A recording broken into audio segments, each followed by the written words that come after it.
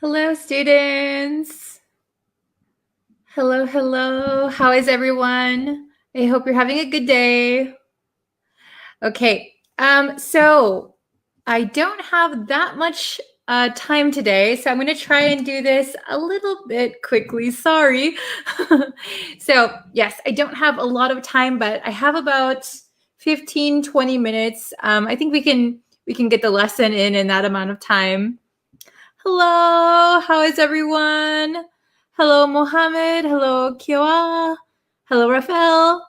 Hello, Mom. Oh my goodness, everybody's profile picture is broken. I can't see you. Hello, hello. Oh, okay, I think it's getting fixed. Hello, Jailil. You're pumped for the lesson. Awesome. So Jalil used our new vocabulary word that we learned earlier this week. Pumped means excited. Very, very good. I love when you guys use the new vocabulary. Hello, Devaska. Hello, Rafael. Hello, Ahmad. Hello, Yasir. How is everybody? So I only have 15-20 minutes to do this lesson, so I'm sorry if I can't stick around for too long after. Okay, so we'll just jump into it, and we're going to learn 3 new vocabulary words, and they all begin with the prefix un, so un. So you might know that un, the prefix un, it means not, right? It means not. So some of these words, that is what it means. And there's one that it doesn't mean that. Okay. Hello from Myanmar. Hello from India. Hello from Mexico, Sri Lanka. Hello, hello. Okay, I'll grab my eraser just in case. Yeah, and if you guys could subscribe to the YouTube channel, I'll be posting a lot of videos coming up. Hello, Anna. And if you can share this video with your friends, that also helps. Okay, so today we're going to learn these 3 words. Do you know these words? So they all start with the prefix un, right? So we have unbearable. We have unfazed. And the last one, how do you think you read this word? How do you think you read the last one? So when my students see this word, a lot of times people say unwind, because this looks like the word wind, right? However, this is unwind. This word is wind, not wind. Okay? Unwind. Oh, thank you, Raphael. You're so kind. Raphael said he'll subscribe to the YouTube channel. I appreciate it. Thank you so much. Okay, so unbearable, unfazed, unwind. Okay, so what do these words mean? Are they new for you? Have you heard these before? Oh, watching from Dubai. Hello. Unwind. Yes. Okay. So the first word, unbearable, means that something is so hard or it's very difficult to, endure, difficult to tolerate. Okay. So for example, this is just an example off the top of my head. If you, for example, if you go into somebody's house and maybe they didn't take out the garbage yet, they have a bag of garbage sitting in the hot sun, maybe the smell would be unbearable. Oh, I can't stand it. So unbearable is another word for can't stand something. Oh my gosh, I have to leave the room. It's unbearable. I can't tolerate it. Okay? Very good. So the next one, Unfazed. Unfazed. Unfazed means that you are not, so this is, again, unbearable, not able to tolerate. Unfazed is not able to be surprised, shocked, or worried. Okay, so if you are unfazed, you are not surprised, you are not shocked, you are not worried. So, for example, if, okay, I live in Japan. And there are many earthquakes in Japan. So, when I first came to Japan, I remember I was sitting in my classroom and there was an earthquake. I was very surprised, but all of my Japanese classmates were unfazed. They didn't even react to the earthquake. They just kept studying. They were unfazed. They were not surprised and they were not worried. They were not shocked. They were unfazed. Oh, yes. So Anna said, I think unbearable means can't bear. Yes. So if you can bear something, that means that you can handle something, that you can tolerate something. Unbearable means not able to bear something, not able to tolerate something. Very good. Okay. So, yes. Unfazed is not confused. Yes, you are not confused and you are not worried, you're not shocked, you're not surprised. Okay, you are unfazed. Very good. And the last one is unwind. Unwind. So unwind has two meanings. Okay, I'm going to show you the first meaning. The first meaning is, so if you do this, you are winding, like I'm winding a cable around my finger.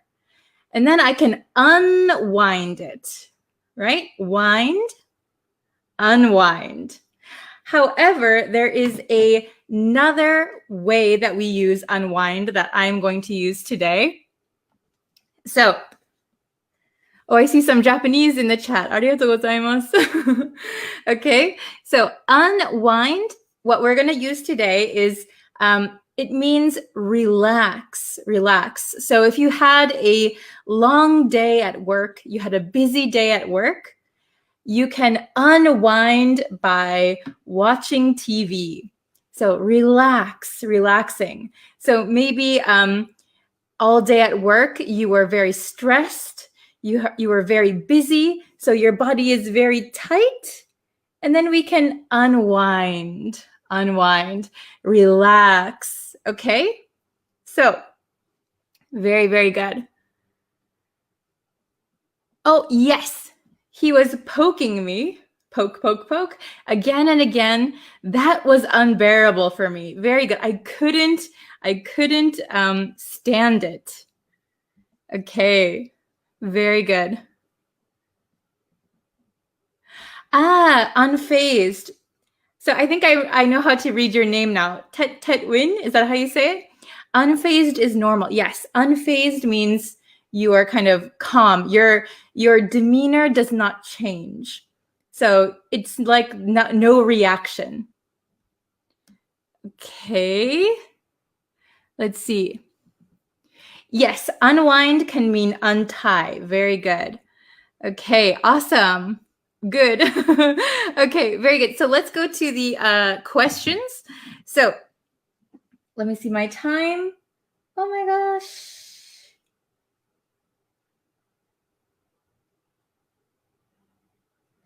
Okay. So I have about 15 minutes. Okay, so all right. So, and I have the parts of speech here because I know some students want to know the parts of speech a little bit more clearly. So we have unbearable, not able to be endured or tolerated. This is an adjective.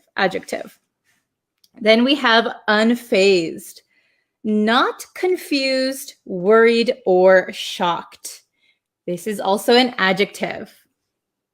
And we have unwind, not unwind, unwind.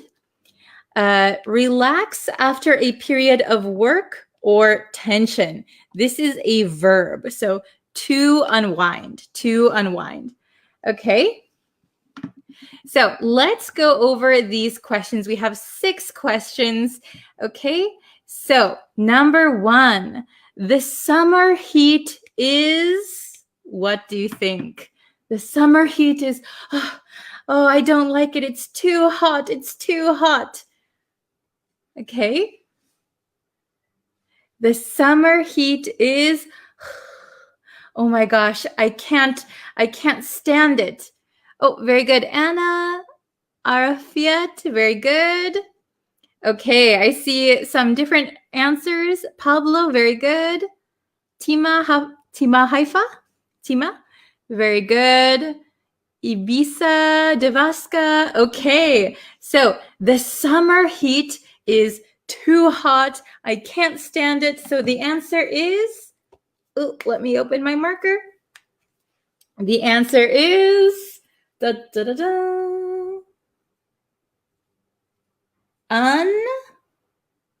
oops.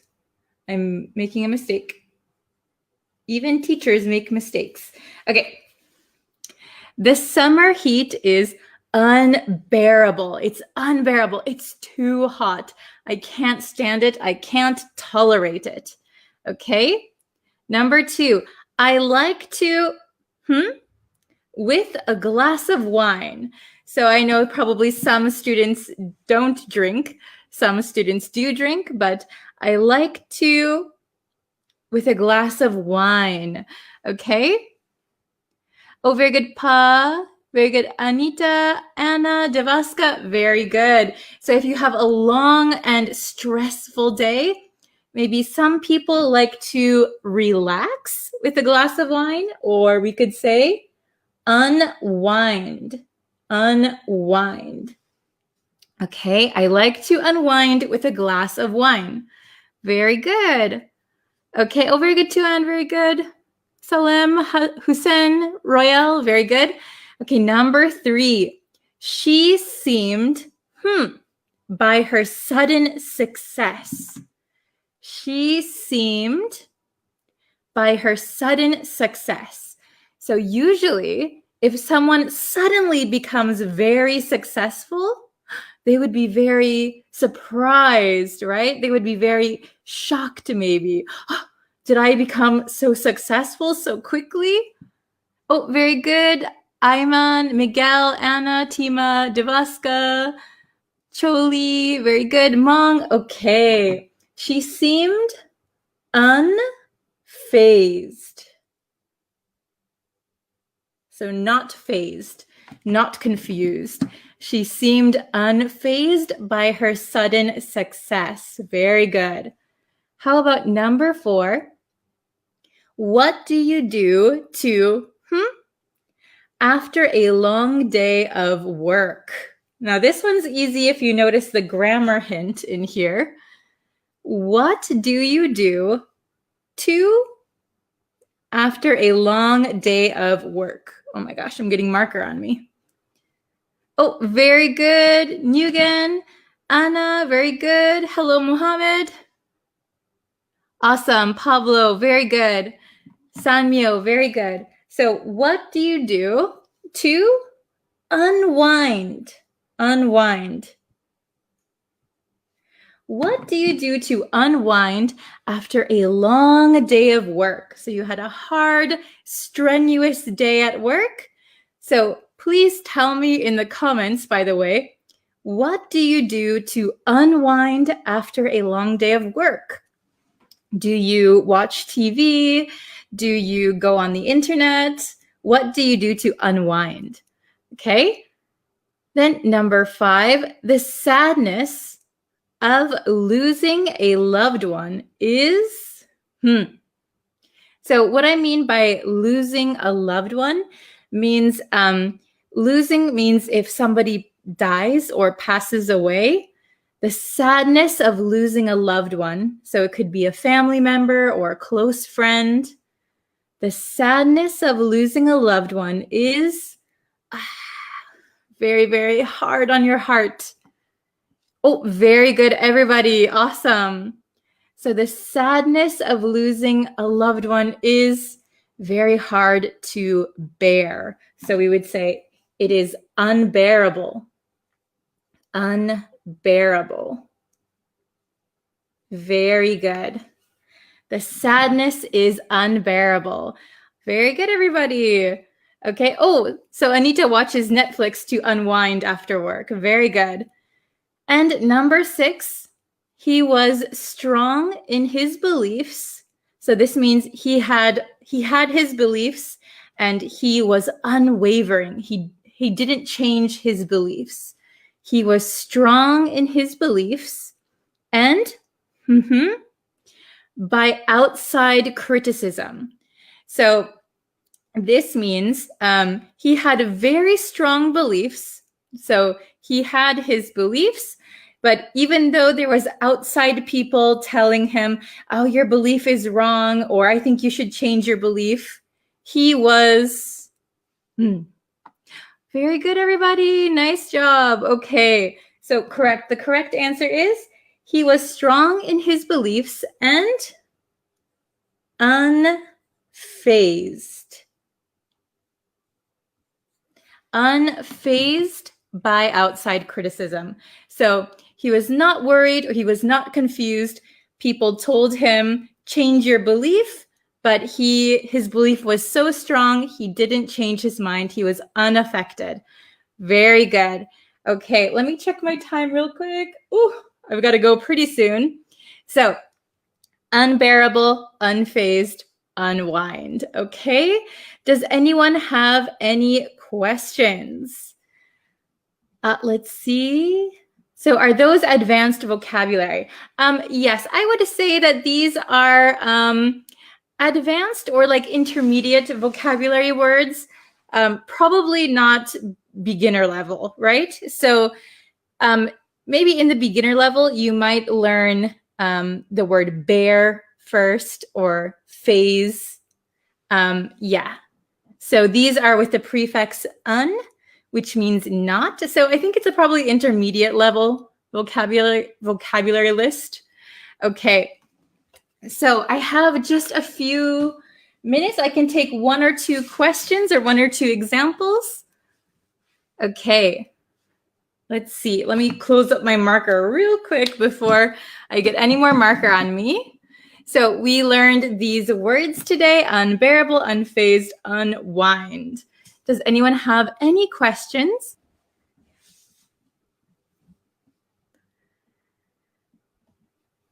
She seemed unfazed and seemed not phased. Are they the same? Yes. So if un means not, so you could say not phased, but I would recommend using unfazed. Unfazed. Okay. Oh, Frederick, nice question. What do you do to unwind after this English lesson? Unfortunately, I cannot unwind after this English lesson because I have another lesson right after this one. But at the end of the day, I will unwind by watching The Crown on Netflix. I'm loving that show. Okay.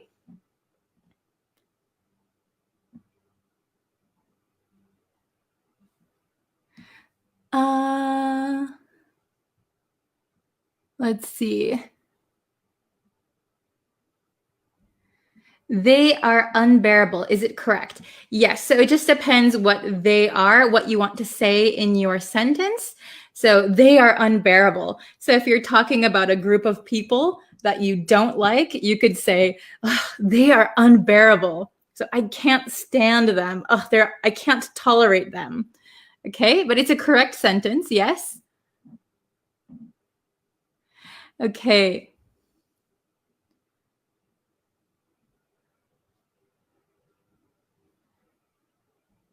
I unwind by watching your tutorial. Oh, thank you. I'm glad you think it's relaxing. Okay. Ooh. Oh, you're welcome. My friend is unfazed when she saw a ghost. Yes. So I would just correct this sentence because you have my friend is unfazed and then when she saw a ghost. So maybe keep it either in the present tense or in the past tense. So you could say, my friend was unfazed when she saw a ghost. Perfect. Yes. I would be totally surprised if I saw a ghost. Okay, and Anna, after busy with cooking all day to prepare for Thanksgiving, I watched my favorite movie to unwind. Very good. So after being busy with cooking all day, preparing for Thanksgiving. Yeah, Thanksgiving is coming up in the U.S. This week, next today? Is it? Oh my gosh, is it today? Today is Thursday in Japan. So everyone is cooking turkey in the US. Very good. Okay. Let's see.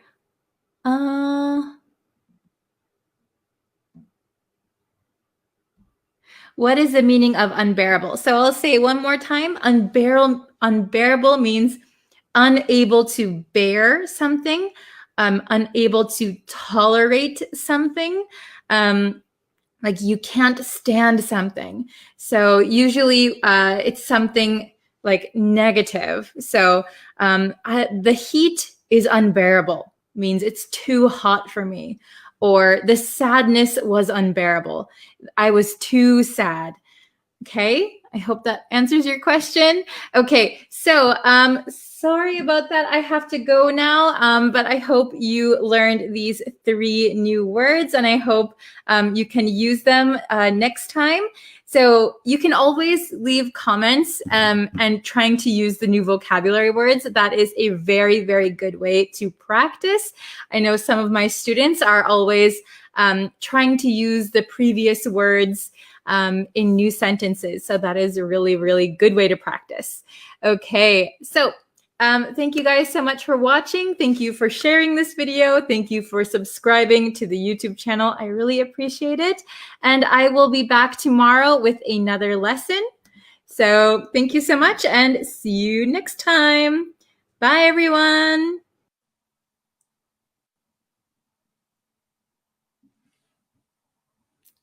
Hello, students. Welcome. Welcome to our live stream lesson, our live lesson. Thank you guys for joining me today. So before we get into the lesson, of course, if I could remind you to please subscribe to the YouTube channel and like me on Facebook. Those 2 things really help me a lot. And then it helps me know that you guys want to see more lessons and that you're enjoying the lessons. So if you could do that, that really helps me out. Hello, everyone who's joining. Hello, hello. Hello to the chat. How is everyone today? Write down what country you're watching from. Where are you? So if you're new here, I am from the United States, but I'm living in Japan. Oh, Ali's here. Hello. I'm very good today. I've been so busy today. So I'm sorry for the later than usual lesson again. Yes, I'm quite busy today. But in today's lesson, we are going to do dictation. So if you guys haven't done a dictation lesson before, you're going to listen to a short English sentence that I will read. And then by listening to it, you need to write down exactly what I say and to try to write and spell correctly. Okay, so it really helps you with your listening skills and your writing skills. So spelling and grammar and listening. Okay, so let's give it a try. Today's dictation is not super difficult. It might be difficult for some students, but this is, I would say, intermediate level dictation. Okay, so if you like this kind of lesson, maybe I will do an advanced dictation lesson later on. Okay, so if we can bring up the dictation, here we are. So it says dictation, listening and writing practice. Okay, so if you have paper and a pencil, you can use that to write it down, or you can type it in the comments. So because this is a live lesson, it might be nice to type it in the comments so that I can see that you're doing it. If you're watching it at a later time, of course, you can write with a pen and paper. So question number 1, you're going to listen to it. I will say the sentence at a native speed. Okay, at a native speed. So kind of a quick speed. I will say the sentence twice. Okay, so listen very carefully and write down what you hear. Okay, very good. So number one. We don't see eye to eye. One more time. We don't see eye to eye. Okay. Very good. So, I will say the sentence at a native speed. Yes. Oh, you're somebody's already writing down what I'm saying. Very good. Okay. I'll say it one more time. We don't see eye to eye. Okay. Please write down what you hear. Exactly what you hear. Oh, Aliawan has his answer. Very good. Okay, very good. Oh, I see lots of answers. Very good, very close. Okay, so the correct way to write this is we don't see eye to eye. Now I'll explain my pronunciation, okay? So when I say it at a native speed, we don't see eye to eye. So we don't see. So this T in American English kind of disappears. We don't see. It's called a held T, where we our tongue goes in the position of the T, but we don't aspirate the T. So we don't see eye to eye. So here we don't see eye. And then this T is going to change to a flap T. So a d sound. Eye to eye. We don't see eye to eye. Okay? Can you understand the pronunciation? Very good. Oh, sorry, I speak British English, so I got messed up by the flap T. Yes. So Americans love to change the T sounds. Okay? Very good. Let's try question number 2. So listen very carefully. I'll say it 2 times. Okay? Let's go to your friend's house. One more time. Let's go to your friend's house.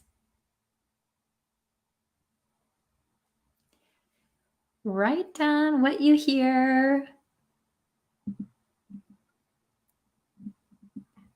Oh, very good. Okay, I see some answers. Excellent. Okay. Very good. Maybe this is an easy one. Okay. Oh, very nice. Okay, so the correct way to write what I said is let's go to your friend's house. let's go to your friend's house. Let's go to your friend's house. So here, let's go to your. So here, go to your gets very, very squished together, right? So probably many of you could hear let's go to your friend's house. Go to your. So here, go to, again, the flap T is present. Go to your. Your, we don't pronounce it as your because that is too difficult for us to pronounce when we're speaking quickly. So we shorten it and we don't open up our mouth that wide.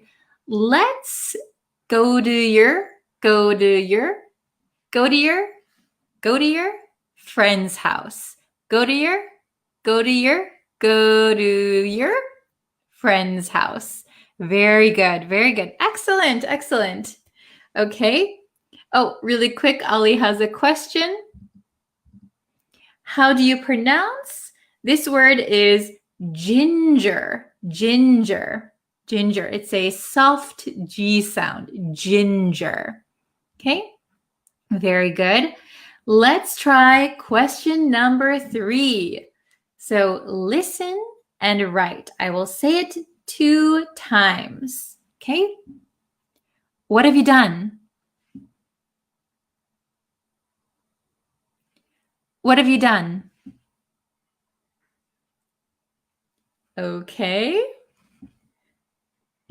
Write down exactly what you heard. Oh, very good. Hello from Cambodia. Hello, hello. Nice job. I see lots of people with the correct answer. Very good. Probably an easy one. So the correct answer is, what have you done? What have you done? What have you done? So what have you? What have you? What have, even though it's written like this, when we say it naturally, when we talk at a native speed, it really gets contracted down. What if, what if, what if? Again, we have that flap T. It's not what if, what if, what if, what have you done? What have you done? What have you done? Okay, very good. Let's try question 4. Question 4. You guys are so good. I'm going to have to make a little bit more difficult, advanced version next time. Okay, number 4 is a little bit longer, just a little bit. Okay, ready? I'm going to say it 2 times. Very good. Let me see what you wrote down. One more time. Let me see what you wrote down. Can you get this one? Is this a little bit tricky? I'll say it one more time, okay? Let me see what you wrote down.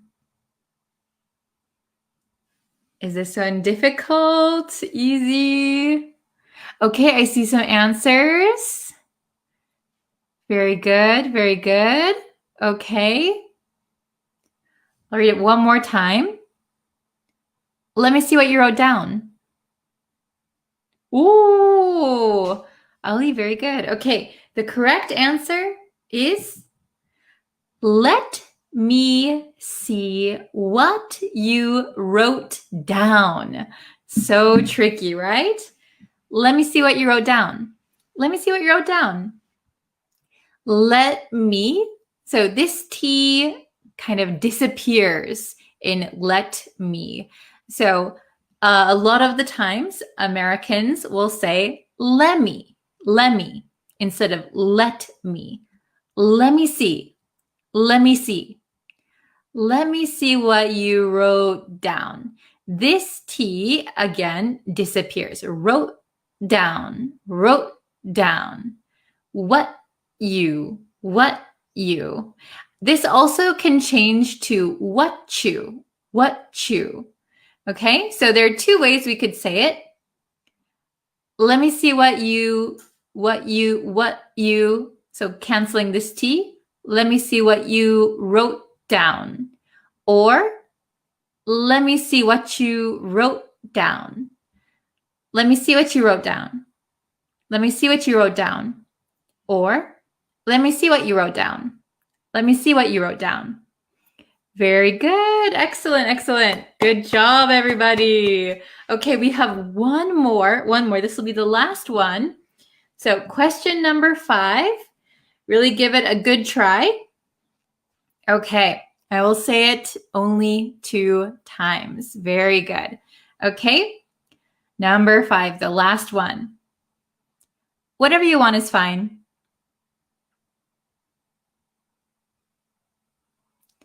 Whatever you want is fine.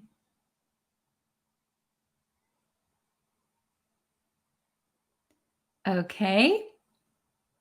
Write down what you heard.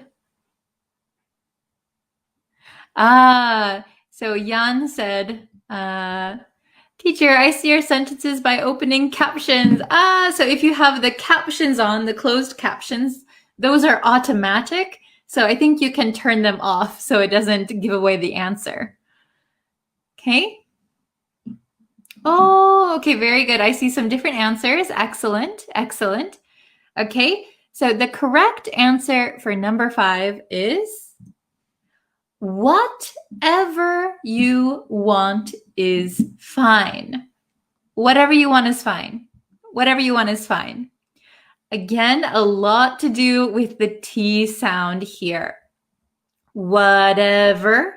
So this T becomes a flap T. Whatever, whatever. Whatever you want is fine. So this T also kind of disappears. Whatever you want is fine. Whatever you want is fine. Whatever you want is fine. Whatever you want is fine. Okay, was it tricky or was it pretty easy? I think I saw Ali Awan's answers were all very good. I think some of them were a little difficult, but you guys did very, very well. I'm so impressed. Okay, let's see. Bree, will there be a new YouTube lesson today? Yes, there will be a YouTube lesson later today. I know, Ali, you have suggested some lessons. Those are on the way. I'm working hard on those lessons. So don't worry. I just have a long list. They'll be up soon. Very good. Okay, excellent. Good job. How many did you get correct? Did you get all 5 correct? Who got all 5? Can you write it down? Or did you get 4, 3, 2, 1, 0? That is okay. No problem. Okay. Let's see. Will there be a Pomodoro session today? I don't think I can do it today because of my schedule. It's a little bit tight today, but definitely again on Monday. I'm going to try and make it a regular thing. So hopefully Monday through Friday I can do it, but today I just have a really tight schedule. Okay. What does Pomodoro mean? So Pomodoro, I think, is Italian for tomato, but the Pomodoro session we do on YouTube is the session is kind of a group study session. So to hold ourselves accountable, we study together. So we do, for example, 25 minutes of studying together, and then a 5-minute break where we can chat and we can ask each other questions. I think I'm going to start doing longer sessions. They're all on YouTube, so if you want to find them, they're called Study With Me Pomodoro Technique. Okay, very good. Oh, 2 out of 5. You did very well. Good job. Okay, 2, 3. Good job. 3. Very good. I I'm new to your channel. I just got 3 out of 5. Oh, well, welcome. Thank you for joining us.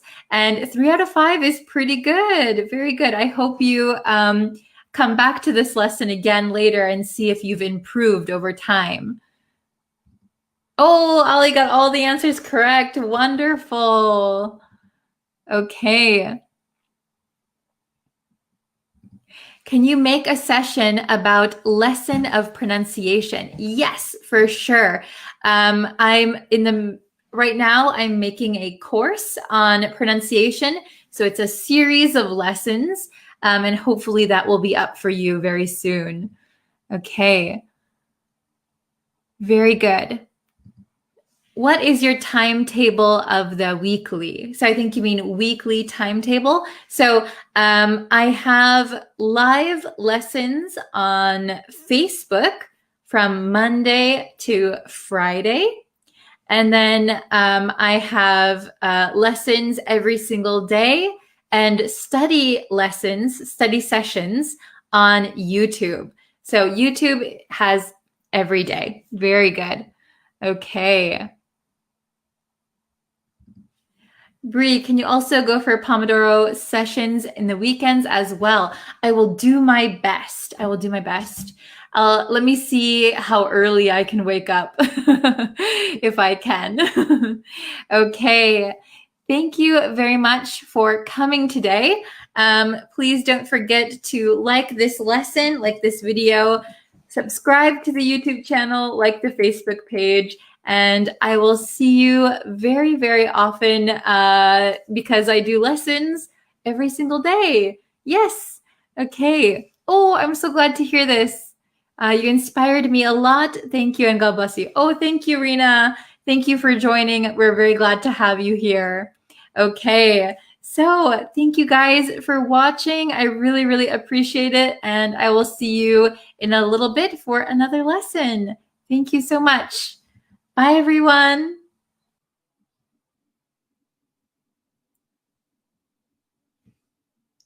Hello, students. Welcome to today's lesson. I hope you are ready to get started today.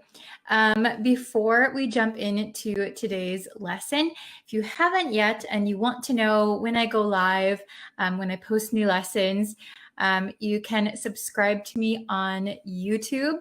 You can also like and follow me on Facebook, and remember to turn on the notifications on both of those so you'll know when I go live. And you can also follow me on TikTok now.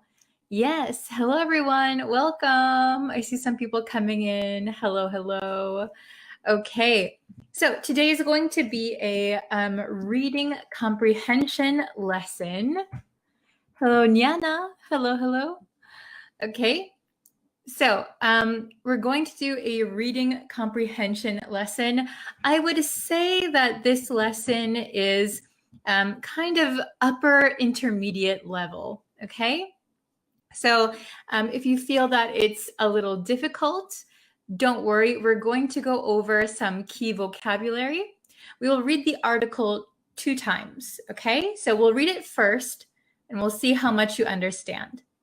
Then we're going to go through each vocabulary word, and then we'll read it one more time and see if you have a better understanding. Okay. Hello, everyone. Yes, don't forget to tell me which country you're watching from. I see we have some people from Malaysia, Algeria, Bangladesh, Myanmar, Cambodia, Nigeria. Hello, everyone. Okay, so we are going to... Let's see, let me share my screen. Okay, everyone can see the lesson, I hope so. Okay, so we're doing a reading comprehension lesson. So what that means is we're going to see how much you can understand from reading an article. Okay, so the article is called Famed Singaporean Eatery, Hawker Chan Loses Its Michelin Star. Okay, so before we get into the lesson, I'll explain. We're going to be talking about a Singaporean restaurant. So a restaurant in Singapore. Has anyone ever been to Singapore? Are there any students from Singapore in the chat? And we're going to be talking about the Michelin stars. If you guys know what a Michelin star restaurant is. So Michelin is a company, and it chooses very good restaurants, and it will give them like 1 star, 2 stars, 5 stars, and then people will buy the book, and they will find like the best restaurants in the area. Okay, so this famous Singaporean eatery, maybe restaurant, Hawker Chan, this is the name of the restaurant, loses its Michelin star. So it had a good rating from this very famous company, Michelin, but it lost it. Okay, so we're going to see what that means. Okay, so I'm going to read it through one time, and then we'll look at the highlighted vocabulary. Okay. A Singaporean hawker stall known for offering the world's least expensive Michelin-starred meal has just lost its designation. Hawker Chan, founded by Chan Hong Meng, became famous for its simple yet delicious $2.50 soy sauce chicken noodle dish, when it was included in Michelin's first ever guide to Singapore in 2016, earning 1 star. But when the Food Bible unveiled its latest Singapore edition on September 1st, Hawker Chan, previously known as Liao Fan Hong Kong soya sauce chicken rice and noodles, was nowhere to be found. After his Michelin triumph, Meng's career took off. His brand has grown from one humble stall in a Chinatown hawker center to a franchise restaurant with locations in Thailand, the Philippines, and more. He changed the name of the restaurant to Hawker Chan and began branching out to other dishes. While some have applauded the Malaysia-born chef for capitalizing on his hard work, others felt the quality of the food slipped following the opening of his new establishments. Okay, so that is the first reading. We just read it straight through. Maybe you can self-assess so you can see for yourself how much of this article could you understand. Could you understand 100%? That's great. Then you have no problem with this article. If you understood 75%, 50%, 40%, stick around. We're going to go over it and we'll read it one more time. Okay? So let me know in the chat about how much could you understand. Okay? So first, I'm going to explain what a hawker center is. So for those of us who are not in Singapore, a hawker center. So hawker centers are open-air complexes that house many stalls selling a wide variety of affordably priced food. Okay, they are a unique aspect of Singapore culture and lifestyle. So I think this is a unique word for Singapore. They have these in other countries too, but I think the term hawker center maybe is specifically for this kind of situation, okay? Oh, 70%, pretty good. 50%, no problem. Stick around, we'll go over everything. So this is what we're talking about. So this place is called a hawker center. And then these are stalls. So each stall sells inexpensive food. So cheap food. Maybe it's delicious, but for a low price. And then people can sit and eat together. Okay, so that is what we're talking about. Let's go over some vocabulary. Okay, we saw the word designation. Designation. So the meaning is nomination or selection. And in the text, it said, the Michelin-starred meal has just lost its designation. So remember that Michelin is a company that gives stars to very good restaurants. So I think there's a sushi restaurant in Tokyo that is a Michelin star restaurant.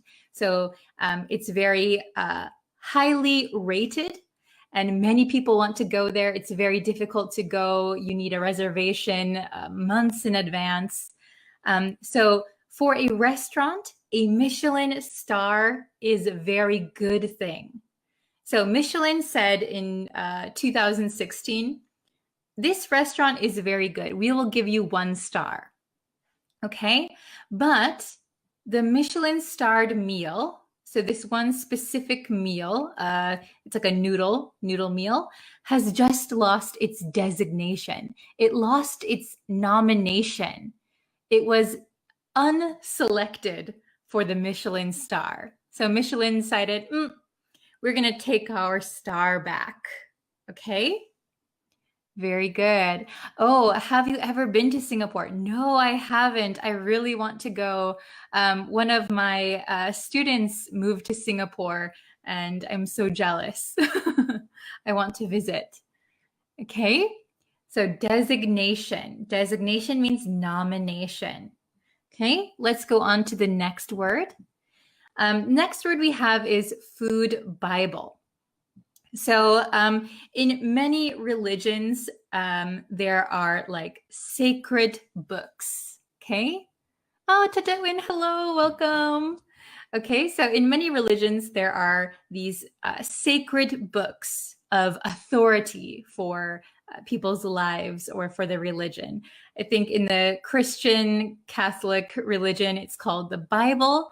In other religions, you have a different book. But here in English, when we say the something Bible, that means it's a book that is an authority on something, in this case, food. So the food Bible could be the Michelin star book. A travel Bible could be a travel guide. So when we say something Bible, it's not a religious text, but it means it's an authority on that subject. Okay? So in the text, it says, the Food Bible unveiled its latest edition. So the Food Bible is the Michelin star book, and unveil is to like reveal. So it came out with its latest edition of the book. Okay? Unveil. So I will give you an example.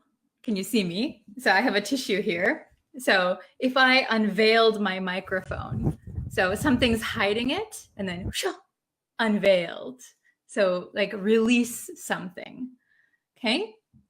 Back to this lesson. Okay?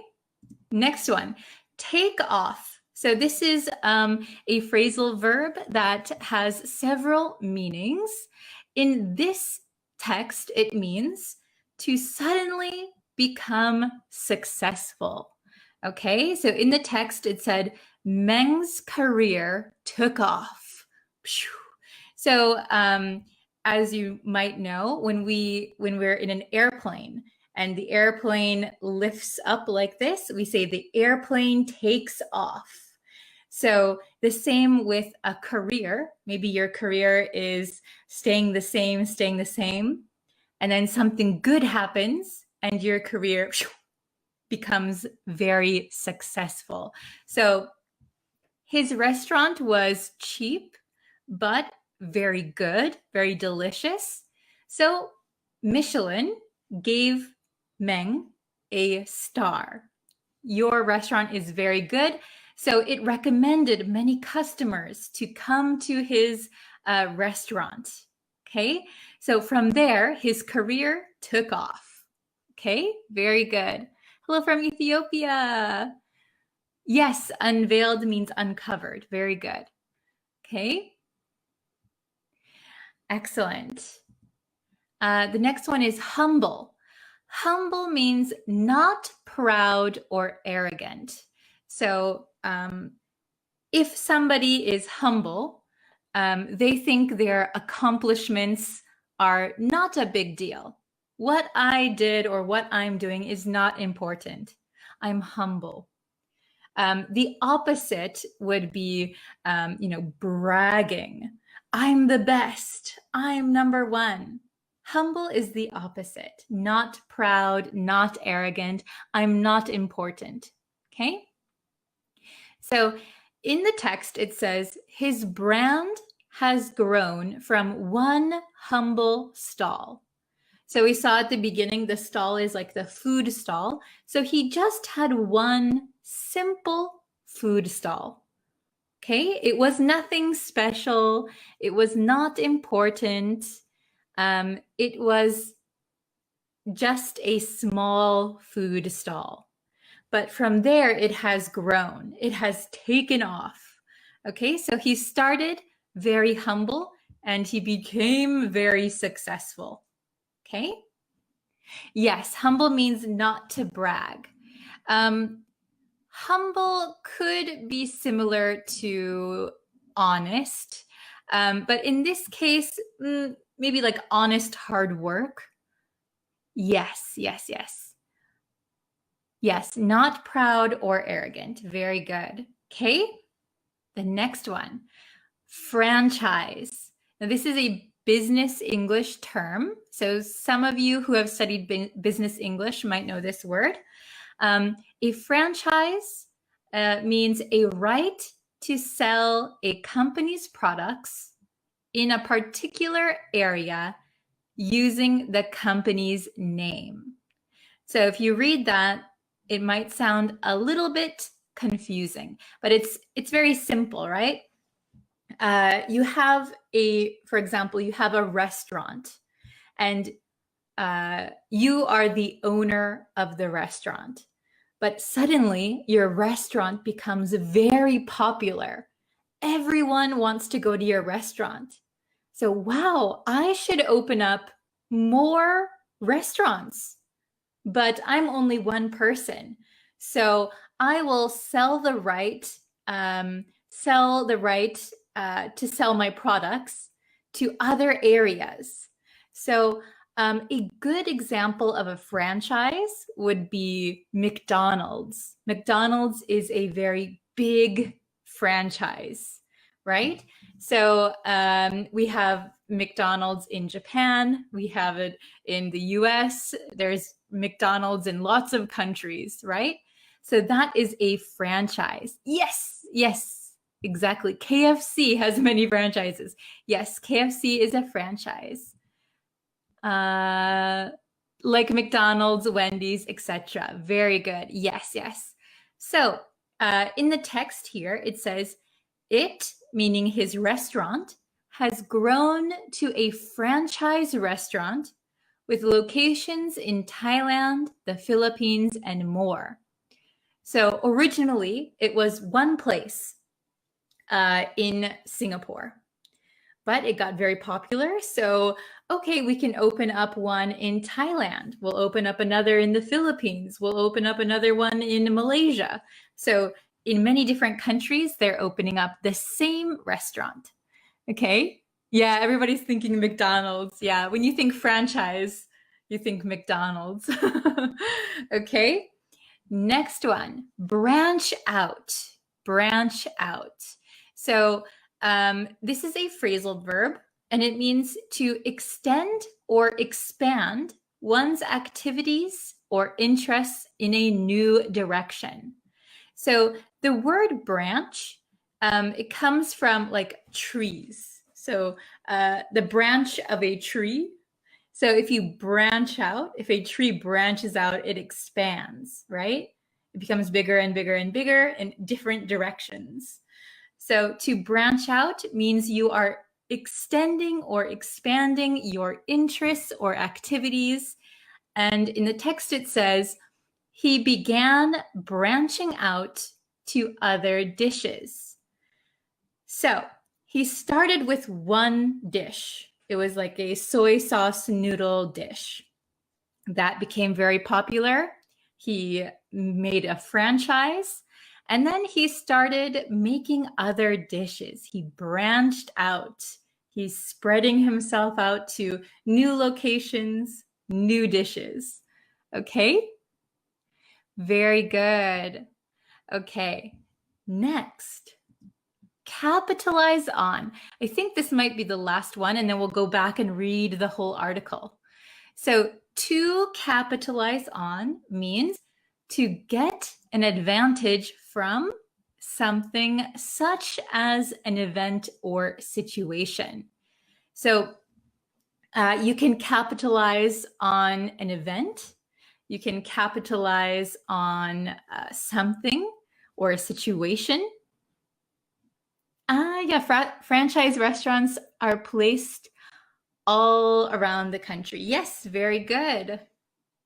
Okay, so in the text, it says, the chef capitalized on his hard work. So what that means is he had been working hard for a long time. And then finally, his hard work was recognized. A very famous food Bible, Michelin, said, your restaurant is really good. We are going to recommend your restaurant. So, of course, the chef capitalized on that. So he could have done nothing, right? Oh, many customers are coming. I won't open new restaurants. I won't try new dishes. I'll keep everything the same. But a smart business person might capitalize on that, take advantage of the situation. So I'm going to make my restaurant a franchise. I'm going to open up many locations. I'm going to open up many locations. I'm going to do different dishes. I'm going to expand my company. Okay? I capitalized on teaching on both Facebook and YouTube. Yeah, I can reach more students. That's right. Okay, so you're taking advantage of something. Very good.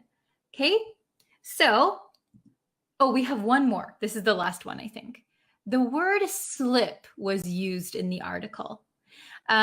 Slip usually means like if you're walking and the floor is wet, you might slip. But in this case, it means to decline gradually from a standard level. So, for example, the quality was here. This is a good quality. But if the quality started slipping, it means it's getting a little worse, a little worse, a little worse. Getting bad, bad, bad. Okay? So in the text, it said, others felt the quality of the food slipped. So he decided to capitalize on that and make many restaurants, many different dishes. So business-wise, he was doing very well. But some people felt because he branched out, the quality of the food went down. The quality of the food slipped. Okay? So getting worse and worse and not good at all. Okay? Fizzle out and slip. Are they the same? So quite a while ago, we learned the term fizzle out. So fizzle out, it's gradually something becomes less and less until it's gone. They have very similar meaning, but I think for quality, we wouldn't use fizzle out exactly. I think for quality, we tend to use slipped, but very good, yes. Or you could use decline, yeah. Slipped means decline. You could use the word declined.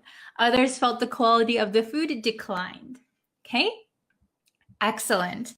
Okay, so now that we've gone over the vocabulary, let's look at the article one more time. Okay, so I'll go paragraph by paragraph so we really understand.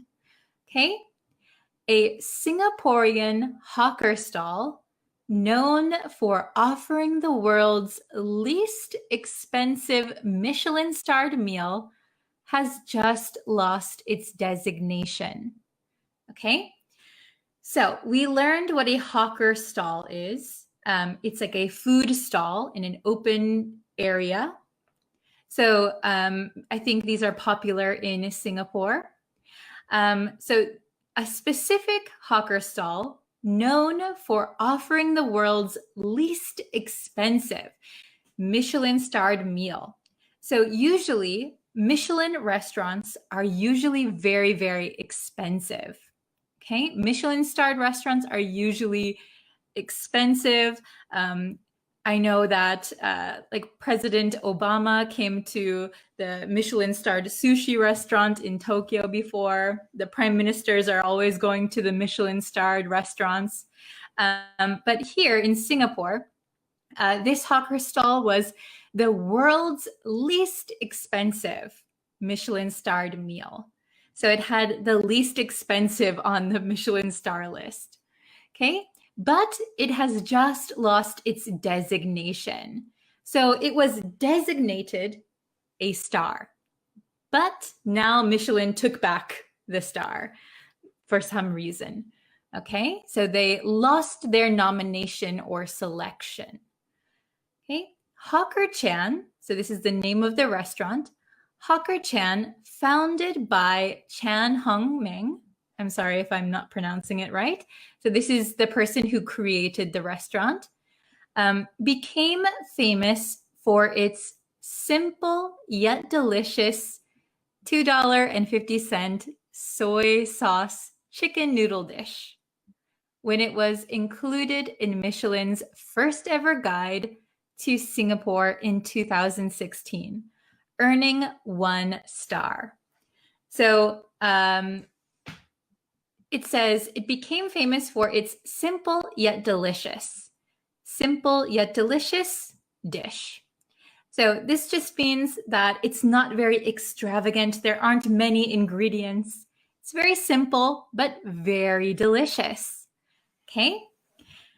Then it was the first ever guide to Singapore. So it was the first time that Michelin made a guide to Singapore. That was in 2016.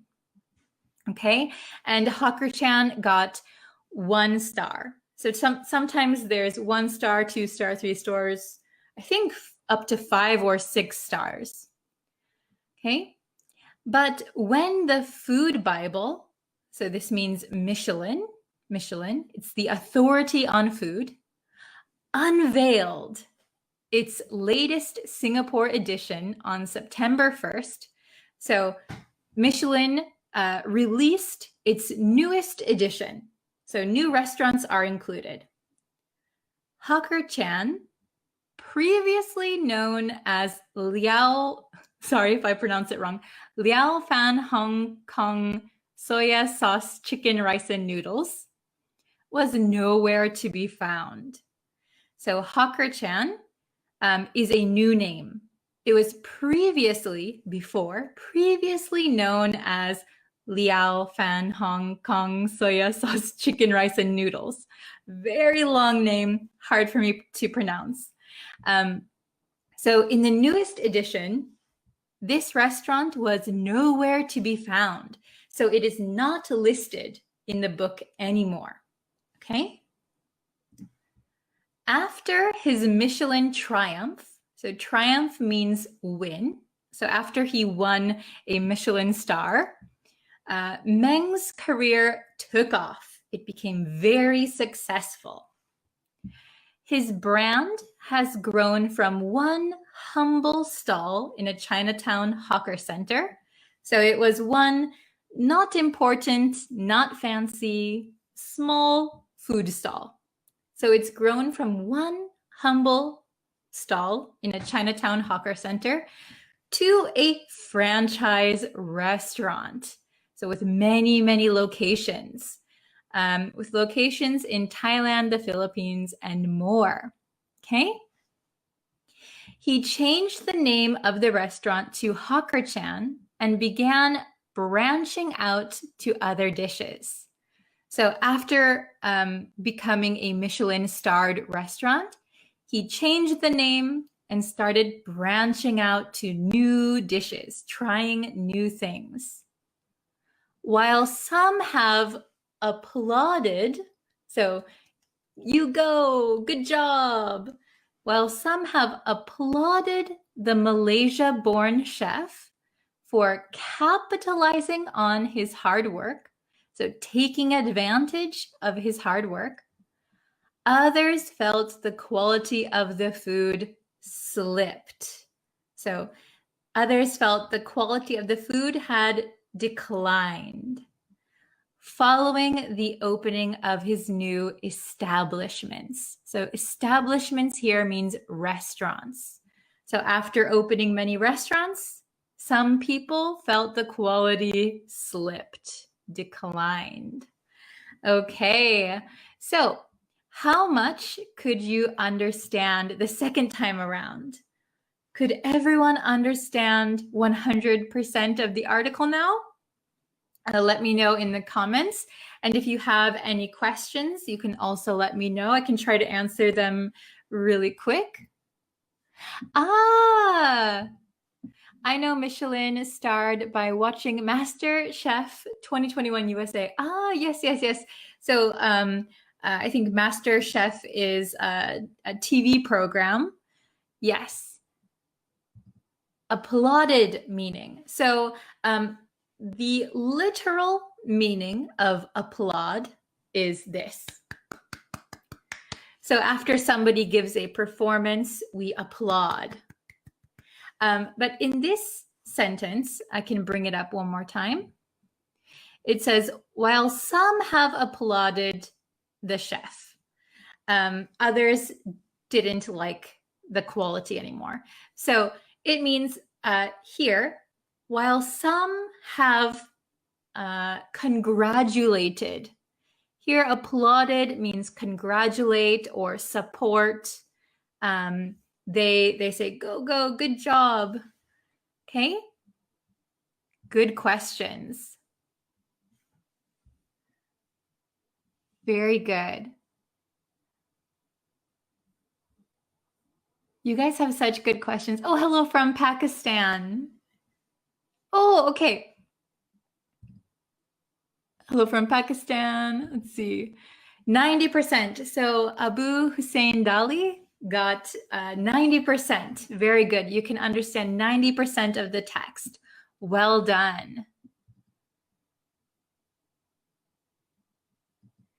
Yeah, applaud could equal appreciate, or I think maybe the best synonym I could give is like support, congratulate, also appreciate. Yes.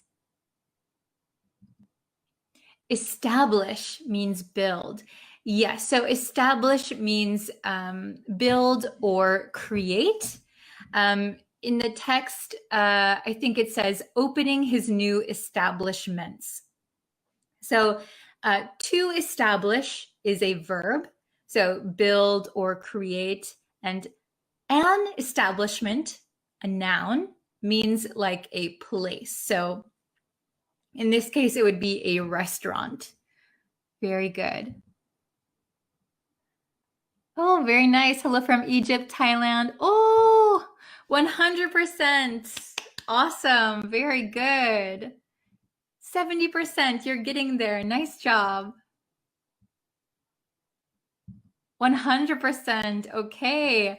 I'm glad to see your numbers have gone up. Very nice. Okay. Thank you very much, everyone. Okay. So I think we will end the lesson here today. You can watch it back anytime that you need help or you want to refresh your memory. But thank you guys so much for joining me today. I will have another live lesson as soon as I can. In the meantime, you can watch other videos on my YouTube channel.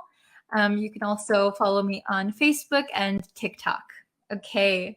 Thank you, everyone, and have a great day. See you next time. Bye.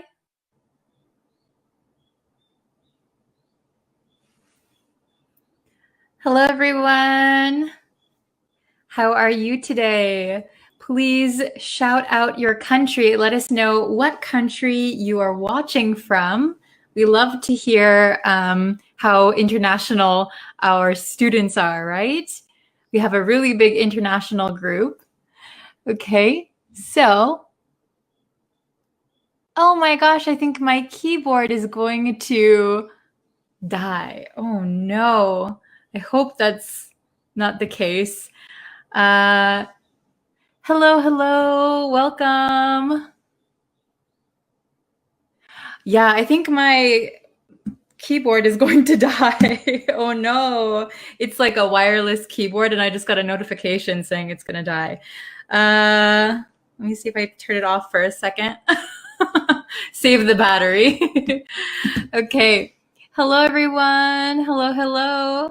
So before we get into today's lesson, I just want to remind you to subscribe to the YouTube channel.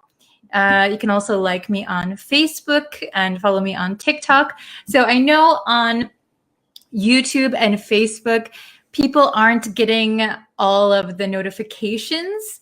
So if you want to know when I go live and when I'm posting a new lesson, please turn on the notifications. There should be a notification button on YouTube. It's like a bell. I'm not sure on Facebook what it looks like.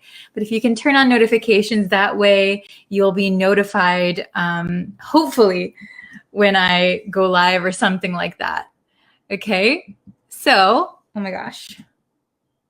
Okay, all right. So before my devices die, let's just jump into the lesson, okay? So we're going to be talking about 5 ways to express excitement in English. Okay, so we're going to be talking about exciting things. Oh, hello from Sri Lanka, India, Peru. Very nice. Tanzania. Hello. Okay, welcome everyone. So here is our lesson for today. Expressions for excitement. So exciting. Okay, so instead of saying the usual, I'm excited. Aren't you excited? We're so excited. We're going to learn some new expressions, okay? Very good. Hello from Pakistan. Hello from Vietnam. Wow. Okay. So the first expression that we have is raring to go. Have you ever heard this before in English? Raring to go. Okay. So if you are raring to go, this is a decided phrase, okay? Raring to go. If you're raring to go, it means very eager, excited to begin something or go somewhere. Okay, you're very excited to start something or to go somewhere. It means you're raring to go, okay?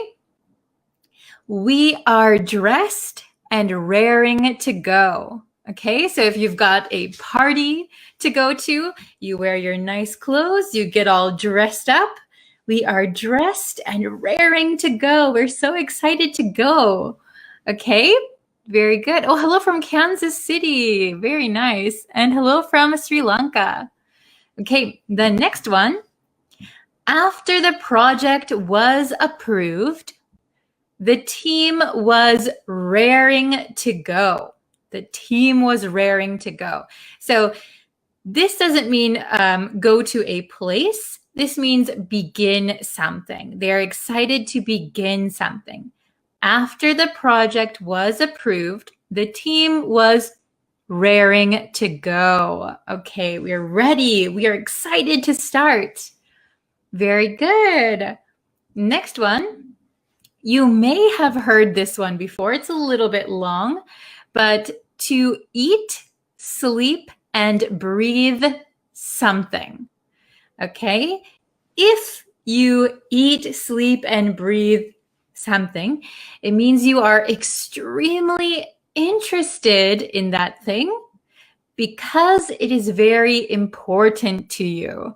So basically what this expression means is that you are maybe thinking about that thing or doing that thing all the time when you're eating, when you're sleeping, when you're breathing.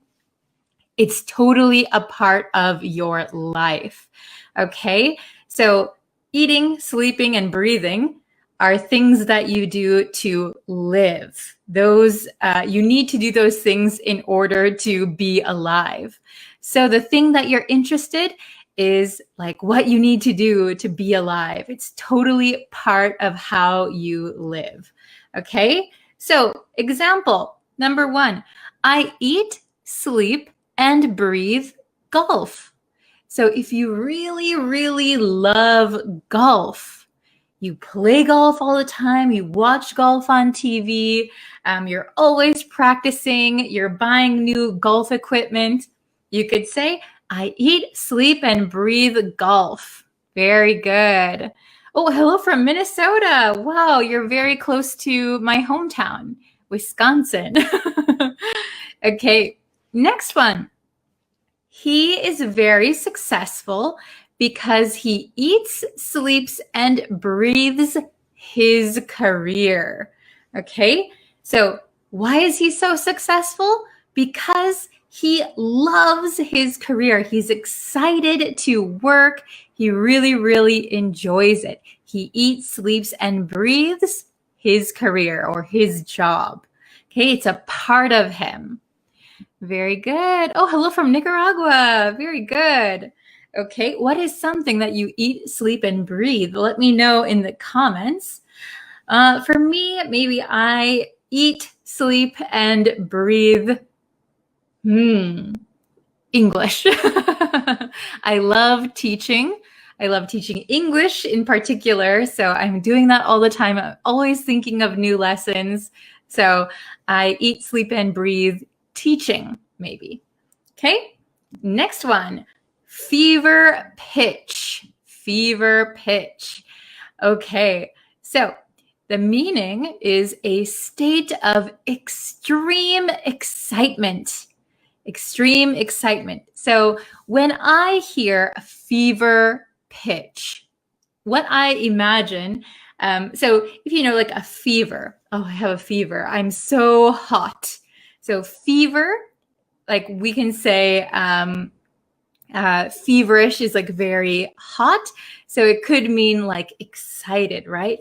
You're so excited. And then maybe pitch is, I always think of like a tent. It reaches like the maximum like this, a fever pitch. Okay. Oh, Win, hello. It's okay if you're late. We just started. We're halfway through, but we just started. Okay. I like this one. I eat, sleep, and breathe learning English. Very good. I eat, sleep, and breathe teaching English. Okay. Very good. So, fever pitch. A fever pitch is a state of extreme excitement. Maybe you're excited, really, really excited. It's kind of like the peak of excitement. Okay, so examples. Excitement in the stands had reached a fever pitch. So we often use the word reach with fever pitch. The excitement reached a fever pitch. Okay, so excitement in the stands. So stands usually mean, we can say stands or bleachers. The audience of an event, usually like a sporting event or something, those are the stands. The stands are where the audience sits. So excitement in the stands had reached a fever pitch. So maybe the game they're watching is very, very exciting. It's the peak of their excitement. Okay. We could also say the political campaign was at a fever pitch. So we can also use was at or is at.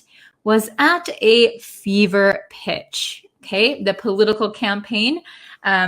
Maybe it starts off and it ramps up slow. Well, not that slowly, but it ramps up and then it's at the max excitement, maybe just before an election, for example. The political campaign reached a fever pitch. Okay. The next one, on the edge of one's seat. Okay, on the edge of one's seat. Have you heard this expression before? It's very, very useful. We use it a lot, I think.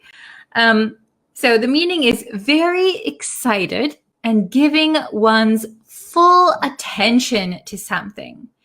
So if you have ever watched a very interesting movie, for example, a movie that has lots of twists and turns, a very entertaining movie, maybe you feel yourself getting closer to the screen. You get on the edge of your seat. Oh, what's going on?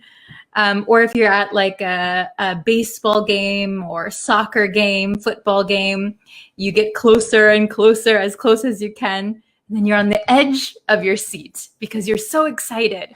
Okay? So the example I have here is the football game went into overtime.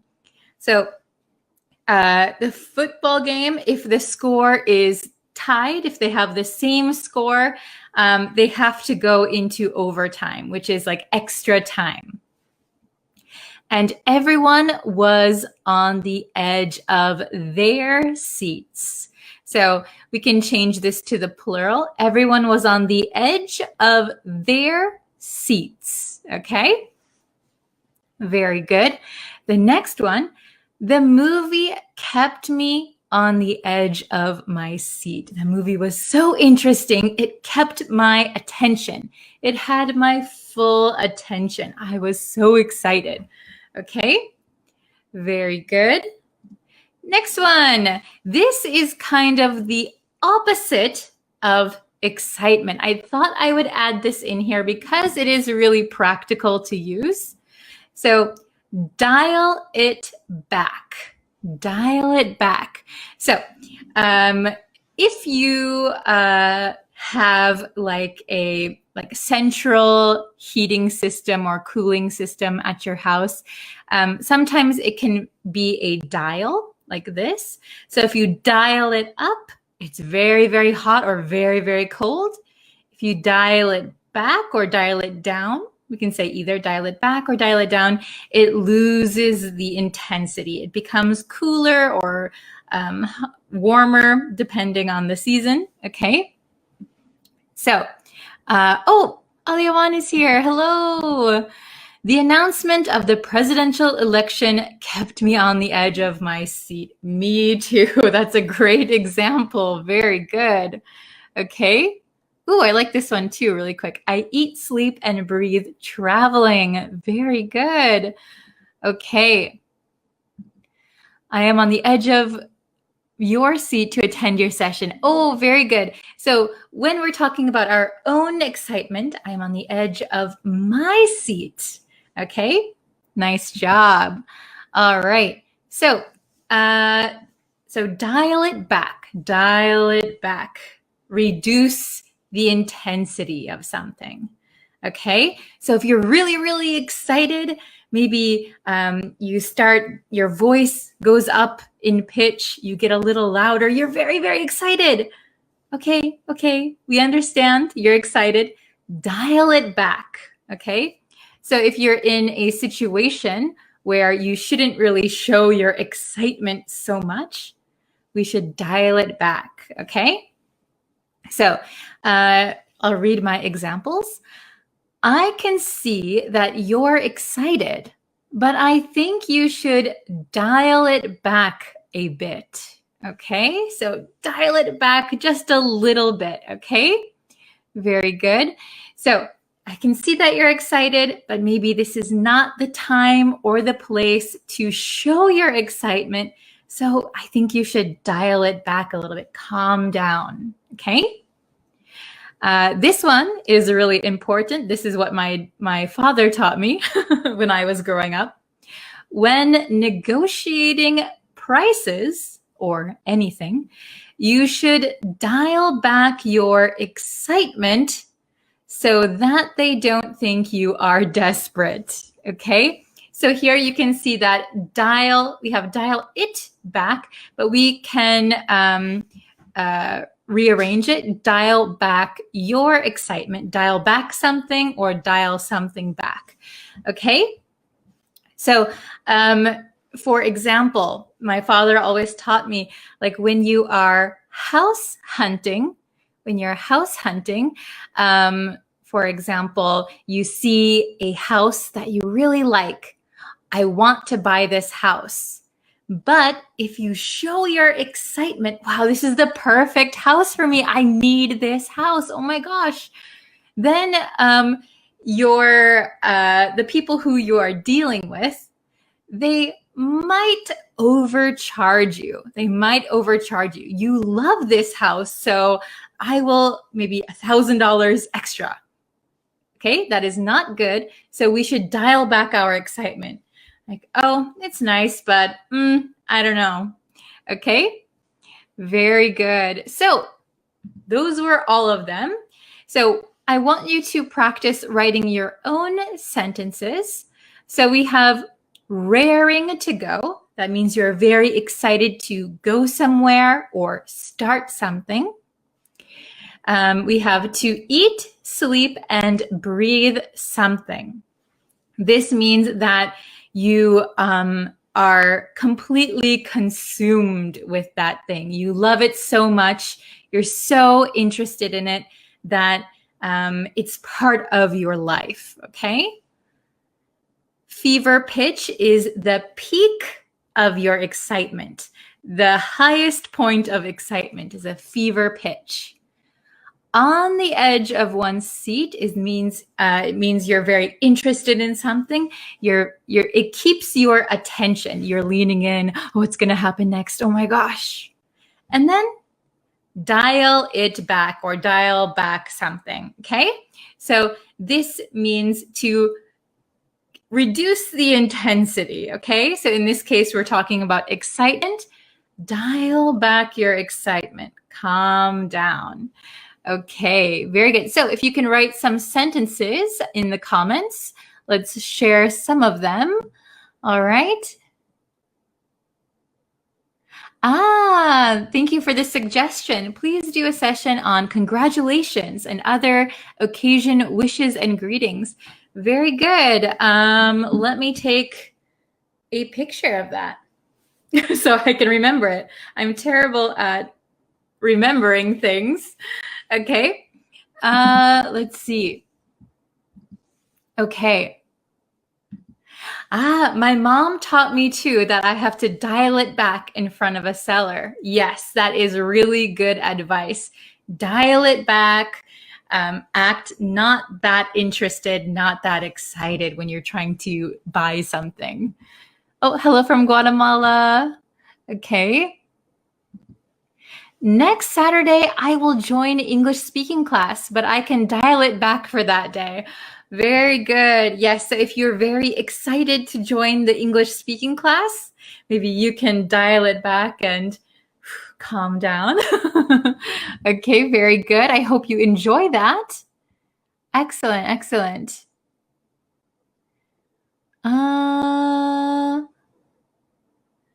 Let's see. Oh, hello, hello, welcome.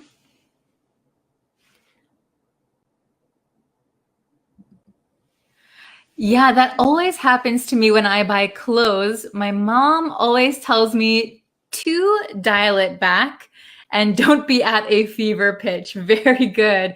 Yes, we shouldn't show our excitement that much when we're shopping. Okay. Oh, After approval of the sports fixture, I was raring to go. Nice example. Very good. You're excited. Yay, let's do this. Okay. Ooh, Brenda, when it's my son's turn to perform on the stage, I was on the edge of my seat. Great example. Yes. So especially if it's your own child, oh, I'm very proud. I'm very excited. So you're on the edge of your seat. Your son is on stage. He has your full attention. Excellent. Okay. Very good. Maybe when bargaining, you should dial it back. So true.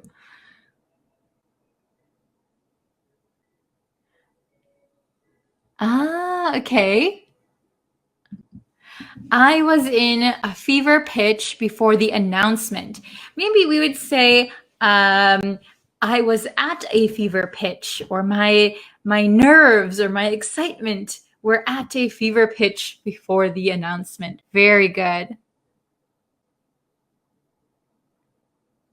Ah, please do a session on speaking about the past, especially using would, have had, etc.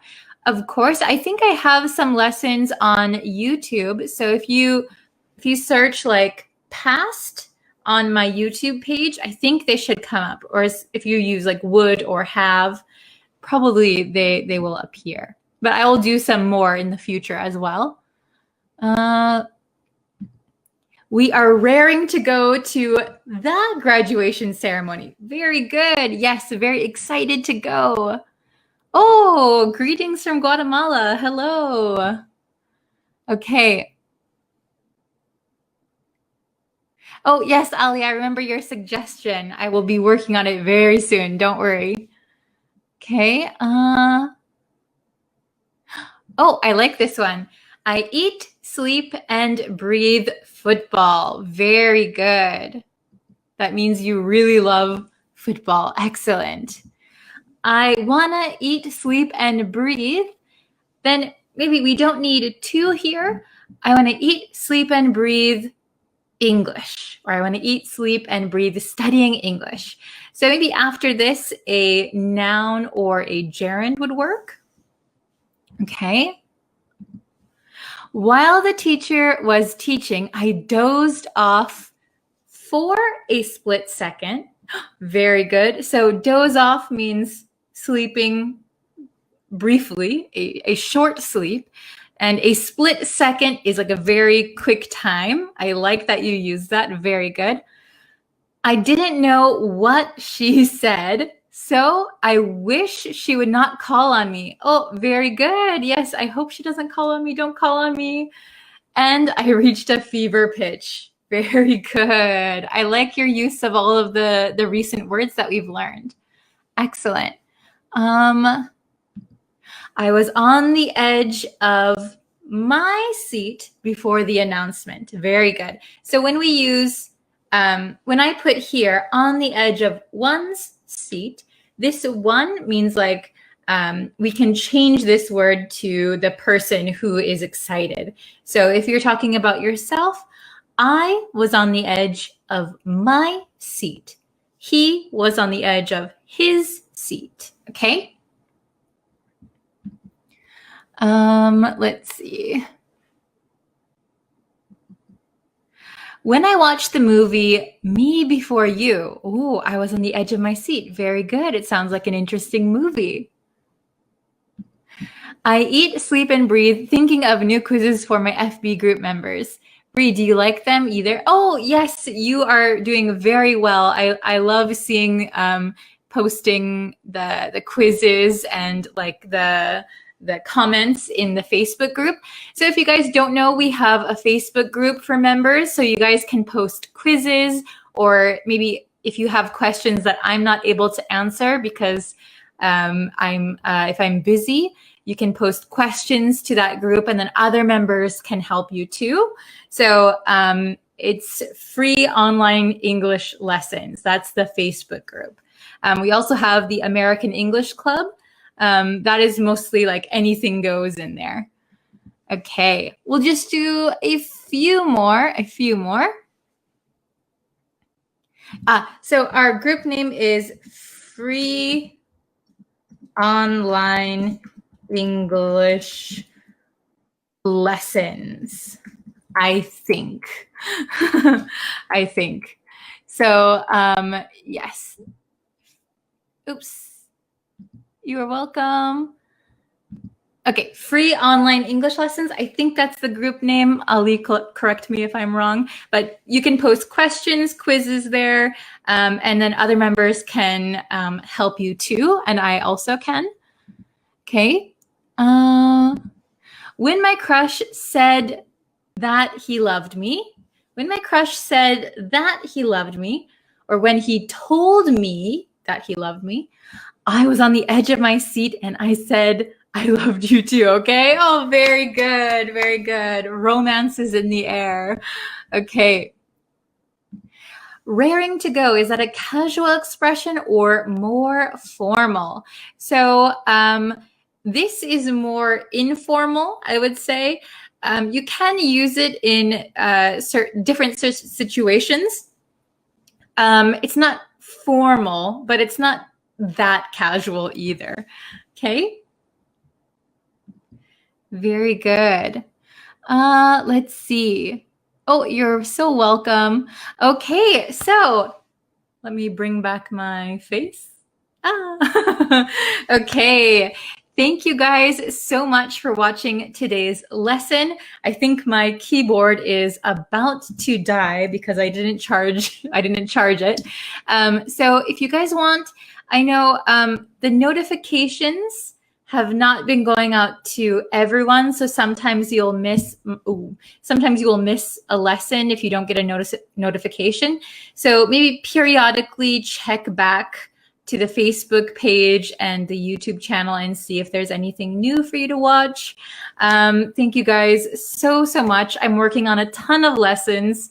It's been a pretty busy month, so I apologize for some inconsistency, but I hope that I will have lots of new and interesting lessons for you very, very soon.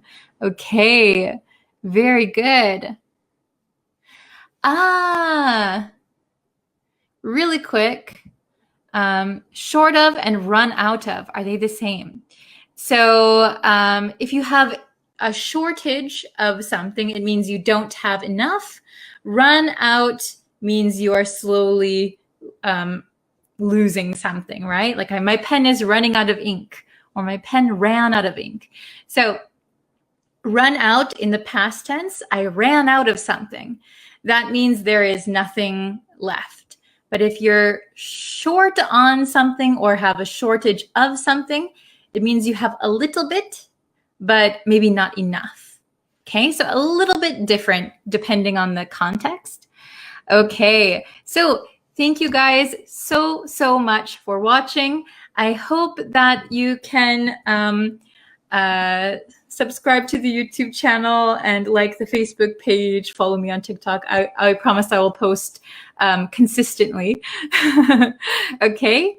Thank you very much, and I will see you very soon. Bye, everyone. Thank you. Hello, everyone. Welcome back to Breeze Practical English. Thank you so much for joining me today. Today, we're going to look at a lesson that I noticed a lot of students having some difficulty with, okay? So we're going to look at the difference between made of, made from, made with, and made out of. So this is pretty tricky, and there are some nuances that make these a little bit different from each other. Okay, before we get into the lesson, please subscribe to my YouTube channel. That really helps me out. It lets me know that you like my lessons and that you want to see more. You can like this video, share it with a friend who's learning English, and you can follow me on Facebook, TikTok, and I also have courses and a bunch of PDFs on my website. So if you're interested in joining one of my courses, you can go to the link in the description and you can join from there. Okay, so let's hop into the lesson. We have made of, made from, made with, or made out of. Okay, so it is true that native speakers might use these a little bit interchangeably. Okay, so you might come across a native speaker who uses them not in the exact way that I'm going to teach you today. That's because native speakers tend to forget the nuances and kind of use them interchangeably. But if you want to be exact, if you want to be correct, follow this lesson, okay? So, made of, made from, made with, or made out of. All right. Let's look at the picture here. So it says, look at the picture below. Okay, we have a car here. Is this car made of cardboard, made from cardboard, made with cardboard, or made out of cardboard?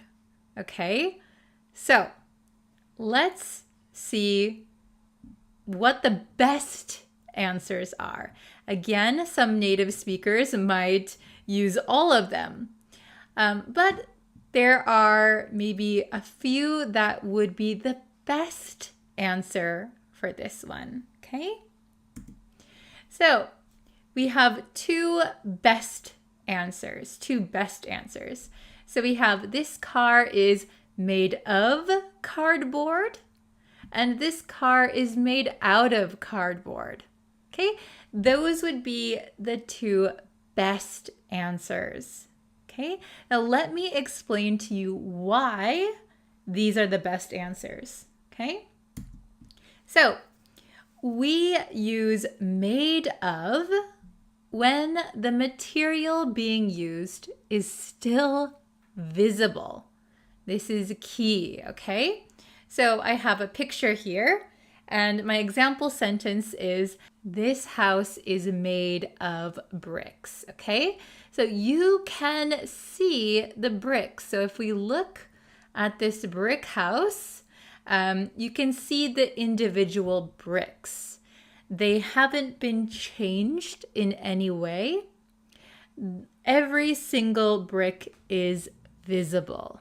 Made of is used especially when the original material hasn't been changed that much. Let's take a look at the next one. Okay, here we have made from. Made from. We use made from when the material being used has been transformed, okay? It has been changed in some way. So we have an example here. Cheese is made from milk. So the milk has been transformed. The milk has transformed, right? So if we look at cheese, you can't see the milk anymore. It's been mixed in and it has totally changed. It's changed shape and texture and everything. So we can't see the milk anymore. So it's been transformed. The best one to use is made from. Cheese is made from milk. Okay? Are you following? Very good. Let's check out the next one. Here we have made with. Made with. So we use made with especially for ingredients, parts and pieces, or intangible things. So what are intangible things? Intangible things means things that we cannot physically touch. Okay, so things like knowledge, love, those things. We can't touch them, but they are still things, right? Okay, so use made with for ingredients, parts and pieces, or intangible things. Okay, so we have two examples here. So you can see I have a picture of soup here. So my first example is, This soup is made with chicken, beans, and veggies. So this is a mixture, So multiple things are added and mixed together. So those are the ingredients, okay? So we use made with for ingredients. Then we have this soup was made with love. This soup was made with love. So we often use made with for intangible things like love. So love is intangible. We can't physically touch it. So we say things like the soup was made with love. Very good. All right, let's go to the last one. And that is made out of. Made out of. Okay? We use made out of when there is one main material being used. One main material being used. So I have a picture of a remote controller. We also call this just a remote. Okay? So this remote is made out of plastic. This remote is made out of plastic. That means it is mainly plastic. Okay, so this whole thing is plastic. So the best answer, the best way to word it would be, this remote is made out of plastic. Okay? So again, native speakers might use them interchangeably. So some people might say, this remote is made from plastic, which is not wrong. But made out of plastic, that would be the best answer. It is mainly plastic, mostly plastic. Okay? So if we go back to the first one, we have a car. You can see that this car is cardboard. Cardboard was used to make this entire car. So we could say this car is made of cardboard. So you can see the actual cardboard that was used. It hasn't really transformed into anything else. It hasn't changed. We can still see the actual cardboard. So this car is made of cardboard. We can also say this car is made out of cardboard because it is mainly cardboard. I think they only used cardboard. So this car is made out of cardboard. We have two best answers. All right, how was it? Was it understandable? Did it get a little bit easier for you? Let me know in the comments. And I always recommend trying to use what we learned in our lesson and writing example sentences. So that's your homework.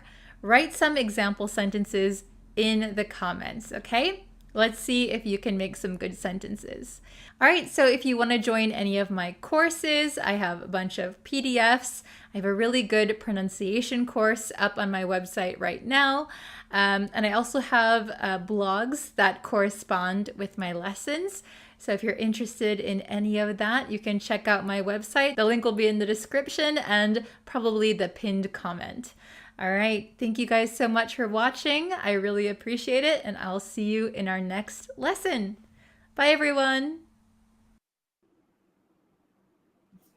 Hello, everyone. I'm so sorry that there wasn't a lesson yesterday. I was feeling really sick. I still feel kind of sick. I'm pretty tired, but I wanted to get this lesson out for you guys this week. So here I am. We are live. Okay, so sorry about the time and sorry about the no preparation beforehand. Hello. Hi, thank you guys so much for joining. I'm so sorry there was no lesson yesterday. I've been really sick. It's been pretty bad. You can see I have circles under my eyes because I haven't slept. How are you guys? I hope you guys are all healthy and doing well. Please take care of yourselves, especially now. Hello, Claudia. Hi, I'm so sorry. Hello from Bangladesh. Hello, Mahmood. Hello, Kai. Is your name Kiai? Kai? Kiai? Hello, Myogi. Hello. Hi. So I was just saying that I've been sick this week. So I probably look a little bit rough today. So sorry about that. Hello from Afghanistan. Hello from Mexico. Awesome. Okay. So I'm not sure if I can pronounce your name. Keen?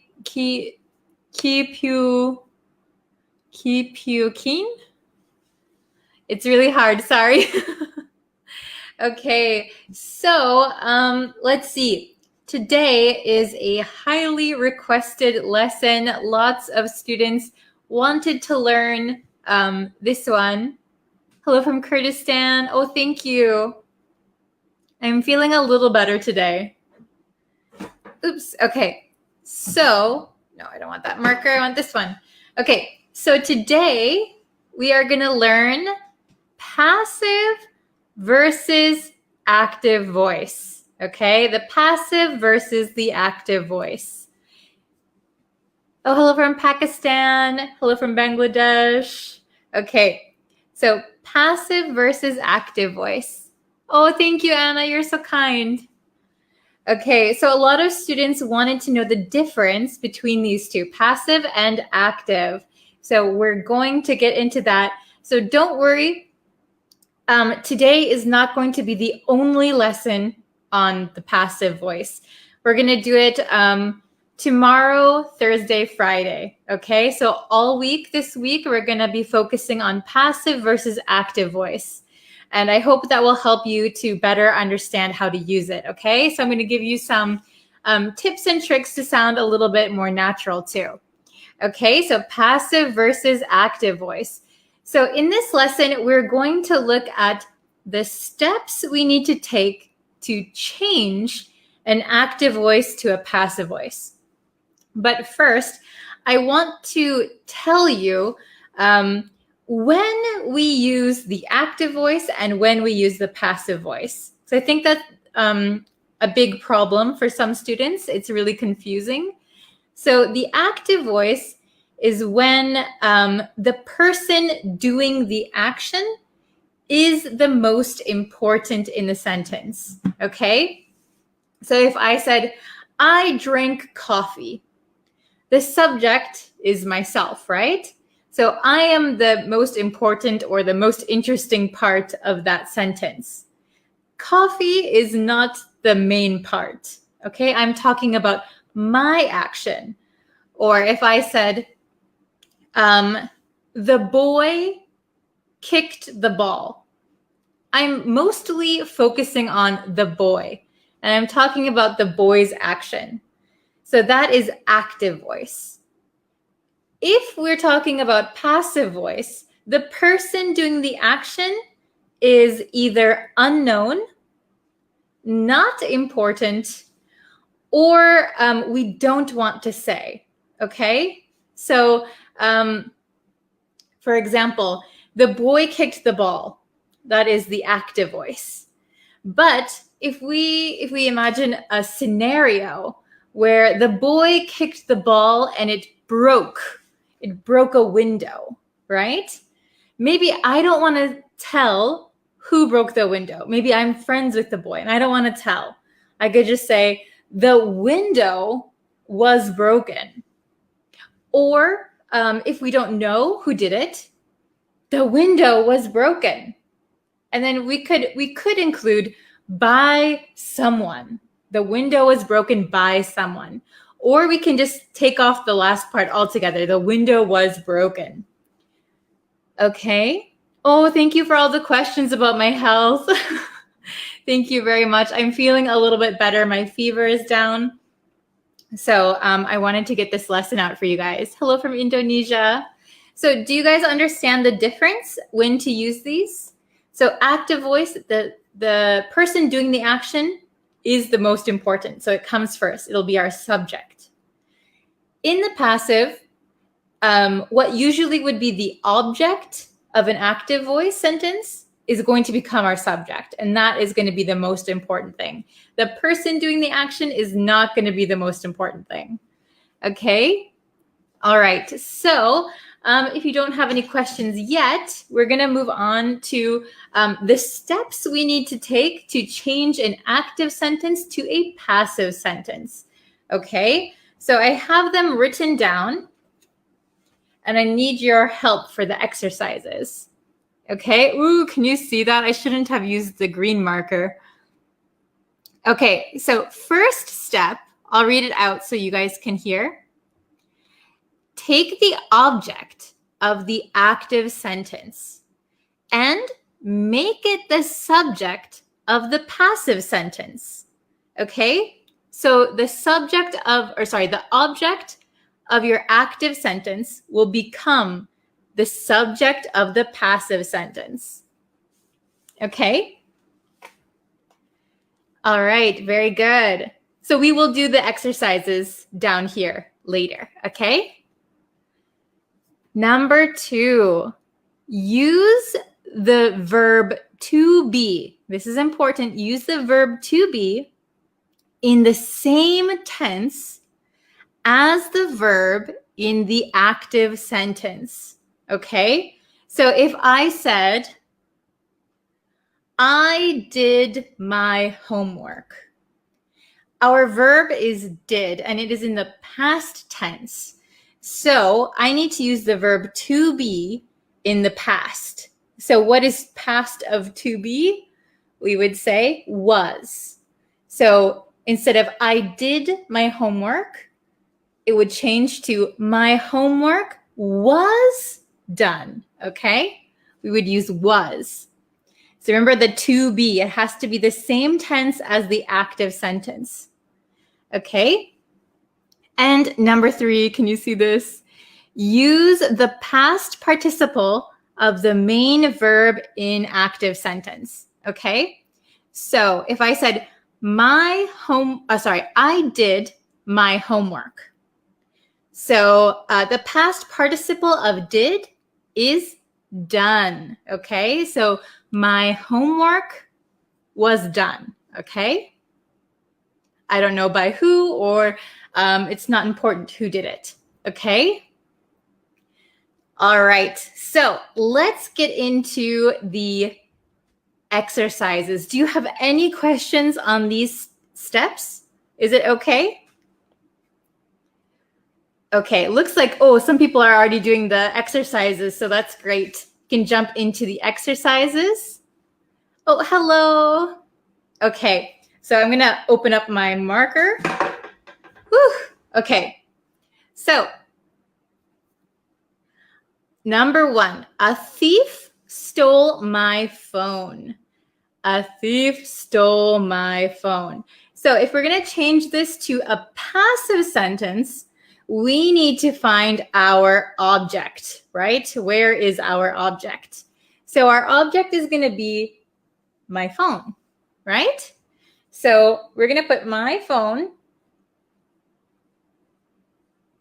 Ooh, my terrible handwriting. My phone. And then step 2, we need to use the verb to be in the same tense as the verb in the active sentence. So stole is past tense. Oh, I see a lot of correct answers. Very good. So my phone, yes, was. And we need the past participle of stole. So that is going to be correct. Stolen. So in the passive sentence, the person doing the action is not important, or we don't know who that is, or we don't want to say, right? So we could leave the sentence like this. My phone was stolen. My phone was stolen. We could put like by a thief or by someone, but it is not necessary. We don't need to include this part. My phone was stolen. So if you came back and your phone was gone, oh, my phone was stolen. I don't know who stole it, but my phone was stolen, right? Okay. Oh, very good, very good. Okay, so number 2, let's jump to number 2. Awesome. Charlie ate the whole cake. And by the way, Charlie is my younger brother's name. Don't tell him I used his name. Charlie ate the whole cake. So what if we don't know that it was Charlie? Or we don't want to say it was Charlie? Or we want to emphasize the whole cake, right? We want to talk about the whole cake. So how would you guys do number 2? Oh, very good, Claudia. Oh, Gonzalo, very good for the other one. Very good, Nana. Wow, everybody is so good. Awesome. So we are going to change this sentence to, so the whole cake is our object, right? The whole cake. So the whole cake was eaten. So we could just leave it like that. If we don't want to say who ate the cake or we don't know who ate the cake, we could say the whole cake was eaten. I came home and oh my gosh, the whole cake was eaten. It's gone. Okay? Or if you want to put by Charlie or by someone, you could here. By Charlie. My little brother. He would eat the whole cake too. Okay? Is that understandable? And let's look at number 3, the last one. The teacher read the book to the class. So this one might be a little bit tricky. The teacher read the teacher read the book to the class. The teacher read the book to the class. So maybe the teacher is not important in our sentence, right? So how can we change this to passive? Can anybody write it in the comments? Oh, very good, Anna. Yes. Oh, very good. Yes. Very close. Very close. Very good, Claudia. Yes. Okay. Awesome job. I see a lot of correct answers. So we could say, so our object is the book, right? The book. The book was, because this read is in past tense, it's hard to see. The book was read. Read is the past participle of read, read. The book was read to the class. And if you want to include by the teacher, that is okay, but we often exclude it. So it's not necessary to write it there, okay? The teacher read the book to the class. The book was read to the class. So maybe the book is the most important part of this. The book was read to the class. Okay, awesome, very good. You guys did such a good job. I'm so sorry about my handwriting. Here it is one more time if you need to see it. Okay, very good. Awesome. So if you have any questions about the passive voice, please leave them in the comments because I'm going to continue this lesson this week. We'll do more examples. You'll have more time to participate, and I'll teach you some tricks, okay, to sound a little bit more like native sounding, okay? Very good. So please, if you have any questions about the passive voice or the active voice, write them in the comments, okay? You guys did such a good job. So that's it for this lesson. But I'm going to go onto my YouTube channel and I'm going to do a live lesson over there today, right after this. So maybe in about 10 or 15 minutes. So we're going to go over to the YouTube channel and we're going to talk about acronyms in business, okay? Oh, thank you, Anna. You're so sweet. I'm going to drink lots of ginger tea. Thank you. Okay, so if you want to go over to the YouTube channel, there will be a new lesson, live lesson in about 10 or 15 minutes. I got to just prepare some things, and we're going to be talking about business English. Okay, so thank you so much. I hope to see you guys over on the YouTube channel. Thank you, and I'll see you tomorrow. Bye, or on YouTube. Bye. Okay, I think we're live.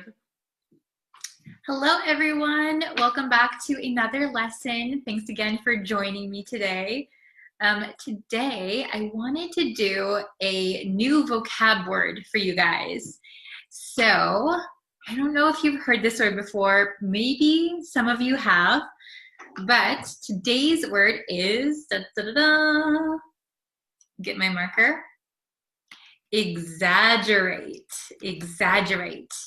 So do you know the word exaggerate? Let's look at it again. Exaggerate. It looks like it's hard to pronounce because there's an X, there's two G's. It's kind of a mess, but it's exaggerate, exaggerate. Okay. So do you know what exaggerate means? Exaggerate means to say that something is bigger or better or worse than it actually is. Okay, so you're saying that something is bigger, better, or worse than reality. Okay, so I think my camera is changing the colors a lot, so sorry about that. But okay, so I'll get, I have some examples as always. Okay, we have our vocab words here. Exaggerate, meaning is to say something is bigger, better, or worse than it really is, okay? So we have examples. I have 3 examples for you today. So I'm going to use my red marker to underline some. So number 1, let's look at it. He exaggerated how much pain he felt. He exaggerated how much pain he felt. So maybe in reality, he was not in so much pain.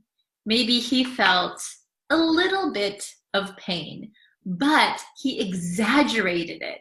He said, oh, I'm in so much pain. It really, really hurts. Oh my God. So he said it was worse than it was. He said he was in more pain than he actually was. He exaggerated.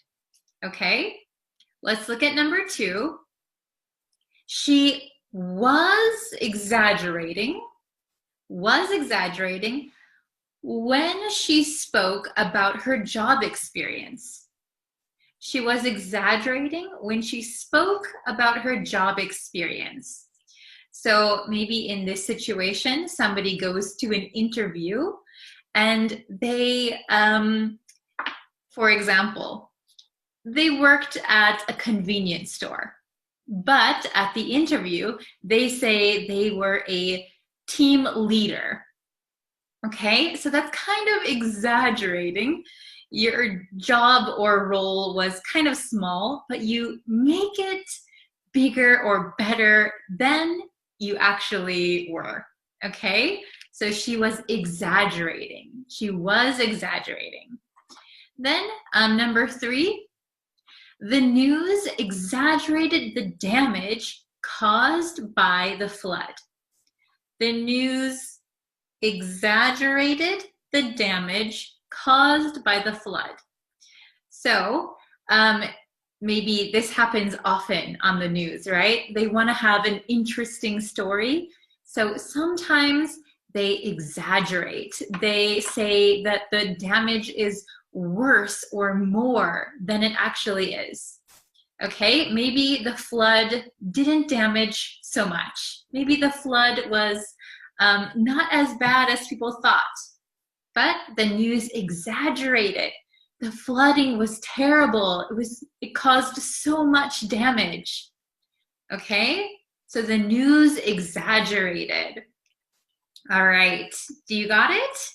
Okay, so I'm gonna read these three one more time at a really quick, natural speed. Okay, so number one, he exaggerated how much pain he felt. He exaggerated how much pain he felt. Number two, she was exaggerating when she spoke about her job experience. She was exaggerating when she spoke about her job experience.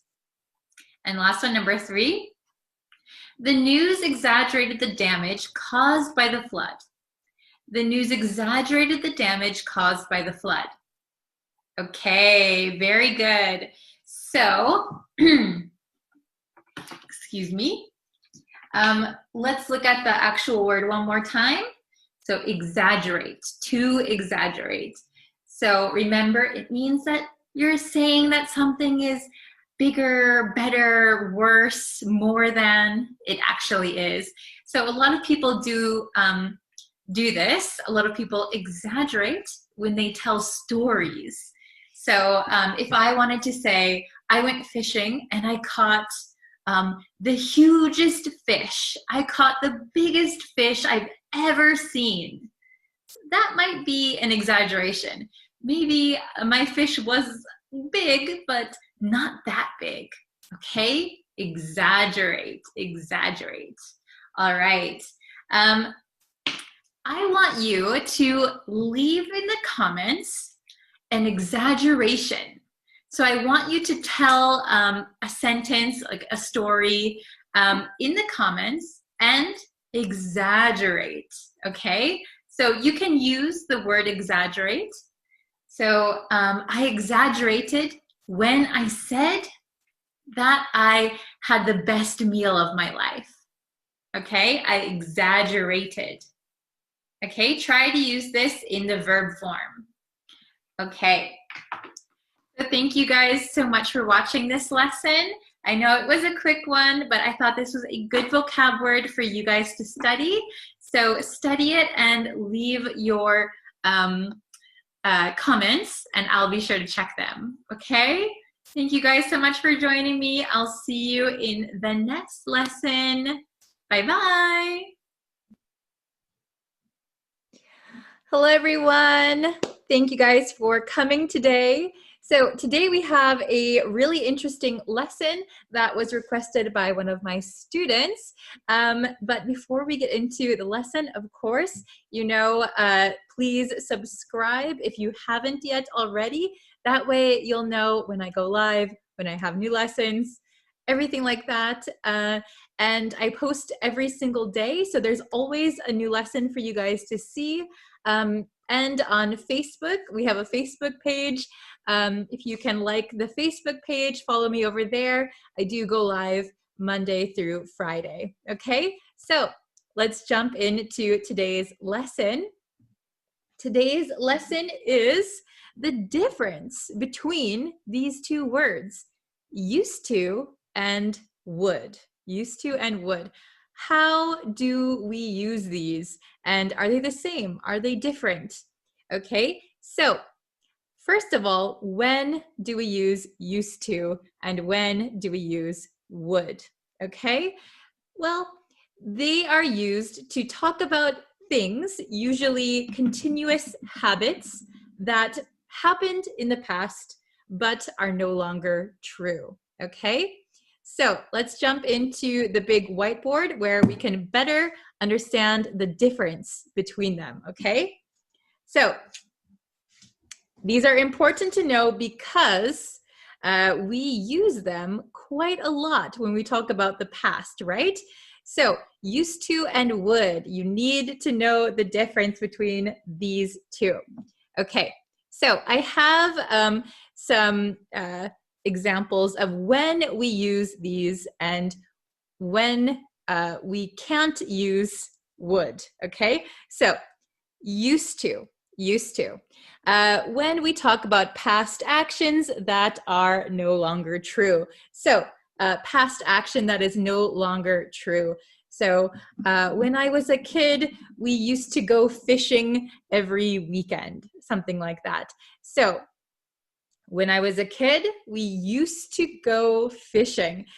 It was a habit. It happened more than one time. It happened over a period of time, but I no longer go fishing. So we could use I used to go fishing. Okay? We can also use used to with stative verbs. So if you don't know what stative verbs are, I have a whole lesson on stative verbs, so go search for that. But stative verbs are things like, feel, love, things like that, okay? Stative verbs. We can use used to with stative verbs. I used to like, I used to feel, I used to belong to, okay? We'll get into this in a little bit. Also like permanent actions, stative verbs. So things that happened permanently for a long time. I used to work for a company. I used to work for a company, okay? Used to is a little bit more casual. We often use it in speech, okay? When we're having conversations with people, we often use used to, okay? Now let's look at would. Would. Are they the same? Can we use them in the same ways? Well, so we use would for past actions that are no longer true. So same as used to. So habits that you used to do that you no longer do, okay? So in our example, I used to go fishing every weekend. We could also say, I would go fishing every weekend. That is totally okay. We can use either of them in that sentence. However, when it comes to stative verbs, we typically don't use would. Okay, I say typically because there's always exceptions to the rule, and maybe there is one that you might find, but typically would is not used with stative verbs. So, for example, I used to like broccoli. I used to like broccoli. Okay, we cannot say I would like broccoli. If you said I would like broccoli, it sounds like you are politely asking for some broccoli right now. Okay, so we do not use would with stative verbs typically. Okay, however, if there is a frequency adverb plus a stative verb, we can use would. All right, here is one of the exceptions, okay? So, for example, a stative verb, feel. Feel is a stative verb. I feel something, right? I feel hungry. So I used to feel hungry. I used to feel hungry every day at 1 o'clock. Random sentence. I used to feel hungry every day at 1 o'clock. Okay. If we use feel, a stative verb, plus a frequency adverb, so frequency adverb, sometimes, always, usually, never, things like that, we would be able to use would. So I used to feel hungry. I would always feel hungry at 1 o'clock. There we can use would the same way as used to, okay? We'll look at that again in a second. All right, and just a note that would is a little bit more formal. So if you're reading a novel, if you're writing something, usually we use would, okay? Used to, a little bit casual, would, a little bit formal. All right, so now that you know the basics, let's try and answer these 4 questions, okay? So we're going to use either used to, would, or sometimes we can use both of them. So let's see how well you understand the difference, okay? We'll go over it a little bit slowly so you can understand. All right, number one. Every weekend, we study together. Every weekend, we study together. Would you use used to, would, or both of them? What do you think? Write your answer in the comments, okay? I'll give you just a second. All right, the answer is every weekend we used to, and we could also say would. Both of them are okay. So every weekend we used to study together. Every weekend we would study together. So this is a past habit, something that happened over and over again, but is no longer true. Okay, so we could use used to or would. Either here is fine. Okay, let's take a look at number 2. I like that music as a teenager. I like that music as a teenager. So, teenager, if you don't know, is somebody who is between the ages of 13 and 19. So, when they have the age that ends with teen, 13, 14, they are a teenager. So, I like that music as a teenager. Used to or would? All right, are both of them okay? Who knows? Okay, did you write your answer down? So the correct answer here, there's only one. I used to like that music. I used to like that music. Here, like is a stative verb. So we cannot use would. I would like that music as a teenager. So if you use would here, it doesn't sound like you are talking about the past, okay? Number 3. He know her phone number. He know her phone number. Would we use he used to? He would? Are both of them okay? Write your answer in the comments. Let's see if you can get this one right. Hopefully you can. All right, there's only one correct answer again here. The correct answer is used to. Okay? He used to know her phone number. Why can't we use would in this sentence? Well, because know is a stative verb, okay? He used to know her phone number. So we can't say he would know her phone number. If you use would in this sentence, he would know her phone number. It doesn't sound like you're talking about the past. So keep that in mind. It has a different meaning. So if you're talking about the past, he used to know. So that's kind of a permanent action. He was knowing, right? He know. Okay? He used to know her phone number. All right, number 4, the very last one. Let's see if you can get this one right. I hope you can. She, something, always understand difficult topics in class. She always understand difficult topics in class. Let's see. What do you think the correct answer is? She always understand difficult topics in class.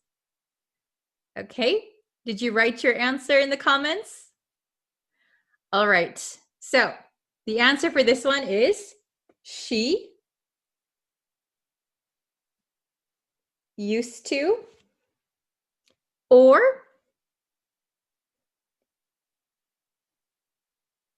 would. Either is okay in this sentence. She used to always understand difficult topics in class. She would always understand difficult topics in class. Both are correct. So if we look here, understand. Understand is a stative verb, right? It is a stative verb, okay? We don't say I am understanding something, right? So it is a stative verb. Why can we use would if it's a stative verb? Well, because we have a frequency adverb here, always. She used to always understand difficult topics in class. She would always understand difficult topics in class. If you use a frequency adverb, an adverb of frequency, you can use would, all right? But be careful because if there's no adverb of frequency, we cannot use would, all right? So I hope you can understand the difference between used to and would. I hope this lesson made it a little bit easier for you. Remember, these are the general rules. English has a lot of exceptions to the rules, so don't get frustrated if you make a mistake or if you see something that contradicts what you've already learned. Don't worry, okay? So if you have any questions, please write them in the comments. I'll do my best to answer them as soon as possible. And I can't wait for the next lesson with you guys. If you have some suggestions or requests for lessons, you can always write them in the comments. I'm always taking notes and writing down what you guys say. So yeah, please leave any suggestions in the comments below. All right, so thank you guys so much for watching today's lesson. I really appreciate it. Don't forget to subscribe. New lessons every single day. And also Facebook Monday through Friday. All right, so I'll see you guys tomorrow for another lesson. Have a wonderful, wonderful weekend. All right, bye everyone.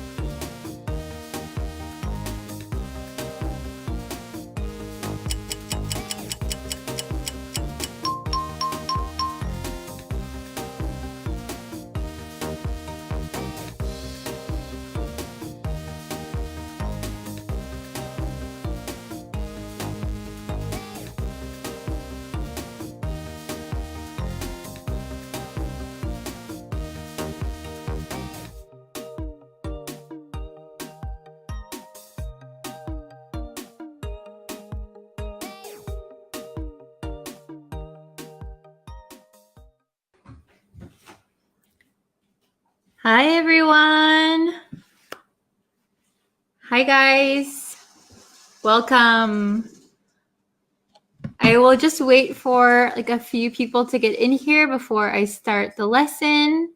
Oh, if I move my mouse around, the sizing of everything changes, so I won't do that. Okay, so today's lesson, we are gonna learn stick to. We're gonna learn stick to. So do you know how to use stick to? This is very, very useful. Does anyone know what stick to means? Let's see. Oh, I don't think anybody knows what it means.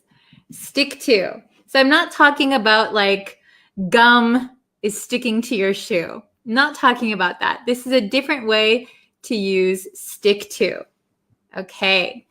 So let's look at the meaning first. So the meaning is to continue doing or continue using something. Oh, hello from Myanmar. Welcome. Hi, guys. Thanks for joining me. So we're learning stick to. And stick to means to continue doing or continue using something. Okay? So I have a few examples for you. Let's see. Let's see if you guys can understand these examples. Okay. Oh, maybe I should get a red marker. Ooh, okay. Oh, hello. Thank you for joining. We just started, so you're just in time. Good morning. Where is everybody from today? Okay. So we are learning, once again, we are learning stick to. Stick to. And it means to continue doing or continue using something. Okay. So, oh, I should go like this. Okay. So the first one, can you see it? I don't like the taste of this dish. I'll stick to my own recipe. I'll stick to my own recipe. So it means I will keep using my recipe. I don't like this recipe, so I will keep using my own recipe. Okay? Then, number 2, I'm having trouble sticking to my diet. So I'm having trouble sticking to my diet. This is often my problem. So when you have a diet, when you've decided, okay, I'm not going to eat sugar, I'm not going to eat junk food, that means you have to continue not eating junk food. And that is sometimes very difficult, right? So I'm having trouble sticking to my diet. I'm having trouble keeping my diet. Okay? Oh, you're welcome. Oh, from Kurdistan. Hello. Okay, is it making sense? Do you guys understand the meaning so far? Let's look at number 3. He's good at sticking to a schedule. He's good at sticking to a schedule. So this means he's good at keeping his time. He's good at being on time for his schedule. He's good at keeping his schedule. Okay? And the very last one, please stick to the script. So maybe somebody would say this to an actor or something. So if you know what a script is, so a script is what an actor uses for their lines in a TV show or a play or a movie. So some actors like to go off of script and say what they want to say. They'll say their own lines. But maybe the director would say, please stick to the script. Please only use the script. Don't add your own words. Okay? Oh, you're catching up now. Okay. So if you just got here, We are learning stick to. Stick to. I'll say the meaning one more time. It means to continue doing or using something. So I'll read these examples one more time at a quick speed, okay? I don't like the taste of this dish. I'll stick to my own recipe. I'm having trouble sticking to my diet. He's good at sticking to a schedule. Please stick to the script. Okay, so stick to. If you know the original meaning of stick to something, like glue. Glue is very sticky, right? So if you glue two pieces of paper together, they're not going to go apart. So stick to a schedule. Stick to a diet. You don't go off of the thing that you decided to do. Okay, does anyone have any questions? I think, how much time do I have left? Ooh, I have just a few more minutes, but if you have a question, I can answer it really quickly. And if you can, please try to use stick to in a sentence. Try to use stick to. You can leave it in the comments even after this live is finished. And I'll try and check them. I usually am able to check them pretty soon after stick to. Okay. Maybe I can type one in the comments right now. I'll stick to live streaming. So I'll stick to live streaming. Put that in the comments.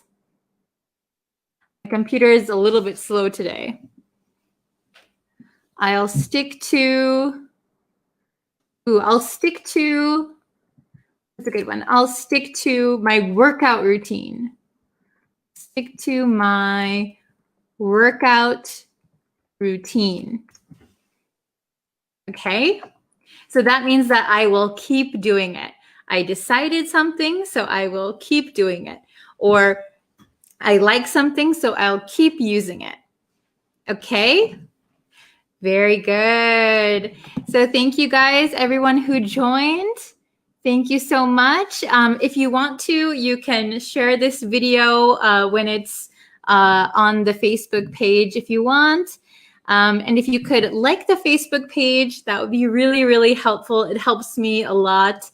And if you would really like to, you can go and subscribe to the YouTube channel. We have over 1,000 subscribers, which is really awesome. And I'm working on a new lesson. I hope it will be out this week, I hope. My computer is being a little bit slow, so that's why it takes some time to get the lessons out recently. But okay, thank you guys so much, and I'll see you in the next lesson. Bye. Hello, everyone. Thank you for joining. Thank you for joining another live lesson. I hope you guys are enjoying these. Okay, so while some people join the lesson, I'm going to tell you what we're going to be doing these next 5 lessons, okay? So I thought it's a good idea. We did it last time that I'll do 4 live lessons about a certain topic. And then on the 5th lesson, we'll have a review. Oh, hello, Daniel. Thank you for coming. Thank you for joining. Oh, I'm doing well. How are you? So I was just explaining that I think it's a good idea to do 4 lessons on a certain topic. And then the 5th lesson, we'll do a kind of review lesson. So these 4 lessons, starting from today, I want to do on idioms that include the word up, okay? Idioms that include the word up. So we have a lot of them, actually. So we're going to go over 2 today, and we'll see if you guys can remember it by Friday, okay? Oh, good morning from Myanmar. Oh, watching from, how do you say, Jeddah? That's amazing. Oh, hello. Thank you for joining. Okay. Ooh, Bali. Wow. I've always wanted to go to Bali. That is one of my dream vacations. Hopefully, I can go there soon. Oh, hello from India. I'd also like to visit India. Okay. So, our two up idioms for today are da da da da. We have these. Does anyone know these? We have toss up and up in the air. Have you heard these before? Hello from Myanmar, Bangladesh, Iraq. Very nice. Thank you guys. Hello. So we are learning idioms that include the word up. And today we're doing on decision making. Decision making. Okay. So toss up. If you have never heard this expression before, a toss-up is, if you have a coin and you throw the coin up in the air, and if it's heads, it's one decision. If it's tails, it's another decision. Oh, hello, Simon. Thank you for joining. Okay. Oh, hello from Pakistan. Very nice. So a toss-up is when you can't decide something and there is a choice between two things, or two things that will happen, or two choices. So a toss-up, you're not sure. So if I said, I don't know when my next lesson will be, it's a toss-up between tomorrow or Friday. It's a toss-up, usually between two things, okay?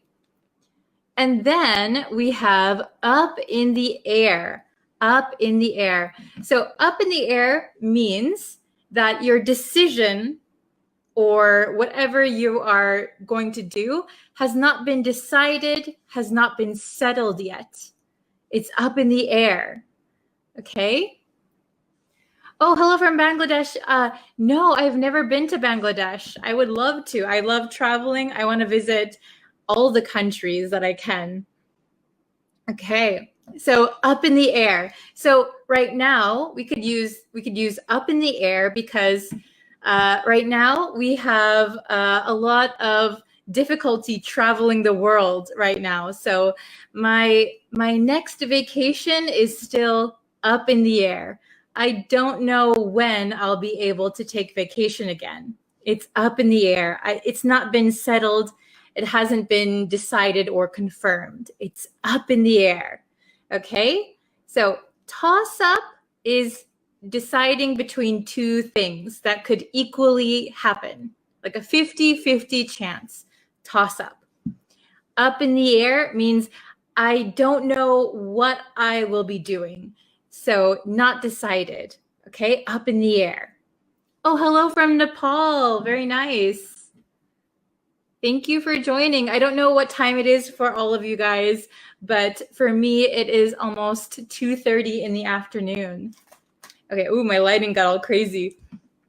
Okay, so let's look at the exercises I have for you guys, as always. So we can see the meanings at the top. Okay, I'll get my red marker. So meaning, can you see this? A toss-up, used when you don't know which of two things will happen or which of two things to choose. Can you see that? Okay, and then up in the air is not yet settled or decided. Okay, so I'll give you one more example of each. So let's see, what's a good example for toss up?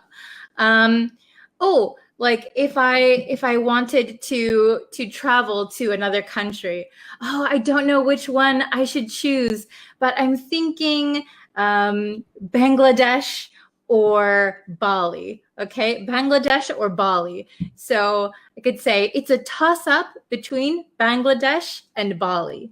So both are, equal choices. Where are you from? I am from the United States, but I'm currently living in Japan, teaching English to you guys.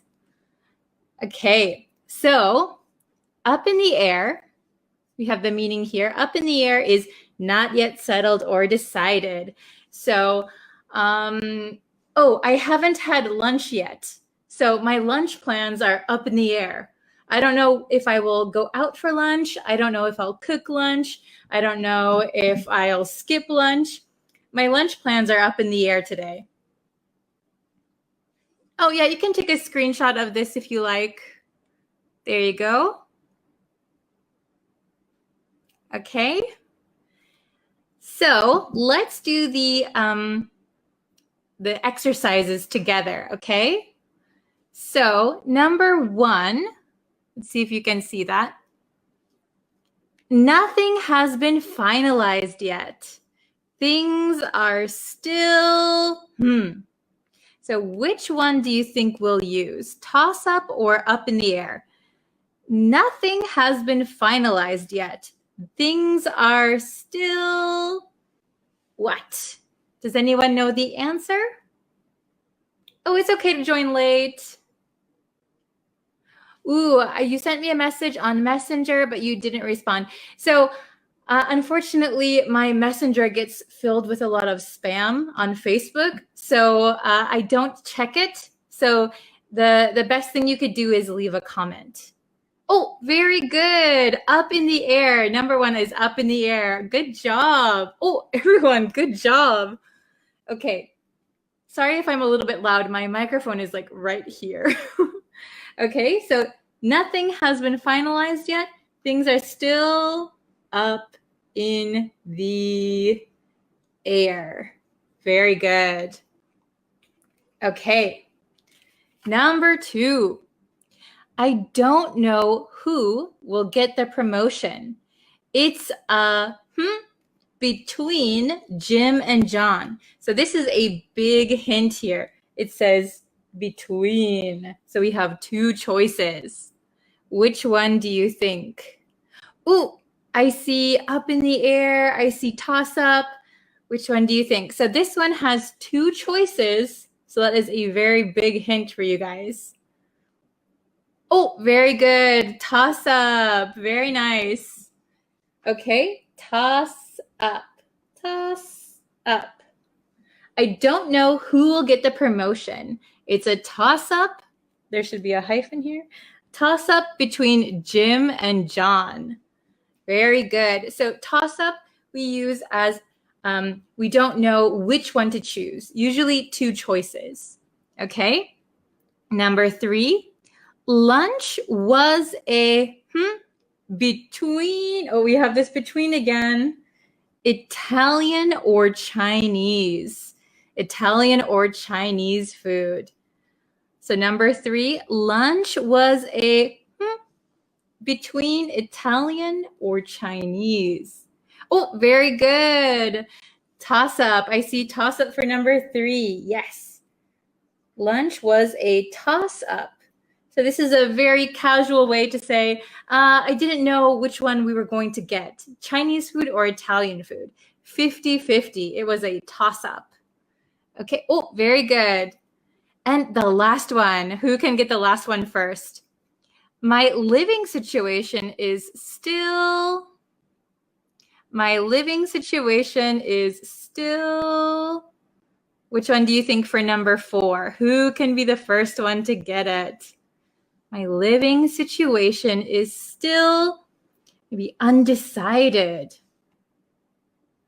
Very good. Oh, very fast. How do you pronounce your name? Hisu? Hisumiat? So very good. Number 4 is up in the air. Up in the air. So generally, things have not been decided yet. Things have not been finalized. So remember, these are very similar, toss up and up in the air. Toss up is between 2 choices. So usually you'll see this word between, and that way you know, okay, we should use toss up. And then up in the air is generally things have not been decided. Oh, very good. You guys are so fast. Excellent. Okay, so I'll read them one more time so you can listen or you can repeat at home. So number 1, nothing has been finalized yet. Things are still up in the air. Number 2, I don't know who will get the promotion. It's a toss-up between Jim and John. Number 3, lunch was a toss-up between Italian or Chinese. And number 4, my living situation is still up in the air.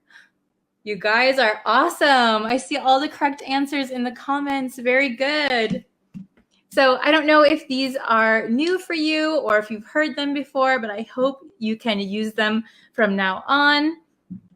All the next 4 lessons, well, today and then the next 3 lessons are going to be idioms using up. So please remember it, come back to this lesson and try to review. And on the last lesson on Friday, the 5th lesson this week, we're going to do a review lesson like I did last time. Oh, thank you for the compliments. You guys are so nice. You guys are the best students. Thank you so much for watching and tuning into my lessons every day. I really appreciate it. Hello. Yeah, thank you for joining.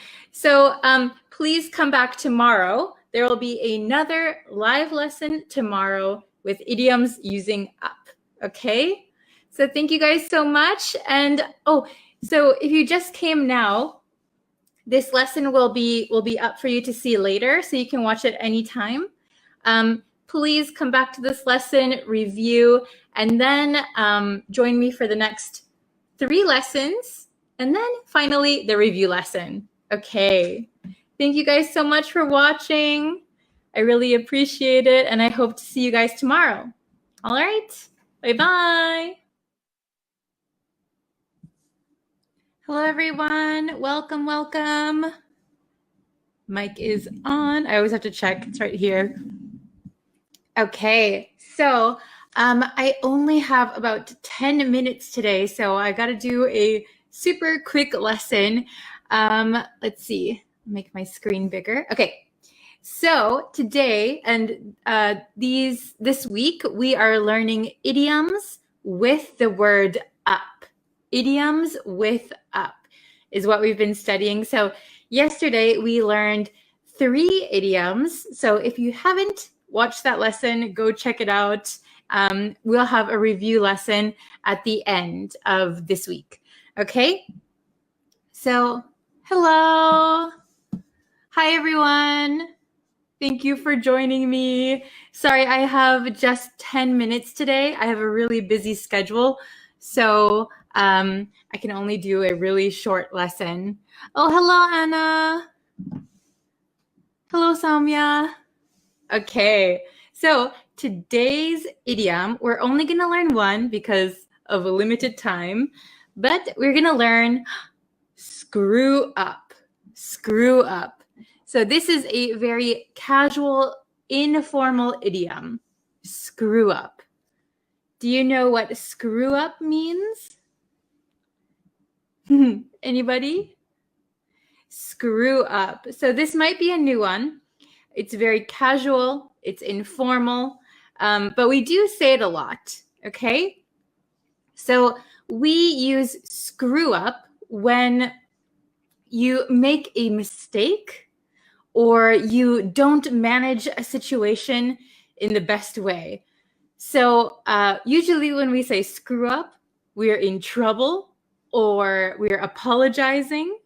So you don't want to screw up. Screw up is not a good thing to do. Oh, hello from Peru. Very good. Oh, yes, very good. To do something wrong is to screw it up. Yes. Oh, hello from Mexico. Hi. Wow, we always have so many different kinds of nationalities. That's awesome. Okay, so let's look at screw up. Let's see. So I have the meaning written out here, so you can look at it a little bit more easily. So screw up means to completely mismanage or mishandle a situation. To completely mismanage or mishandle a situation. So basically making a mistake. Oh, hello from India. Very nice. You screw up your job interview. Yes, you could screw up your job interview. You don't want to, but if you do screw up your job interview, hopefully you'll get a second chance to do it one more time. Hello from Myanmar. Okay, so meaning is basically to make a mistake. Okay, so let's look at the examples. I'm sorry, Amanda, I screwed up. I'm sorry, Amanda, I screwed up. So screw up, like I made a mistake. I did something wrong. I did something bad. I'm sorry, Amanda, I screwed up. So you often see screwed up, I screwed up with like an apology. I'm sorry, I screwed up. Don't hate me. Okay. Number 2. This one is, I'll get into this one, but this is very, you'll sound very American if you say it like this. Okay. I royally screwed up at work and now I think I'll get fired.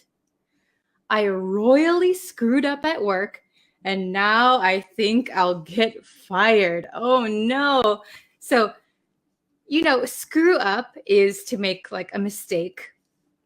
But if you put royally in front of it, this is a very American way to say you really, really made a mistake. So you can put royally in front of screwed up and it emphasizes the severity of what your screw up was. Oh, hello from Indonesia, Bangladesh, Mexico. Hello from Myanmar. Okay, so this one, we can save royally for big mistakes. So in this case, I think I'll get fired. So that must be a big mistake. So in the comments, please write a time when you royally screwed up. So I will give you an example. Let's see. When I was 16, my mother told me to be careful driving because of the snowy weather. She told me many times, be careful, be careful, be careful. But I was 16, so I didn't really understand how to be super careful in snowy weather when I was driving. So I was driving a little bit fast and I got into a small car accident, but I royally screwed up. My parents were so angry. I really messed up. I really made a mistake. I royally screwed up. Okay?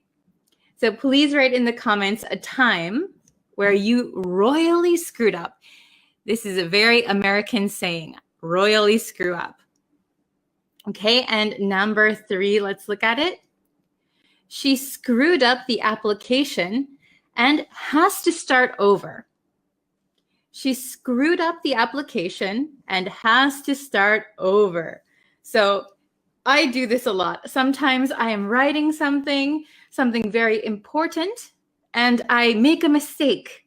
I screwed up my application. Now I have to start over. Okay?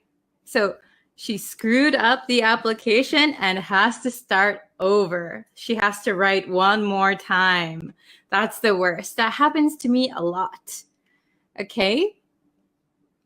Ooh, Pakistan, Karki. You are Sam Karki from Darjeeling. Okay, awesome. Thank you for being here. And thank you for writing your name like phonetically. It really helps me to pronounce it.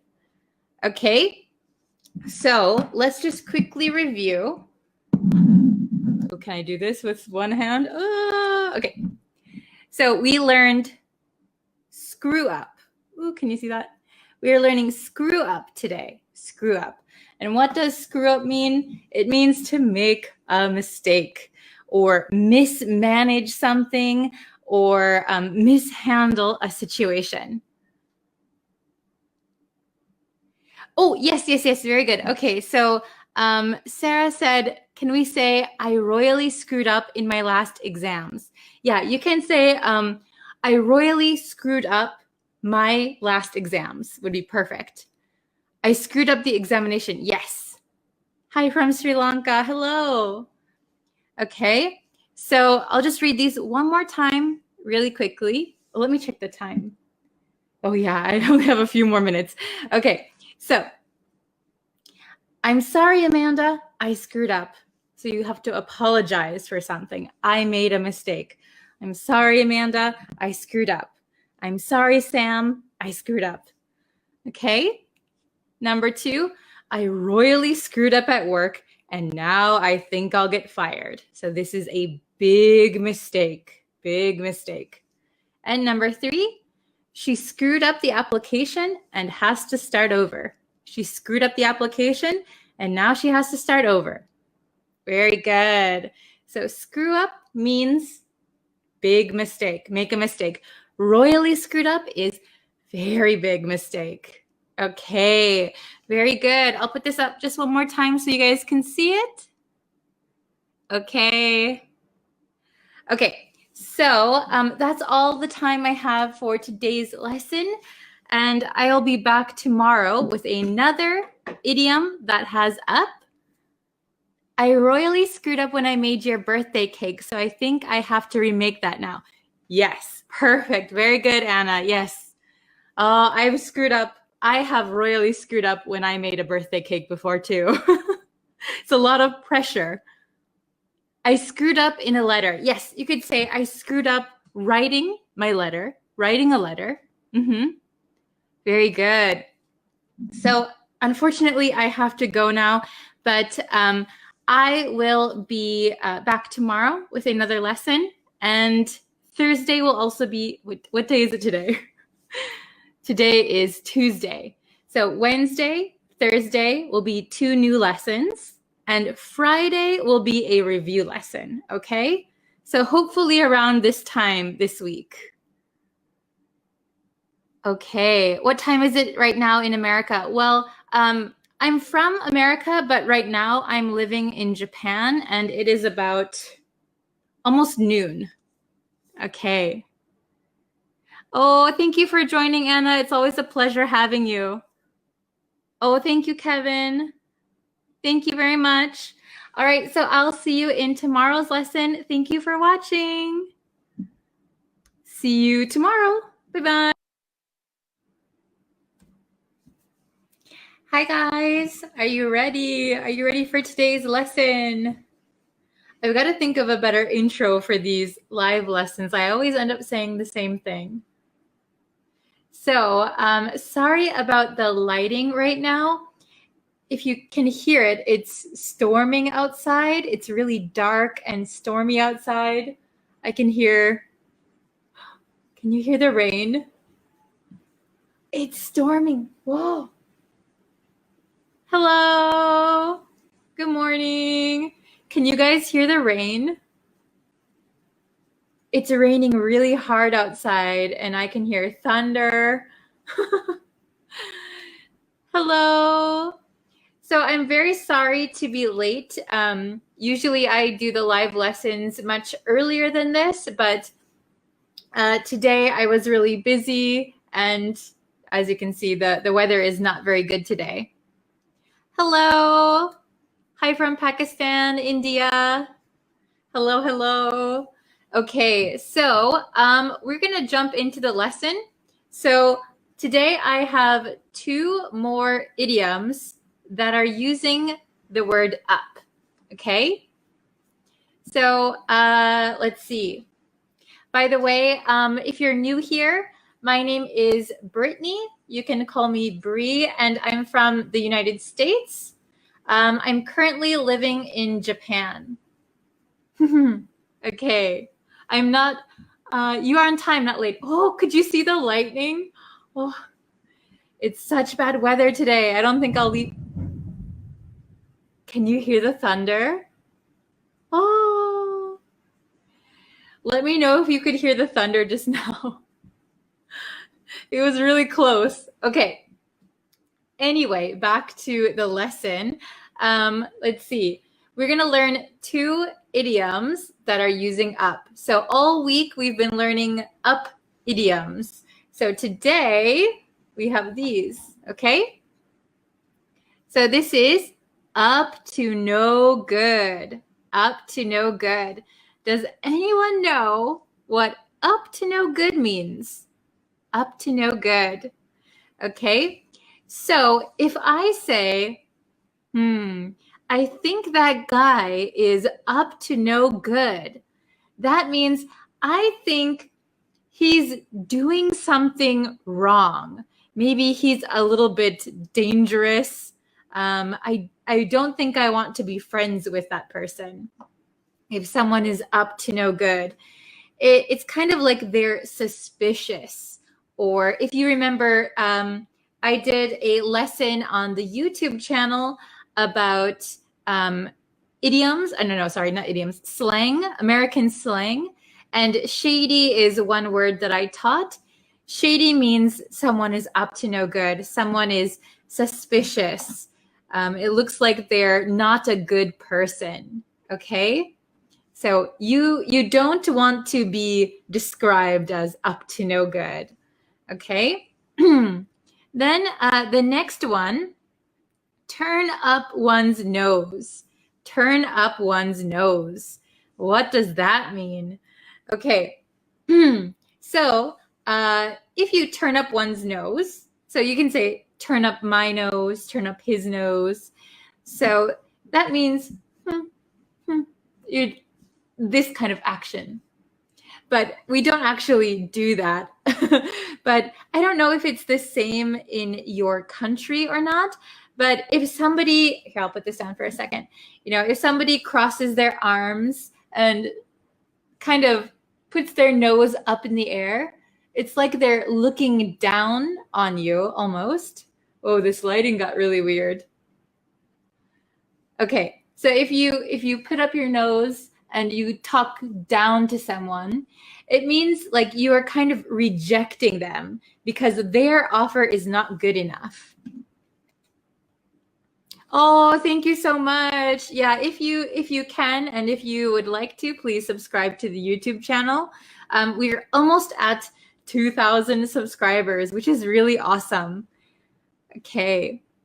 Oh, you have the same word in your country. Awesome.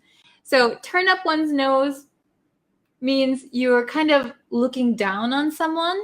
And so if somebody offers something, so if I said the woman turned up her nose at the food, that means maybe somebody gave her a meal and she didn't like it. It wasn't good enough for her. So she turned up her nose. It means she rejected it. Okay? So both of these are negative idioms. Okay? Negative. So let's look at the, what do you call it? The exercises for today. Oh, I think I just dropped another marker. That's okay. Also, the lighting is, I'm so sorry for this live stream. The lighting is so strange and I can hear thunder, rain. Okay. Let's see. Oh, conceited. Yes, that is a good word. Conceited.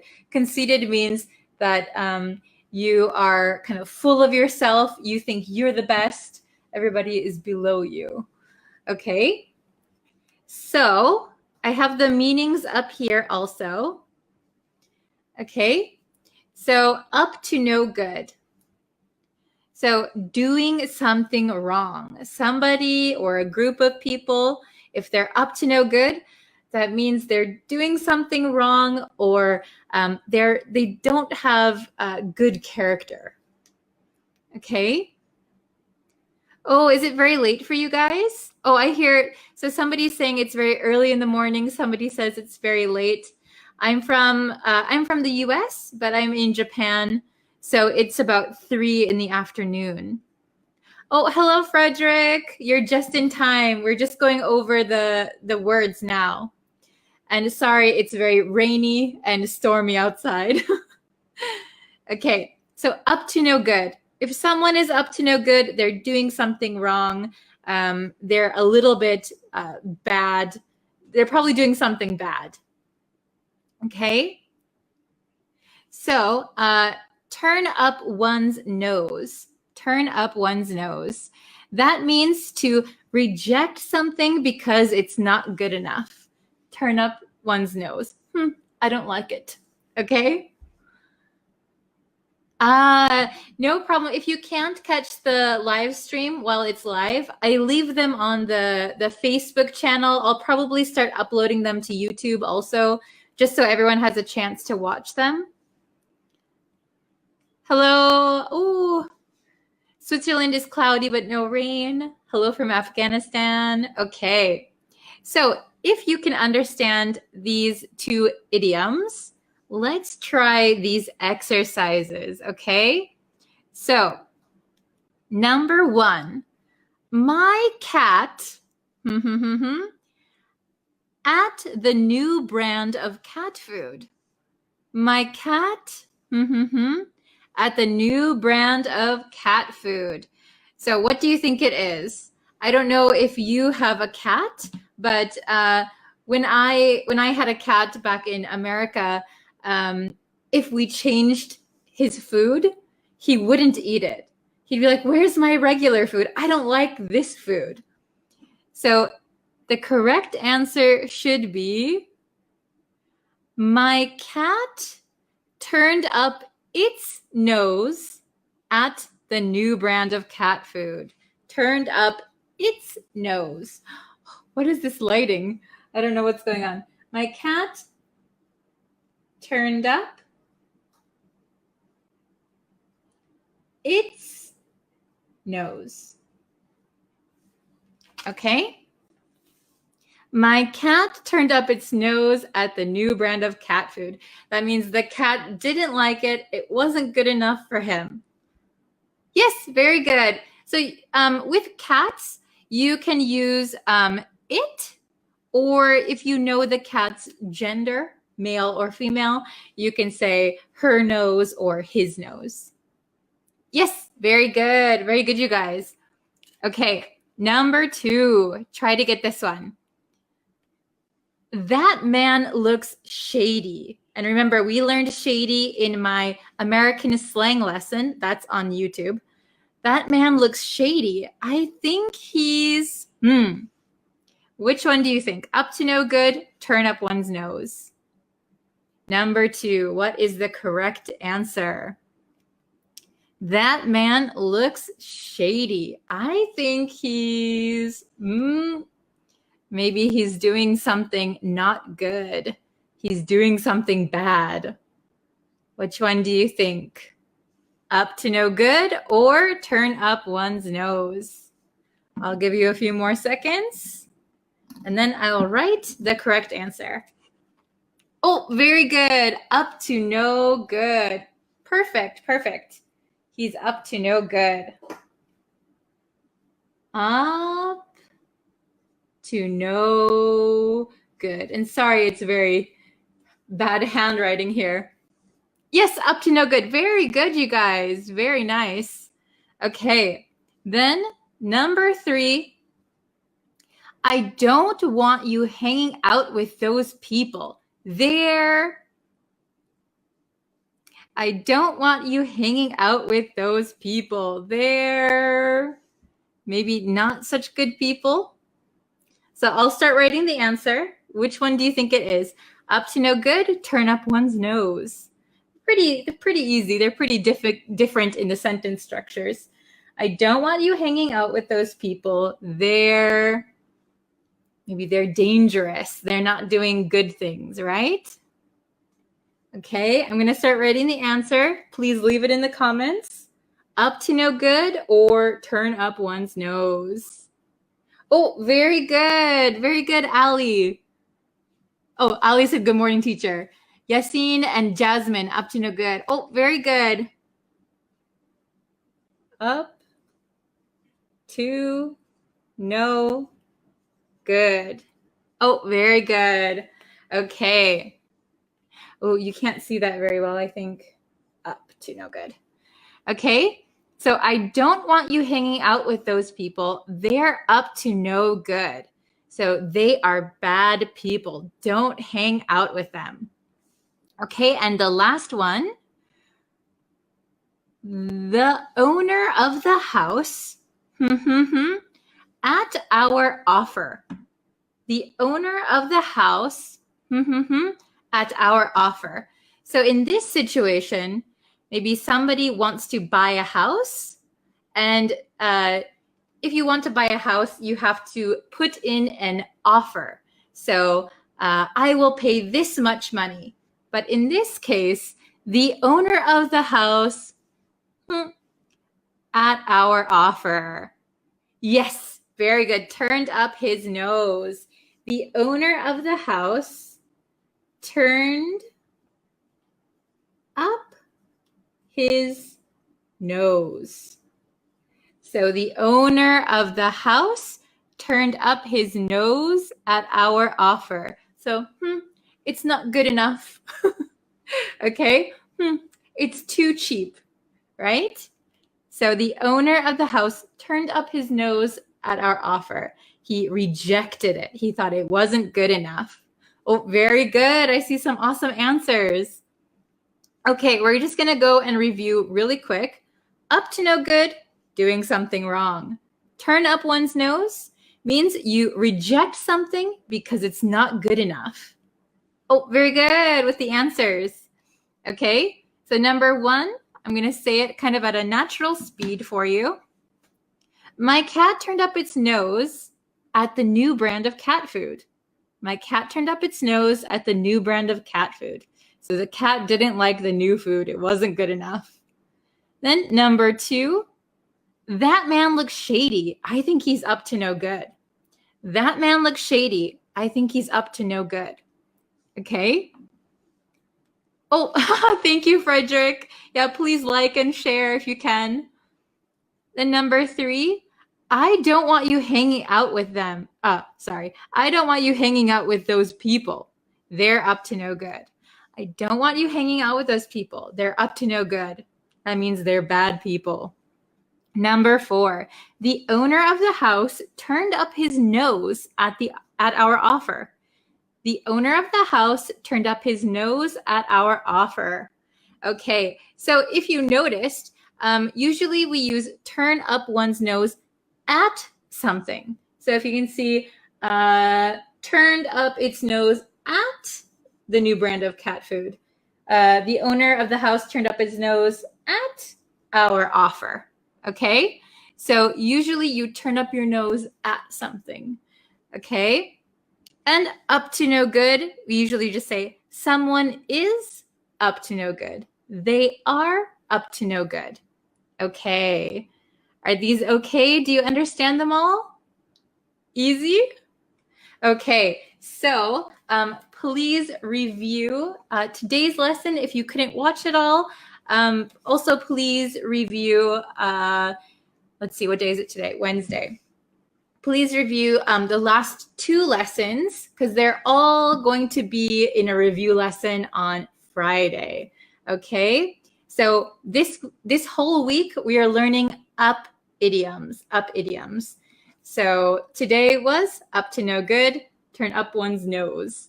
So please remember them and come back for tomorrow's lesson. And on Friday, we're going to have a final review lesson. Okay, thank you so much.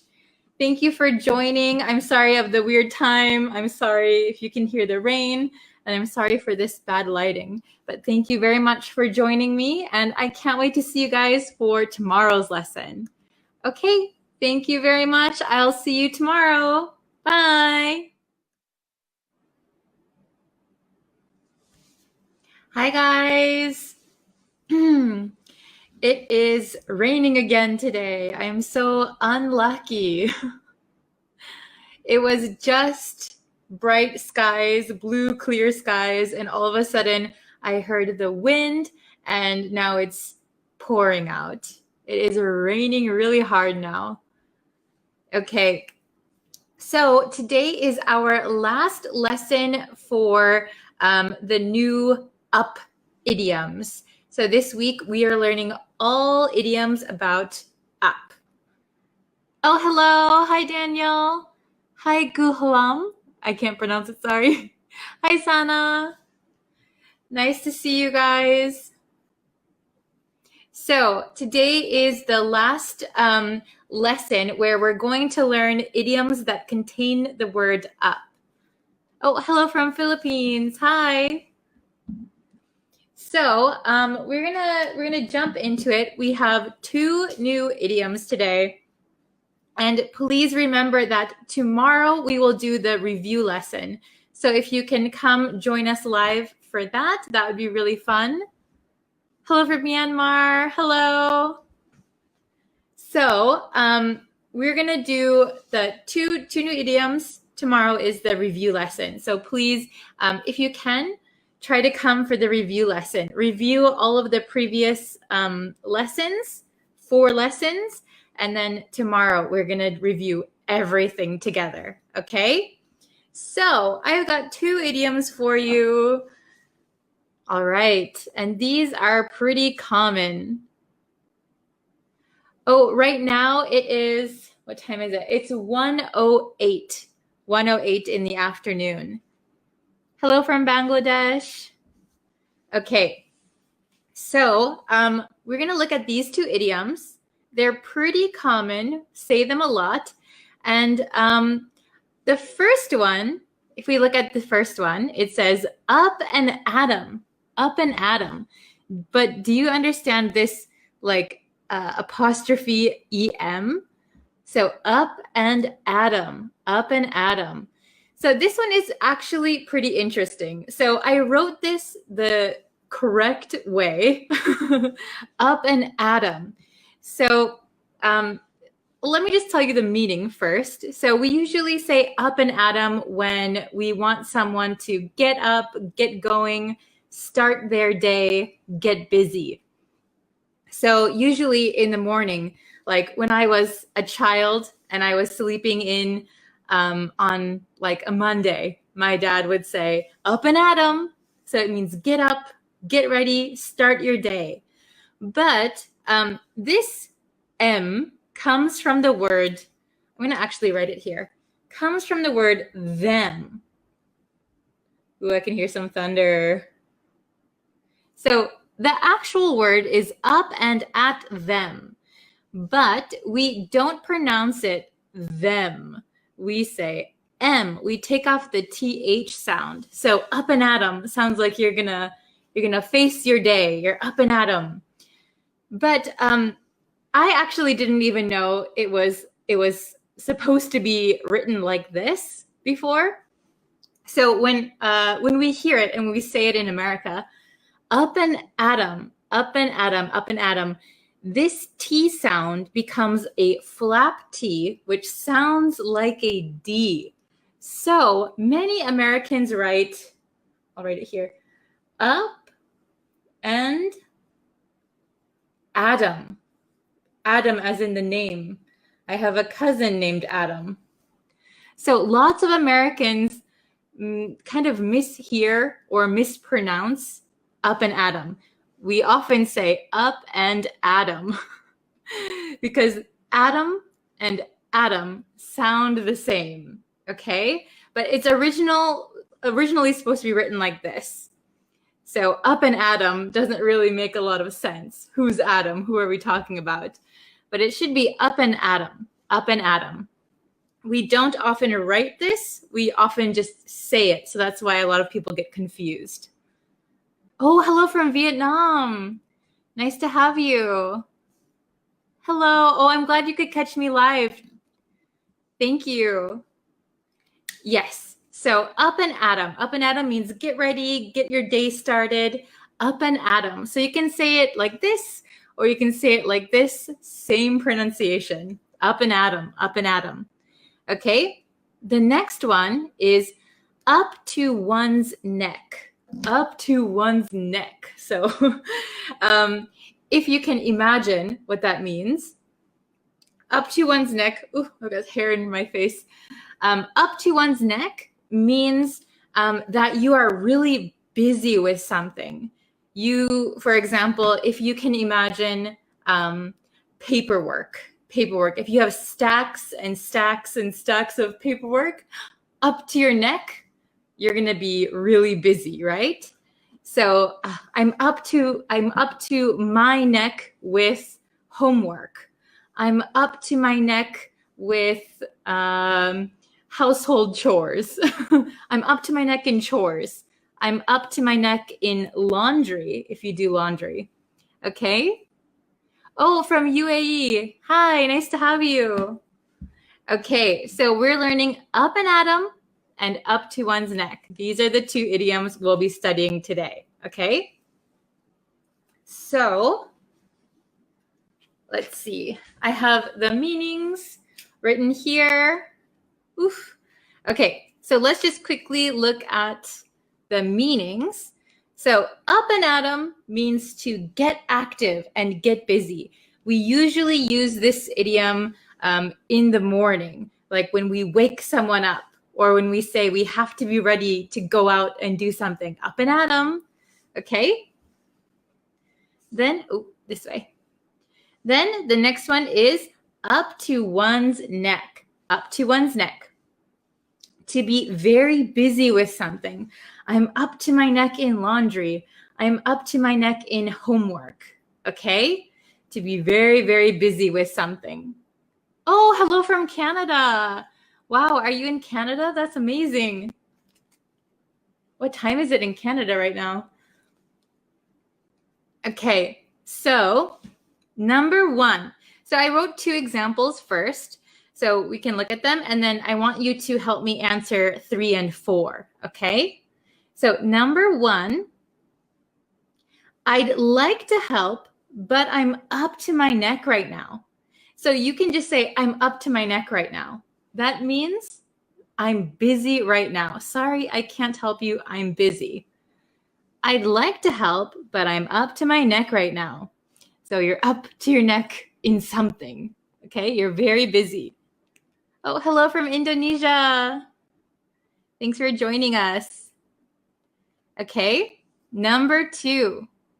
We have to be up and at 'em at 4 a.m. Oh, too early for me. We have to be up and at 'em at 4 a.m. So this means we have to be awake and getting active at 4 a.m. We have to be ready, okay? We have to be ready to go at 4 a.m. All right, now 3 and 4, I need your help, okay? So we're gonna answer with either up and at 'em or up to someone's neck, okay? So number 3, please write your answers in the comments. Number 3, just an expression. It's time for breakfast. Which one do you think it is? Up and at 'em or up to one's neck? I think it's pretty easy, right? It's time for breakfast. Oh, hello. Oh, very good. Very good, Tanvir. Up and at 'em. That is correct. Very good. Oh, very good, Kevin. Oh, very good. Everybody's correct. Up and at 'em. Up and at 'em. Oops. At 'em. So that M means them. Up and at 'em. Can you see that in my terrible handwriting? Up and at 'em. It's time for breakfast. Get up. It's time for breakfast. Okay. You guys are so good. So smart. Okay. Then number 4. He's in paperwork. This is easy, right? We only have 2. He's in paperwork. Please write your answers in the comments. Who can get it right first? Number 4. He's up and at 'em in paperwork, or he's up to his neck in paperwork. Which one is correct? I'll give you 1 second. Oh, very good. Kevin is very fast. Very good. Oh, very good. How can I pronounce your name? Kemiatsu? My pronunciation is terrible. I'm so sorry. Oh, Sana got it too. Up to his neck. Very good. Easy one, easy. Up to his neck. Right? Up to his neck in paperwork. Okay. There we go. Yes. Oh, very good, Ali. Very good. Oh, okay. Nice. So, up and at 'em, to get active and get busy. Up to one's neck, to be very busy with something. Okay? So, remember, we say up and at 'em when you're waking someone up, or it's the morning, or you have to get going. You have to get busy for the day. Oh, everyone, good job. Okay. Then I'll just, up to one's neck, to be very busy with something. So that means you have a lot of something that you have to do, or maybe it's consuming your time. You're up to your neck in dishes. Ugh, I hate that. So you have so many dishes you have to wash. It's up to your neck. Oh, very good. Okay, so I'll just read these one more time so that you can remember them. I'd like to help, but I'm up to my neck right now. So you can just say it like that. I'm up to my neck right now. Sorry. Number 2, we have to be up and at 'em at 4 a.m. We have to be up and ready. Number 3, up and at 'em. It's time for breakfast. So wake up. It's time for breakfast. And number 4, he's up to his neck in paperwork. So he's so busy with paperwork, we probably can't disturb him. He's up to his neck in paperwork. Okay, so please remember these 2 new idioms, all right? Oh, you're up to your neck to have a picnic. So that means, you mean you're too busy to go on a picnic? You could say, I can't go on a picnic. I'm up to my neck in something. I'm up to my neck in work. I'm up to my neck in chores. Anything is okay. Very good. So please try and make some sentences. So, for example, I'm usually up and at 'em at 8 o'clock. I'm usually up and at 'em at 8 o'clock. So I'm usually awake. Maybe I got ready. I had some coffee. I'm up and at 'em. Or I'm up to my neck in, oh, you know what you could do? You could say, I'm up to my neck in debt. I'm up to my neck in trouble. So it could be like not busy with, but maybe consumed with. I'm up to my neck in something not good. Oh, you're welcome. Okay, so try to make a sentence for each, or at least one of them, and write it in the comments, and I will go and check them. I love reading your answers. They're so interesting. Okay, so please remember these 2. We are going to have a review lesson tomorrow. So go back for all of the up idioms.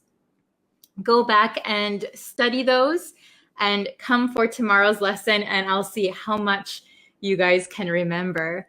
Okay, thank you so much for watching today's lesson. I will see you in tomorrow's live lesson. Okay, and if you could like this video and maybe share it with a friend, that's always really helpful. Okay, and also feel free to leave comments about what you want to learn. It's always good to get new ideas. Okay, thanks so much for watching. See you tomorrow. Bye-bye.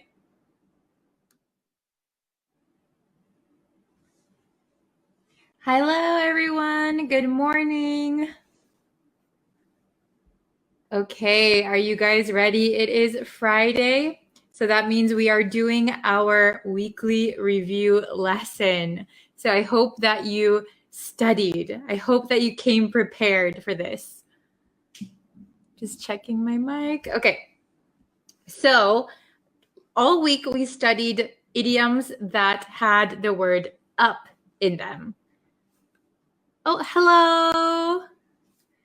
Thank you for coming. Are you guys ready for the review lesson? So all week we studied, we studied idioms that contain the word up. Oh, hello, Anna. Nice to see you again. So we learned 7 idioms. Okay, so we're going to go through review, and then I have some exercises that you guys can try. Okay, so I did get new markers. I hope you can see them. Can you see them? It's blue. Okay, so we learned 7 idioms. All right, so number 1 was toss up. So a toss up means that it's kind of a 50-50 chance for 2 choices. Oh, hello from India. Hello. Good morning. So, excuse me, I think I do have a cold again. I always have a cold. But a toss-up is like if you flip a coin and the coin has 2 sides. So usually we say heads and tails. So if you flip a coin, we say it's a toss-up. It's a toss-up. So when we decide between 2 things, it is a toss-up. 50-50, both are equally acceptable answers. Oh, from Afghanistan. Ooh, 9:38 p.m. in Mexico. Thank you for joining this late. Hello from Pakistan. Hello.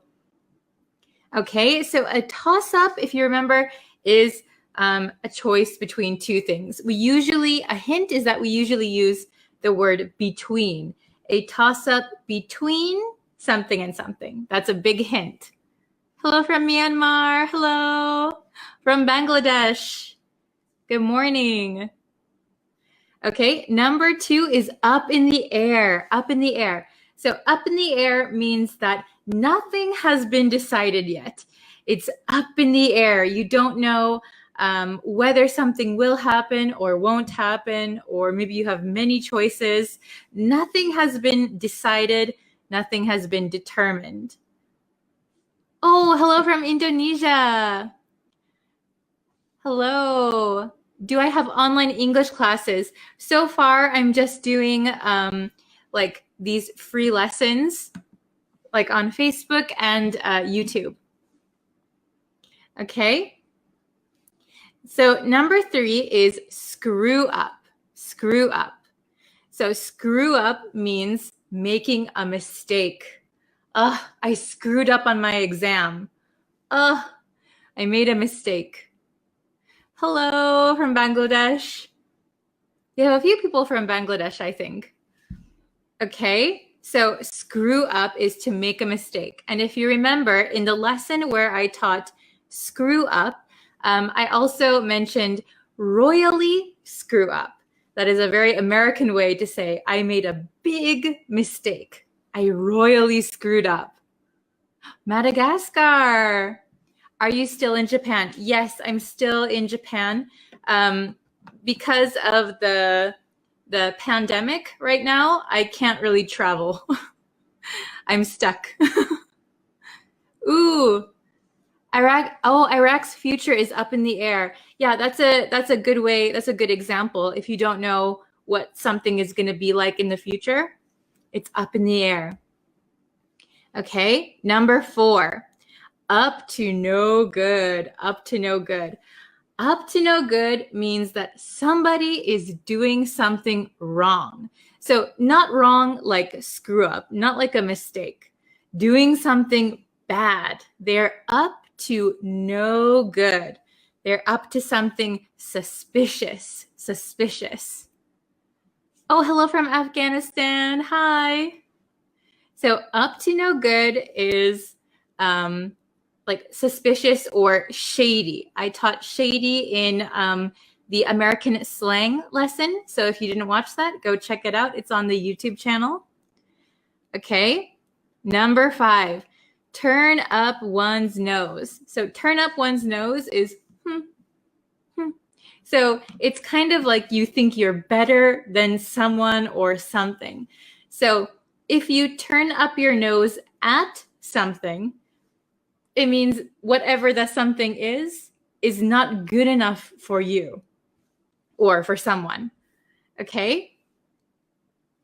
How is the weather of your country? Oh, so today is actually quite sunny. Can you see? It's a little bit sunny today, but I think we might get thunderstorms again. It's typhoon season. Okay. So turn up one's nose. Turn up one's nose. I don't like it. I don't accept it. So we use this when you reject something that's not good enough for someone. Oh, thank you. Thank you for coming. Okay. So if I said, I turned up my nose at the offer, it means the offer wasn't good enough for me. So this is kind of, I would say, not a very nice way to reject something. It's a little bit, you're above other people. Okay. Number 6, up and atom. Up and atom. And if you remember this one, we actually studied this one in the last lesson. Up and atom. A lot of Americans mishear this one as Adam, A-D-A-M, a person's name, which doesn't really make any sense. But it's because of the pronunciation. We say Adam, Adam. It becomes a flap T, so it sounds like a D sound. Up and atom, up and atom, up and atom. Okay, so up and atom means that you are ready for the day. You are getting active, get busy, let's go. So usually we say this in the morning, up and atom. Okay, and number 7, up to one's neck, up to one's neck. So up to one's neck means that you are so busy with something. So I'm up to my neck in homework. I'm up to my neck in English lessons. That means they're kind of stacked. Oh, I'm up to my neck in something. Yes, Adam is a name. That's true. Yes, I'm still in Japan. Okay. So, do you have any questions on 1 through 7? Do you have any questions? Otherwise, we're going to get into the exercises. Let's see. Oh, from Kurdistan. Hello. If you don't have any questions, we're going to get into the exercises. Oh, if you want to contact me, the best way to get a hold of me is through comments, like on either YouTube video or Facebook. I was up and Adam this morning. Yes, that's a perfect sentence. Good job. Hello, Daniel. Okay. Okay, so I'm going to go into the exercises now. Oh, up to no good. So you want to review up to no good? Ah, okay. So up to no good. So number 4, up to no good means someone is doing something bad or they are suspicious or shady. So, for example, if you are waiting outside of a bank and you see a man dressed in black with a black hat and a black mask, maybe you might think he's a little bit suspicious. Maybe you think, oh, is he going to rob the bank? I think he's up to no good. He is up to no good. He's going to do something bad. Okay? Ah, number 7. Can it be used for the sentence very busy in days? Up to one's neck. So up to one's neck means you are busy with something. So I'm up to my neck in something. I'm up to my neck in homework. I'm up to my neck in dishes. So it means that your work or what you have to do is piling up, piling up, piling up, piling up. So it means you're busy with something. Oh, do you need to see it a little bit closer? I ordered a bigger whiteboard, but it hasn't come yet. Okay. Hello from Pakistan. Okay. So let's try and go into the exercises really quick. Okay. So I also wrote small. This is my bigger whiteboard, but I did write smaller today. So I hope that you can see this. Actually, you know what? I'm going to move over a little bit. Oh, I have to move my chair.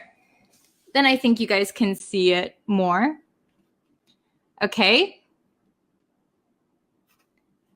So, thank you, Nana. So I have the words up here so you can see them. It's a little bit small today. Sorry about that.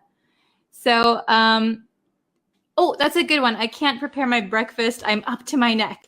Yeah, I'm up to my neck in something. You're busy. Okay. Oh, yeah, you can say I was up to my neck yesterday. Yeah, you can say that. That's okay. All right. So let's try number 1. Here, I'll put it really close. The boss at my proposal. The boss at my proposal. Which one do you think it is? I'll just be over here in the corner. The boss at my proposal. So if you're in a meeting or if you're at work and you give a proposal, a suggestion to your boss for business, but your boss rejects it. My boss, which one's this one? I don't like your proposal. Which one do you think that one is? My boss, Oh, I see some answers. No, not up and Adam, not toss up. The boss rejected. Big hint. Yes, very good. Very good, Anna. Okay, the boss turned up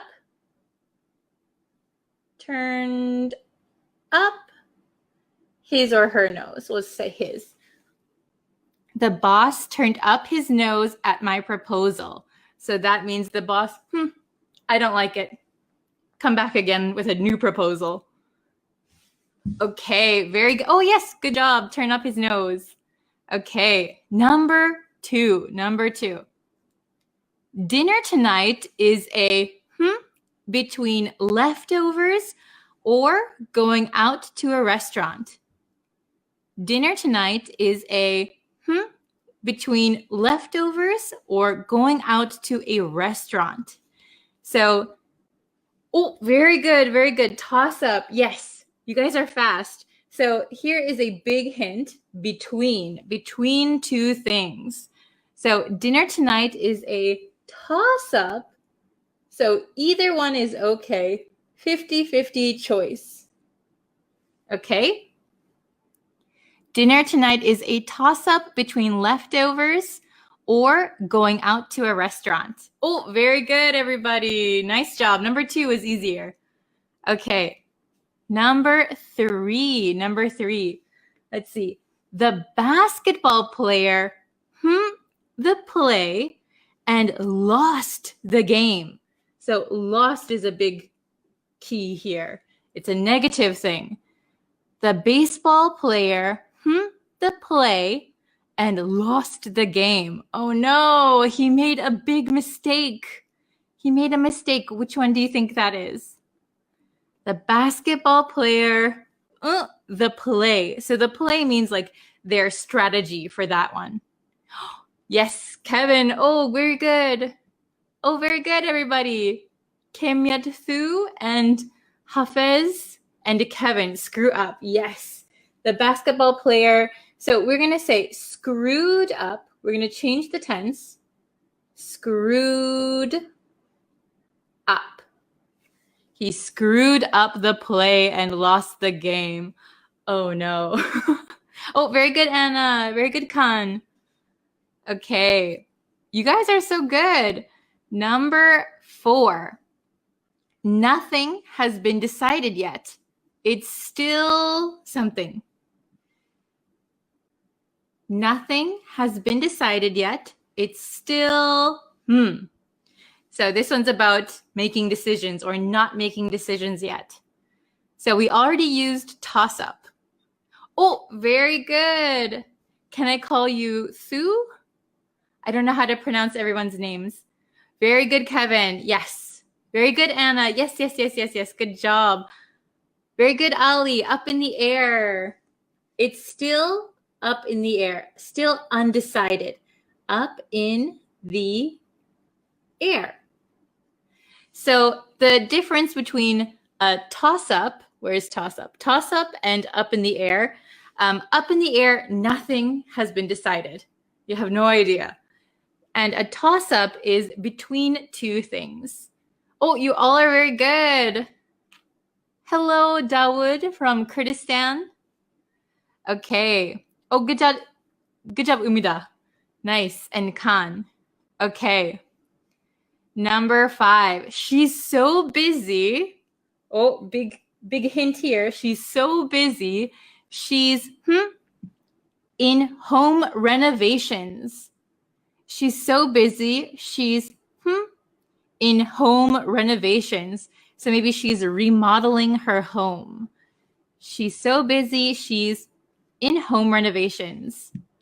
Oh, very good.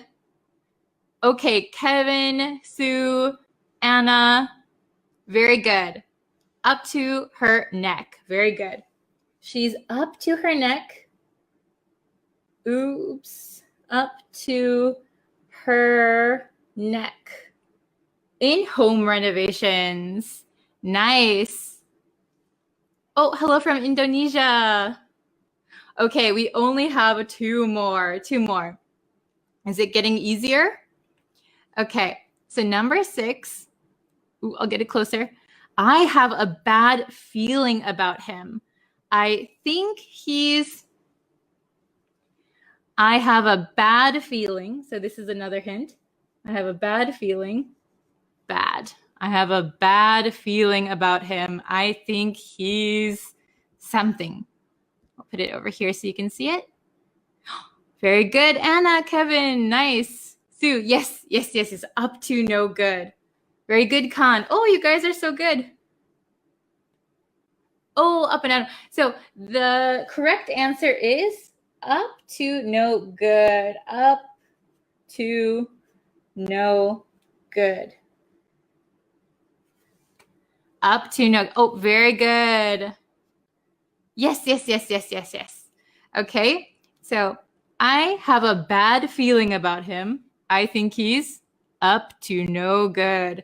I think he's doing something wrong. I think he's doing something bad. Okay. Oh, very good. Okay. And number 7, the last one. You can't oversleep. You can't oversleep. What do you think the correct answer is? I'll give you a second. It's the last one. Should be pretty easy. Very good. Sue and Anna, you got it. Okay. Up and Adam. Up and Adam. So it means you're up and ready for the day. Get up, get up. Okay, up and Adam, you can't oversleep. Very good. Nice job, everyone.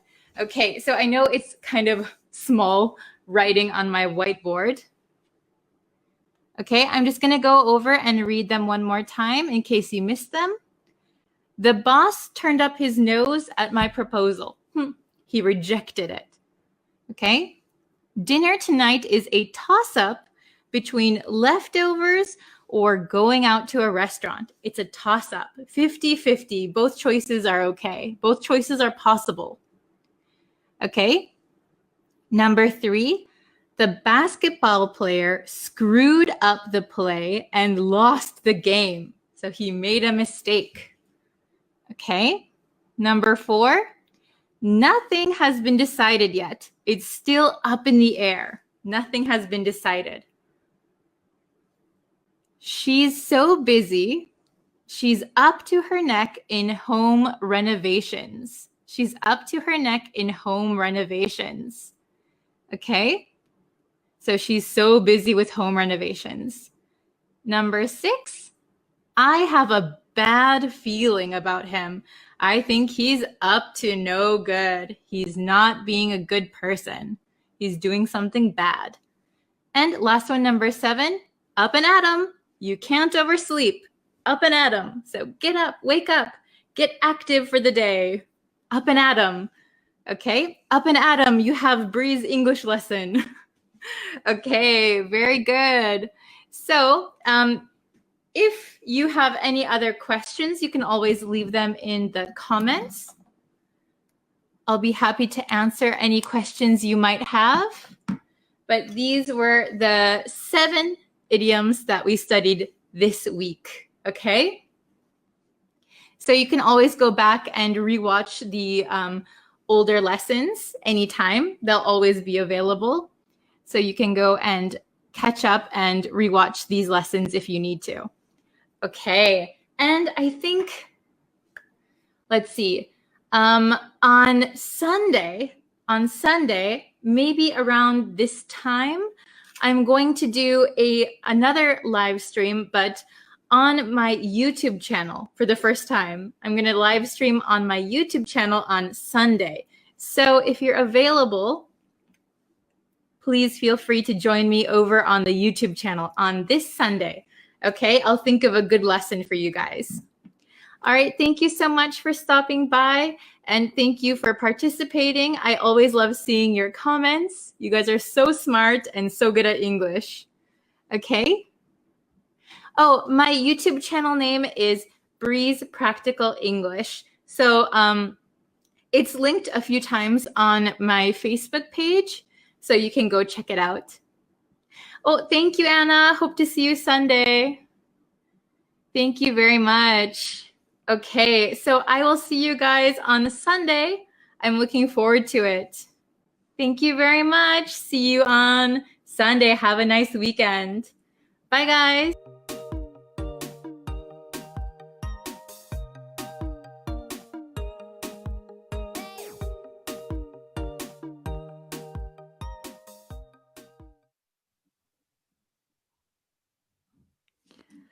Hello, everyone. Welcome to this very impromptu English lesson.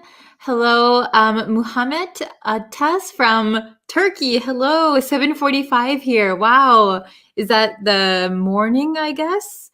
Is it 7:45 in the morning? It's about 1:45 in the afternoon here. I'm in Japan, so it's in the afternoon. Let's see. Okay, so I decided to do this lesson. You guys seem to be liking the live lessons with like current event topics. So what we're going to do today is, oh, hello, Mustafa. Hi.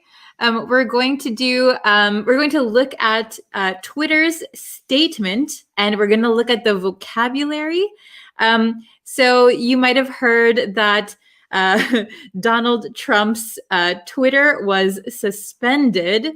So Twitter actually kind of deleted Donald Trump from Twitter. So we're going to look at Twitter's statement, and we are going to break down the vocabulary, maybe some grammar, and just use it as kind of a learning tool, okay?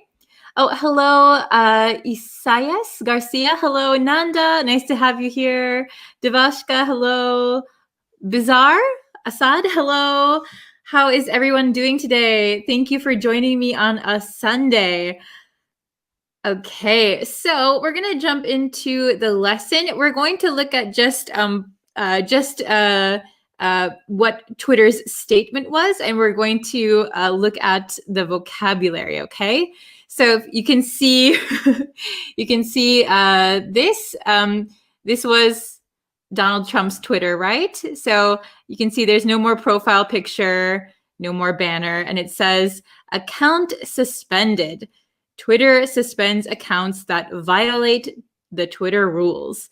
So can everyone see this all right? Let me check. Are you able to see? Please, could you talk with native speed ratio? Yeah, I will, sure. I will talk at a regular pace for you guys. This is kind of an advanced lesson. So, yeah, let's take a look. We're gonna only read until here, okay? Only until here. So very, very short, but we can look at some new words possibly, and some, maybe if you guys have some questions, I can answer them. Is it better? Can you see it should I do this? Maybe this way is better, okay? So this is a CNN article, but we're gonna read Twitter's statement. So the first sentence says, Twitter has suspended President Trump from its platform, the company said Friday evening. So this first sentence, it's pretty easy. So Twitter has suspended President Trump. So suspended has several meanings. For example, suspend could mean temporarily stop something. So for example, the construction of the bridge was suspended until further notice. So temporarily stopped. It could also mean officially prohibit. So, for example, if a police officer does something wrong, maybe they can't be a police officer anymore. So the police officer has been suspended. So officially prohibited from going back to their job. Suspended. I don't know about in your country, but in the US, if you are a very bad student, maybe you skip school all the time, you could be suspended. They will say, please do not come back to school until further notice. Okay, so Twitter has suspended President Trump from its platform. So we call places like Facebook, YouTube, Twitter, these are all platforms, okay? Social media platforms. All right, the company, so the company is Twitter, said Friday evening. Is it understandable so far? Okay, very good. So let's look at the next paragraph. After close review of recent tweets from the real Donald Trump account and the context around them, we have permanently suspended the account due to the risk of further incitement of violence, Twitter said. Okay, so this is a quote from Twitter. Let's break it down a little bit. So after close review, so they looked very carefully at recent tweets from the real Donald Trump account, so Donald Trump's Twitter account, and the context around them. So the context around them means like what happened around the tweets. So what his tweets actually caused, right? So the context around them, we have permanently suspended. Permanently means forever, permanent. So for example, if you get a tattoo on your arm, it is permanent. So permanently suspended. He can never have a Twitter account again, right? It's permanent, never again, forever. Permanently suspended the account due to. So we use due to when we talk about a reason or a cause. Due to traffic delays, I will be late for work, for example, because of traffic delays. So they suspended his account because of, due to, the risk of further, this might be a new word, incitement of violence. So Last time, let me put my face back on the screen a little bit. Oh, hello from Guatemala. Oh, okay. So let's see. So last time in the last lesson that we looked at the news, I taught you the word urge. Urge. So the news article said President Trump urged the protesters to maybe be violent, right? So urge means like to put pressure or to like kind of put pressure on someone to do something. It could be good or bad. I urge you to study. I urge you to break the law. It could be good or bad. However, the word incitement, incitement, let me spell it correctly. Okay, incitement. Incitement means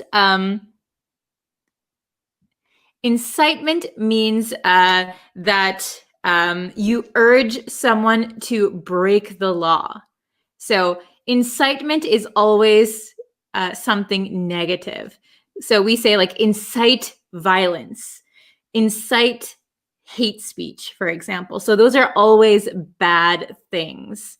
So urge just means put pressure to do something. Incitement is pressure or urging to break the law, do something bad. So in Twitter's eyes, let's bring this back up. In Twitter's eyes, they thought Donald Trump's account was putting risk of further incitement of violence. So more pushing of violence. Okay, is it understandable? Let me take a look at the chat again.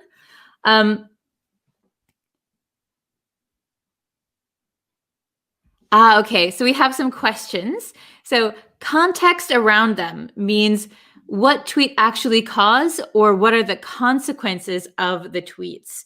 So I think both of what you're saying is the same. So what they cause and the consequence of them. So the context of the tweets, maybe he's, for example, if Trump said, for example, let's all go to the Capitol, the context is not, hey, let's go have a picnic at the Capitol.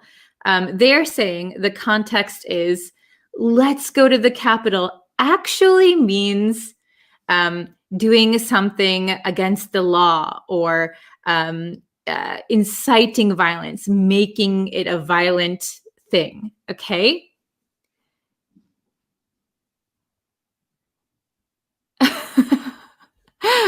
I'm too kind to troll. So funny. Okay. Yeah, incitement equals encouragement. Incitement equals encouragement. Yes. So encouragement could be good or bad. Good or bad. Like encouraging someone to commit a crime would be bad, but encouraging someone to do well on their test is a good thing. Incitement is always going to be something bad. All right. Okay.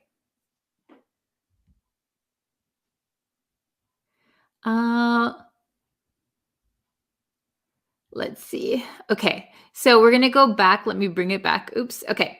So let's see. Okay. So everyone understand this part?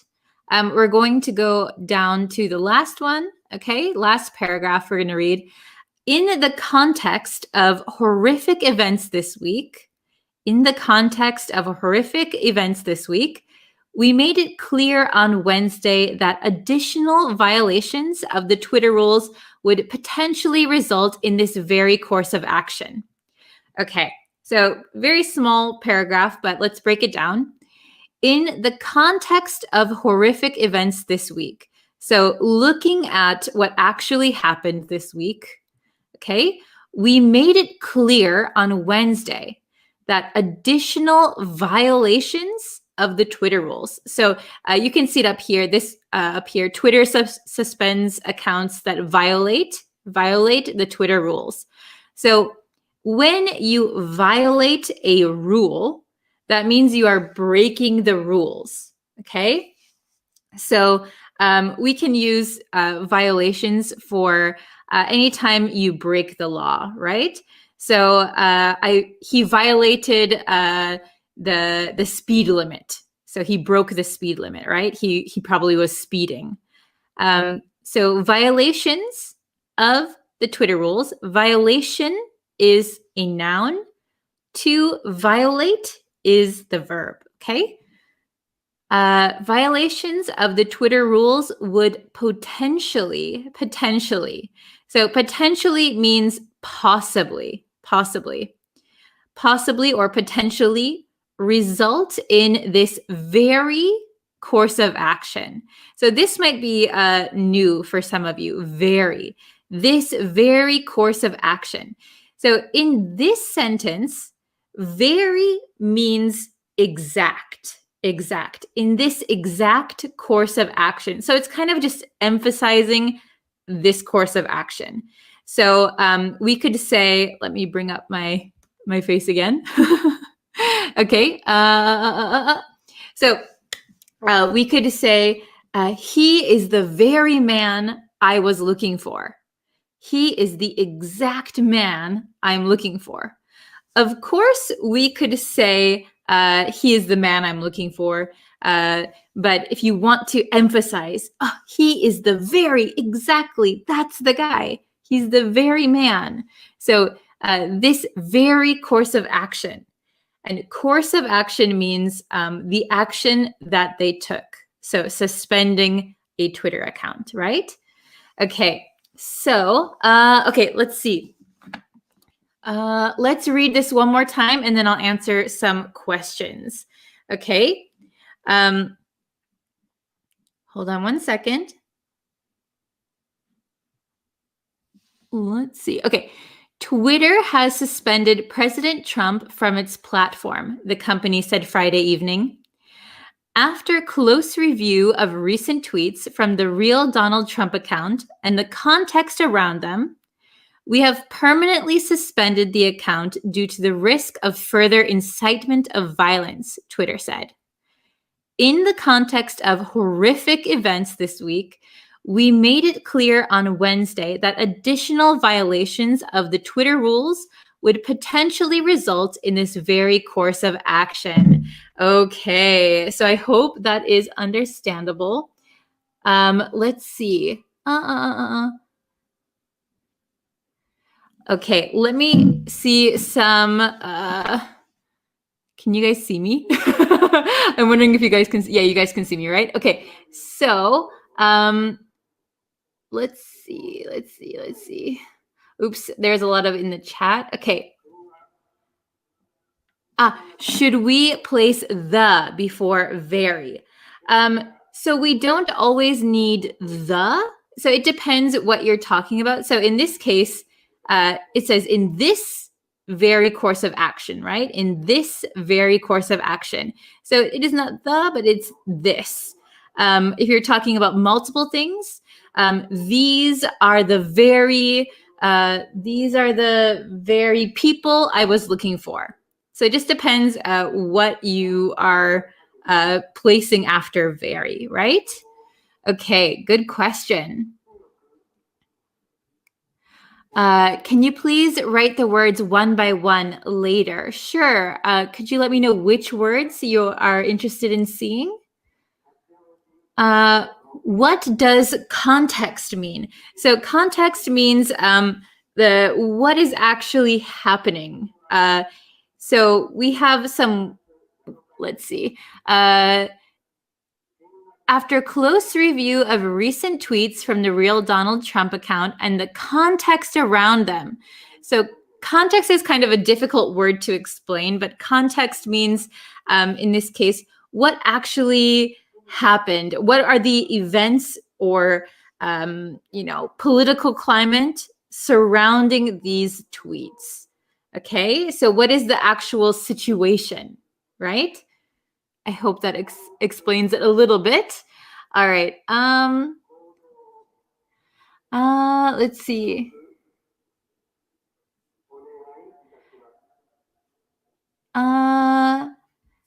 That means very equals this. So in this case, very means like exact. Very equals exact. So it's just placing emphasis on what you're talking about. So they could have simply said violations of the Twitter rules would potentially result in this course of action. However, they put very to mean exact, and it's emphasizing this course of action. Okay. Let's see. What is the opposite of suspend? That's a good question. So suspend means like you are prohibiting something, or you are what's the word I'm looking for? Temporarily stopping something. So the opposite of suspend, I guess, what would the opposite of suspend be? Like allowing something, or like, so for example, if I did something bad on YouTube, if I made a very terrible video on YouTube, I could get my account suspended. So the opposite, if you get your account suspended, maybe you contact YouTube or you contact Twitter, and then you want to get your account back. In that case, we would say reinstate. But that means once you got it taken away, and then you get it back, reinstate. But it's not really the opposite of suspend. It's just it's what happens after you've been suspended once. Okay. Oh, resume. That is a good one, Nanda. Very good. Yeah. If you resume, so in my first example, the bridge suspended construction, temporarily stopped construction. Then you could use resume once it starts again. But if you're talking about like a Twitter account or a YouTube account or something being suspended, maybe you could get your account reinstated. But resume is a good one. Okay. Nice job. Okay, very good. So if you guys have more questions, please leave them in the comments. So let's see. I'll put my face up on the screen again. Oh my gosh, so big. Okay, so if you guys have any more questions, you can leave them in the comments. I have to get going, but I hope this was a little bit useful. Just looking at current events and like taking the news and using it as an English lesson, no matter your political belief or anything, it doesn't matter. Just we're going to use these current events for a learning, what do you call it? A learning situation, right? Let me know if you want me to look at different kinds of topics. So, so far I've just done what's happening recently in the US, but if you want to see like other topics of other countries, or like light topics, like light-hearted topics, let me know. If you have any suggestions, please tell me. I'm open to anything. Okay, so let's see. Oh, very good. Okay, Twitter permanently suspended Trump's account on this very first time, or they warned him earlier not to repeat this incitement of violence again. Okay, good question. So first they warned him. They deleted some of his tweets, and they said, hey, if you do this again, let me pull up the article one more time really quick. Actually, let me make it bigger. Okay, so they said, in the context of horrific events this week, we made it clear on Wednesday, so this happened on Wednesday, that additional violations of the Twitter rules would potentially result in this very course of action. So this very course of action was permanently suspending the account. So on Wednesday, they saw he was tweeting some things that they didn't like that broke Twitter's rules. So they warned him. And then apparently he tweeted some more things that Twitter did not like that they said broke their rules. So it resulted in permanently suspending his account. So Donald Trump no longer has a Twitter account. Okay. All right. Okay. So learning political topics and words can be used in that situation. Okay. I will include those in the lessons. Oh, Tetewin, I'm late. Oh no. Sorry, I just decided to come online, but we just talked about Donald Trump's being suspended from Twitter. So we looked at that article. But I do have to get going now, so I have to end the lesson. I will take into consideration all of your suggestions and we can continue from there. If you have any other questions, please leave them in the comments. All right. Thank you everyone so much. And I will see you guys tomorrow for a brand new lesson. Bye everyone. Hello everyone. Hello. I'm so sorry for being late today. I'm later than I originally planned to schedule today's lesson. So yeah, I had to go to the doctor today. I'm still recovering from being sick, but it was all great. We're okay, and we're gonna start today's lesson. I don't have that much time, so it's going to be a little bit of a quick lesson. Okay, so thank you everyone for joining. If you could, before we get into the lesson, you can always like the YouTube page. You can like my Facebook page. You can subscribe, turn on notifications, and that way you'll know when I post new lessons. Okay, so I want to thank you all for joining. Hello everyone, welcome. So today's lesson, let's get into it. We're going to learn the difference between compare to and compare with. Compare to, compare with. So both of these are acceptable prepositions. Compare to something, compare with something. But they have a little bit of a different meaning, okay? So first, let's go over what compare means. So when we use compare, we use it to talk about differences or similarities between two or more things. Usually two things, could be more, all right? So compare to, compare with. Let's see the differences, okay? And then you guys can make some example sentences and we can put them on the screen. All right. So, okay, here we have it. So compare to. So these are going to be the traditional ways of using these. So compare to. Traditionally, compare to is used when two things are similar. So we often use compare to talk about similarities. Similarities between two or more things. Okay, pretty easy, right? Some people, even native speakers, some people use compare to talk about differences. But when we want to talk about similarities, you can use compare to. It focuses on similarities. Now, compare with, excuse my voice, compare with is used when pointing out similarities and or differences. I should put a slash here. And or differences.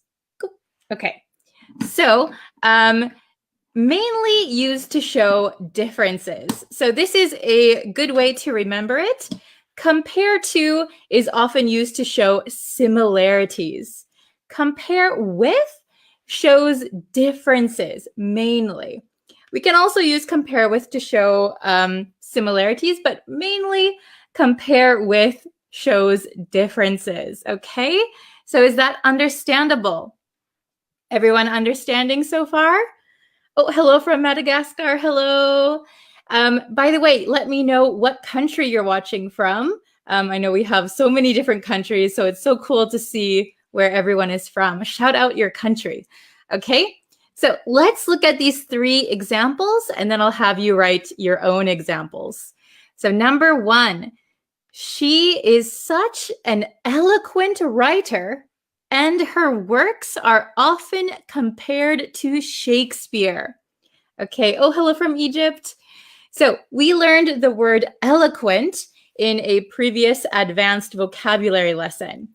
So eloquent, remember, means very good with words, very convincing, powerful, usually a good speaker and a good writer.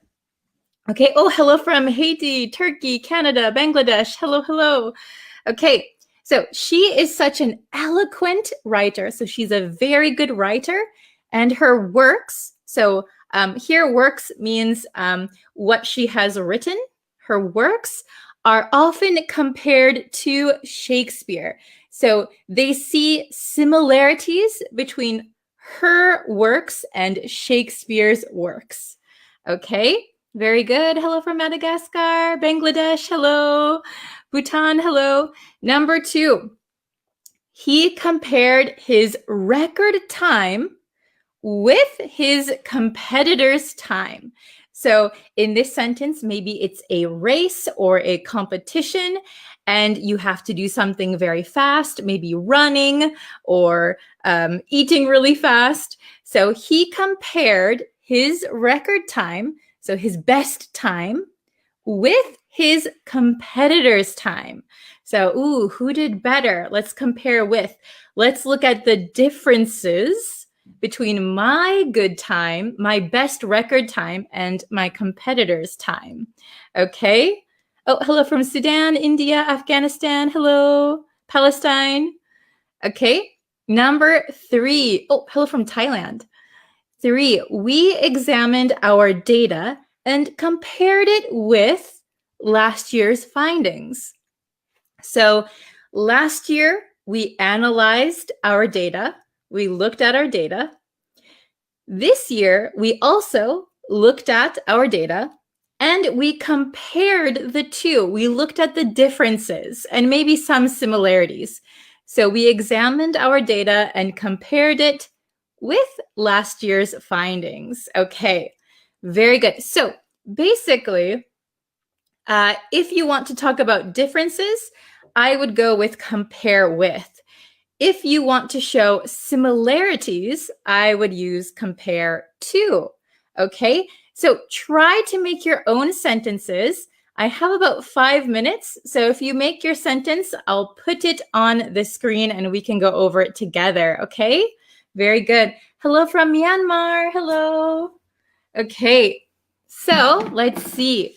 Do you have your own sentence? Can you make a sentence with, let's see, here's the board.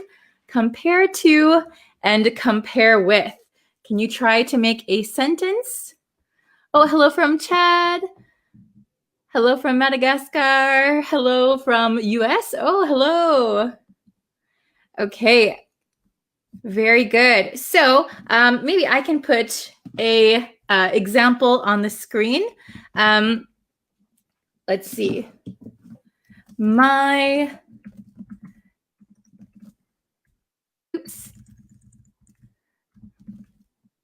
parents often compared my grades. Let me spell it right. Grades with my sisters. Oops. I put a, from Singapore, hello. Okay, my parents often compared my grades with my sisters. So I accidentally put a capital S when I typed, but should be a small s. So my parents looked at the differences between my grades and my sister's grades, right? Ooh, who is doing better? You need to improve more. Very good. Okay. Let's see. to compare with my skirts, I prefer the short one. Very good. So maybe we need something, for example, in this case, maybe I would say, when comparing my skirts, I prefer the short one. Or compared with the long skirts, the short ones are better, or I like them more. So when we use compare to or compare with, we need like 2 things or 3 things, 4 things that we're looking at. But very good example. Okay. Let's see. Hello from Singapore. Oh, very good. I don't know why people compare themselves with each other. Very good. I don't know why people compare themselves with each other. Excellent, excellent. Okay, so why do we look at the differences between us, right? Excellent. Okay. Oh, this is a good one. I compare the life in Palestine with life in Canada. Very good. I compare life in Palestine with life in Canada. Excellent. So if you have lived in both countries, maybe you can see some similarities, but mainly some differences. Excellent. Okay. Let's see.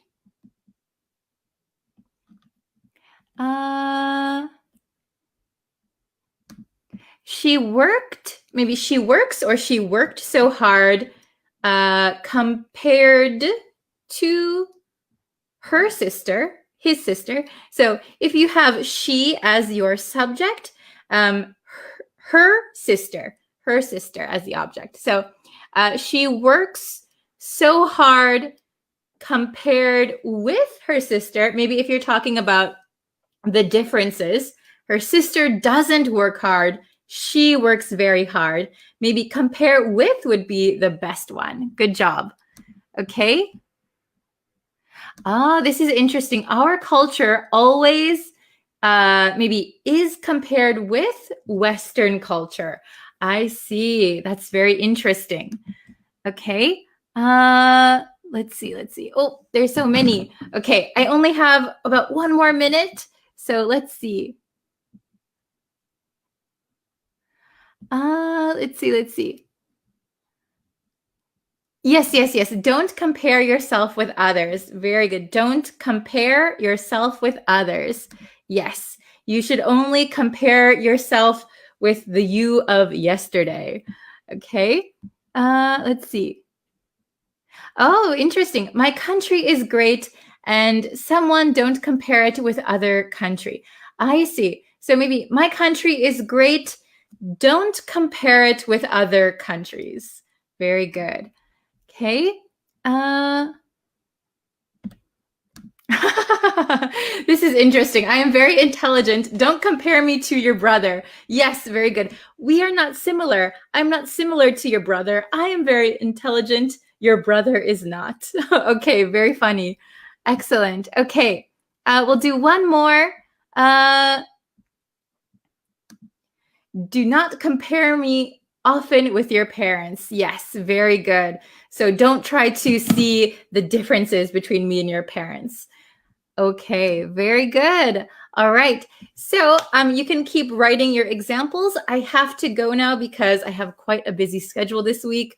I'll be back. I'll have another lesson on YouTube later, and I'll have another lesson on Facebook tomorrow. Okay, so please subscribe. Thank you guys so much for watching, and I will see you next time. Bye, everyone. Thank you. Hello, everyone. Hello, students. How are you today? I hope you are ready for today's lesson. In today's lesson, we are going to be learning 10, that's right, you heard that right, 10 advanced vocabulary words, okay? 10 advanced vocabulary words. We're going to focus on 4 specific words, but in my example sentences and in the definitions of these words, you'll learn other words too, 6 other words. So total, you will learn 10 new vocabulary words.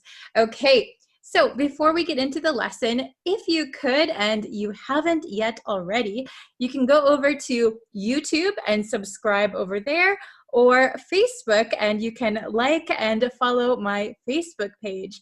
You can turn on notifications on both YouTube and Facebook, and that way you'll know when I go live and when I post new lessons. Okay, let's get into today's lesson.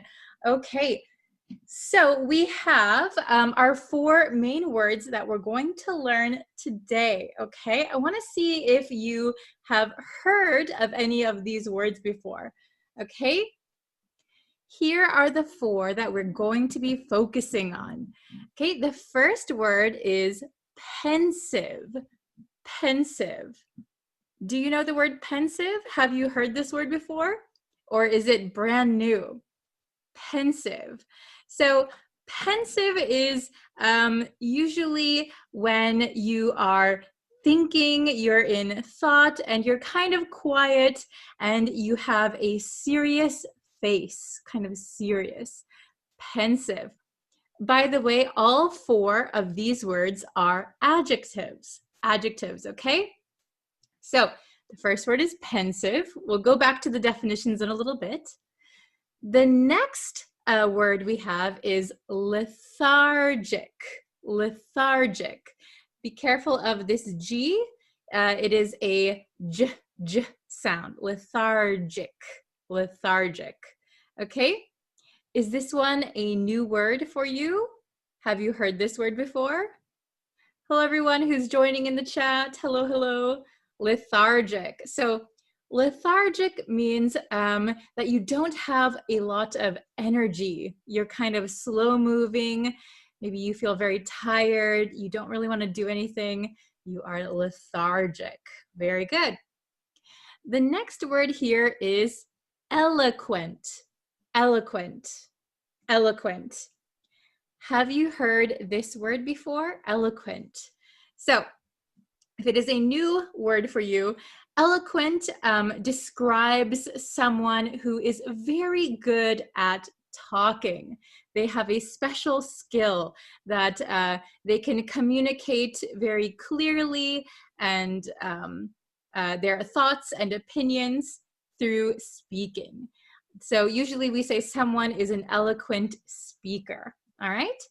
And the last one we have is preoccupied. Preoccupied.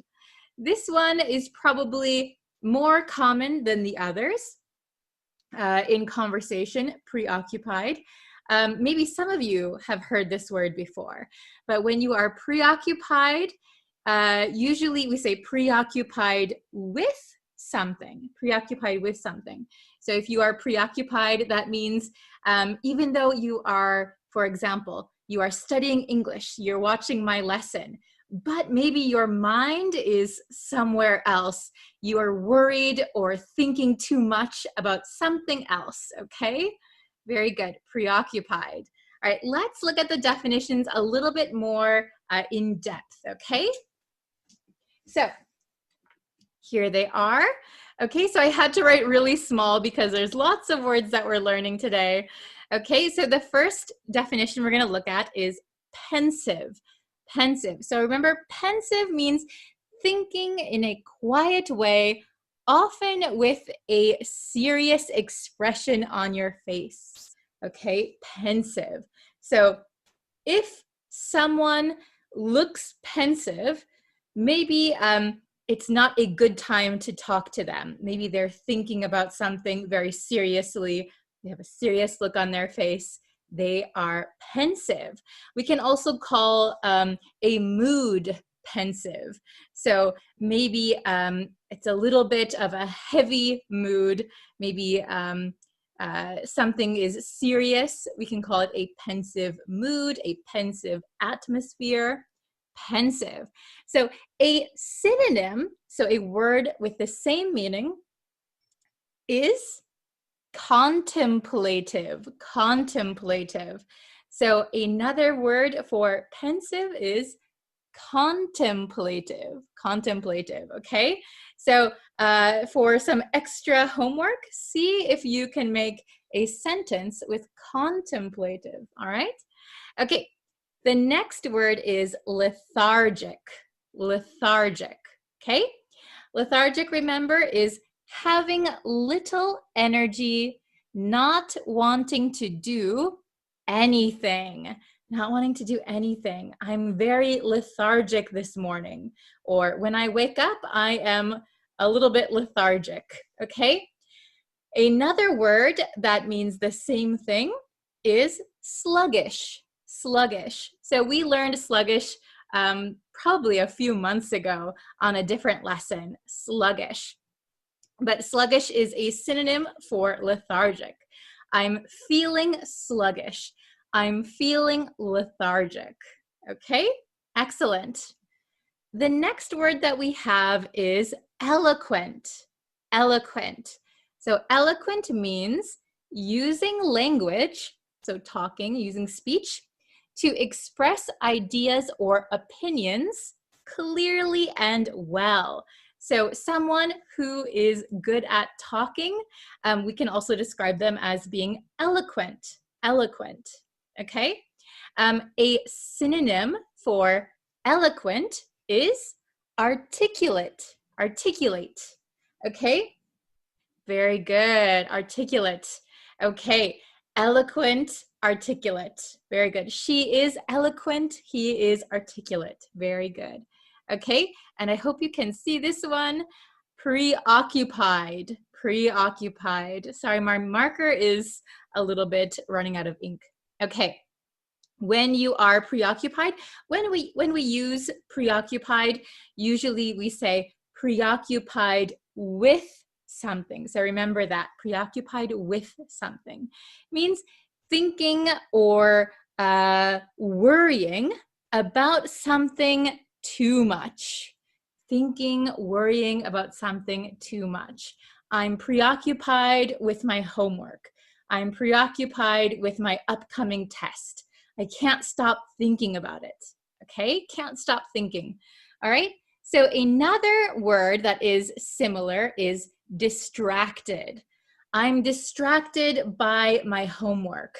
I can't enjoy the camping trip because I am distracted by my homework. I'm preoccupied with my homework, worrying, thinking too much. Okay, so let me just check my time. Okay, I have some time left. So let's go over numbers 1 through 4 together. So I have blanks here. So I want you to fill in the blank with the correct word up here. Okay, very good. So number 1, my grandmother was such an speaker. My grandmother was such an speaker.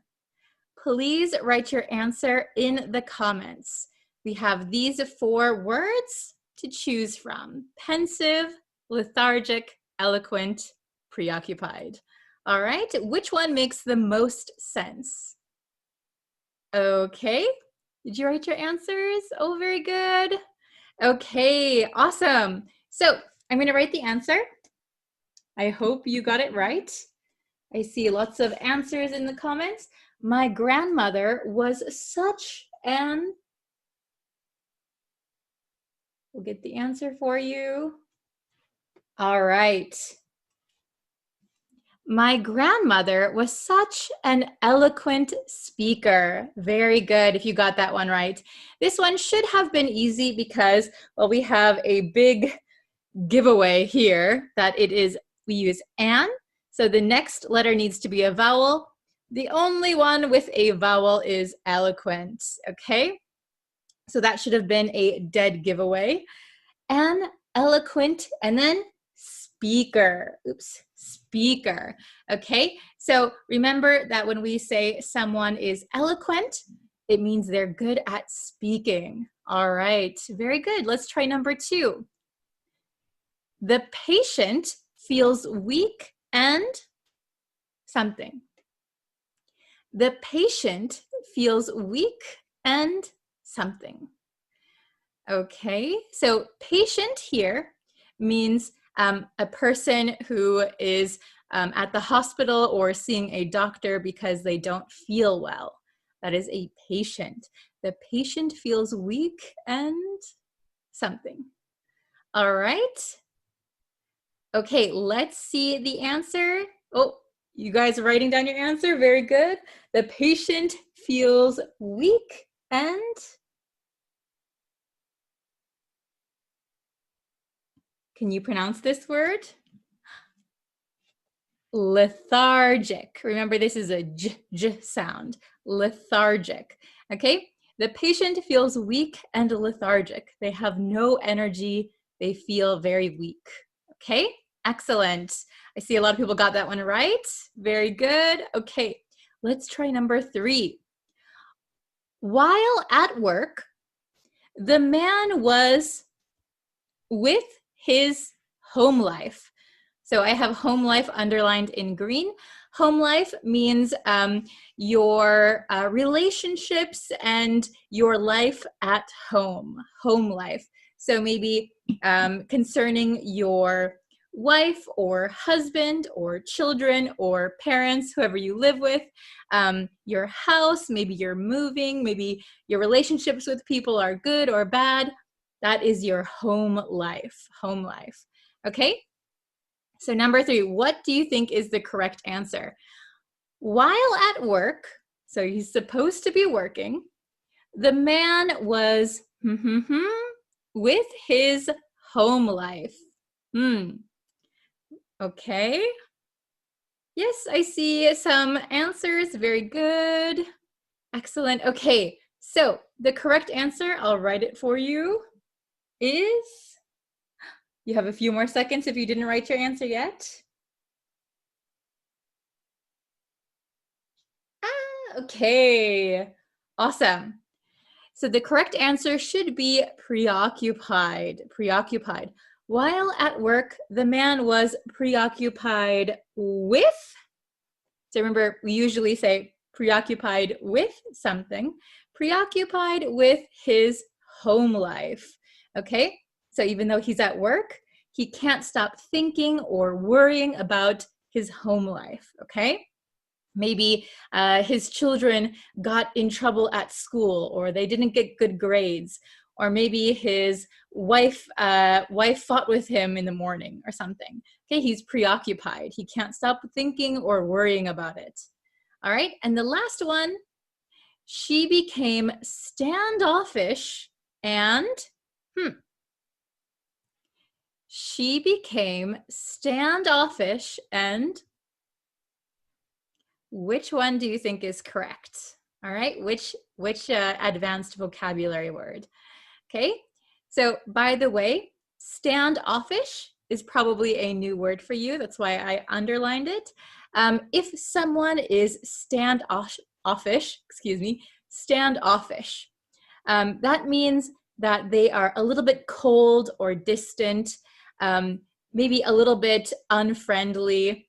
So if your friend suddenly becomes standoffish, maybe there's a problem. So maybe they're not telling you something, but maybe they are angry at you, or there is some kind of problem. They become cold and distant and not friendly. Okay, she became standoffish, and the correct answer is,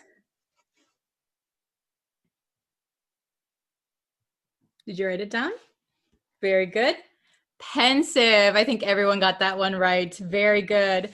She became standoffish and pensive. So she became a little cold and distant, and then maybe thinking in a very quiet way with a serious face. So maybe something happened, something's wrong.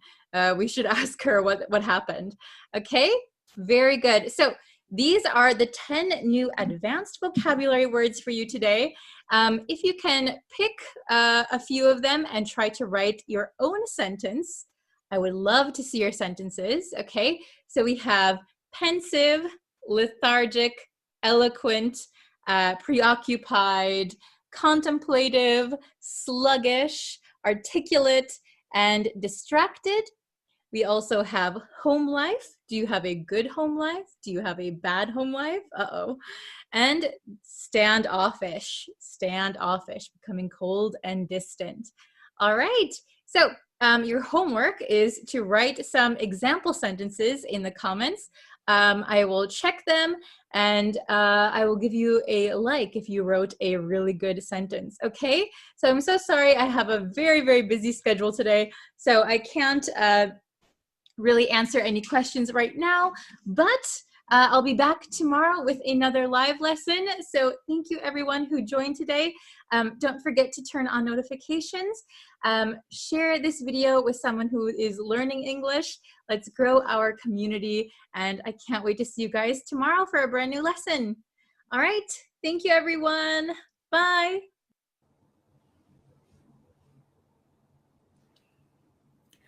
Hello, everyone. Hello, hello. Are you having a great day so far? I apologize for yesterday. I got really busy. My appointment ran longer than I expected, and I wasn't feeling that well. So I'm so sorry I didn't post a video on YouTube or Facebook. I'm very sorry about that. But today we will have a lesson. Let me move my mic a bit closer. Hello, Golden. Hello, hello. Before we jump into today's lesson, if you haven't yet and you would like to know when I go live, when I post quizzes, when I post new lessons, you can subscribe to me on YouTube, follow me on Facebook, and you can turn on notifications over there. I'm also on TikTok. You can find me over there too. Tatetwin, hello. Are you okay? Yes, I'm okay.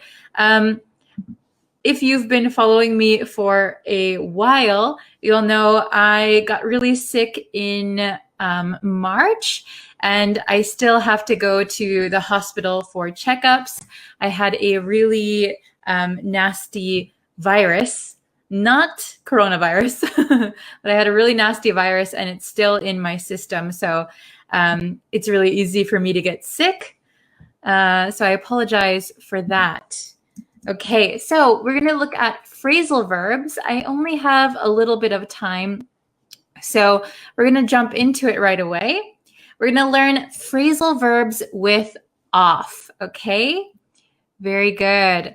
So phrasal verbs with off. Let's take a look. The first one we have is better off. Better off, okay? So the meaning, there are two main meanings we're going to learn today with better off. The first meaning is in a more satisfactory situation than you were before. So your situation is better now than before. Okay, very good.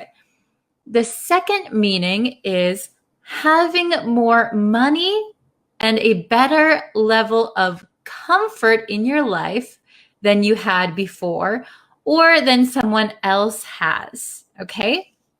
So basically, when we use better off, you are in a better situation than before, okay? So it could be just about your situation, or it could be specifically about money and comfort level, okay? So let's take a look at some examples. Better off. So remember, this is inseparable, okay? We don't separate better off. So here are some examples. I know you loved him, but you're better off without him. Okay, so maybe somebody was in a relationship, boyfriend, girlfriend, husband, wife. I know you loved him, but you're better off without him. Okay. Yes, you can say, I'm better off now. Yes, that is completely correct, Mohammed. Very good. Okay, so even though you loved him, you are in a better situation now without him. Okay, he wasn't good for you. The next one, you're better off not knowing. You're better off not knowing. So this could be about anything, about what somebody said, about gossip, about maybe a diagnosis. you're better off not knowing. So not knowing is a better situation than knowing. Knowing maybe is a not good situation. Okay? The last one, we are far better off. So here, far means very. We are far better off now than we were 5 years ago. So this could be about your financial situation, money. We are far better off now than we were 5 years ago. 5 years ago, we had no money. Now we are very stable, very successful. Okay. Next one is come off, also inseparable. We do not separate this one. Meaning is to appear or to seem to be. He comes off as desperate. So he appears desperate. Okay, very good. The next one, I don't want to come off as rude. I don't want to come off as rude. So I don't want to appear to other people as a rude person. Okay, very good. Excellent. Oh, I see some great examples in the chat. Very good. My English is better off, I reckon. Better off than before. Very good. Okay. The next one is doze off. Again, inseparable. Inseparable. Do not separate doze off. The meaning is to fall asleep, especially for a short period of time. So kind of, we think doze off is like you're sleepy and suddenly you fall asleep, but a short time later you wake up. Okay? Especially for a short period of time. Okay, example, she dozed off for a few hours. So a few hours is a short period of time. She dozed off for a few hours. Doze off is kind of like a nap. Okay? The students dozed off during the lecture. Maybe the professor is talking, a little boring. So the students doze off. Very good. Okay. Next one, we're going kind of fast because I only have 6 minutes before I have to get off. Oh my goodness. Shrug off. This one is separable. This one is separable. Okay. The meaning is to dismiss something as unimportant. Okay. Shrug off. So shrug is kind of like this. So if you shrug off something or you shrug something off, it means that you're dismissing it. Oh, not important, not worth my time. Okay? So examples, you shouldn't shrug off your responsibilities. Okay? Your responsibilities are important. You shouldn't shrug them off. Okay? The criticism didn't bother her. The criticism didn't bother her. She just shrugged it off. So here it's separated. Shrugged it off.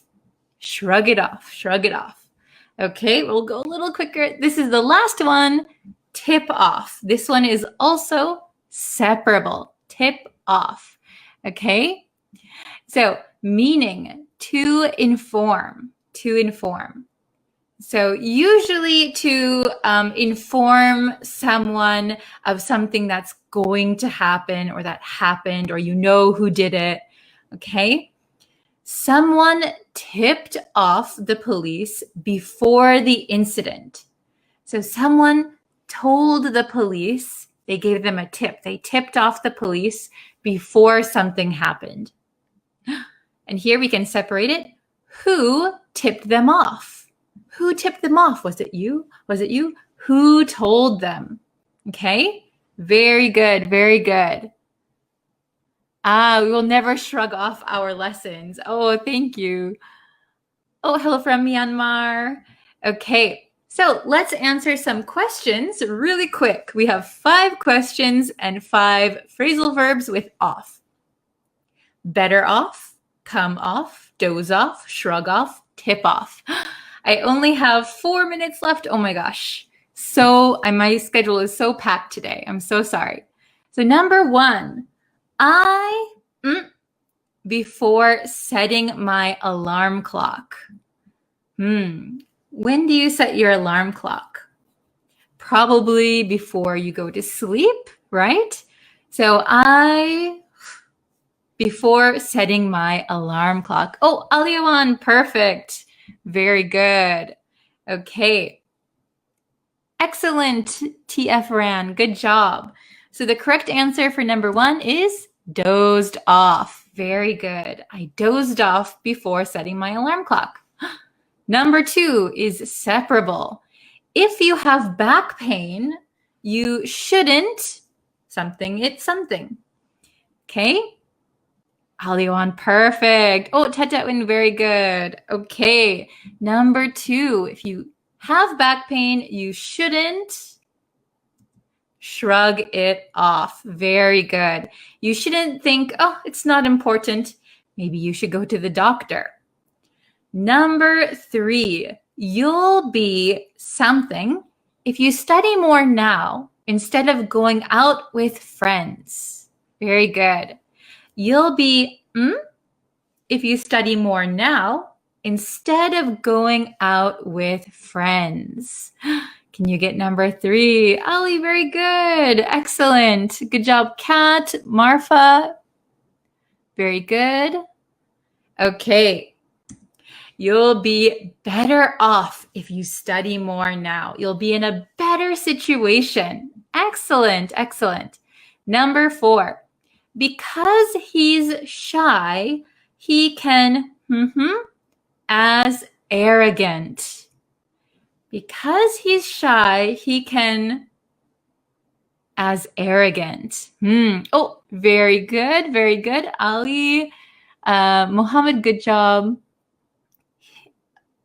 Muhammad again, good job. Okay, very good. Come off. He can appear as arrogant. He looks arrogant, but he's just shy. Okay? Number 5, the last one. The police were about the bank robbery. This one's easy, right? We only have one left. The police were about the bank robbery. Oh, good job. Very good. Okay, the last answer is, so we have were here, so we got to change it. Tipped off. Very good. The police were tipped off about the bank robbery. Excellent. Good job. I hope you got all 5 correct. We went through it kind of quickly today. If you need more help, you can always go back and review this lesson. Maybe you can write down the words that you didn't know. Okay, very good, everyone. So let's see. I will do my best to put up a YouTube video again today. And yes, I'm just so packed with my schedule. I'll do my best. Okay. Thank you, everyone, for watching, and I will see you very, very soon. Thank you again. Take care, everyone. Bye-bye. Hello, everyone. Thank you for joining today's lesson. By the way, if you guys haven't yet and you want to know when I go live, when I have new lessons available, please subscribe to the YouTube channel. You can also like and follow the Facebook page. So I do lessons on both YouTube and Facebook. So I hope you join me for both of those if you can. But yes, welcome to today's lesson. I hope you are all well. I was a little bit sick yesterday, so I'm sorry if my voice sounds a little bit strange today. I'm still recovering. Hello, welcome everyone. Nice to see you. Hello, Jail, Andre. Hello, hello, welcome. Okay, so we're going to get into today's lesson. So today's lesson is kind of interesting. It's a little bit different than the lessons that we usually do, I think. So today we're going to be looking at nouns acting as adjectives. did you know that we can sometimes use nouns as adjectives? So that's right. We can use nouns to modify other nouns. So we put two nouns together, and that means the first noun is modifying the second noun, okay? So I have some sentences for you, and I'd like you to pick out where you see the nouns acting as adjectives, okay? So a little bit different than our usual lesson style, but I think this is very helpful. Okay, so here are some 6 examples of nouns acting as adjectives. So we're going to go through each sentence, and I want you to tell me where you see the noun acting as an adjective, okay? So number 1, very simple sentence, right? Why are fuel prices increasing? Why are fuel prices increasing? Where do you see a noun acting like an adjective? Can you tell me which word is a noun acting as an adjective? You can write it in the comments. Okay, I'll give you a second, and then I will show you. So, oh, very good. I see someone has the correct answer. Awesome. So, here is our noun acting like an adjective. Fuel. Why are fuel, let me get my second marker. Fuel is modifying the other noun, prices. Okay, why are fuel prices increasing? Okay, so fuel is pretending or acting like an adjective, and it is modifying prices. Very good. Okay, how about number 2? My grandpa would always tell me war stories. My grandpa would always tell me war stories. Which word do you think is the noun pretending to be an adjective? What do you think for number 2? Oh, very good, Yarzar. Excellent. Oh, very good. Excellent. I see some people got the right answer. My grandpa would always tell me. Here we have the sneaky adjective. Sneaky noun. It's pretending to be an adjective, and it is modifying stories. Okay? So if you said, tell me scary stories, scary is an adjective. So that's a regular adjective modifying a noun. But war is a noun already. So when we say war stories, it is pretending or acting like an adjective. Very good. Number 3, she is a news reporter. Hopefully this one is pretty easy. She is a news reporter. Which one do you think is the noun acting like an adjective? Oh, very good, Elmon. Excellent. She is a news. News is pretending to be an adjective, and it is modifying reporter. What kind of reporter is she? She's a good reporter. Good is an adjective. She is a kind reporter. Kind is an adjective. She is a news reporter. Here, news is acting like an adjective. Excellent. You guys are so on the ball. Very good. Okay, number 4. Could you tell her to shut the car door? This should actually be a question mark at the end. Wow. Okay, even teachers make mistakes sometimes. Could you tell her to shut the car door? Where do you see the noun pretending to be an adjective? Very good. Excellent. Could you tell her to shut the car door? So car is modifying door. What kind of door? A car door. Excellent. You guys are so good. Wow, very impressed. Okay, number 5. Number 5.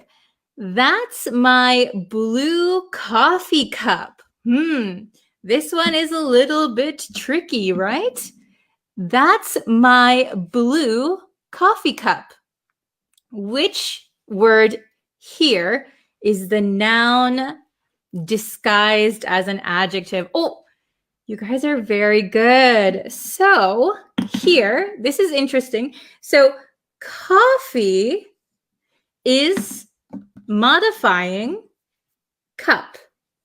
What kind of cup? It's a coffee cup.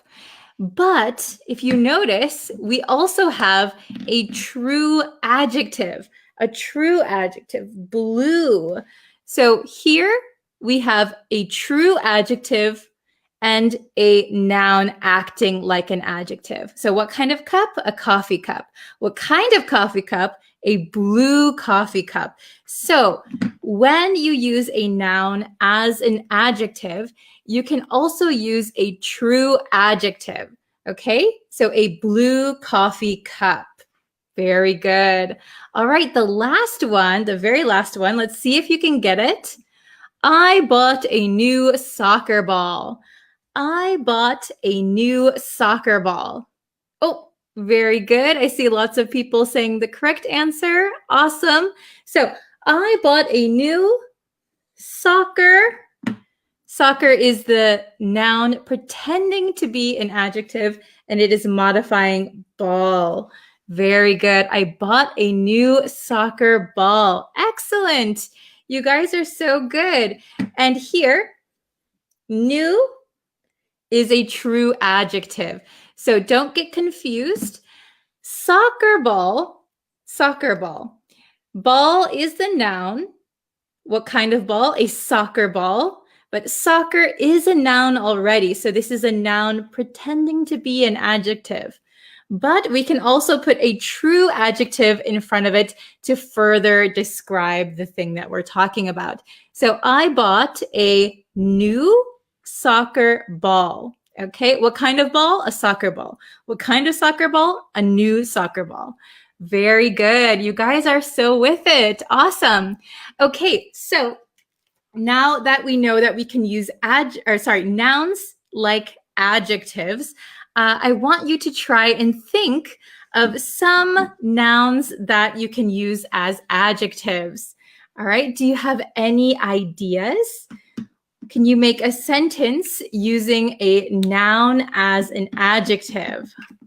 I would love to see that, okay, as I close up all my markers. Very good. Okay. Oh, hello from Myanmar. You're so welcome. Thank you. Thank you.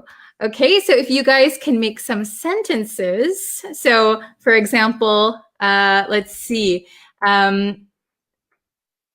Is a good one. So we talked about fuel prices. You could say something prices. Is there any category for those nouns? Can I use any noun as an adjective? Thank you for your patience. So I would say that, oops, hello from Cambodia. So I would say there's not really a set group of nouns that can be used as adjectives. It just so happens that some are used as adjectives. So let's see. Oh, very good. Okay. So if I can think of, let's see, I had a whole list of them earlier. For example, school teacher. School is a noun. Teacher is also a noun. School teacher. Or we could say history teacher. History is a noun. Teacher is also a noun. Okay. So I see. White cow. White cow. So white is a true adjective. White is an adjective. So a white cow would be an adjective plus a noun. So let's see. Okay. Oh, a wood chair. Wood chair. Okay. Let's see if I have a whole list on my phone ready to go. Let's see. For example, in business, production cost. Okay. Oh, this is a terrific one. Convenience store. Very good. So for example, a clothing store, a sports gym. Those are two nouns, but one of them acts like an adjective. Okay. Can you illustrate the difference between adjectives and nouns? So an adjective is something that describes something. So, and a noun is usually a person, place, or thing. So if we talk about the sky outside, sky is a thing, right? It's a thing. So sky is a noun. If I say beautiful sky, beautiful is describing the noun, a beautiful sky, okay? Or blue sky, blue is describing the sky. Very good, okay? Very good. Oh, excellent. Grocery store. Very good. I'm going to the grocery store. Excellent. Okay. Oh. This is a good one. A wedding ring. Yes, very good. Wedding is a noun. Usually it's an event, right? A wedding. But what kind of ring do you have? I'm wearing a wedding ring. Excellent. Very, very good. Okay. So, let's see. It is a beautiful, scary film. Okay, so both beautiful and scary are true adjectives. If you said it is a horror film, horror can be a noun, so horror film, but beautiful and scary are both adjectives. Okay. Oh, okay, wait, I saw a really good one that I wanted to point out. I am working at so you'd say, I am working at a shoe factory or the shoe factory. So it's important to note that we do not need an apostrophe S when a noun is describing another noun. So I am working at a shoe factory. Okay, very good. Oh, yes, cow milk. Yes, very good. Cow milk. What kind of milk? Cow milk. Both are nouns. Excellent. Can you make a lesson about the word suppose? So I made a lesson about suppose on the YouTube channel already. So if you can go over there and search for suppose. Let me see if I can do it right now really quick. Suppose. Yes, I did. Let me just mute this really quick and I can share the link with you. Okay, hold on one second, guys. So you can always, if you have a question, you can always search on YouTube with the search bar and see if I've made a lesson on it already. But I'm putting the link to the suppose video in the comments for you. Very good. Oh, this is a great one. Maple syrup. I've been eating pancakes on Saturday mornings recently, and I love to put some maple syrup on them. Very good. Okay. Oh, this is another good one. Lemon juice. Perfect. Lemon juice. Excellent. Okay. Teacup. Nice one. Okay. So let's see. So I'm going to end the lesson here for you guys today. I will be posting another lesson on YouTube. So please subscribe. I hope you're waiting for that lesson. And yes, I will see you guys very soon. Let me put the link in the chat really quick. Okay. Very good. Thank you guys so much for watching today. I hope you share this lesson with your friends who are also learning English, and let's grow our community. Thank you guys so much. Sorry if my voice is a little bit scratchy today. Hopefully I'll be 100% better by tomorrow. Okay, thank you guys so much for watching. I will see you later. Bye, everyone. Hello, what's up, everyone? I'll wait for just a few people to get in the chat, and then we can start our lesson for today. I hope you have been watching all the lessons this week. What day is it today?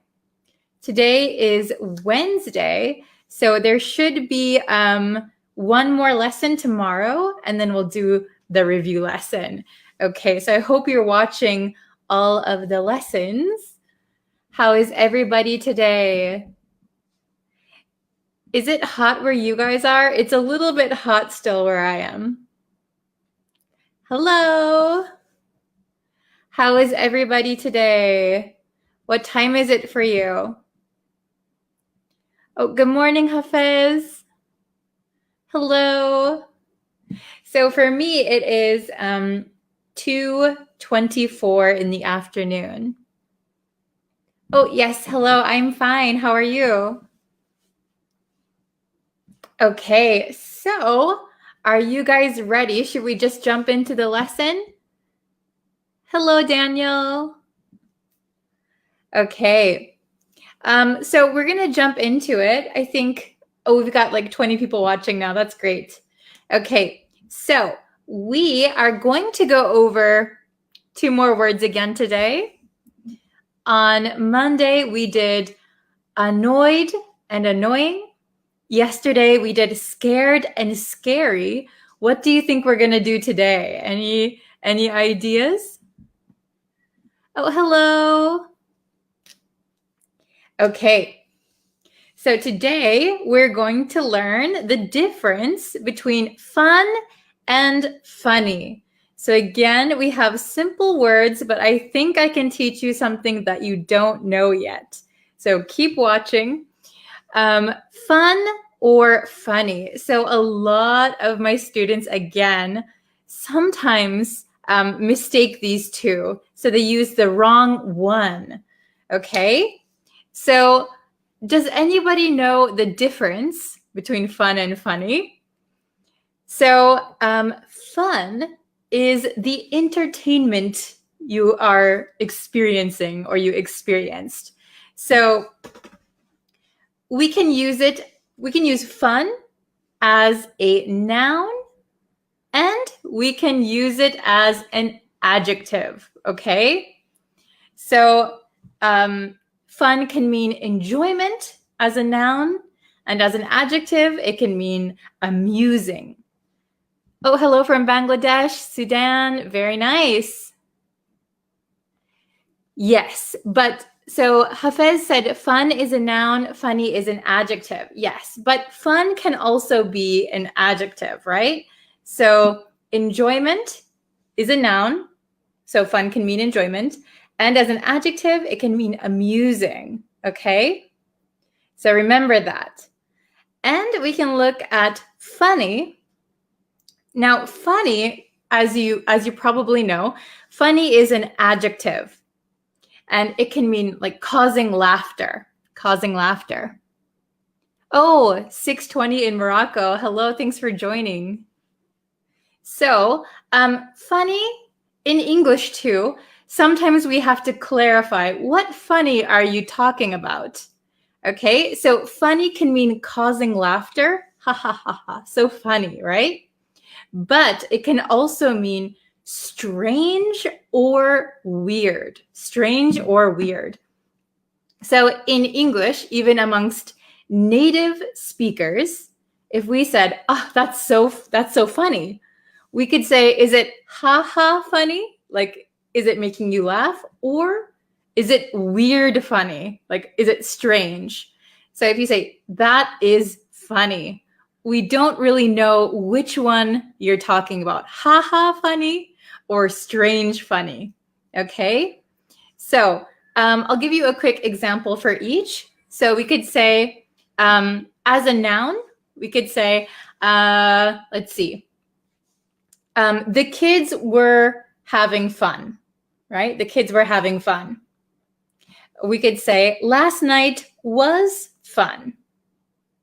Then for funny, we could say, wow, your dad tells really funny jokes. Ha ha ha, funny. But if we said, your dad tells really funny jokes, it might mean your dad tells strange or weird jokes, okay? So funny has two meanings. Okay. We usually use it as an adjective. There are times when we use funny as a noun, but I think we don't really do that so much these days, so I don't think it's that important.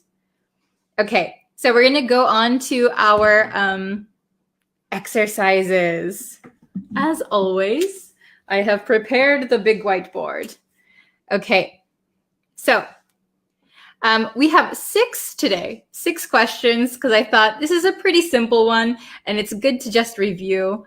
So meaning up here, fun, enjoyment as a noun, amusing as an adjective. So remember, we can use it as a noun or an adjective. Okay, I know a lot of my students only use it as a noun, and then whenever it's an adjective, they use funny. But we can use fun as an adjective as well. Okay. Alienation of someone you meant to say. Oh, sorry, I don't understand what you meant, Hafiz. Okay, I'll check back. So funny, causing laughter, ha ha ha, that's so funny. Or something that is strange. You look kind of funny. Uh-oh, you look a little bit strange. Okay? So let's go through 1 through 6. I think they're pretty simple. All right. So number 1, please write in the comments what you think is the correct answer. Tell me a story. Tell me a story. So this one is used as an adjective. Which one do you think is correct?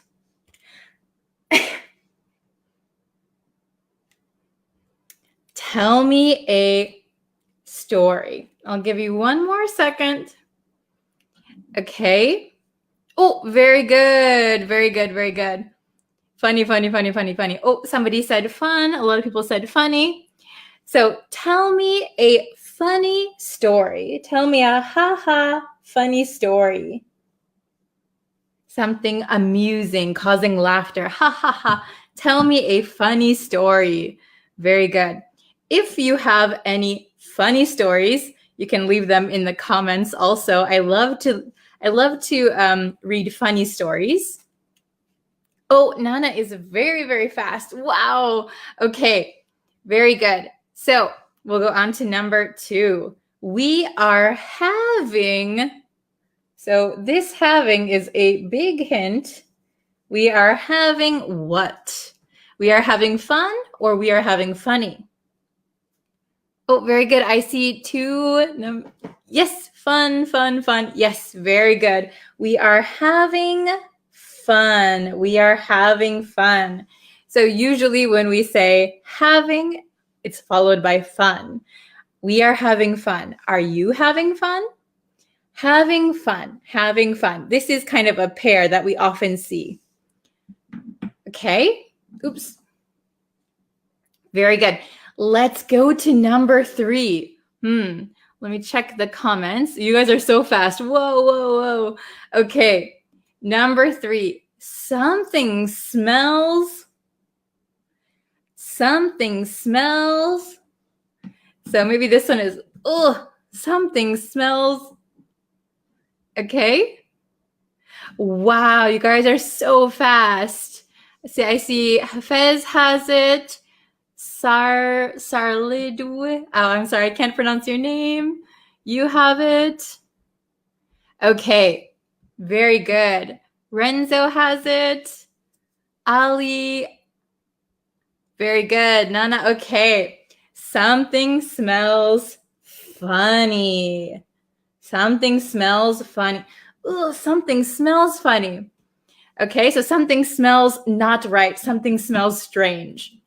And I'll give you a bonus for this one. Do you know what it means when we say something smells fishy? Fishy? All right, fishy here. Fishy. Okay, something smells fishy. So that doesn't mean it smells like fish. This is a bonus one for you. If something smells fishy, it means there is something suspicious going on. Something suspicious. Something smells fishy here. I don't know what's going on. Something is suspicious. Suspicious. Yes, very good, Hafez. Very nice. Okay, something smells fishy. Or something smells funny. Ugh, open a window. Okay, number 4. That joke is so... Very good. I see Hamidullah has it. That joke is so... So this is an easy one. Joke. That joke is so... You've got it. Funny. A different kind of funny.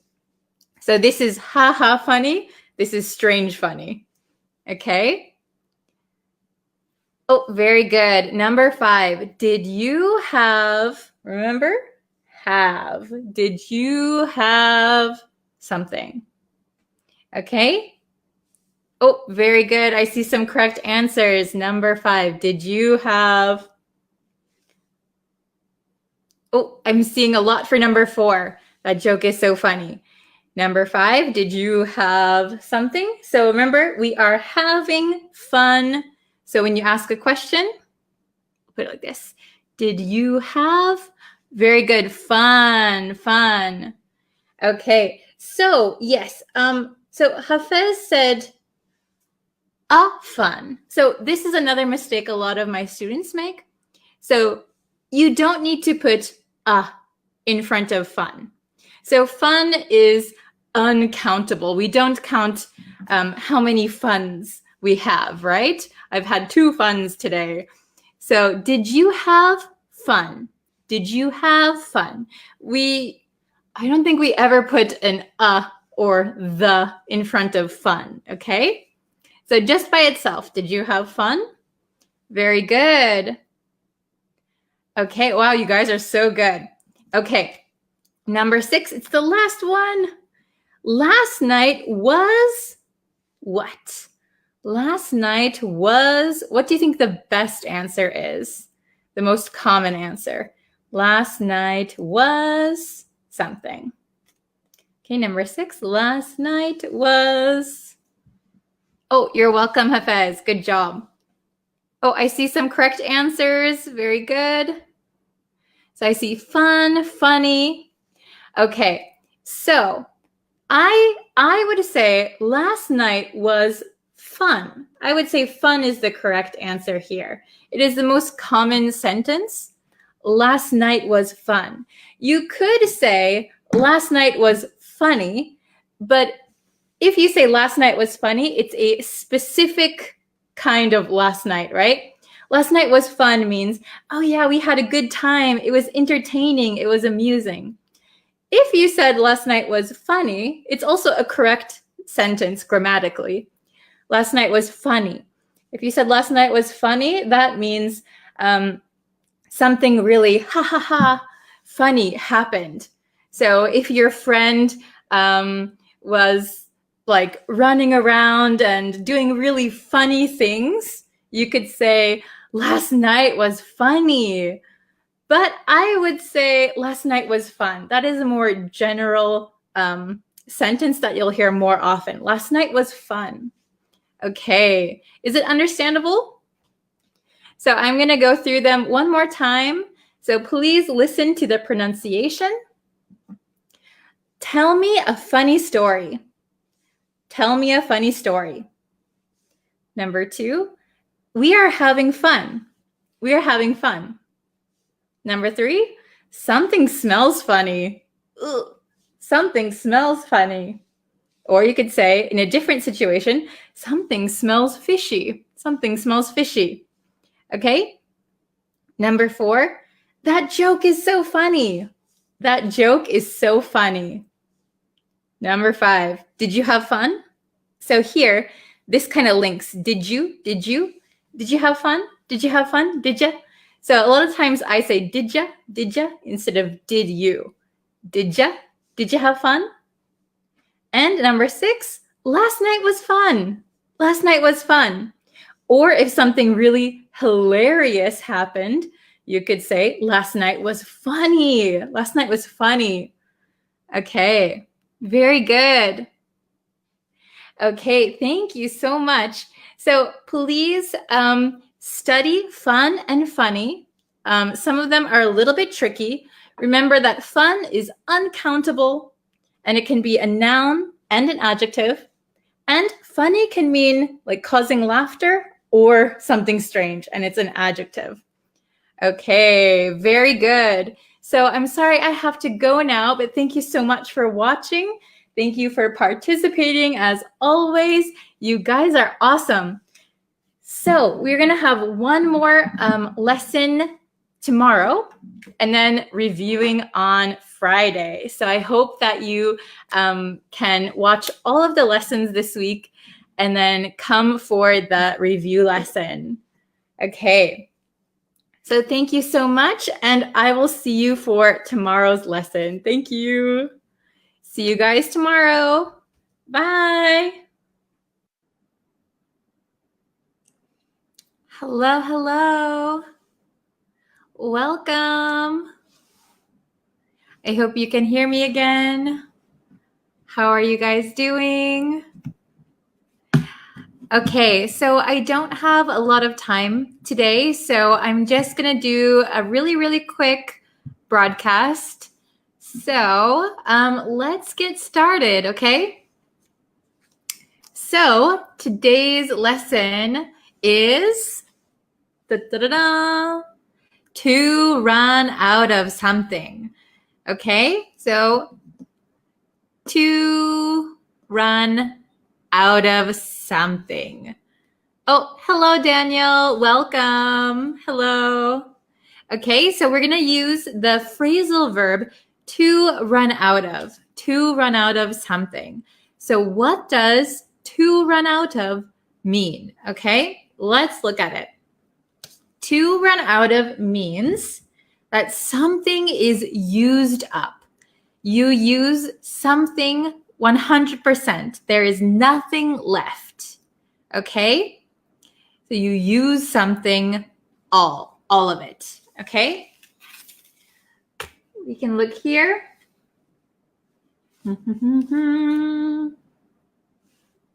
This way. Okay, I'll just go here. So meaning is something is used up. So you use something 100%. Okay? It's so hard for me to get it in here. I'll go over here. Okay? So let's look at the meanings. Ooh. I can't walk any longer. I've run out of energy. I can't walk any longer. I've run out of energy. So you're walking for a long time and you get very tired. You have no energy left. So you have run out of energy.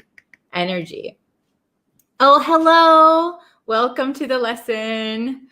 Is your name pronounced Ahmet? Nice to have you here. Okay. So, I've got to figure this out someday.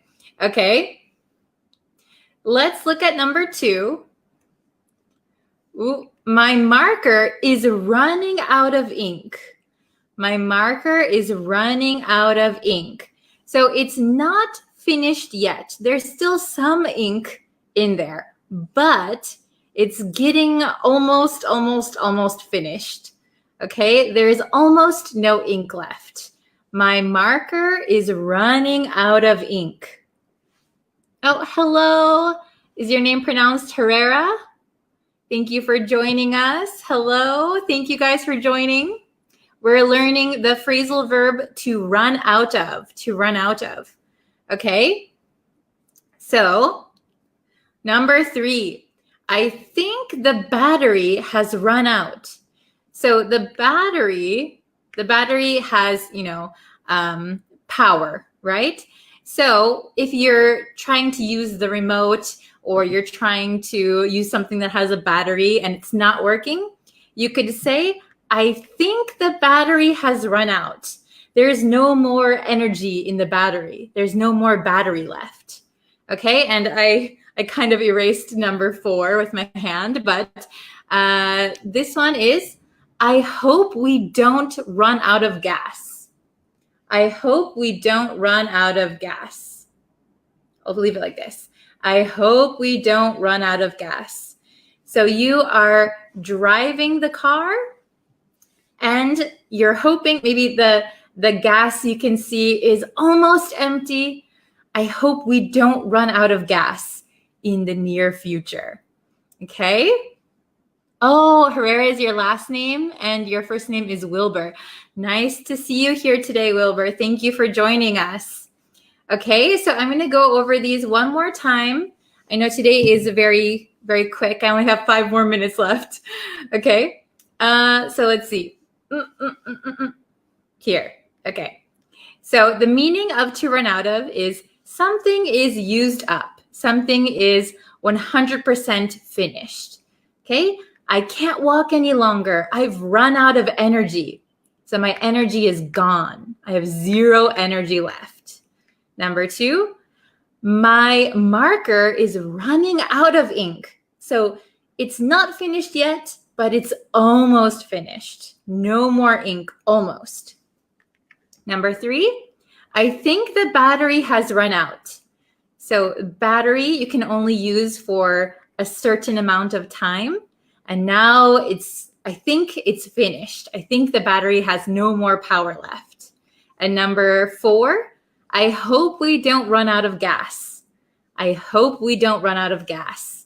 So in the near future, you hope it doesn't run out. And if you need help with the word hope, I have a lesson on the YouTube channel. Go check it out. But that's our example for today of run out, to run out of something. Okay. Oh, thank you guys so much. You guys have such nice comments. Okay. So my time is almost up here. But just remember to run out of something, to run out of energy, to run out of time. I'm running out of time today. I have another lesson at 1:30, so I have 3 minutes, so I'm running out of time. So you can use, put anything here that you only have a finite number of. I'm running out of time. I'm running out of energy. I'm running out of bananas. I'm running out of food. I'm running out of water. Okay? To run out of. You're using all 100%. Nothing left. Okay? Oh, hello.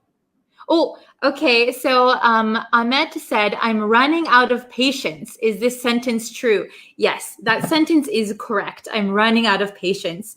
So sometimes you'll hear parents or teachers say this to young children, or when maybe a couple is fighting. I'm running out of patience. Very good. Oh, I'm running out of money. That's a perfect example. Very, very good. You guys are so smart. That's awesome. Okay, so I am actually running out of time now. So I have to say goodbye, but you guys have so many good examples. And if you can write some more examples, I'll try and like them later, and I'll try to correct them if you have a mistake. So please comment on this live stream, any examples you have. And I will see you in the next lesson. We are almost at 1,000 subscribers on YouTube. I know I mention it every time, but thank you guys so much. You guys are all amazing. And I think we have 7,000 followers on the Facebook page. So thank you guys so much. Thank you for sharing the lessons. I really appreciate it. I'll try to maybe I'll do another lesson tonight. If you want another lesson later today, leave a comment. I'll see what I can do. No promises, but maybe. Okay. Thank you guys for watching. I'll see you later in the next lesson. Bye. Next time.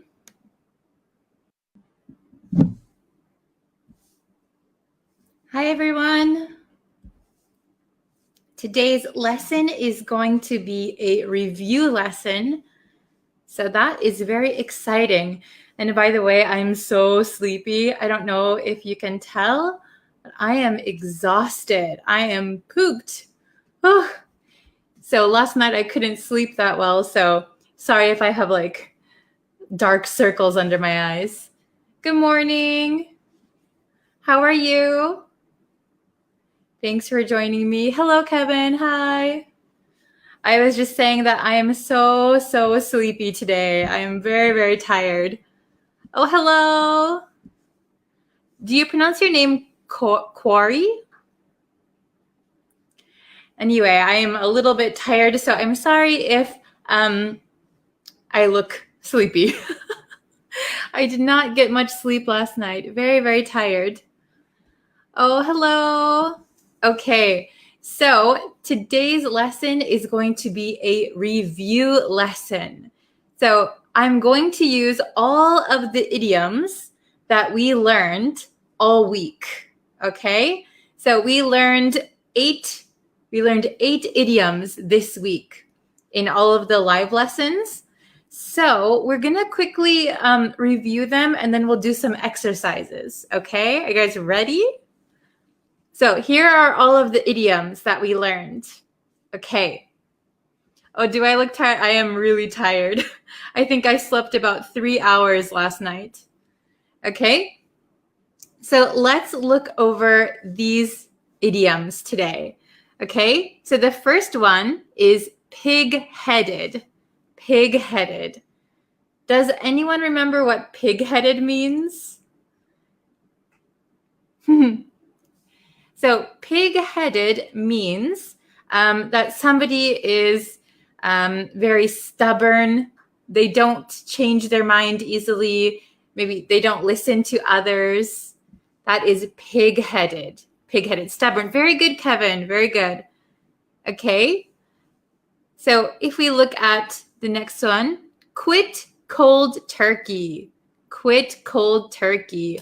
What does quit cold turkey mean? Does anyone remember? So we did this lesson on Monday, I think. Does anybody remember quit cold turkey? What does that mean? Oh, very good with the last one, you guys. So pig-headed is stubborn. Quit cold turkey is So if you quit something cold turkey. Oh, very good, Anna. Yes. Quit something very fast or suddenly. Good job. So quit cold turkey means that you quit something suddenly, quickly. You don't gradually quit something. You just stop immediately. Okay? So next one, wouldn't hurt a fly. Wouldn't hurt a fly. So this one means you are very gentle. Someone is very gentle. Someone is very kind. So if I say, she wouldn't even hurt a fly, that means that she wouldn't hurt anyone, not even a fly. So she is not mean. She is not aggressive. Can't damage anything. Yes, yes, yes. So kind. Yes, yes. So, for example, my mother wouldn't hurt a fly. So that means my mom is so gentle. She's so sweet. She's so caring. Yes. very good. Oh, you guys are very good. You remember a lot. Okay, so that was on Monday. Then on Tuesday, we learned just one idiom. It was cut me some slack. Cut me some slack. Does anybody remember cut me some slack? Yes. What does this mean? So if I say, he's new here, let's cut him some slack. That means that we shouldn't be so critical. Very good. You guys are very good. Yes. So cut me some slack is not being critical of someone. So you understand that maybe it's their first time trying something, or they're new, or they're young. So you're not as critical as you normally would be. You cut them some slack. Okay? Oh, very good with the I wasn't born yesterday. Yeah, we'll get to that one in a second. Okay? So here, this was when did we do this one? On Wednesday. So we learned about age idioms on Wednesday. So what does over the hill mean? Oh, so Sammy said he doesn't understand. So do you mean cut me some slack? Cut me or cut someone some slack means to not criticize so much. So usually, so let's think. Okay, so if you are an English student, maybe your English is not perfect like a native speaker yet. So I would cut you some slack. I would be less critical of your English because I know you're not a native speaker. You are still learning. So I would cut you some slack. So we could say, cut him some slack. He's still learning. Equals, don't be so critical. Don't judge so much. He's still learning. Okay? Yes, like not bullying. Yeah, be easy on someone. Oh, very good, very good. Okay, then let's go to over the hill. Over the hill. Over the hill means, okay, so I'll get my marker example. So if you think of life as a hill, so when you're young, you go up, up, up the hill. This is kind of the, you're growing up. You're getting older. Okay? Then once you reach the peak of your life, you're here. But after the peak, I can't hold these two at the same time, you start going down the hill. So we would say you're over the hill. So that means that you are already old. Oh, yes, very good. That means someone is old already. Yes, very good. So if you're over the hill, you are past the prime of your life. You're past the best point in your life. So usually it's people who are like, senior citizens, maybe over 60 years old. Maybe we could say they're over the hill. I wouldn't use over the hill so much when I talk to older people. It could sound a little bit rude, but sometimes people talk about it themselves, like, oh, I'm over the hill already. Okay, but I wouldn't call somebody over the hill. It's not that nice. Yeah, mature, very good. Mature, but past your prime. So it means you're kind of too old and you're not as functional as before. Over the hill. Okay? Then I wasn't born yesterday. I saw someone in the comments answer this one already.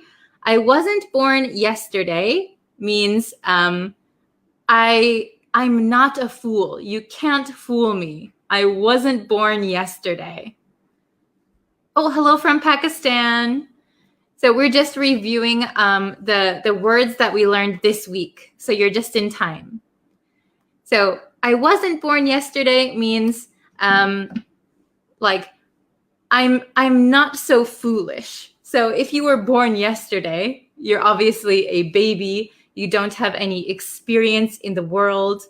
So you wouldn't know if something is right or wrong. You wouldn't know if you're being tricked or not. So I wasn't born yesterday means I'm not a fool. I'm not stupid. I'm not an idiot. So if I told you, so for example, we're sitting in a classroom having an English lesson. And I said, hey, there is a dinosaur behind you. There is a real life dinosaur behind you. You could say, hey, Miss Bree, I wasn't born yesterday. I know dinosaurs are not around anymore. There's not a dinosaur behind me. I'm not a fool. I wasn't born yesterday. Okay? Don't try to trick me. I wasn't born yesterday. Okay? Oh, hello from India.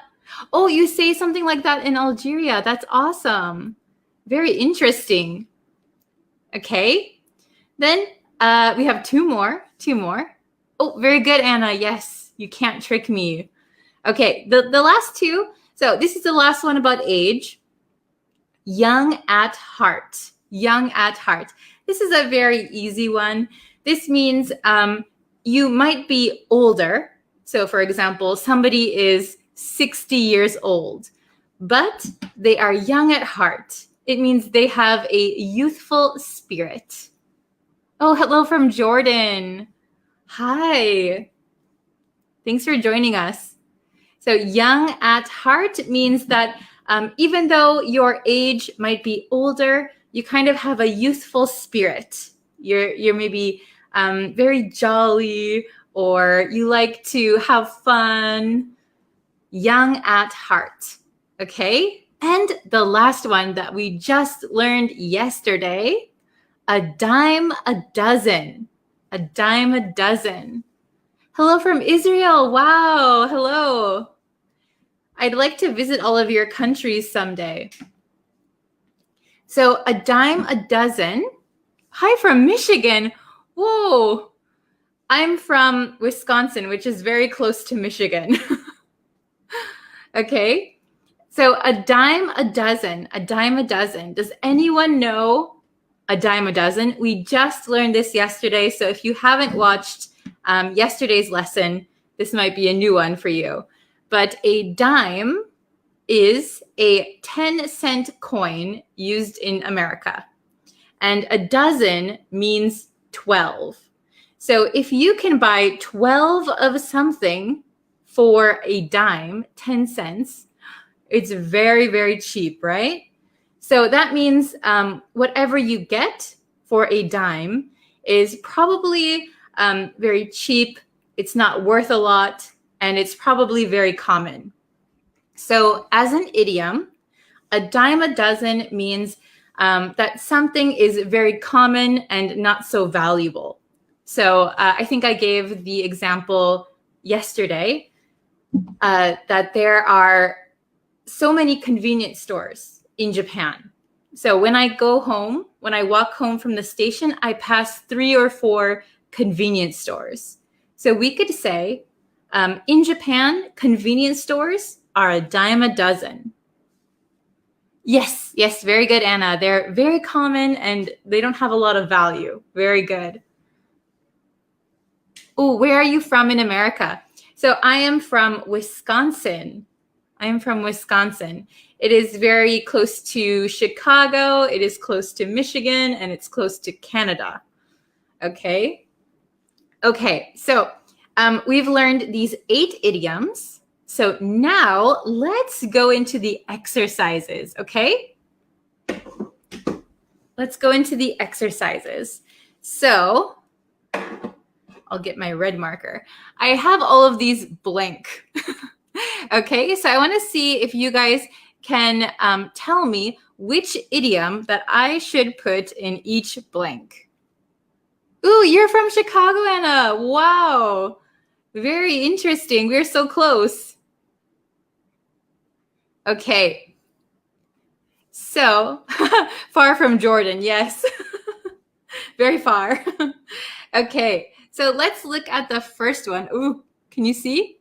Okay, so the number one, he used to smoke every day, but last week.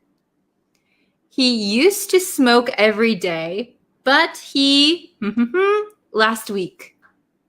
Oh, see, Anna is very fast. Very good. So the first one is quit cold turkey. So I'll write that down. He used to smoke every day, but he quit cold turkey last week. So you can see I'm tired. I'm fumbling my words. Quit cold turkey.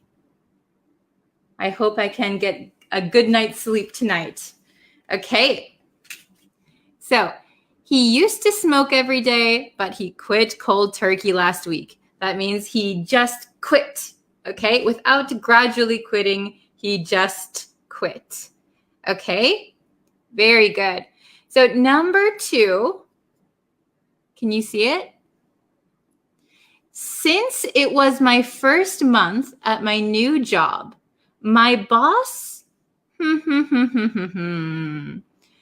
since it was my first month at my new job, my boss,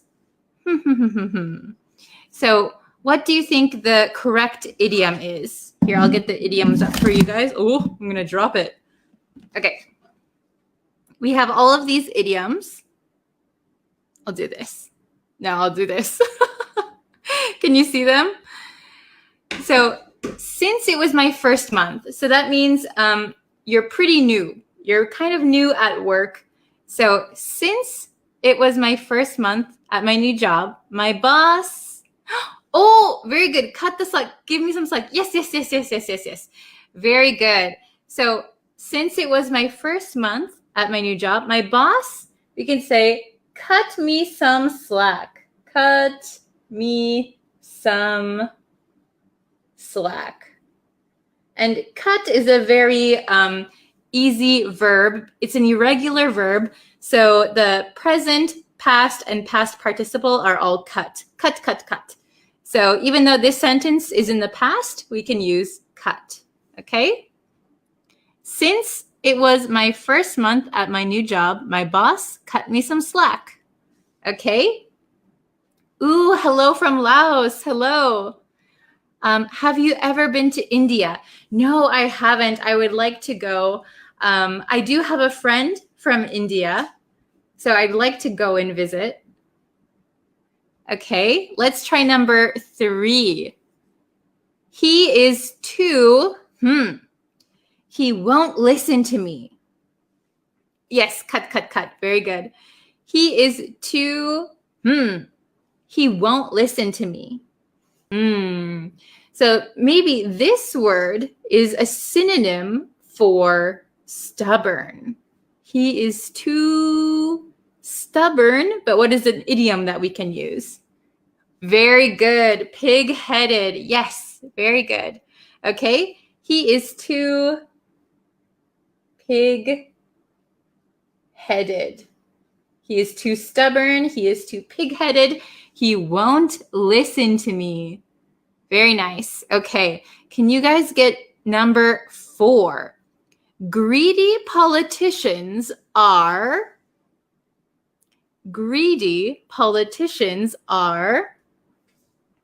so maybe this one is, greedy politicians are very common, very common.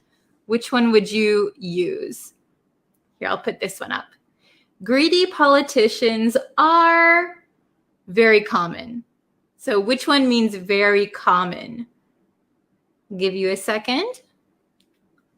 Oh, yes, very good. Anna is so quick with the answers.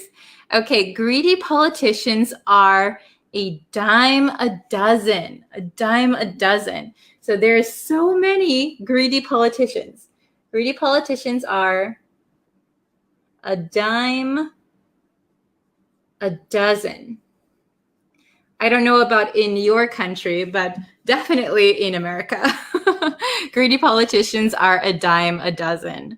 Okay. Oh, very good. Very good. Is your name pronounced Yasir? Yasser? I'm so bad at names.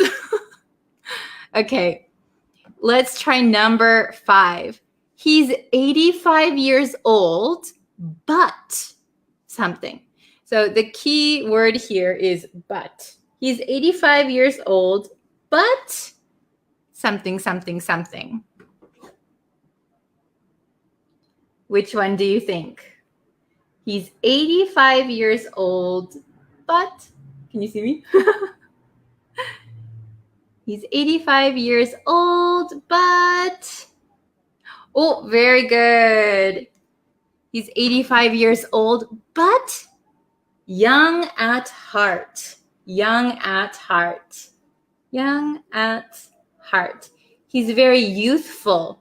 Very youthful. Maybe he has a, oh, can you hear the siren out there? He's very youthful. He has a young spirit. Yes, yes, yes, yes, yes. Very good. So he's 85 years old, but young at heart. Okay, we only have 3 more. So number 6, my sister is so kind.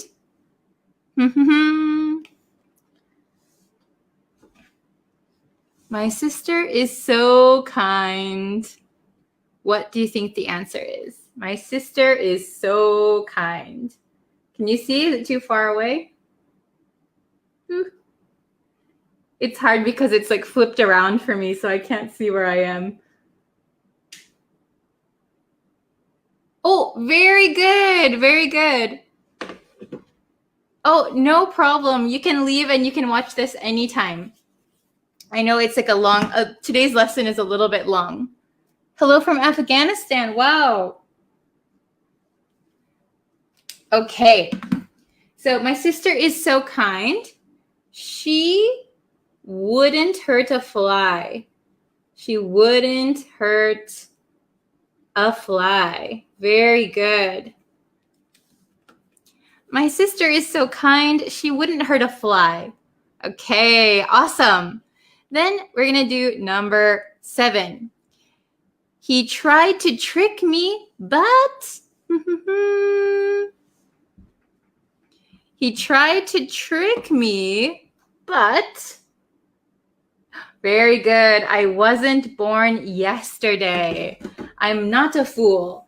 He tried to trick me, but I wasn't born yesterday.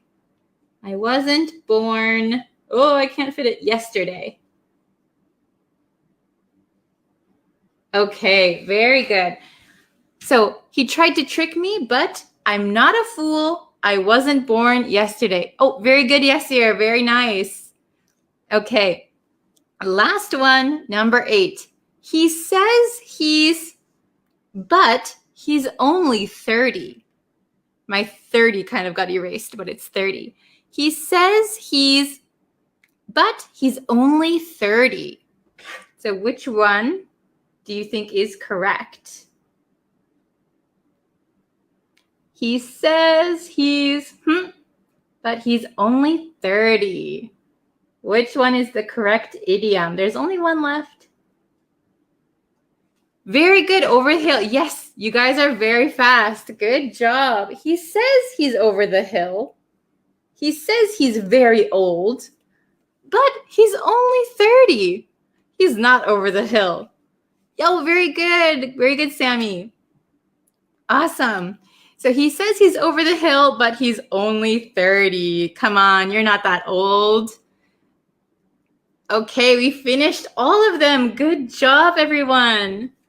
Oh, Anna said, I love your lessons. They are really helpful. I appreciate it. Oh, you're welcome. I'm glad that they're helpful.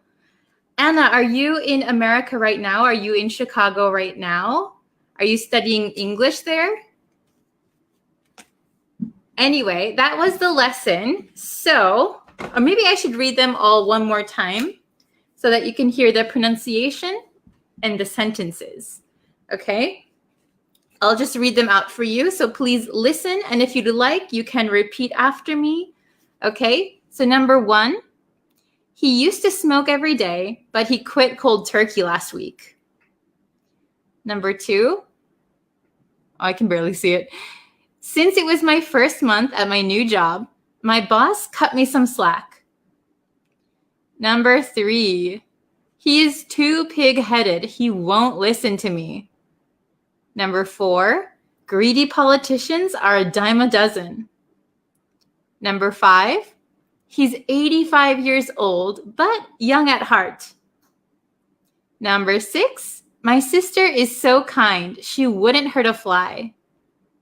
Number 7, he tried to trick me, but I wasn't born yesterday. And number 8, he says he's over the hill, but he's only 30. Okay, good job. Oh, very nice. Okay. Oh, so Anna is in America right now. That's awesome. Thank you, Haidir. Thank you, Haidir, for watching. Thank you, Rafin. Thank you, Mr. Oh my gosh. In Morocco, it is 5 a.m.? Wow. Thank you, Sammy. Okay, so that was the lesson.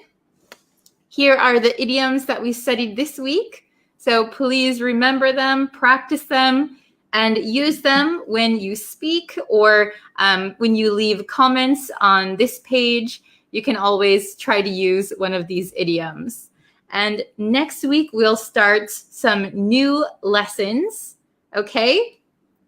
So I might do a watch party on this page just to, maybe tomorrow, just to review everything. If you want to watch the videos one more time, I'll make a playlist, okay? So the next lesson, tomorrow there won't be a lesson, but maybe Sunday. If not Sunday, definitely Monday, okay? Okay, thank you guys so much for watching. I really appreciate it. I hope these idioms are useful and helpful. If you would be so kind, please like and follow our Facebook page. Please subscribe and like the videos on the YouTube page. That lets me know that you like these kinds of videos. Okay, very good. Oh, what time is your course started? So today I started at around 12:15, about 26 minutes ago here, 26 minutes ago. But it depends on the time and day. They start at different times. I'm sorry about that. Okay, thank you guys so much for watching. I will see you in our next lesson. Bye, everybody. Have a nice weekend. Hello, everyone. Okay, so we're going to be working on pronunciation and a little bit of speaking today. So I hope you are able to talk out loud, even if you are at home or something. If you're embarrassed to talk in front of others, maybe find a room where it's quiet, where you are alone, where you can talk, where you can speak. Hello Alberto, hello Usama. How is everybody? And if you haven't already, please subscribe to the YouTube channel. I post lessons every single day. On Facebook, I go live Monday through Friday. Hello. And I just posted a new lesson on the YouTube channel, and I went live yesterday on Facebook. So please go check those out. Hello, how is everybody? Hello from Malaysia. How is it going? It's going well. Hello from Ecuador, Mexico, Bangladesh, Colombia, Thailand. Wow, I want to go to all these places. I'm doing very well. Oh, it's okay. So if you missed yesterday's live lesson, you can always go back and watch it. Hello. Yes, and so if you missed yesterday's Facebook live lesson, you can go and check it. I always leave them up, and you can check out the YouTube videos also. Hello from Myanmar. All right, so we're going to get into it. This is going to be a little bit different, so I hope it works out well. We're going to do pronunciation and, I guess, kind of speaking, right? So if you can, I want you to be able to talk out loud during this lesson, okay? Even though you guys are all over the world and I can't hear you, we're gonna try and work on pronunciation, okay? So please, to improve your pronunciation, you have to talk. You have to talk out loud, okay? Very good. So we're gonna focus on 3 difficult to pronounce words. And I want you to tell me, or I guess you can't tell me, I can't hear you, but I want you to say the word out loud first. And then I'm going to tell you how I pronounce it. All right? So we're going to work on our speaking skills, pronunciation, very exciting. Okay, so I have these 3 words. Okay, so I want you to take a second, okay? Please, wherever you are in the world, please, I want you to say this word out loud. Can you say this word? I hope you said it. I hope around the world, everybody said this word at the same time. Okay, so this word, I hope you could pronounce it. I'm going to pronounce it for you, okay?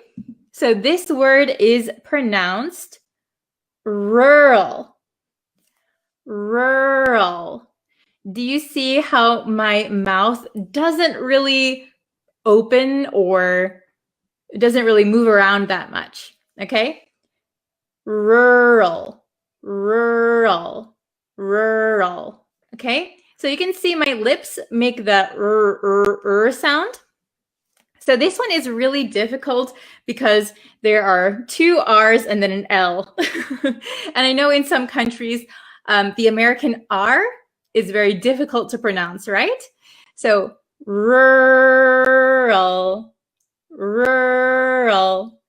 Please say it out loud, okay? I'm going to say it one more time. Please repeat after me. Rural. One more time. Rural. Okay? Oh, thank you. So I see somebody's joining for the first time. Hello, welcome. So this lesson is a little bit different than what we normally do. This is all about pronunciation. Okay, and if you don't know what rural means like the opposite of a city. So not a lot of buildings. Maybe there's a lot of open space. Maybe houses are very, very far apart. Rural. Okay. Next one. Can you say this word? Go ahead and say it.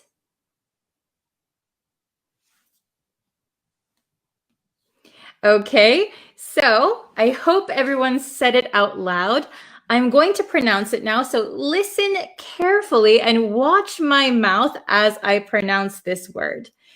We pronounce this word sixth, sixth, sixth, sixth. Okay, so this is quite a difficult word. We have an X. X is pretty rare in English. We have an X and we have a TH, so x, x. All right, sixth, sixth, sixth. So I know a lot of people try to stick their tongue out a lot when they say a TH. Oh no, James said, oh my God, I pronounced it in the French way. Oh, that's okay, that's okay. We're all learning. Okay, six. Do you see how my tongue, just a little bit, it appears for just a second. So I don't say six. I don't over exaggerate the TH. So be careful of that. So I want you to listen one more time and repeat, okay? Sixth. One more time. Sixth. Sixth. You can see the shape of my mouth doesn't even change. Sixth. So we have rural, sixth, rural, 6th. Okay? All right. I hope everyone is doing well. All right. Hello from Uzbekistan. Hello. Okay.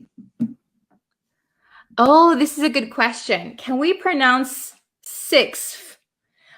So no, I wouldn't use an F sound here. This should be a TH sound. So 4th, 5th, 6th, right? 6th. Okay? Rural. Yes, rural. Very good. Okay. Then the last one, please pronounce this word out loud wherever you are in the world. 3, 2, 1. Okay, one more time. 3, 2, 1. Okay, so I'm going to show you how I pronounce this word. Please remember, I am American, so this is American pronunciation. Okay, I pronounce this word thorough. Thorough. Okay, please try to repeat it after me. Ready? Thorough. Good job. Thorough. Okay, so thorough, if you don't know what thorough means like very in detail, in depth, not lightly. So for example, if somebody investigates, a thorough investigation means they look at every single detail very carefully. Okay? Very good. Definitely needs a lot of practice. No worries. We're here for practice.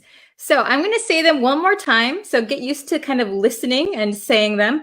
And then we're going to put these words in sentences. Okay? Very good. So let's look at this one. Rural. 6th. Thorough. Okay, very good. So let's put these words into sentences, okay? Ooh. Okay, now the fun starts, right? We're gonna try and put them into sentences. So it's one thing to practice pronunciation with just one word, right? But when you put them into sentences, and you start to say it faster and faster, that is when your pronunciation is going to really matter, right? Okay, so let's take a look. Okay. Oh, very good. So we had a lesson about this word before. Can you pronounce feisty? Feisty. It's like a long I, feisty. We had a lesson about this one.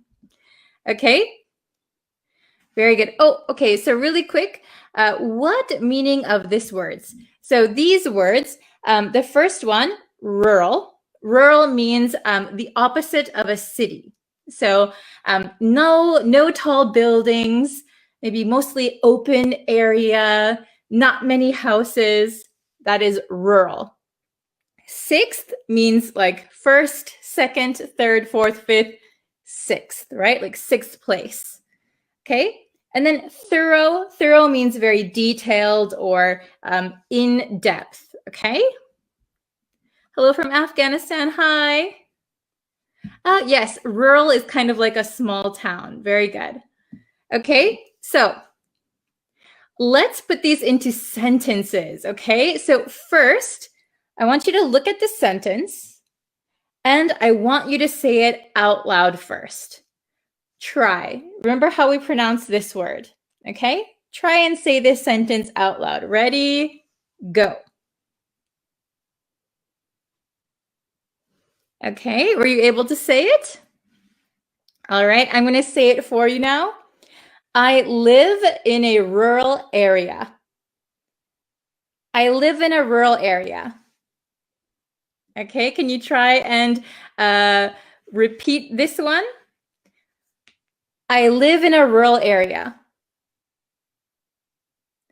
Okay, I'm going to say it a little bit slower.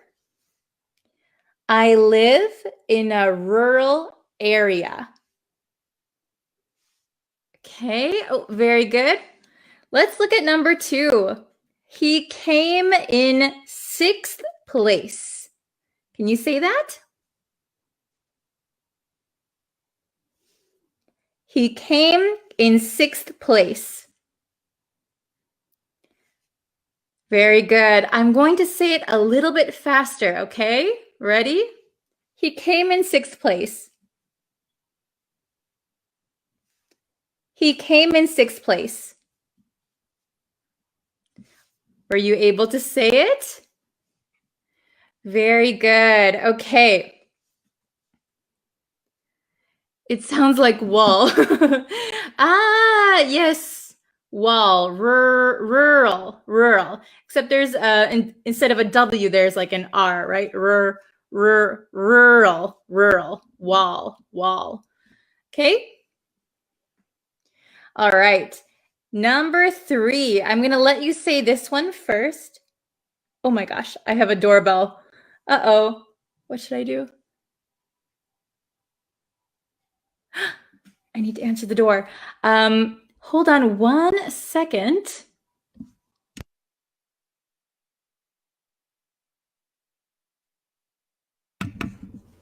Hello, everyone. I'm back. Are you okay? Can you hear me? Sorry, I had a package delivered and I had to answer the door. I'm so sorry. Okay, are you still here with me? Oh my goodness. Okay, so let's continue the lesson, okay? So we were on number 3, right? Maybe I'll go back and I'll say these again, okay? Number 1, I live in a rural area. Number 2, he came in 6th place. And number 3, can you say this one out loud?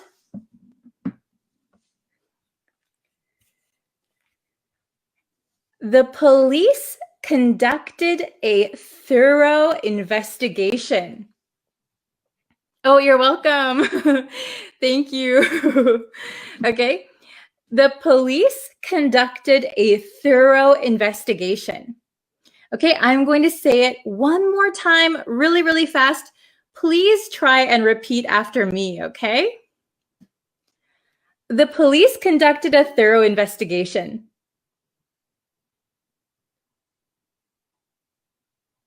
Okay, very good. So what is the meaning of thorough? Somebody asked. So thorough means in a lot of detail, okay? In a lot of detail.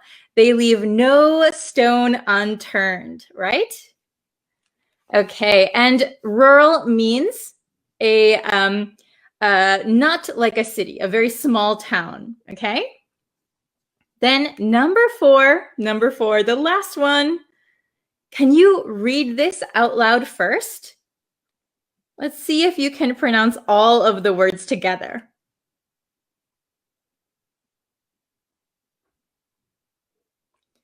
Okay, so number 4 is, although I didn't check thoroughly, I think this town has the 6th largest rural population.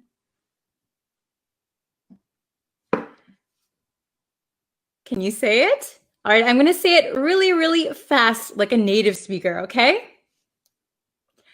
Although I didn't check thoroughly, I think this town has the 6th largest rural population.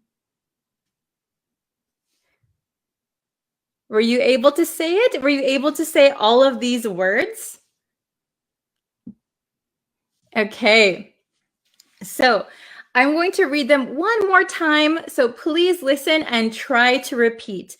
The only way you're going to improve is by actually speaking out loud, okay? Oh, this is a good question from Devashka. Rural and roll Do they have the same pronunciation? So no, they don't. So the first one, rural. My mouth barely moves. It gets tight for the R, rural. The second word is roll. I make an O shape with my mouth. Roll. Can you see my finger here? Rural, roll. Rural, roll. Okay? Okay. Oh, this is a good question. What is the meaning of although? So although means kind of like but, right? I didn't check thoroughly, but I think this town has the 6th largest rural population. So we usually put although at the beginning. Although I didn't check thoroughly, comma, I think this, okay? Some good questions. I'm going to read them one more time, so please repeat after me. We'll go a little bit fast this time. Okay? I live in a rural area. Number 2, he came in 6th place. Very good. Number 3, the police conducted a thorough investigation. Okay, and number 4, although I didn't check thoroughly, I think this town has the 6th largest rural population.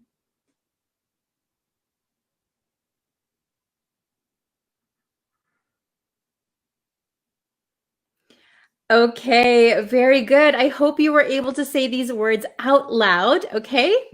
So please, if you have some pronunciation questions, please write them in the comments and I'll try to answer them right now. Okay, so I saw some, let's see. How is different the pronunciation? Dun and dum. Okay. So the first one, the difference of pronunciation, the first word is thorough. Okay, thorough. You can see the movement of my mouth. The next word you have written is throw. My mouth makes a big O, right? Throw. And the first word, let me put my finger here. The first word here is thorough. Okay, so there's a little bit of an intonation difference too. Thorough. Throw.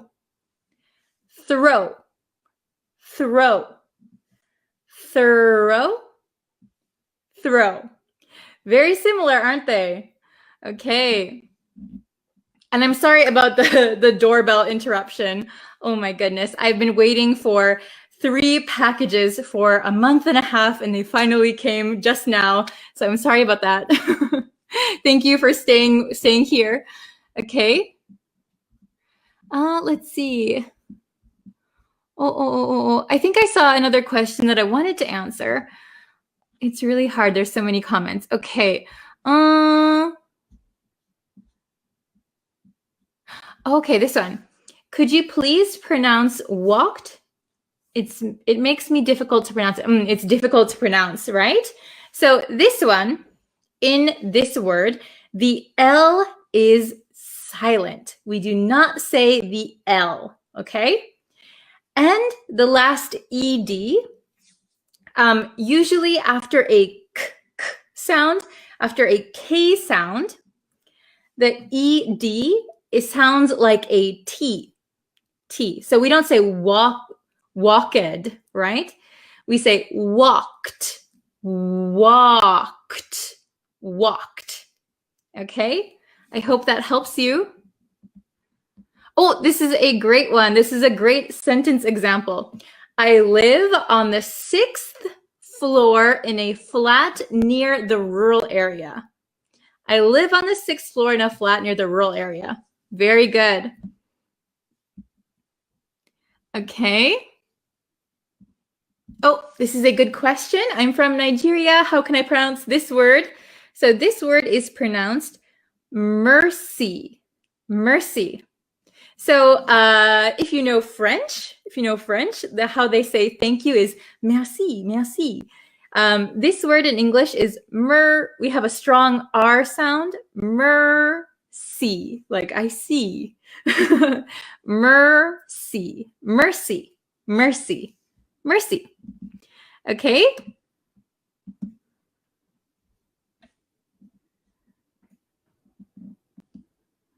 Okay, let me see. I'm scrolling up through the comments, so please leave your comments. Oh, okay, this is a good one. So the first word you have is though, though. So there's no R sound, right? Though. You have a strong TH sound, the. So it makes, there's two types of TH sounds, right? The TH that makes a sound, like a vocalized sound, the. And then there's a like kind of a breathy TH, like in sixth. Okay, in here, in these two words, though, and thorough. Okay? Though has a vocalized TH, though, and thorough does not. We don't say thorough. Thorough. Okay? Oh, this is a good one. Could you please pronounce thoroughly? Yes. So thorough, if we change it to an adverb, thoroughly. Okay? Very good. I'll answer one more. Oh, this is a good one. I think I did a lesson on the difference of pronunciation here. So please go look up. I have a pronunciation video on YouTube somewhere. But here we have the word word, word, word. And we have the word world. So make sure you pronounce that L, world.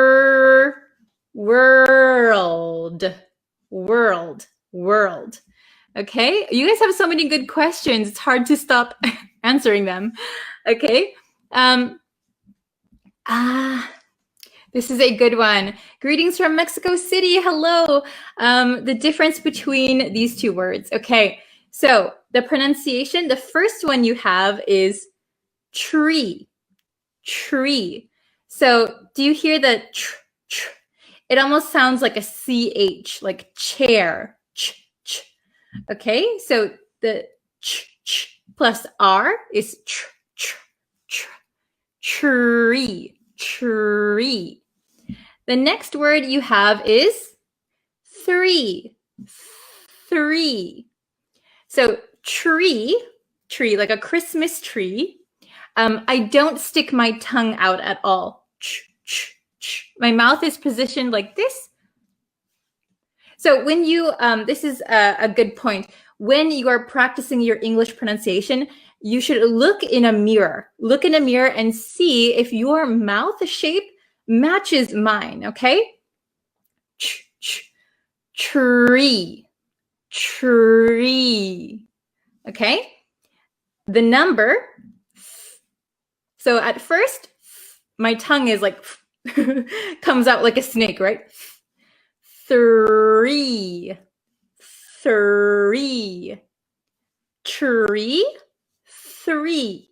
Okay, I hope that helped you. Let's see.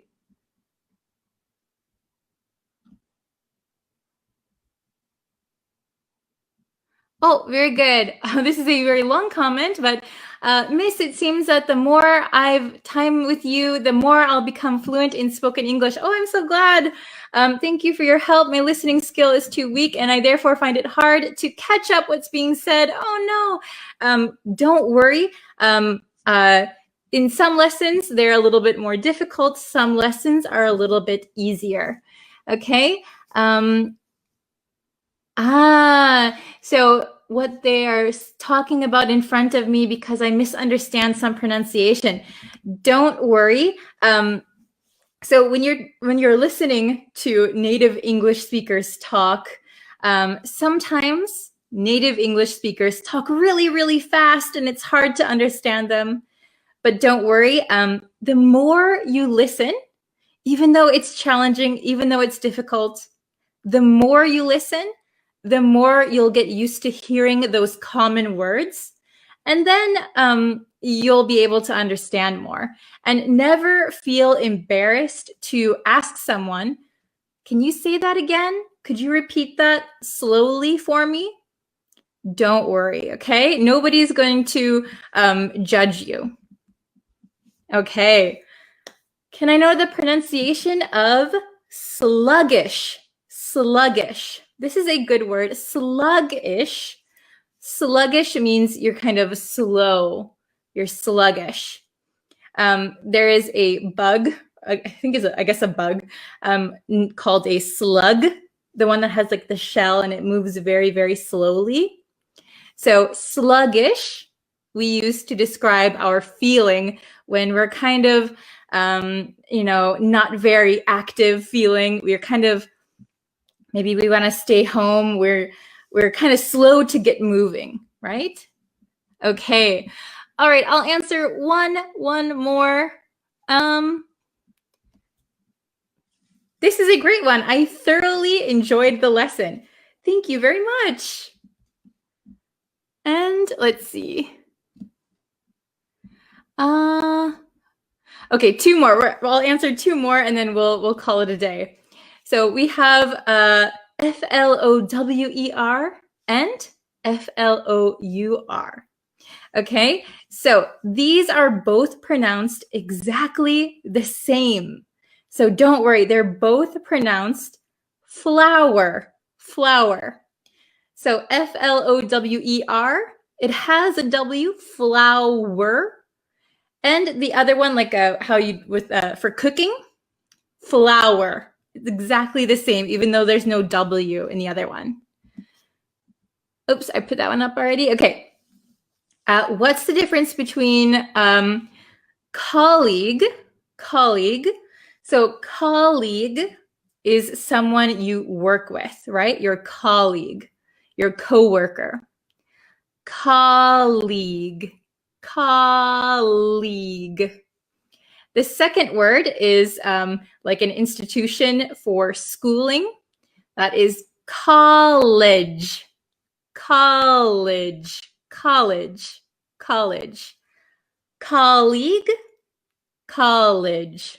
Okay? Very, very good. All right. So thank you guys so much for the great questions. This was a new style of lesson.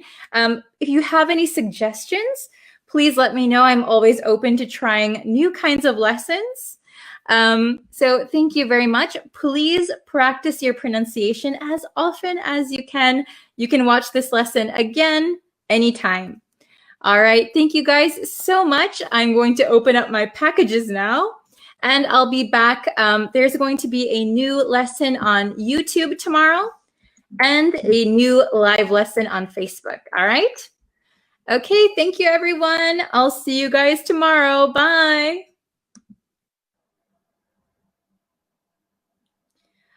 Hello, everyone. Welcome. We are going to have a new lesson today. But first, before we get into the lesson, if you can, and if you haven't yet already, please subscribe to the YouTube channel. So I'm posting lessons quite often over there. So if you would like to know when I post new lessons, you can go ahead and subscribe and you will be able to see when I post new lessons. Oh, Tetetwin, hello. Good morning. I don't know if it's a morning for you. Hello from India. Hello. Welcome, everyone. Thank you so much for joining me today. Today's lesson was requested by one of my students. Aliawan always has very good questions. So, by the way, if you have questions, please leave them in the comments. You can always request a lesson. Oh, it's okay if you missed yesterday's lesson. You can always go back and watch it. No problem. But you're here today, and that's what matters. Hello from Cambodia. All right. So, this is a live lesson. So welcome everyone who's in the chat. Hello from Nepal, Ecuador. Hello. Yes, you're welcome, Ali. It was a good question.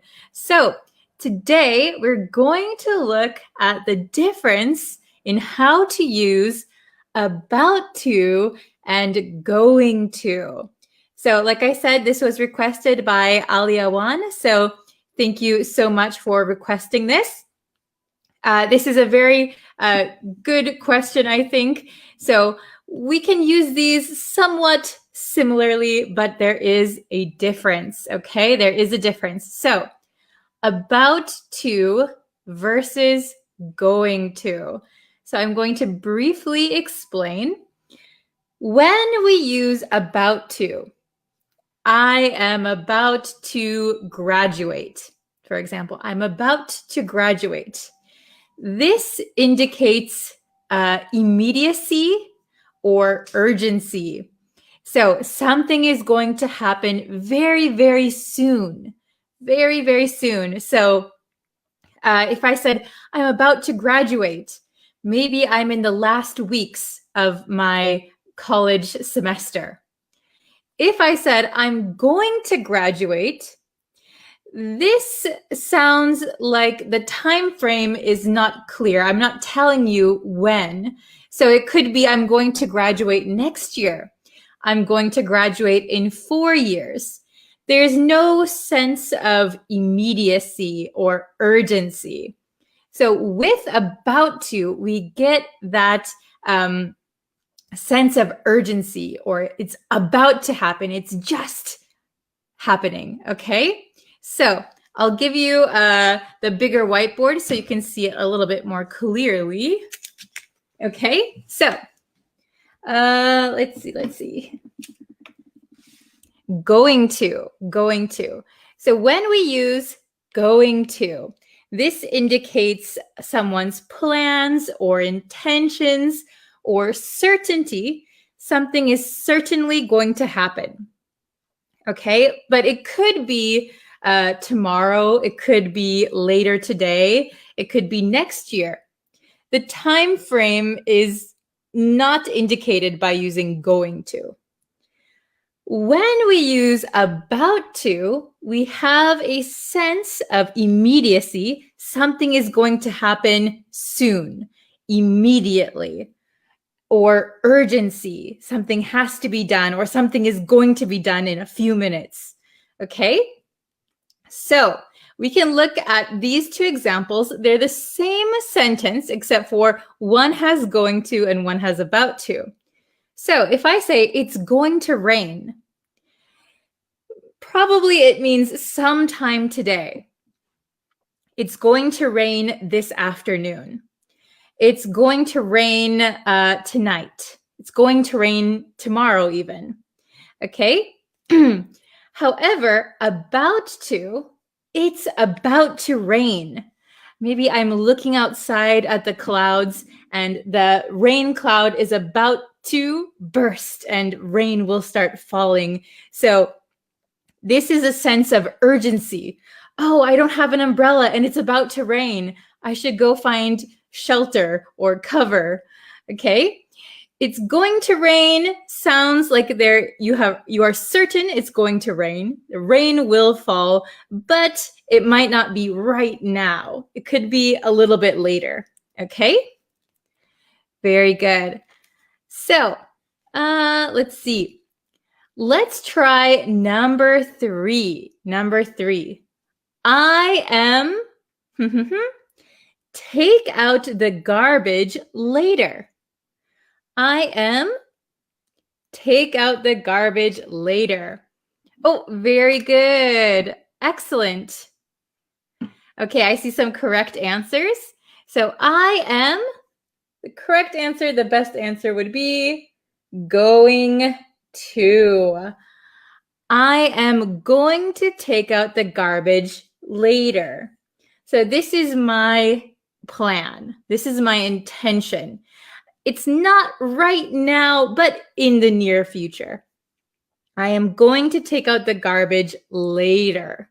Okay, we wouldn't say I'm about to take out the garbage later. That sounds strange because about to means almost right now, and later indicates a different time. So it's contradictory. So we wouldn't use about to with later. Okay, number 4, listen up. So listen up means, hey, listen and pay attention. Listen up. Listen up. The winner is be announced. Listen up. The winner is be announced. Number 3, what do you think? Oh, sorry, number 4, not number 3, number 4. Oh, very good. Yes, perfect, everybody. Listen up. The winner is about to be announced. The winner is about to be announced. So in just a few seconds, so we should pay attention. We should listen. Okay, who's going to win? All right. Number 5, maybe this is a conversation. So person A, could you turn off the stove? Person B, I was just something. Number 5, what do you think? Oh, everyone, very good. So could you turn off the stove? Oh, I was just. Excellent, very good. I was just about to. This is very conversational English. I was just about to. So maybe I had it in my head. I'm going to turn off the stove. I started to get out of my chair. I was going to reach for it. Could you turn off the stove? Yeah, I'm just about to. I'm seconds away from turning off the stove. Very good. Okay. So, number 6, last one. He is call at 5 p.m. He is call at 5 p.m. What do you think is the correct answer for number 6? Oh, very good, Joshua, Bobby, nice. Carlo, Ricardo, very nice. Okay, so he is, this should be easy, going to. He's going to call at 5 p.m. Very good, yes. So if you notice, we use going to a lot when there is like a set time or an indicated time in the near future. I'm going to take out the garbage later. It's going to rain sometime today. He's going to call at 5 p.m. So when we use about to, I don't think we would ever use it with a specified later time. So about to indicates that it is seconds or moments away from happening. So we can't really use about to with a later time. He is about to call at 5 p.m. So that doesn't really make sense because it indicates a later time. Okay? Is it understandable? I hope this makes sense. Oh, very good. If you can make some sentences, I can put it up on the screen. Excellent, excellent. Oops. Okay. Oh, I see some great sentences. Okay, hold on. I am going to watch your new lesson. Excellent, Bobby. Very good. I am going to. So you have your intention set for the near future, but not right now. Very good. It's about to fall. Very good. So this one, this is a quite everyday natural sentence. So if something, for example, my marker is on my shelf and I can see it's starting to slip. It's about to fall. It's moments or seconds away from falling. Very good. Okay. Oh, very good. She is going to buy some items from the market. Yes, excellent. So maybe later today or tomorrow, sometime in the near future. Excellent. Okay, so when can we use about to? Use about to when something is seconds or moments away. So something is just about to happen. Okay, so for example, something falling. So you can see it slipping. It's about to fall. So very, very soon.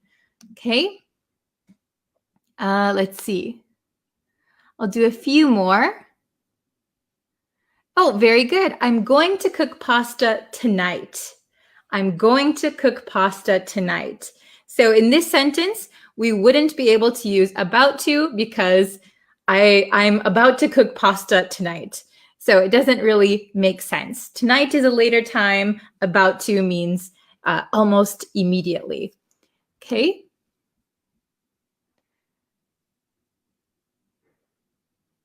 I haven't subscribed to your YouTube channel yet, but later I'm going to do it. Very good. And thank you so much. It's a great sentence.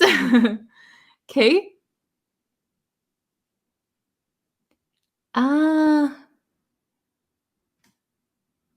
Let's see. I think I saw, sorry, the chat went down. So I'm just scrolling back up a bit to see if I missed anything.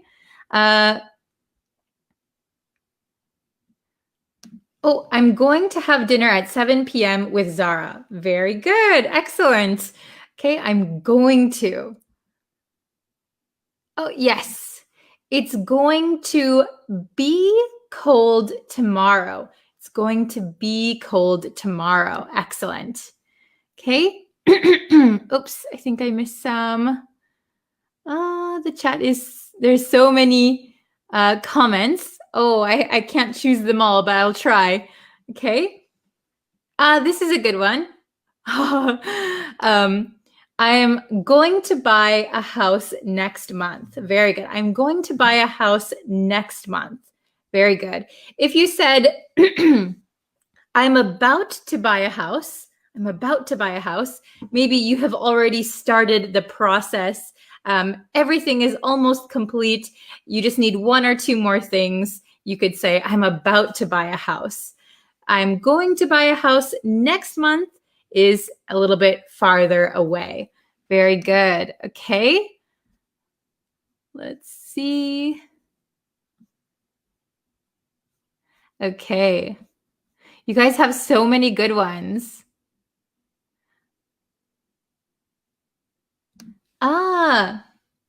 Okay. So it may rain today. Does this sentence reflect greater certainty than going to?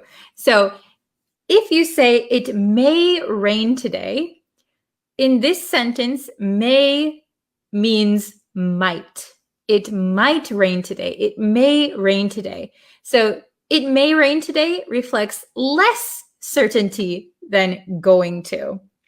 So it's going to rain today. Maybe you saw it on the weather. The clouds look gray. It's going to rain. You're pretty certain it's going to rain. It may rain today. It looks like it, but I'm not sure. Maybe the clouds will go away. It may rain. So may is less certainty. Okay. Hi, are you online or is this a recorded one? No, I am online right now. This is a live lesson. Okay, I'll do one or two more and then I have to get going. But let's see. Oh, okay, I saw one. Oh, this is a little bit sad. She is going to die. She is going to die. So she is going to die means you're pretty certain she's going to die, and it's going to be in the near future, maybe tomorrow, maybe next week, maybe in a month. If you say she is about to die, that means any minute now, any minute, any second. It's almost happening. She is about to die. Okay, very good. Let's see. We'll do one more.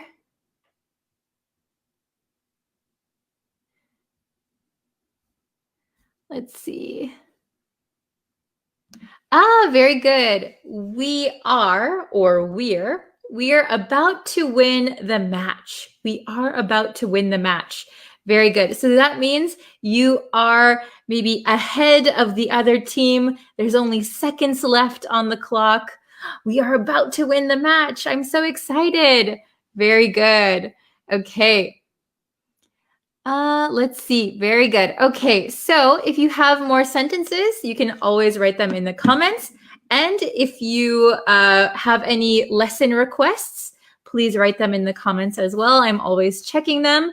So yes, I will try and do your lesson requests as soon as possible, okay? So thank you everyone so much for watching. I will be back a little bit later with another lesson on YouTube. So please subscribe so you know when the new lesson will be posted. Okay. Thank you guys so much for watching. I will see you again in a little bit on YouTube. All right. Thank you. Bye, everyone. Hello, hello. How is everyone? Okay, so I am late to start my live stream. I'm so sorry. But I didn't give any warning that I was going live, so I don't know if anyone's going to notice. But we're just going to do a quick lesson here. So today we're going to learn the difference between as long as and as soon as long as and as soon as. So that was something that a few students had asked me about. So I thought I should just make a quick lesson and explain it for you all. Okay, so let's see here. Oh, hello, Konya. Hi, I'm just starting, so no worries. You are here on time. Okay, so let's see. We're going to do, I was just saying, we're going to learn the difference between as soon as and as long as. They're very similar sounding, right? So, yes, hello, Konya. It's so nice to have you here. Is it your first time joining the live lesson? Hello, Carl. How are you? I hope you guys are doing well. Should we start the lesson? I think we shall. Let's start. Okay, so let me see if I can do this. Oh, it is your first time. Okay, perfect. So we're just gonna start. So I'm gonna do, oops, that's too small. Let's see. Okay, that's better, right? So today we're gonna look at as soon as or as long as. So which one? So let's go over the definitions first, okay? So first, we'll look at as soon as. So as soon as means in the shortest possible time or immediately after something, okay? Oh, hello, Saji from India. Thank you for joining us. It's really nice to see you all you guys here, even though it was very short notice. Okay, so as soon as, in the shortest possible time or immediately after something. So I'll give you some examples because I know it can be confusing with just the definition, right? So example number 1, get this done as soon as possible. So this one is a very common one. We usually say ASAP, right? ASAP. Get this done as soon as possible. So this one is in the shortest time possible, the shortest possible time. So get this done as soon as possible means please hurry up and get it done quickly, right? Okay. Oh, hello, Agam. Nice to see you. Good morning. Thank you for joining. Okay, so moving on to the next example, we're talking about as soon as. So here, you can watch TV as soon as you finish your homework. You can watch TV as soon as you finish your homework. So this means immediately after something. So immediately after finishing your homework, you can watch TV. Okay? So not before that, not before you finish your homework, but after you finish your homework, as soon as you finish your homework. Okay? Yes, in short time. Oh, I'm glad I pronounced your name correctly. Oh, hello, Sandy. You have a different name on here. It's Sunny on here. So,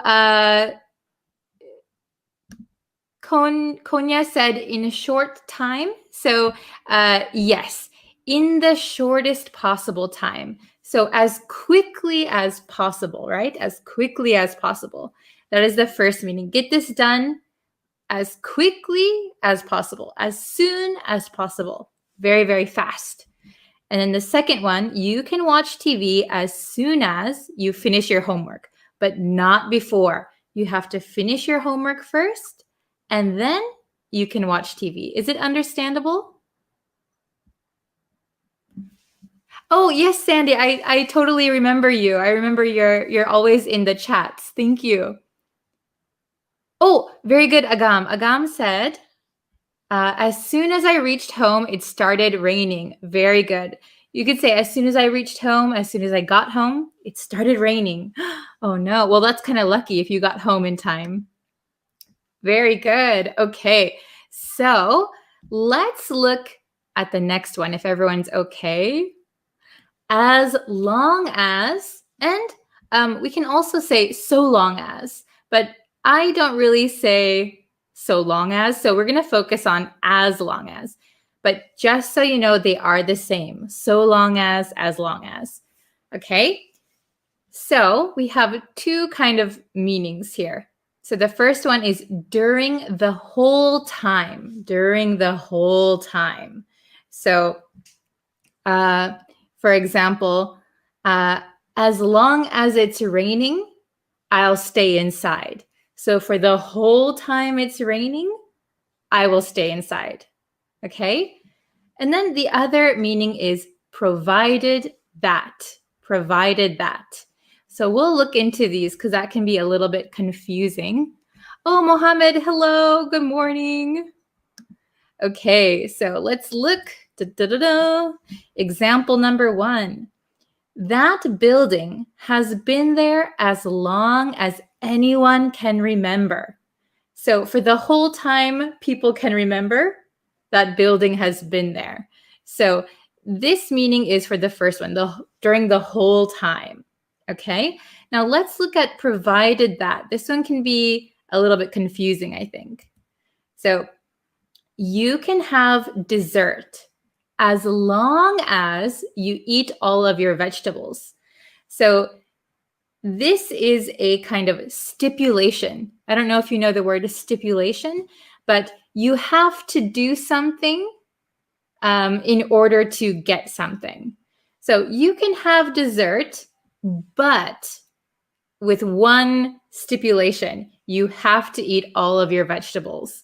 Okay, so here it might seem similar to as soon as. Remember, as soon as is about time, right?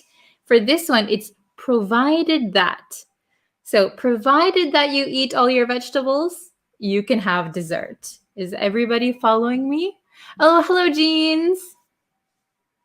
So as long as and so long as are the same. Yes. So I would say it's the same for provided that. I wouldn't use so long as for during the whole time. So I wouldn't say that building has been there so long as anyone can remember. I wouldn't say that, but some people do use it for the second definition. So you can have dessert so long as you eat all of your vegetables. A lot of people say that in the US.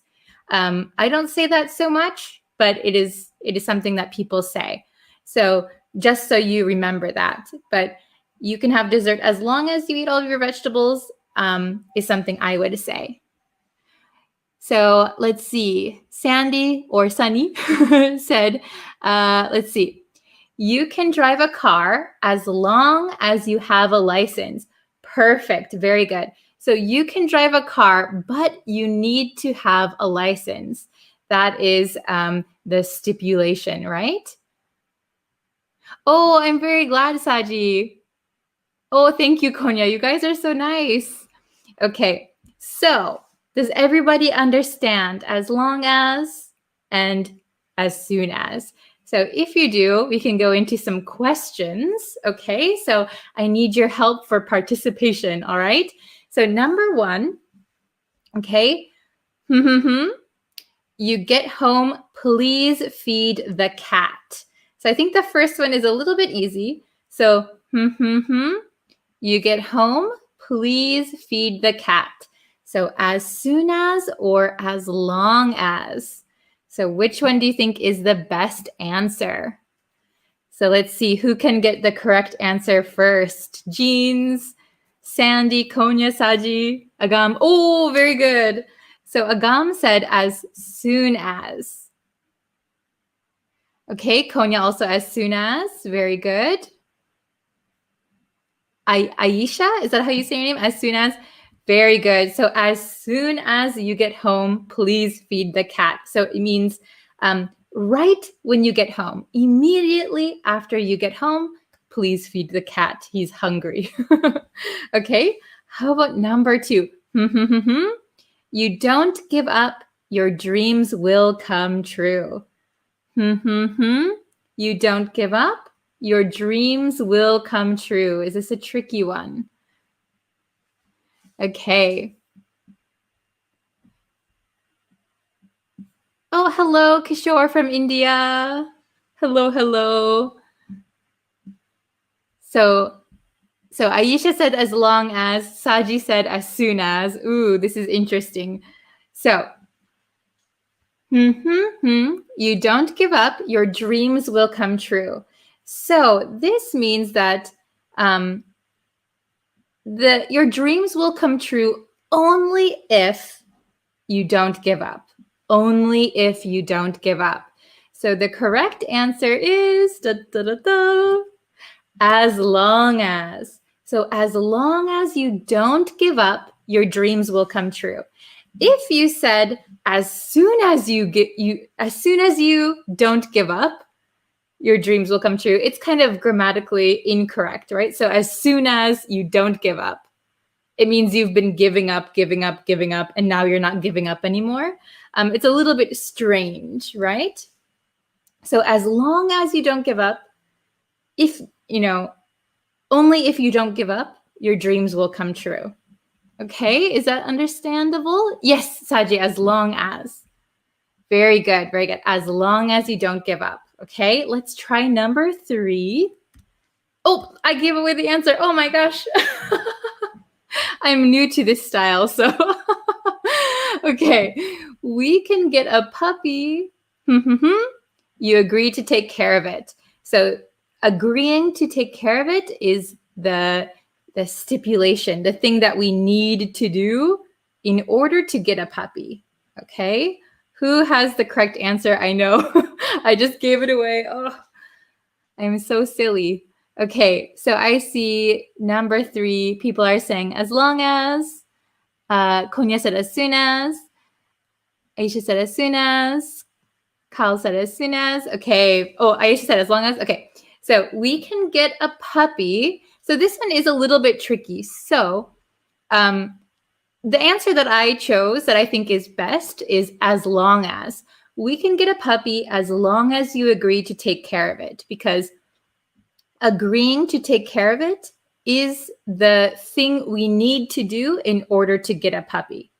But if you said we can get a puppy as soon as you agree to take care of it, it sounds like the 2 people have been arguing who is going to take care of it. I don't want to take care of it. You take care of it. I don't want to take care of it. You take care of it. As soon as you agree to take care of it, we can get a puppy. But maybe you have to create some kind of story and it's a different meaning a little bit as soon as you agree. Okay. So I think the best correct answer would be as long as. Okay. All right. Very good. So let's try number 4. We only have 3 more. The phone rang. I walked through the door. The phone rang. I walked through the door. Anyone have any guesses? Oh, yeah, Sandy got it right. Very good. Okay, so I'll give you a little bit of a hint. The phone rang maybe immediately after I walked through the door. Immediately. So I walked through the door. Ring, ring, ring, ring, ring, ring. The phone rang. Okay. Anyone have a correct answer? Let's see. Oh, very good, Konya. As soon as. Oh, yeah, very good. Aisha, very good. I think my chat was frozen for a second. Okay. The phone rang as soon as I walked through the door. All right. That is immediately after I walked through the door. Okay. We have 2 more. Number 5. Paul has been studying just Sandy. Paul has been studying just Sandy. So this means for the whole time that Sandy has been studying, Paul has also been studying for the same amount of time, for that whole time. Okay? Oh, very good, very good. So Konya, very good. Mohammed, Saji, very good. Agam, very good. So as long as. Paul has been studying just as long as Sandy. So they've been studying for the same amount of time, just as long as. Okay? And the last one, I think it's not that difficult. Number 6. Finish this report. You can, please. So finish this report quickly, please. What do you think is the best answer? Oh, very good, Jeans. Oh, your name. Yes, yes, yes. That's true. It is your name, isn't it, Sandy? You've appeared in the lesson. Wow. Okay, very good. So, Agam, very good. Sandy, very good. Konya, Aisha, Mohammed. Sandy, as long as Sandy, yes. Very good. So number 6, finish this report as soon as you can. Very good. As soon as you can. Very good. So I'm just going to read them really quick so you can listen to the pronunciation. Okay. So number 1, as soon as you get home, please feed the cat. As soon as you get home, as soon as you get home, as soon as you, very quickly. As soon as you get home, please feed the cat. Number 2, as long as you don't give up, your dreams will come true. As long as you don't give up, your dreams will come true. Okay, number 3, we can get a puppy as long as you agree to take care of it. We can get a puppy as long as you agree to take care of it. So this 2 becomes like a t, as long as you agree to take care of it. Okay? Number 4, the phone rang as soon as I walked through the door. The phone rang as soon as I walked through the door. Number 5, Paul has been studying just as long as Sandy in the chat. Paul has been studying just as long as Sandy. Just as long as Sandy, So here there's 2 S's. Just as long as Sandy. Okay, it becomes 1 S sound. And number 6, finish this report as soon as you can, please. Finish this report as soon as you can, please. Okay, very good. So I'll come back on the screen. Hello. Okay, so thank you guys so much for watching this lesson. I think I'll do a Facebook live stream in about 30 minutes or so. So if you are available on Facebook, we can do another lesson over there as well.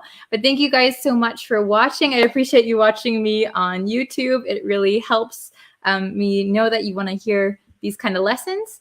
So yeah, thank you very much. And if you have any requests for lessons, you can always leave them down in the comments. Thank you so much. Thank you very much. I really appreciate all the participating students. It really helps me. Okay, so I will see you guys in a few minutes over on Facebook, okay? Very good. All right, you did a great job, everyone. Okay, so see you later. Thanks so much for watching. Bye. Hi, students. How are you? How is everybody doing today? Are you having a wonderful, what day is it? Tuesday? Is today Tuesday? I don't know. Let's see. Okay, let me adjust this a little bit. And I need my marker. Okay. So we're going to continue from last week. So hello. Did I say last week? I meant yesterday. Oh, you can tell I'm tired. Hello, Mohammed. Hello, Satar. How is everybody? How are you guys? Hello, Mohammed, Bill Jordan, Omar, Madhuka, Z, Lalandi, Aisa, Alberto. Yeah, it's Tuesday. I don't know what day I'm thinking it is. It's definitely Tuesday where I am. Okay. Hello, Omar. Hello from Myanmar. Hello, hello. Hello from Mexico. Wow. Okay. So, hello from Madagascar. Hello. Okay. So, let's see. We're going to continue from our lesson from yesterday, okay? So we're learning about confusing verbs. So let's see. Hello from Somalia. Hello. How is everybody doing this morning? Oh, hello from Thailand. So is it morning for you, or is it evening? Is it afternoon? Hello from Myanmar. Hello from Kansas City. Wow, Alberto, you're in the US? Hi from India.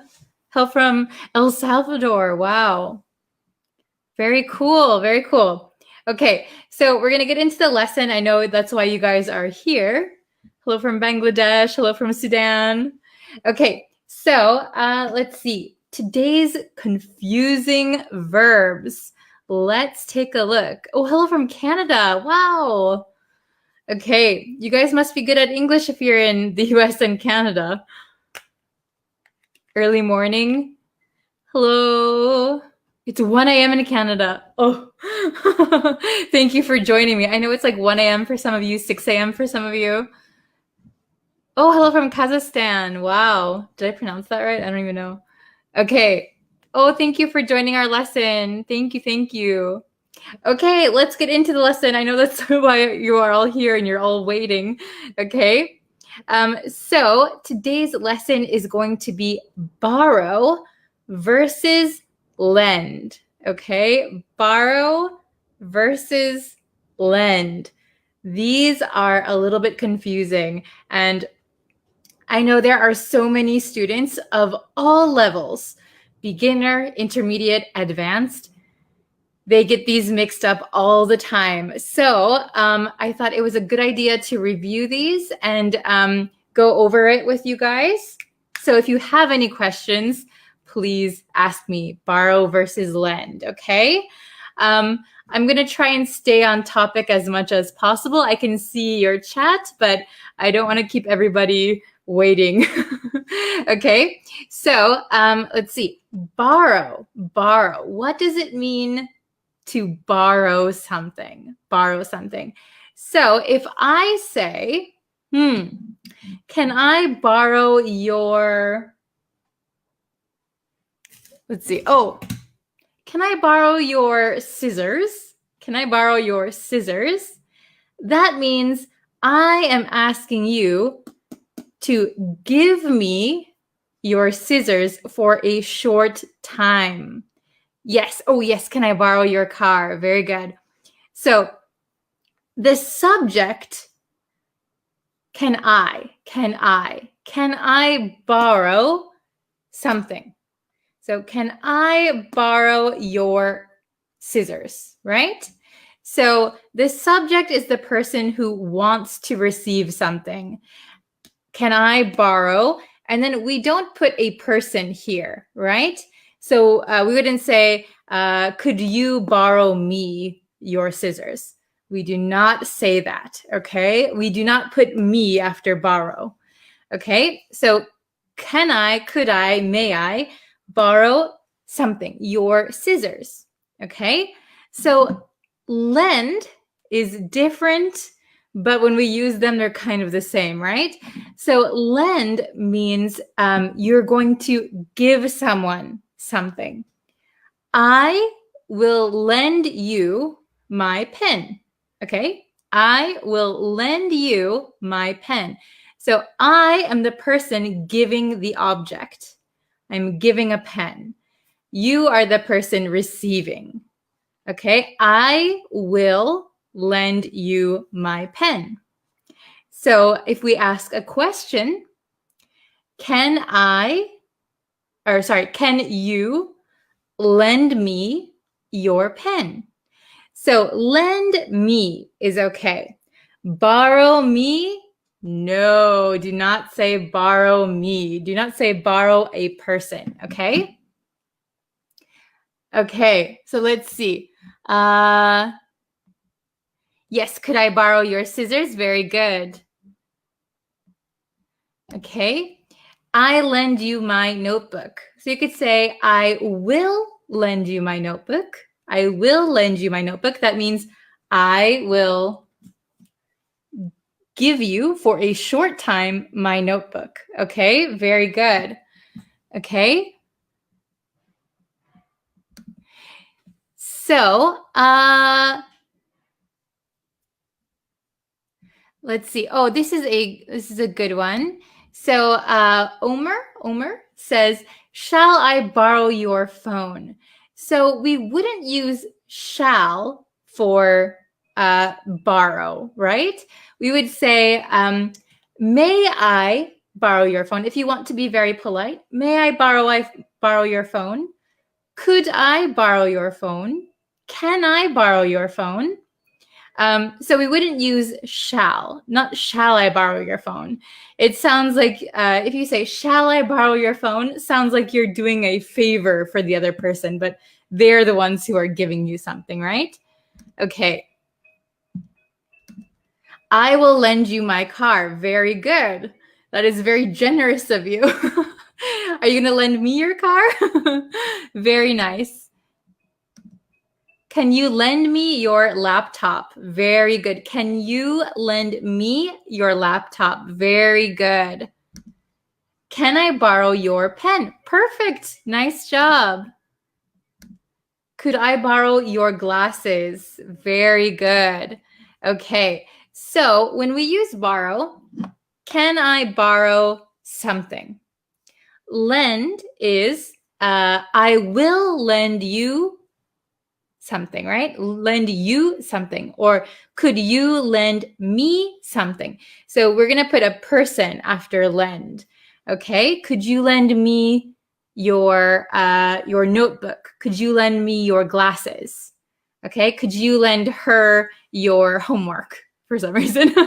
Okay. But borrow, we're not going to put a person after. We're going to put something. Okay. So it could be like your pen is okay, but we wouldn't say, I will borrow you, right? Or could you borrow me? We don't say that. Okay. So, could I borrow your bike? Can I borrow your bag? Very good. Very, very good. Okay.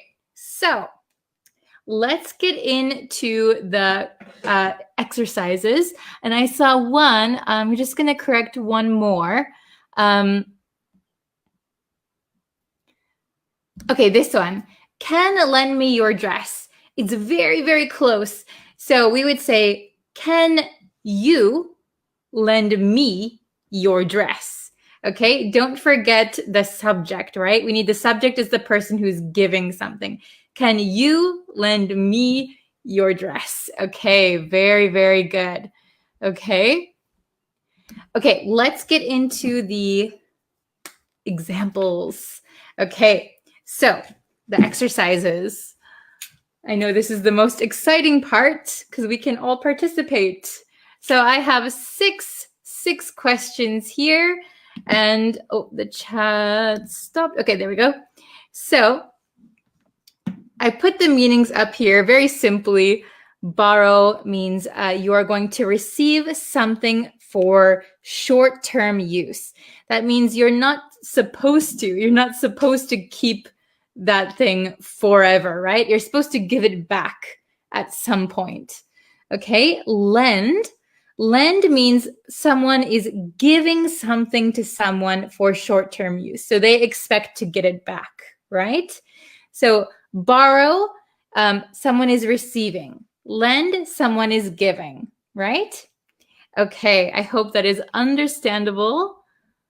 Hello from Bangladesh. Hello, hello. Okay, let's try number one. So number one and number two are almost the same, but do you remember which one to use? Which one is correct? Okay, so number one, can I, so I'm the one who wants something. Can I, your pencil?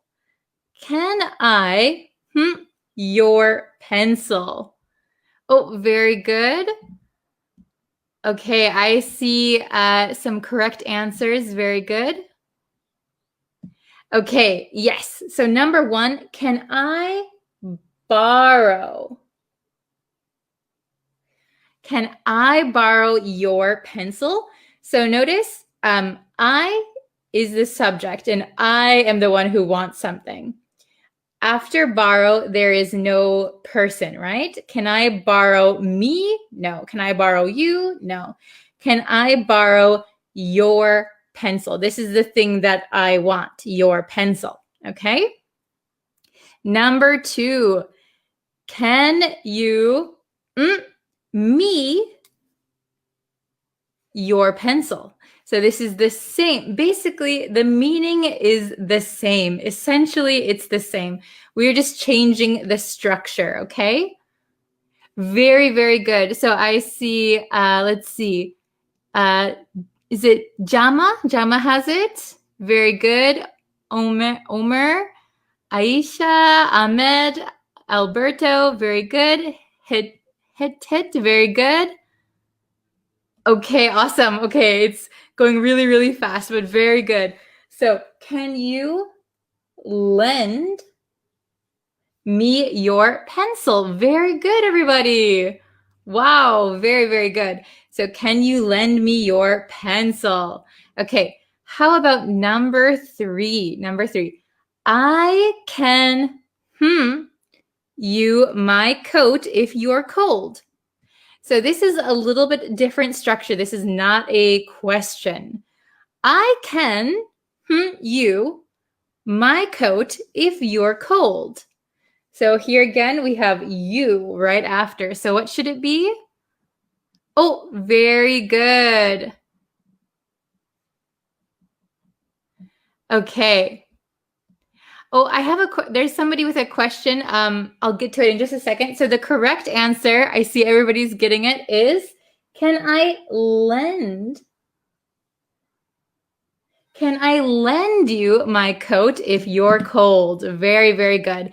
And I saw a question. Oh, where did it go? I saw an interesting question. Okay. Pen, pencil, but why not advice? So I think you're asking why we can't say, can I borrow your advice? Can you lend me your advice?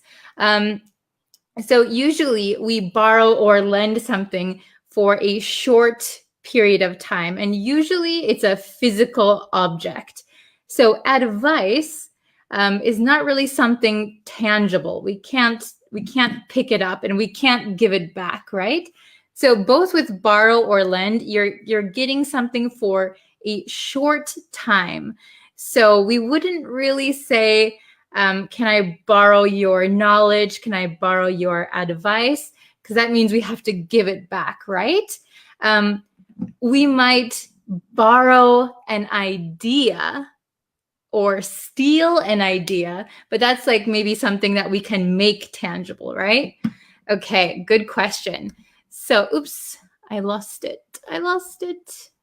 Okay, so let's go on to number 4. Number 4. He let me his hat. He let me his hat. Okay? Very good. What do you think should go here? Number 4. Okay, I see borrow. Very good. Oh, Mohammed just started learning English this week with us. Hello, Mohammed. Welcome. You're in the right place. Okay, so he let me. So his hat, this is the thing that we got, right? So he let me borrow his hat. Borrow his hat. Okay, very good. Number 5, could you, we have me, we have a person here. Could you, me some money? Ooh, what a daring question. Could you, me some money? Okay, so we're on number 5. Oh, I see Devashka said lend. Very good. Leka said lend. Sharif, lend. Okay. Lend, Mohammed, very good. Okay, so could you lend me some money? Could you lend me some money? So I don't know. I don't know if people ask you this question sometimes, but it's a very, maybe we got to make sure we're going to get our money back, right? Okay. Could you lend me some money? Very good. Okay. So number 6, I'll you my shoes if I can your sweater. So we have 2 answers for number 6.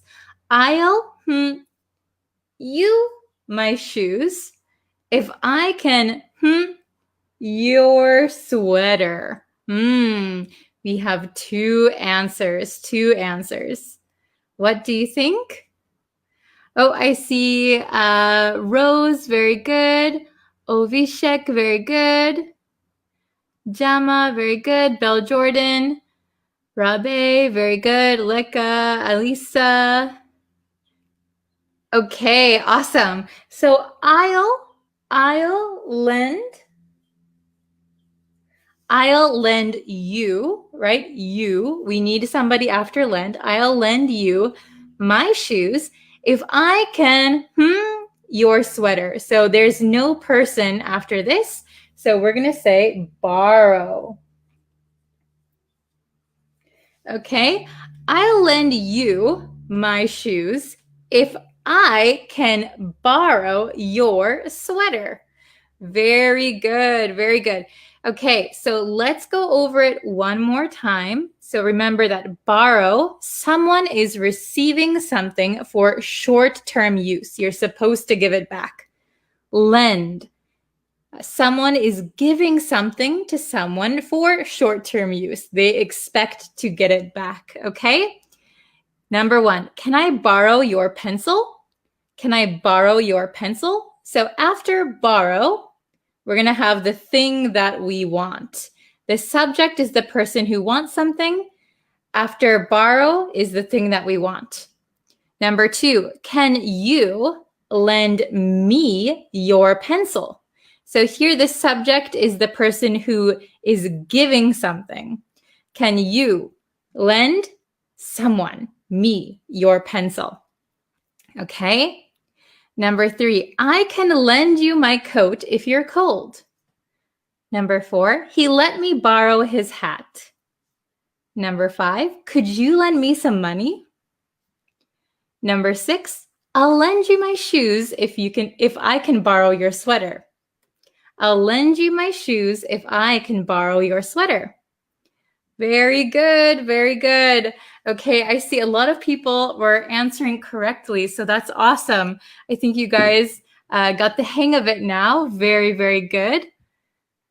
Oh, okay. So this is a good question. I say this a lot. What does go over mean? So go over, you will hear me say this a lot in my lessons. Go over means to review. So we'll go over something one more time. We'll go over it. We'll go over it in class. It means review or talk about, usually again. Okay, good question. Okay. Okay, very good.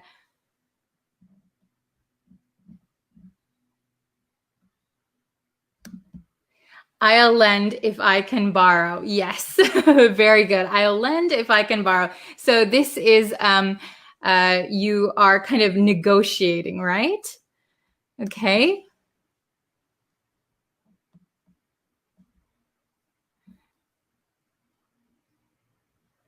Oops. What does essence mean? Okay, so maybe I said essentially, or did I say essence today?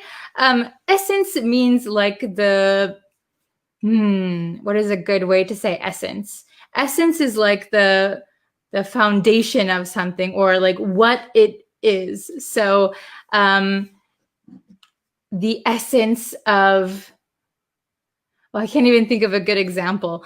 Essence. It's like what something is, like the basics of something or the foundation of something. Okay. Let's see.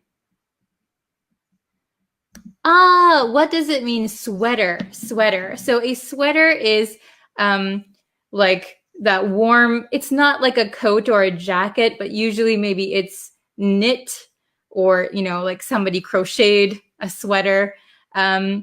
Like this is a jacket. If you can see, this is a jacket, but a sweater, maybe you can pull it over your head. It's nice and warm. That is a sweater.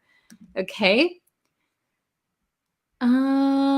Let's see. Okay. So if you're just coming in now, we are talking about borrow versus lend. So when you borrow something, the subject of the sentence is going to be the person who wants something. Can I borrow your pen, right? After borrow is going to be the thing that you want. For lend, the person who's giving something is going to be the subject.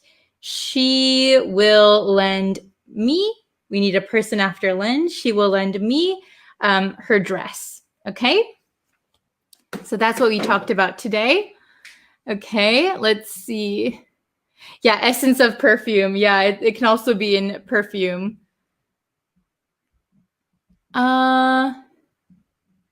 Let's see. Oh, this is very good. I will lend you millions of dollars if I win the lottery. I will lend you millions of dollars if I win the lottery. But that means you expect to get that money back, right? Okay, very good. Okay, so let's see. Does anyone have any other questions? Otherwise, I have to go on to my next lesson today. Okay, let me just check something for you. Okay.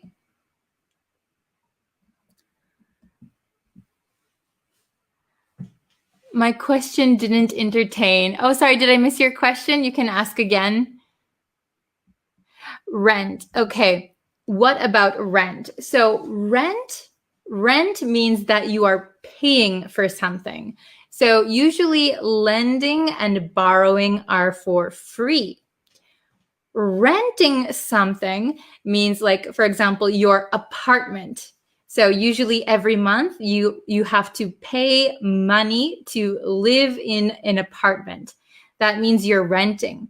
So you're paying to use something, but you can't keep it forever, right? So you don't own your apartment if you're renting. You're paying money to live there, but you don't own it. Okay?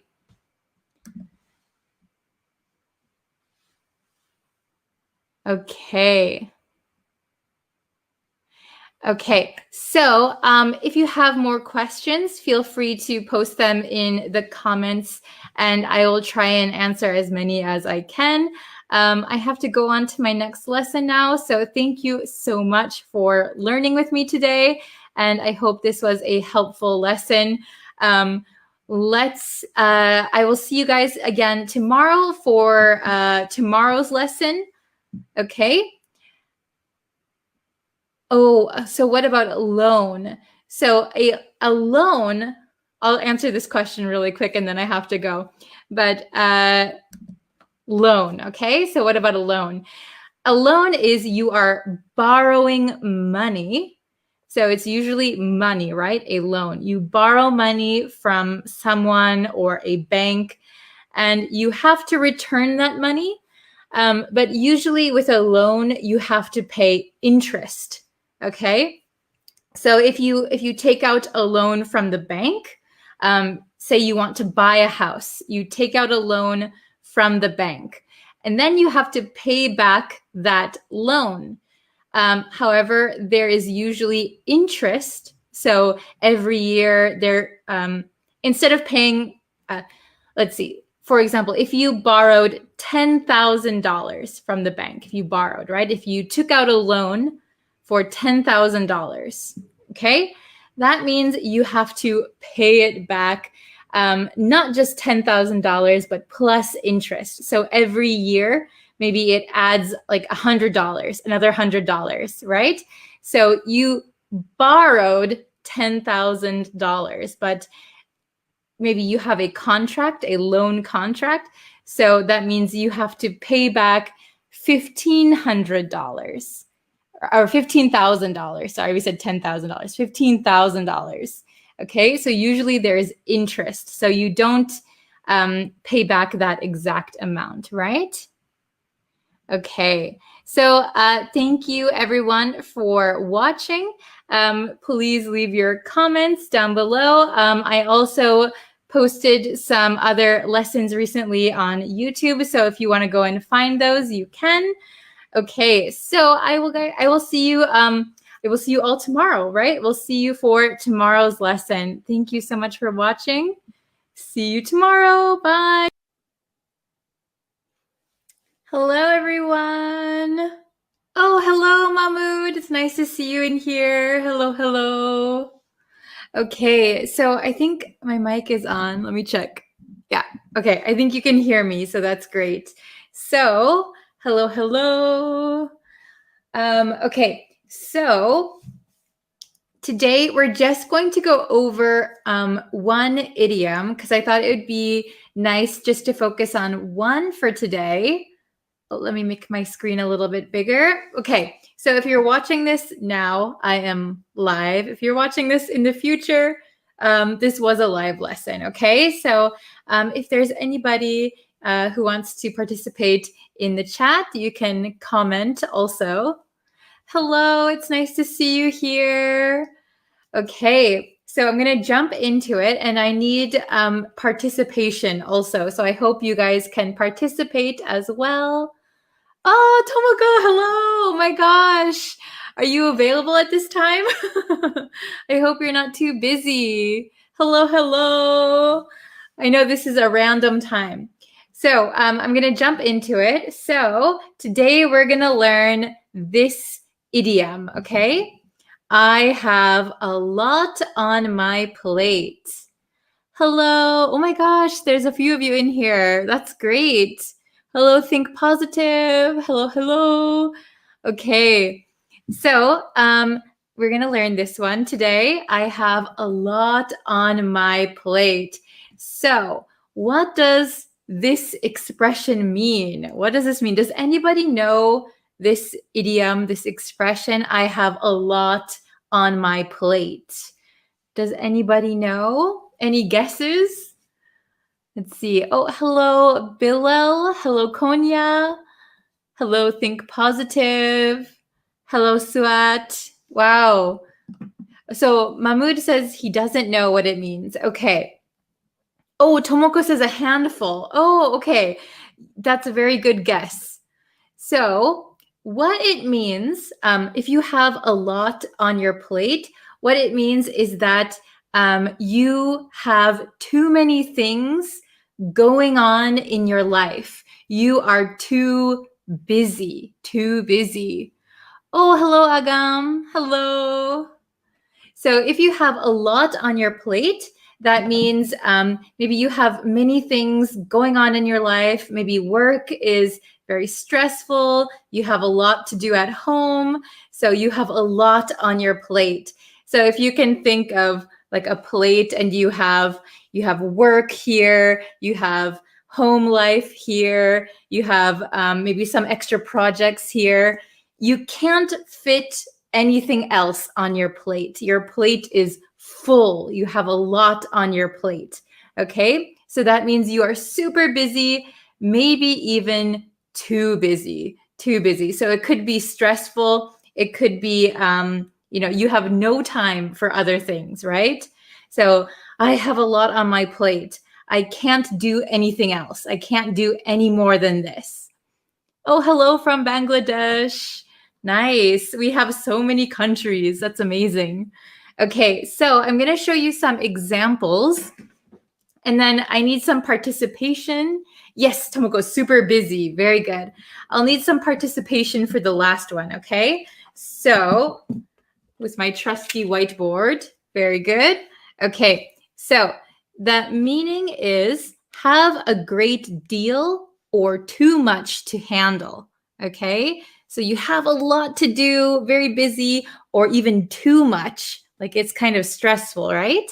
So I have 3 examples here, and then I want you guys to come up with like one example of your own, okay? And then I'll write one here.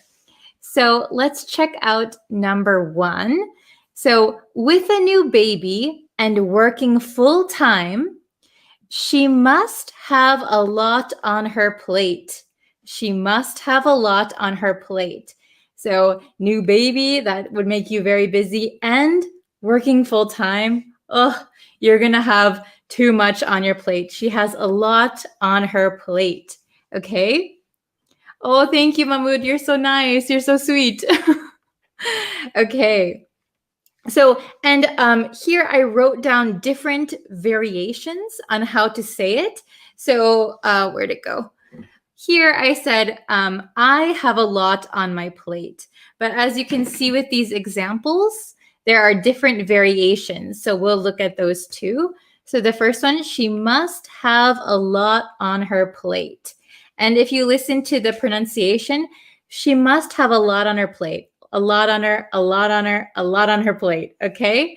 So a lot on, this T in lot becomes a flap T. So it almost sounds like a D. She must have a lot on her.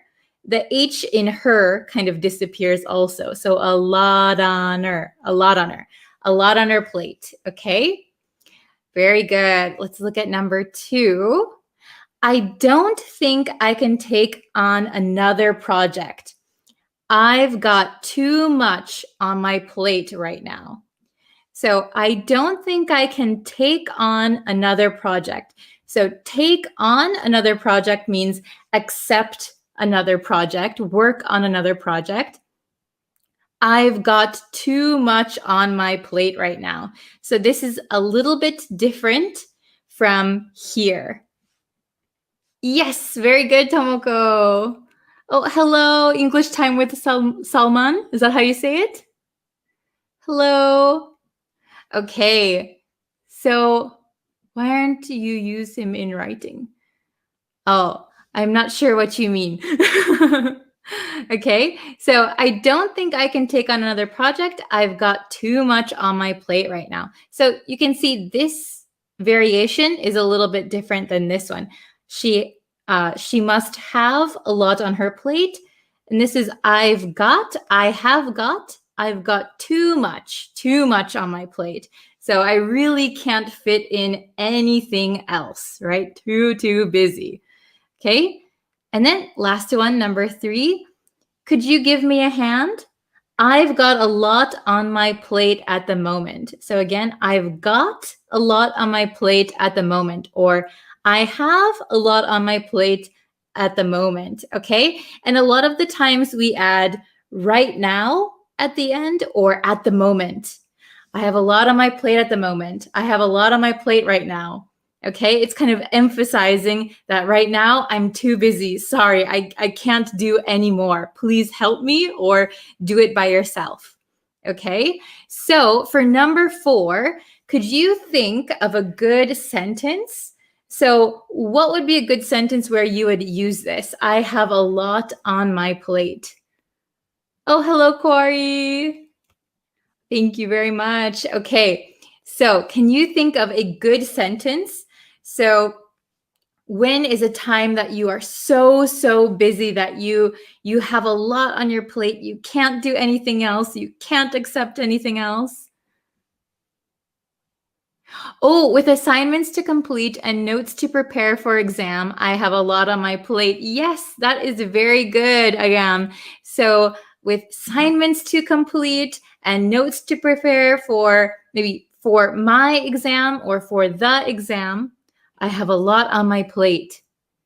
Oh, Tomoko said, I have a lot on my plate because I just started my new job. Yes, very good, very good. You can say, I have a lot on my plate because I just started my new job. Yes, that would be perfect. Very good. Okay, so very good. I'm going to, let's see. Does anyone else have one more we can put here? So I'm going to do, maybe I will combine Agam's and Tomoko's. So let's see. Maybe if someone is in school and they just started a new job. So with maybe with assignments to complete and starting, oh, I ran out of space, starting maybe my new job. I have a lot on my plate. So I don't know if you guys have ever gone to school and worked at the same times. Oh my gosh. Oh, Frederick, hello. I didn't notice that you're here. Okay. So with assignments to complete, oh, look at my terrible handwriting. Oh my goodness. Okay.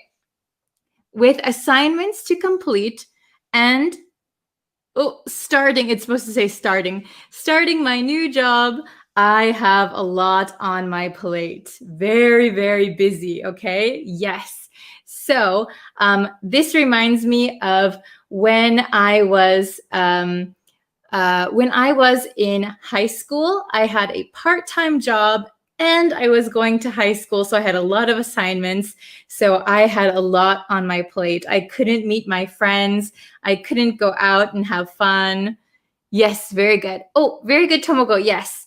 With assignments to complete and starting my new job. Starting my new job.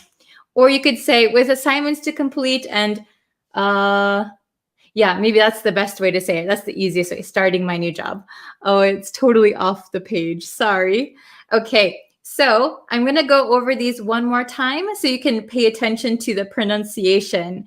Okay, so remember that I have a lot on my plate means have a great deal or too much to handle. So number 1, with a new baby and working full time, she must have a lot on her plate. She must have a lot on her plate. Okay? I don't think I can take on another project. I've got too much on my plate right now. Could you give me a hand? So this is could you give me a hand? Give me a hand. Could you give me a hand? I've got a lot on my plate at the moment. Okay, and then the last one that we did together with assignments to complete and starting my new job, I have a lot on my plate. Okay, is it understandable for everyone? Oh, thanks for stopping by, Frederick. Okay, so I hope you guys understand, and I hope you can use this the next time you are super busy. You can just say, oh, I have a lot on my plate right now. Sorry. Okay, very good. So you can use this in casual conversation, in business, anytime. All right. So I hope you can say this the next time you are busy. Very good. Okay. So that's all I have time for today. Unfortunately, I need to eat lunch. I'm super hungry right now. Okay. Unfortunately, I don't have a lot on my plate in terms of food. Okay, thank you guys so much for watching. It was so nice to have you guys. Very good. So thank you so much, and I will see you in a few days. We'll have another lesson on YouTube. Okay, thank you very much. Sorry it was short. Bye.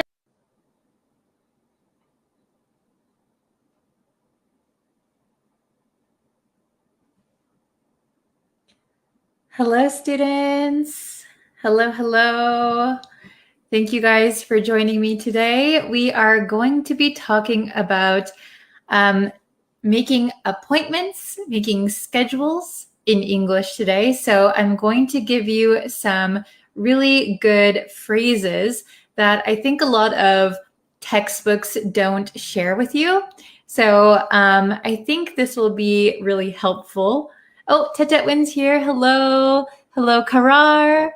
Hello, Niam. Dasgi. Hello. Okay, so before we get into today's lesson, if you could subscribe to the YouTube channel, that really helps me out. If you could like the Facebook page, that really helps me out too. Like this lesson and share it with a friend who is also learning English. Okay, welcome everyone. What country are you from? Hello. Thank you guys for joining me today. I really appreciate it. Okay, so we're going to go over the lesson. So I hope you're ready. Let's see, let's bring it up. Okay, here we have talking about schedules in English. So schedules, appointments, things like that, where you need to agree on a time, a place, a day. Okay, so those types of things. All right. Hello from Pakistan, Bangladesh, Laos, Tanzania. Hello. Oh my gosh, so many countries. Pakistan. Oh, hello everyone. Iraq. Welcome. Okay, so let's get into it. So talking about schedules, practical English lesson. So I think this is going to be very practical because this is what you can use for appointments, schedules, meetings. So if you need it for work, you can use this for business meetings, or if you're just trying to arrange an appointment with a friend, very useful. Okay, so let's see. Hello. Okay, so talking about schedules. Ready? So here we have deciding on a time. Okay, deciding on a time. So I have this sample dialogue. Okay? Can we meet next Thursday? Let's say at 5 o'clock. Sorry, next Thursday doesn't work for me. All right, how about next Friday at 4:30? Actually, 5:30 works better for me. Sounds like a plan. Okay. So let's get into this conversation a little bit. So we have let's say. I often use let's say when I'm trying to suggest a time, date, or location for meeting. Let's say, okay? So we can use let's say when you want to suggest a time, date, or location. You can use let's say. Okay, so this doesn't mean speak, let's say, let's talk, let's speak. It doesn't mean that. It means let's agree on this time, or let's agree on this date or location. So let's say typically means let's agree. Let's agree. Okay? So what time should I pick you up? What time should I pick you up? Let's say 8 o'clock. Okay, let's say 8 o'clock. Very good. So we can use it for a time, a place, a date. Let's say next week, Tuesday. Let's say we meet at the restaurant across the street. Okay? We can also use doesn't work. Doesn't work. You will often hear this when people are trying to tell you that a time, date, location is not good for them, inconvenient.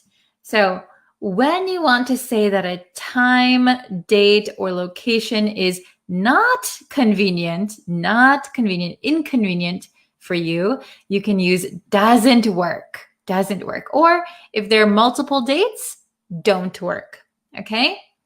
So examples, next week doesn't work for us. So if you just see this sentence, you might get confused. Next week doesn't work. What does that mean? You don't have a job? You don't have to go to work next week? But it means that next week is not good for us. Next week doesn't work for us. Very good. Oh, I see some examples. So you have it doesn't work for me. So I would say it doesn't work for me. It doesn't work for me. Very good. Okay. I'm sorry, but 8 o'clock doesn't work for me because I have to work late. So if your friends are saying, hey, why don't we have a party? Okay, let's say 8 o'clock. I'm sorry, but 8 o'clock doesn't work for me because I have to work late. So 8 o'clock is no good. Very good. Okay. Then we have works better. Works better. So works better is the opposite of doesn't work, right? So when you want to suggest a time, date, or location is more convenient for you, you can use works better. Okay. So if somebody suggests a time and you say, sorry, that doesn't work. This day works better. This day is more convenient. Okay. Actually, downtown works better for me. So we often use actually when we are kind of rejecting somebody's offer or somebody's suggestion. So somebody says, why don't we meet at your house? Actually, downtown works better for me. Or actually, the sushi restaurant works better for me. Okay, so works better is more convenient, Okay, meeting at 3 works better for my boss. Meeting at 3 works better for my boss. Oh, this is a good one. So the question sentence is, does next week work for you? Yes. Perfect. That is a perfect sentence. Does next week work for you? Very good. So you could say, does next week work for you? Does 3 o'clock work for you? Does downtown work for you? Very good. Okay. Oh, please, teacher, explain to me what's the meaning of schedule, please. So a schedule is when you are trying to decide a time or place or date to meet someone, So you want to schedule something in. So like you have a calendar. So on Monday, I have English class. On Tuesday, I have chemistry, right? So that is your schedule. So a schedule is deciding the time or date to do something. Okay? Very good. Awesome. Okay, let's look at another one. Sounds like a plan. So Americans will often say this. So it's very, very useful. Okay. When you agree on a time, date, or location, you can use sounds like a plan. So when you agree, everything is settled, we agree. So, do you want to meet at the sushi restaurant? Sounds like a plan. For sure. Okay, there is no problem. Sounds like a plan. This is one expression. You don't need any subject here. So you can say it sounds like a plan, but usually people will just say sounds like a plan. Very good. Okay. Oh, let's see. Maybe 12:30 JST, so Japan Standard Time, works better for my teacher, Bree, to live on Facebook. Very good. I would say to go live on Facebook. Yes. So I think 12:30 is a good time. So maybe I will try 12:30. It works good for all of you too. Okay. Let's see. So, sounds like a plan. I agree. Let's do that. Okay. Oop. Did I do let's say already? Yes. Let's say is finished. Okay. So sorry, that was an extra slide. Okay. So let's look at this conversation one more time. Okay. Can we meet next Thursday? Let's say at 5:00. Or actually, we can take out at also. Let's say 5:00. Let's say at 5:00. Either one is okay. So let's say means how about 5:00? Or why don't we agree on 5:00? Okay. Let's say at 5:00. Sorry, next Thursday doesn't work for me. So next Thursday is inconvenient, not good. Okay. All right. How about next Friday at 4:30? Actually, 5:30 works better for me. So 4:30, you suggested 4:30, but 5:30 is better. So we would say 5:30 works better for me.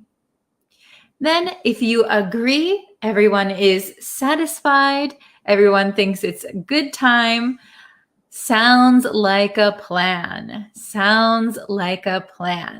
Very good. Okay, very good. So if you can make some example sentences, I would love to see them. I can put them up on the screen. Let's see, I can bring my face back. Very good. Let's see. Oh, hello from Bangladesh. What about tomorrow? Sounds like a plan. Very good. That is an excellent sentence. So if you agree, tomorrow is a good day to meet or a good day to do something, sounds like a plan. There is no problem. Very good. This is not related to this lesson, but how to know the difference between can and can't in American accent. So I'm actually creating a whole lesson course on pronunciation of things like this, can and can't. So a lot of Americans don't pronounce the T's at the ends of words. So can, C-A-N, can, and can't, we often say can't, can't, can't. Usually it's really understandable if you understand the context of what's being said, but I think I will make a whole pronunciation course on this topic, so please look out for that in the future. Hello from Sri Lanka. I'm going to start our meeting at 3, but my client doesn't work at that time. Very good. So if you say my client doesn't work at that time, maybe that means you're at my client. So you want to have the subject as the time, place, or date. Something doesn't work for someone. Okay? Very good. Okay? Can we travel on Saturday evening? Sounds better for me. So sounds better means something sounds good. If you want to say it is more convenient, we would say, can we travel on Saturday evening? It works better for me. It works better for me. Then if you agree, you can say, sounds like a plan. Excellent. Okay. Oh, this is a good one. How about having a lesson early in the morning? Very good. How about, so when you want to suggest a time, how about having a lesson early in the morning? Very good. I will try to have a lesson early in the morning if you'd like. Okay. We're going to play basketball at 11:40 a.m. Sounds like a plan. Very good sentence. Very good. Excellent. Let's say the day after tomorrow. It works better for me. Very good. Very good. So let's say, so you're saying, how about, or let's agree on the day after tomorrow. It works better for me. It's more convenient. Good job. Let's see. I'm planning to come over you next week. So maybe I'm planning to come over to your house next week. I'm planning to come over to your city next week. How do you think? So instead of how do you think, usually we say, what do you think? That will be great. Very good. Very good. Okay. Excellent. Would you give us a good book for improving our English? And it's a little easy. Okay. So if you want some book suggestions, I can make a list for you. I can definitely do that. Maybe sometime this week I will try and do that.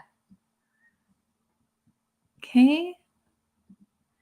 Healthcare staff arranged a vaccine appointment on Friday, but it doesn't work for me. I have to reschedule. Very good. Well, I hope you get your vaccine. Here in Japan, we haven't gotten it yet. Good example. What time do you have lunch? Maybe 1 p.m. Sounds like a plan. I want to treat you at a hot pot restaurant. Yeah. Oh, very good. Ooh, hot pot sounds very good right about now. Okay. Oh, hello from Myanmar. Let's travel to town at dawn. It's better to me. Very good. Maybe we could say it works better for me, or it's better for me. Okay, very good. You guys did such a good job. Wow. Okay, So I think I'm going to end the lesson here today. We're going to have a brand new lesson on YouTube later tonight. So if you want to subscribe, you'll know when that lesson is available. Thank you guys so much for watching. And if you could, please like this lesson and share it with one of your friends. That really, really helps me. And I really appreciate it. It motivates me to work harder. Okay. Thank you everyone for joining, and I will see you in a little bit later on YouTube. Thank you so much. See you later. Bye everyone.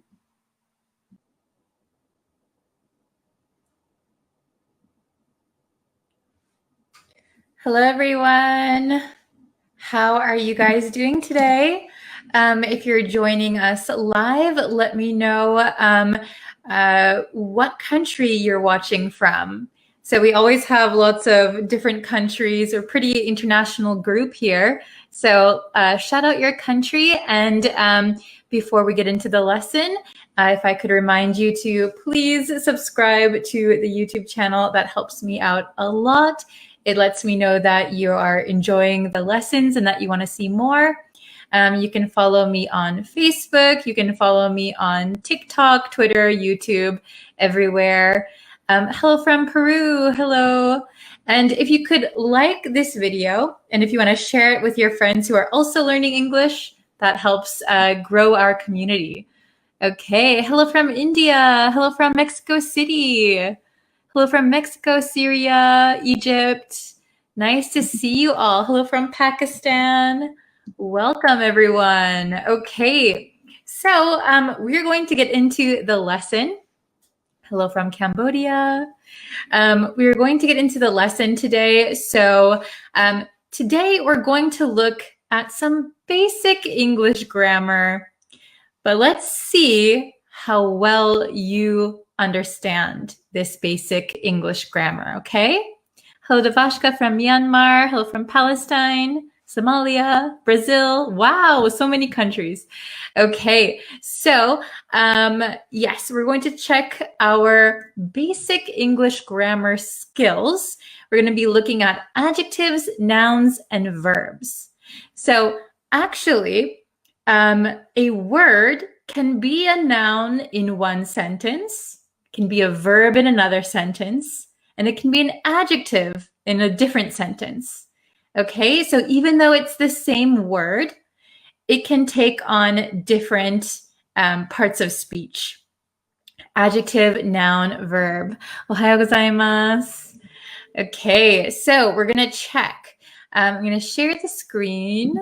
There you go. You should be able to see it. Okay, so we have adjective, noun, or verb. Basic English lesson. So even if you think your English is pretty good, let's just test it, okay? Let's see if you can answer these pretty easily, okay? There's 9 simple questions, okay?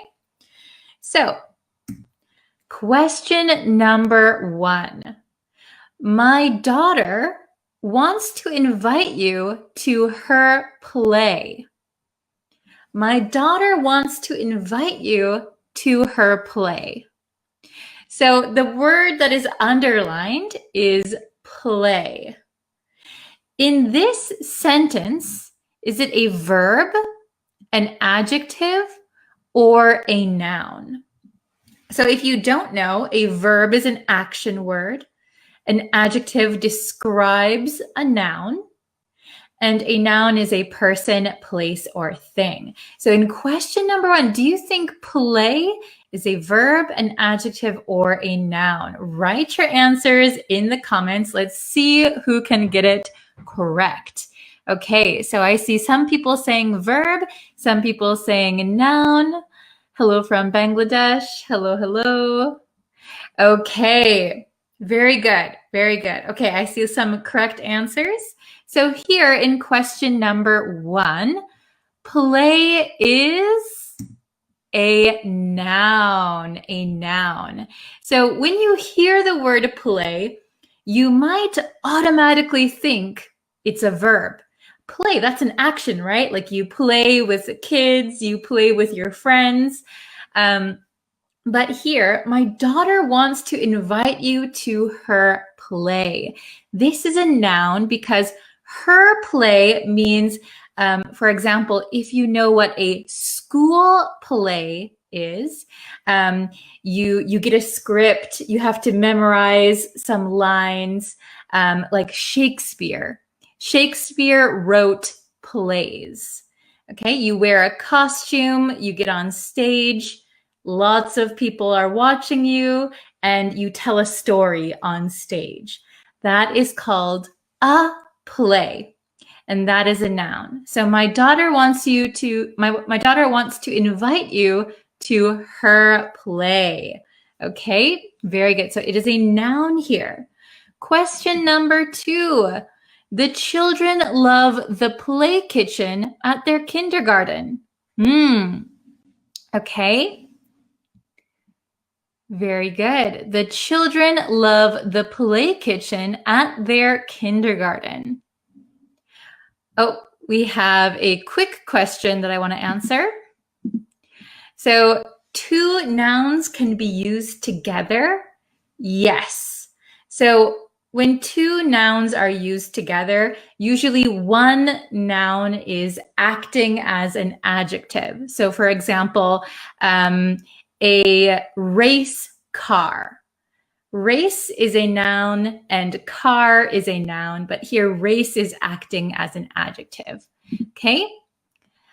So the children love the play kitchen at their kindergarten. Oh, I see lots of people saying adjective, some people saying verb. Adjective. It is an adjective here. So the children love the play kitchen. So here, we have the word the article the. So we know that one of these words is going to be a noun. Here, kitchen is a noun. So play is describing the kind of kitchen. So you will often hear this in English when talking about children's toys. Okay, so it's not a real kitchen. It's a play kitchen. So a very small kitchen, maybe it's made of plastic that kids can pretend they're using a real kitchen. Okay, so the children love the play kitchen. So kind of pretend kitchen, toy kitchen at their kindergarten. Kindergarten is before elementary school. So usually in America, we have preschool for really, really young kids, then kindergarten. Maybe they learn how to write letters. They learn 1, 2, 3, 4, and then elementary school. So kindergarten is for very young children. Okay, question number 3. Let's play outside. This one should be easy. Let's play outside. Is it a verb, an adjective, or a noun? What do you guys think? Oh, I put the answer. So it is a verb. It is a verb. Sorry, I didn't give you a long time to answer. Let's play outside. So here we're talking about the action, about playing with our friends, playing outside. Let's play outside. Okay? Very good. Question number 4. Take a look at this sentence. I go for a run every morning. I go for a run every morning. Is this a verb, an adjective, or a noun? So for question number 4, please write down your answer. Okay? Oh, I see lots of good answers. Yes, yes, yes, yes. Very nice. Well done. So the correct answer here is noun. It is a noun. So if you notice, we say a run. So we can say go for a run. Go for a walk. So in these sentences, when we say a run, a walk, these are nouns. It's kind of like the event of running, event of walking. Think of it as an event. So if you said, I go running every morning, that would be a verb. But, or if you said, I run every morning, that would be a verb. But run is a noun. Very good. Number 5. This one should be easy. We ran across the field. We ran across the field. Is this a verb, an adjective, or a noun? What do you think? Okay, write your answers. Oh, very good. Adal, Awatif, Mohammed, hello. Abdo English. Yes, that's correct. Okay, very good, Devashka. Pew, very good. So number 5, the answer is verb. We ran across the field. So here we're talking about the action. We're doing the action. Okay, we ran across the field. Very good. Getting easier? Let's try number 6. I have a runny nose. Could you hand me a tissue? I have a runny nose. Could you hand me a tissue? Is this a verb, adjective, or a noun? What do you think? Okay, I have a runny nose. Okay, I'm seeing lots of mixed answers. Oh, Devashka Pugh, very good. Okay, awesome. So here it is an adjective. Adjective, very good. So when we say a runny nose, notice that we have the article, a. So we know that something here is a noun. And if we look, nose is a noun. What kind of nose? A runny nose. So this is an adjective. And we learned runny nose quite a while ago when we talked about health in English. So if you have a runny nose, it means the kind of green or yellow stuff in your nose is coming out like water. So if you have a cold, if you have allergies, you might have a runny nose. You keep wiping it. Okay, a runny nose, that's an adjective. Good. Okay. Okay, good question. What does have mean here? So when we talk about our health condition, we use have. I have a runny nose. I have a cough. I have a headache. I have a fever. So we usually say I have and then your condition. Okay, good, very good. Number 7, only a few more, okay? Oh, welcome, happy to join you, thank you. Okay, question 7, put the open bottles on the counter. Put the open bottles on the counter. Is this a verb, an adjective, or a noun? Verb, adjective, noun. Put the open bottles on the counter. Okay, we have somebody said number 2, which is an adjective. Adjective, very good. Devashka, adjective. Okay, adjective, very good. You guys are so smart. Okay, so the answer for this one is adjective. Excellent. So we have put the, so we know we have a noun coming up. So then we have open bottles. The bottles are the noun. Okay, what kind of bottles? Open bottles. Very good, very good. Okay, number 8. We have two more. I'm going to the opening of the art gallery tonight. I'm going to the opening of the art gallery tonight. Okay? So here we have verb, adjective, noun. Okay? Excellent. Is it a verb, adjective, or noun? Opening. Okay? Very good. Wow. Okay, I see lots of good answers. Yes. Okay. So there are some people saying verb, some people saying noun. No one is really saying, maybe some people are saying adjective. Okay.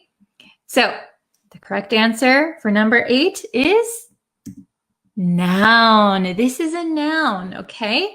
I'm going to the opening of the art gallery tonight. So when we say an opening, the opening, I'm going to the opening of the restaurant, going to the opening of the art gallery. Opening here means an event. This is an event. So maybe the first day that the art gallery is open. So this is a noun, the opening. There's a kind of dead giveaway. We learned dead giveaway in our previous lesson. The dead giveaway is we have the word the here, the opening, the opening. Okay, so opening here is considered an event. So it is a noun. Good job. Oh, Tet-Tet-Win, hello. It's okay if you're late, you can always watch one more time. Okay, last question. Could you open this jar for me? Could you open this jar for me? So open, is this a verb, adjective, or noun? Hopefully this one is easy. Oh, Grammar Miat is also late. No worries. Welcome everyone. Okay. Oh, okay. We have verb. One is verb. Verb. Okay, you guys got it. Nice job. Okay. Easy one, right? Okay, verb. It is a verb in this sentence. Could you open this jar for me? So we're talking about this action of opening something, opening a jar, opening a door, open. Okay, so this is the verb. Good job. So that was the last question. There were 9 questions in total. How many did you get right? Let me know in the comments. Did you get 9 out of 9? If you came in late, maybe you only got 1 or 2. That's okay. But I hope that it was a little bit challenging. I hope that you were able to get a little bit of a new experience with these words. I taught play kitchen consider as combined word. You thought play kitchen was considered as a combined word. So I think you mean like a compound word. So play kitchen, I think, is usually written as 2 words. So we often say like playhouse. Maybe playhouse would be 1 word. But play kitchen, play. If you have anything that is fake for children, we can put the word play in front of it and it becomes like pretend something. Very good. 9 out of 9. Very good. 9 out of 9. Perfect. 9. Good job. Playground. So playground is 1 word. A playground. Yes. Okay. Hello from Nigeria. Welcome. Well, I'm glad you guys got many questions correct. That is awesome. I hope you could also learn something new, maybe some new vocabulary. PlayStation. Do you mean like the console? The video game console?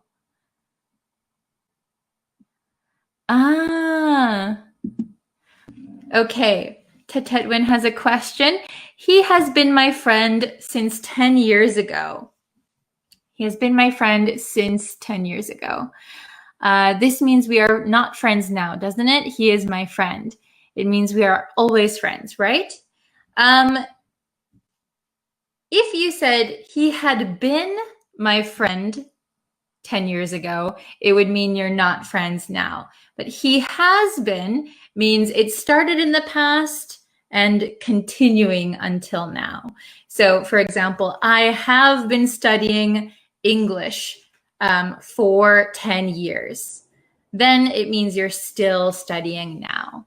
Okay, I hope I understood your question correctly. Hello from Sudan, welcome. Play Store, yes. So if you're, if you have some like little tiny pretend store for children, you could call it a Play Store. Or if they made it out of cardboard or something, you could call it a Play Store. You could call it anything, could be play something for children. Okay. Oh, welcome from the Philippines. No worries if you're late. Okay, hello from Iraq. Okay, so I hope you enjoyed the lesson. I think I will end it here. Let's call it a day. There will be another lesson later on YouTube. So if you could subscribe to the YouTube channel, I would appreciate it. There will be another live lesson on Facebook tomorrow. So you can follow me on Facebook. And I try to update TikTok every day as much as I can. Okay. Thank you guys so much. Okay, so thank you, and I will see you very, very soon. Enjoy the rest of your day. Thank you, everyone. Bye-bye.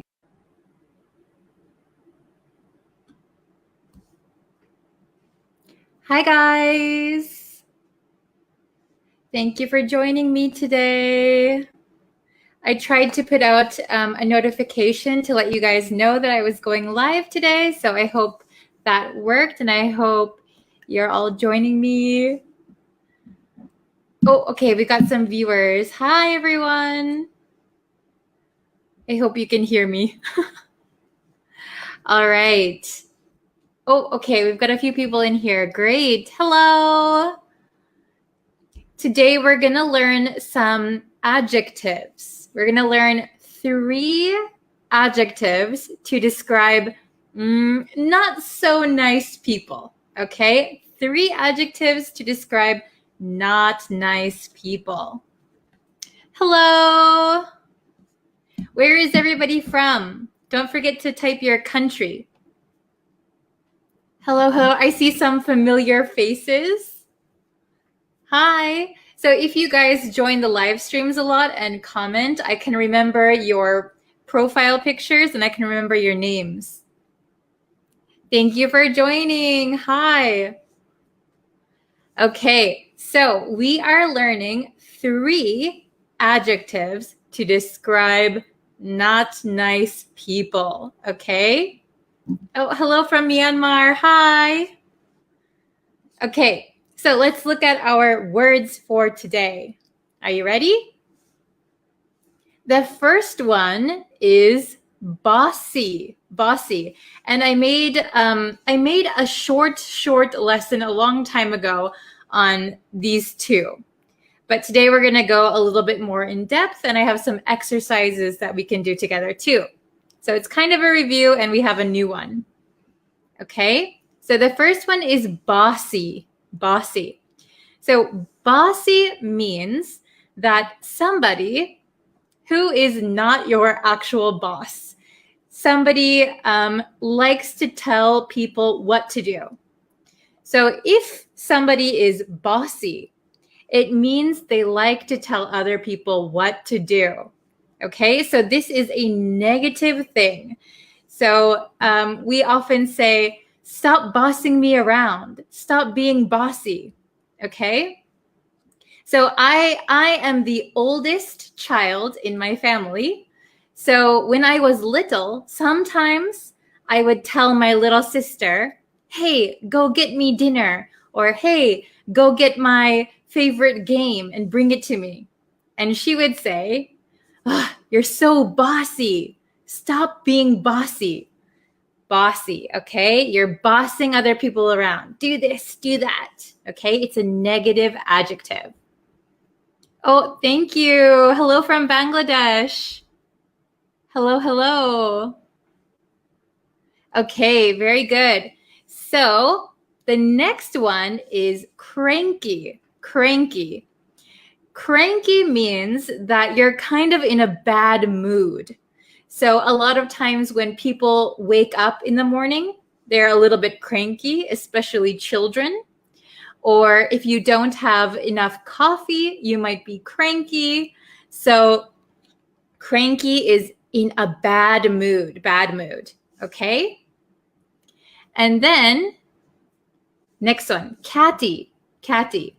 Okay, catty means that you are saying bad things about people. You're not being very nice.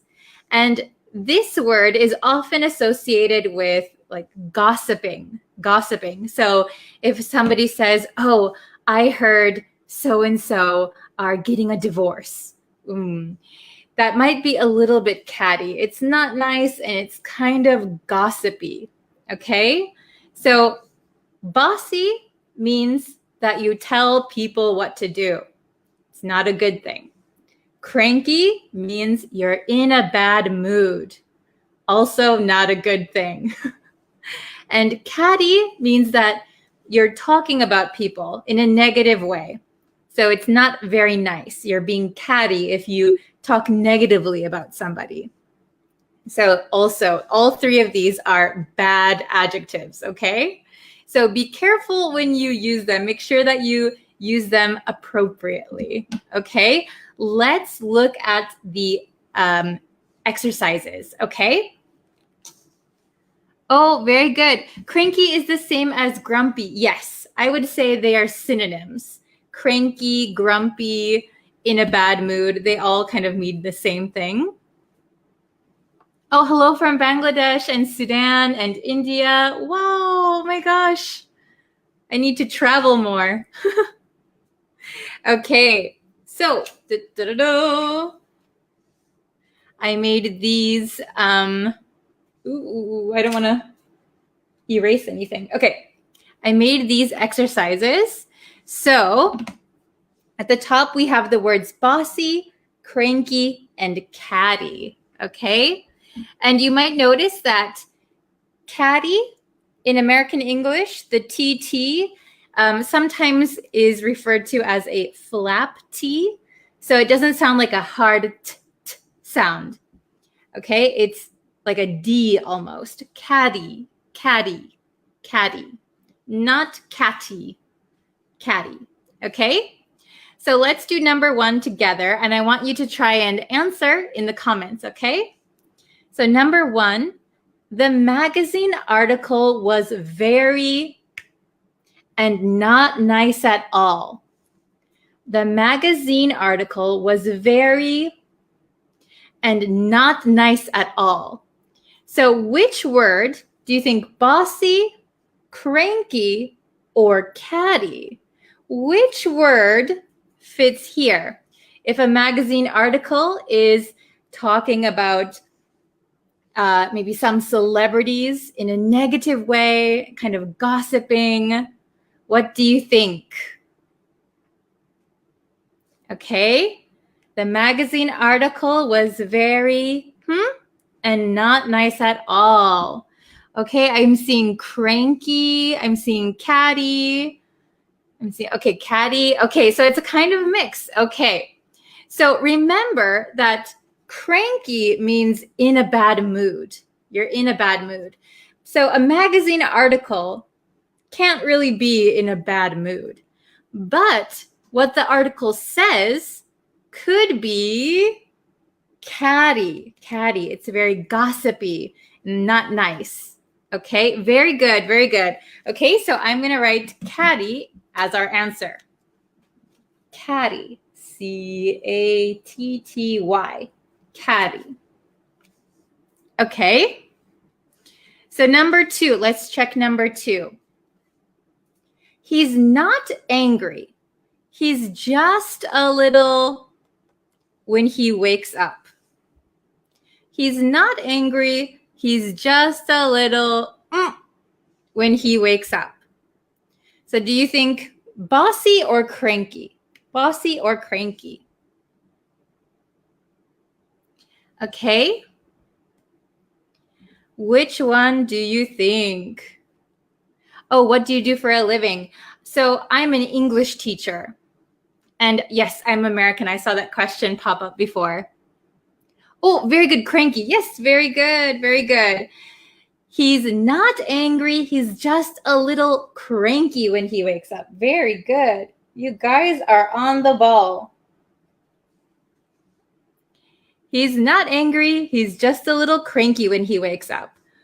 I am not that cranky when I wake up, but sometimes if I'm hungry, if I'm really, really hungry, I might get a little cranky. I might get in a little bit of a bad mood. Okay? When do you guys feel cranky? When do you feel in a bad mood? Grumpy? Okay? Okay, let's go to number 3, the last one. You're too, Stop telling me what to do. You're too, Stop telling me what to do. Yes. Okay, we only have one word left. What do you think is the correct answer? Bossy, cranky, catty? Yes, very good. Bossy, bossy. Okay, very nice. Yes, bossy is correct. Good job. Samuel was the first one with the, oh no, and Sana and Fozzie. Okay, thank you guys. You guys all got the right answer. So remember, bossy means you're telling people what to do. So it's not a good word. Cranky, you're in a bad mood. Catty, maybe you're gossiping. You're saying not nice things about people. Okay, I'll read them one more time. Please listen to the pronunciation. Okay, number 1, the magazine article was very catty and not nice at all. Number 2, he's not angry. He's just a little cranky when he wakes up. Number 3, you're too bossy. Stop telling me what to do. Okay, very good. Does anybody have any questions on these? Or any questions for me also? Anything's okay? Ooh, hello from Costa Rica. Very nice. Bangladesh. Okay. So please remember these 3 adjectives. You can use them, but remember when you use them, they're not nice. So if you call somebody bossy, maybe just be careful. If you call your boss bossy, maybe they'll get a little bit angry. They might be a little bit cranky after that. Okay? Oh, no questions. Good. I'm glad you understand everything. Okay. So we had 5 live lessons this week. So if you have any trouble or you want to go back and watch the other lessons to review, they're all on the Facebook page, so you can watch them anytime. And I might upload them to YouTube also at some point. You're welcome. Thank you guys for joining. I appreciate it so much. So if you could you please like this video and share it with your friends? I'd really appreciate it. And let's see. I think a new lesson is going to come out on the YouTube channel. So if you're not subscribed to the YouTube channel, go subscribe to it and follow this Facebook page and everything. Okay. Thanks for watching. Thanks for learning with me. And I'll see you next time. Okay. Bye, everyone. Thank you so much. See you next time. Hello, everyone. Yes, we are live. Okay. So today is our review lesson. Yay. We are going to review everything that we learned this week. Are you excited? Okay.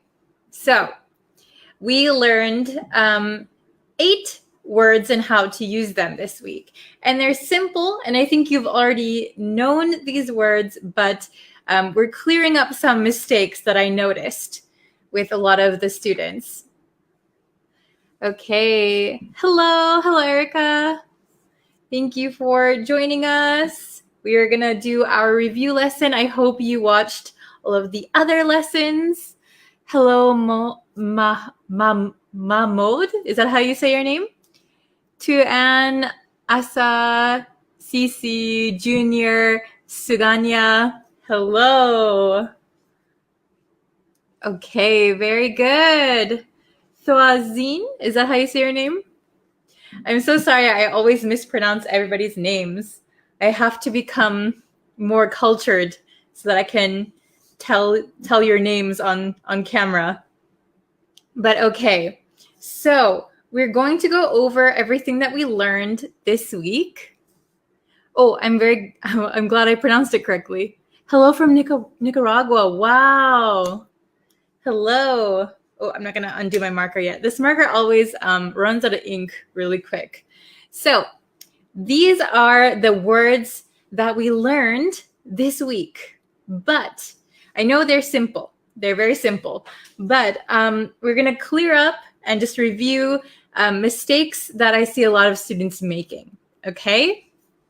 Hello from Myanmar. Oh, thank you, Erica. Okay. So if we look at these, we're going to go over them, and I'm going to quickly review how we use them and the meaning, okay? So number one is annoyed. Annoyed. This is the feeling that a person or an animal, a living creature, can feel, right? This is a feeling. I feel annoyed, or I am annoyed. Okay, annoyed. So we don't say that. I'll give you a hint between these two. So annoyed is the feeling, and annoying is what causes this feeling. Does that make sense? Oh, hello from Myanmar, Philippines. Hello, Lin Lin. Okay, so annoyed is the feeling that we get when we are frustrated or feeling uncomfortable. Oh, I'm so annoyed. Annoying is what we describe the cause of being annoyed. So, my boss gave me a lot of extra work. He is annoying. I am annoyed. Okay? Very good. So now we'll do in pairs. Maybe that's easier. So number 3 and number 4, we have scared. I'll put it a little bit closer. We have scared and we have scary. Very similar to annoyed and annoying, right? In how we use them. Oh, hello from Cambodia. I want to visit Cambodia. I have a best friend who is Cambodian. Okay, so 3 is scared. This is the feeling that we get, like annoyed. Annoyed is our feeling. Scared is also our feeling. Ooh, I'm afraid. I'm scared. The thing that causes me to feel scared, we would say it is scary. So the ghost is scary. Okay? We wouldn't say I'm scary. I know a lot of students say I'm scary. But that means you are causing fear in other people. You are kind of like a scary thing, right? So you don't want to say, I'm scary, unless that's what you mean. But you would say, I'm scared. I'm scared. The movie is scary. My boss is scary. The clown is scary. I feel scared. Oh, hello from Pakistan, Indonesia, India. Oh my gosh, hello. Okay, so let's go to 5 and 6. 5 is fun and 6 is funny. So these are often getting mistook for the wrong one, right? So something is fun. Something is fun. And we don't count fun. Fun is uncountable. So we don't say, we had a fun, right? It was a fun. So we would say, I had fun. It was fun. Oh, Brazil here. Hello. Okay, so fun.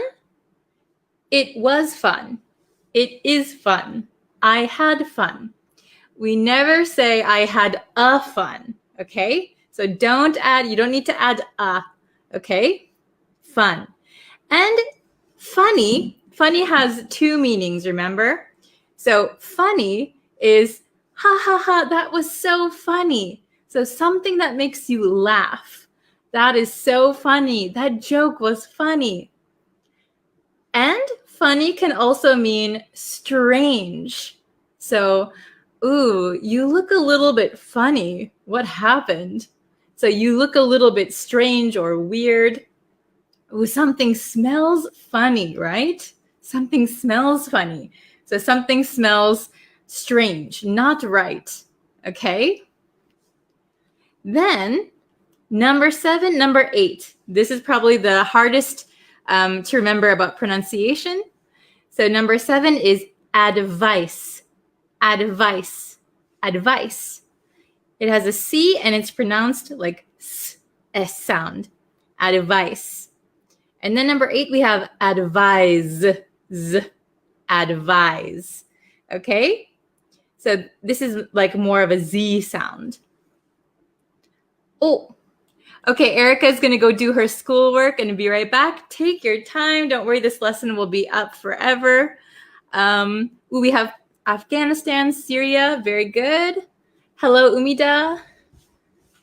Okay, so remember that advice is a noun and it is uncountable. So we don't say advices. We don't say an advice.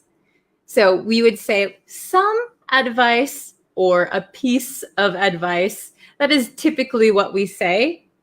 Can I give you some advice? Can I give you a piece of advice? Okay, this is a noun and it's uncountable, uncountable. Then advise is a verb. Advise. So you're giving suggestions, recommendations. Okay, advise, to advise someone. Okay, do you have any questions? Are these all right? Hello, hello. Thank you for coming. Does anyone have any questions on anything we learned so far? If not, we're going to get into our exercises. Okay, oh, hello from the UAE. Hello. Please come to Afghanistan. Oh, I'd like to. I love traveling. Maybe after the pandemic is over. Explain annoyed. Okay, so annoyed is the feeling that we get when we are like frustrated or uncomfortable. So let's see. When I was younger, my sister would often take my clothes. Right? She would take my clothes and she would wear them. So I was always annoyed. I thought she was annoying. She was annoying. I felt annoyed. Hey, stop stealing my clothes. Okay, so it's when you're kind of frustrated or, uncomfortable. Okay. Oh, I'll remember forever. Fun is uncountable. Yes, you cannot count fun. It is uncountable. Very good. Okay. Oh, how to recognize uncountable nouns. That is something you might have to just memorize and learn through experience, I think. English makes it so complicated, right? Hello from Sudan. Okay. So is everyone okay? So annoyed is the feeling that someone gets. Annoying is describing the person or thing that is causing this feeling. Okay? Very good. So we're going to jump into the exercises, my favorite part, because that's where I really get to interact with you guys. Oh, okay. I'm really worried about my marker. It always dies. So, okay. I hope I don't erase anything with my fingers. Okay, so as you can see here, I put the words up here. I hope you can see them. We have annoyed, annoying, scared, scary, fun, funny, advice, advise. Okay? Oh, the difference between advise and advice, one more. So advice is a noun and it is uncountable. Please do not say advices. Please do not say an advice. So we say some advice or a piece of advice, usually advice. And advise is a verb. So to advise. So it means to suggest something or to recommend something. Okay? Oh, hello from Nicaragua. Wow. Okay. So let's try number 1. Okay? We'll start off simple. Oh, Ornapakan is very, very fast. Okay, so number 1. Did you have at the party? Did you have at the party? Oh, very good. I see some answers. I'd love to go to Nicaragua. Okay, Hafez, Kemyat, Umida, very good. So the answer to number 1, I'll write it for you. Okay, the answer to number 1 is fun. Notice that there is no in front of fun. Did you have fun at the party? Did you have fun at the party? And we link this. Did you have? Did you have fun at the party? Okay. Oh, very good, everybody. So number 2, my boss keeps piling on work. I'm so, So my boss keeps piling on work. So more work, more work, more work, more work. My boss keeps piling on work. I'm so, very good. Oh, I see a lot of correct answers. Yes, yes, yes, yes, yes. My boss keeps piling on work. I'm so, see, my pen is dying again. My marker. I'm so annoyed. Very good. Okay. I'm going to switch markers already. Okay. So number 3, I'm having a problem. Could you give me something? Oh, I see a correct answer already. Okay.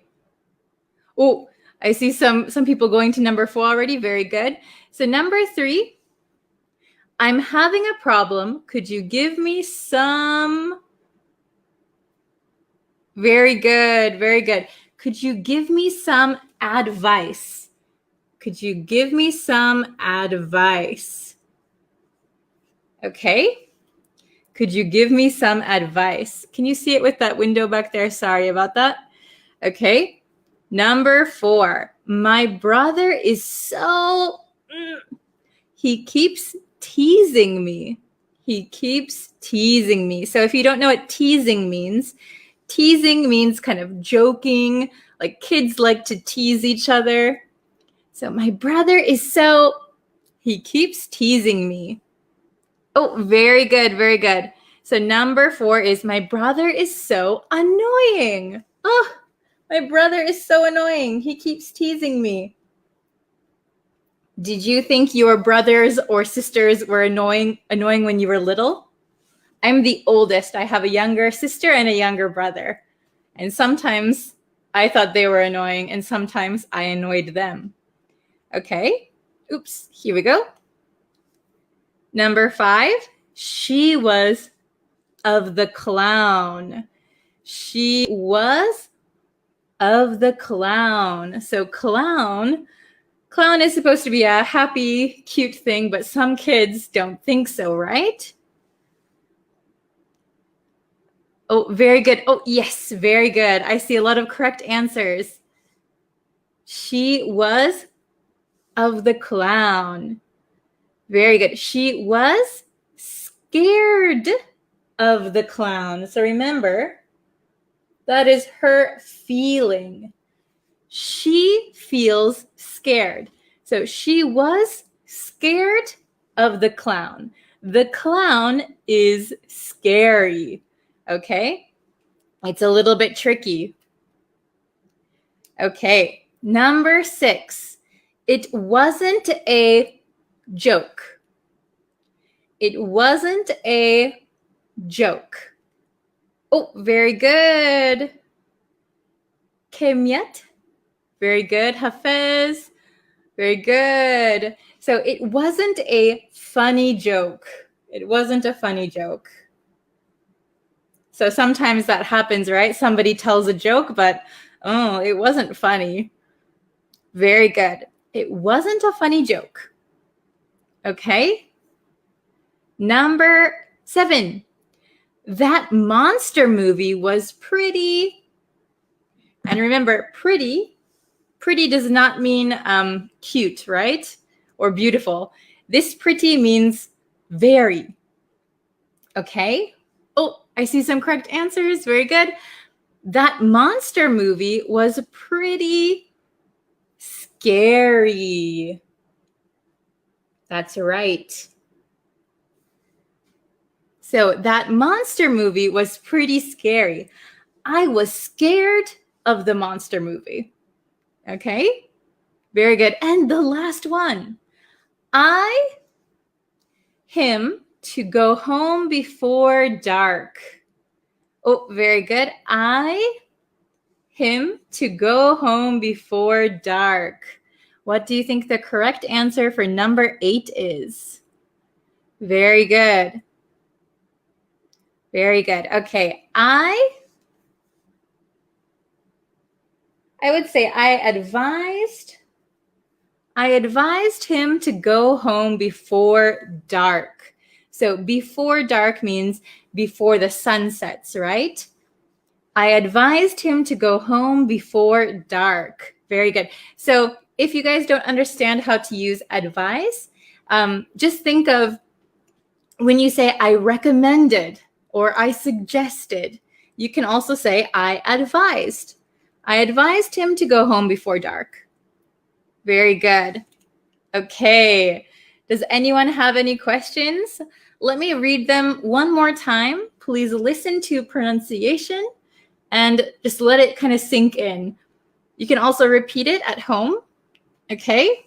So number 1, did you have fun at the party? Did you have fun at the party?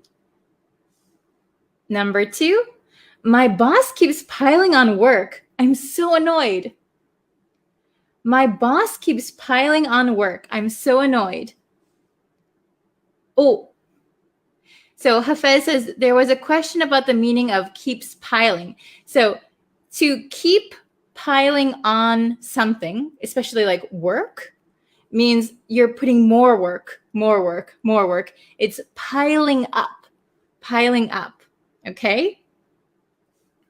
My boss keeps piling on work. I'm so annoyed. Number 3, I'm having a problem. Could you give me some advice? Could you give me some advice? Number 4, my brother is so annoying. He keeps teasing me. My brother is so annoying. He keeps teasing me. Number 5, she was scared of the clown. She was scared of the clown. Scared of the clown. So a lot of times of becomes in American English. She was scared of. She was scared of the clown. Or she was scared of the clown. Oh, hello, Claudia. Okay, number 6. It wasn't a funny joke. It wasn't a funny joke. It wasn't a. Sometimes this T disappears. It wasn't a funny joke. Oh, Hafez asked if teasing and kidding have the same meaning. Yes, I would say teasing and kidding are pretty much the same. Okay. Number 7, that monster movie was pretty scary. that monster movie was pretty scary. So pretty means very. Okay? And number 8, I advised him to go home before dark. I advised him to go home before dark. Okay. Very nice. Okay. So, let's see. Anna said, if you have time, may you please explain the difference from practice and practice for next lesson? I think, yeah, I will try to do that for the next lesson for you. That's a good idea. Okay, very good. Okay, thank you guys for watching. Thank you guys for listening and participating as always. I really appreciate it. Wow, we've already been going for 20 minutes. So sorry, I can't really answer your questions right now because I have to go soon. Thank you very much for watching. And if you haven't already, there is a new video on the YouTube channel. You can go check it out. Please do. Please subscribe. Please share this video. Thank you guys so much for watching. Thank you guys so much for participating. And we will start a new lesson next week. Okay, thank you guys so much. Thank you for watching. See you next time. Bye.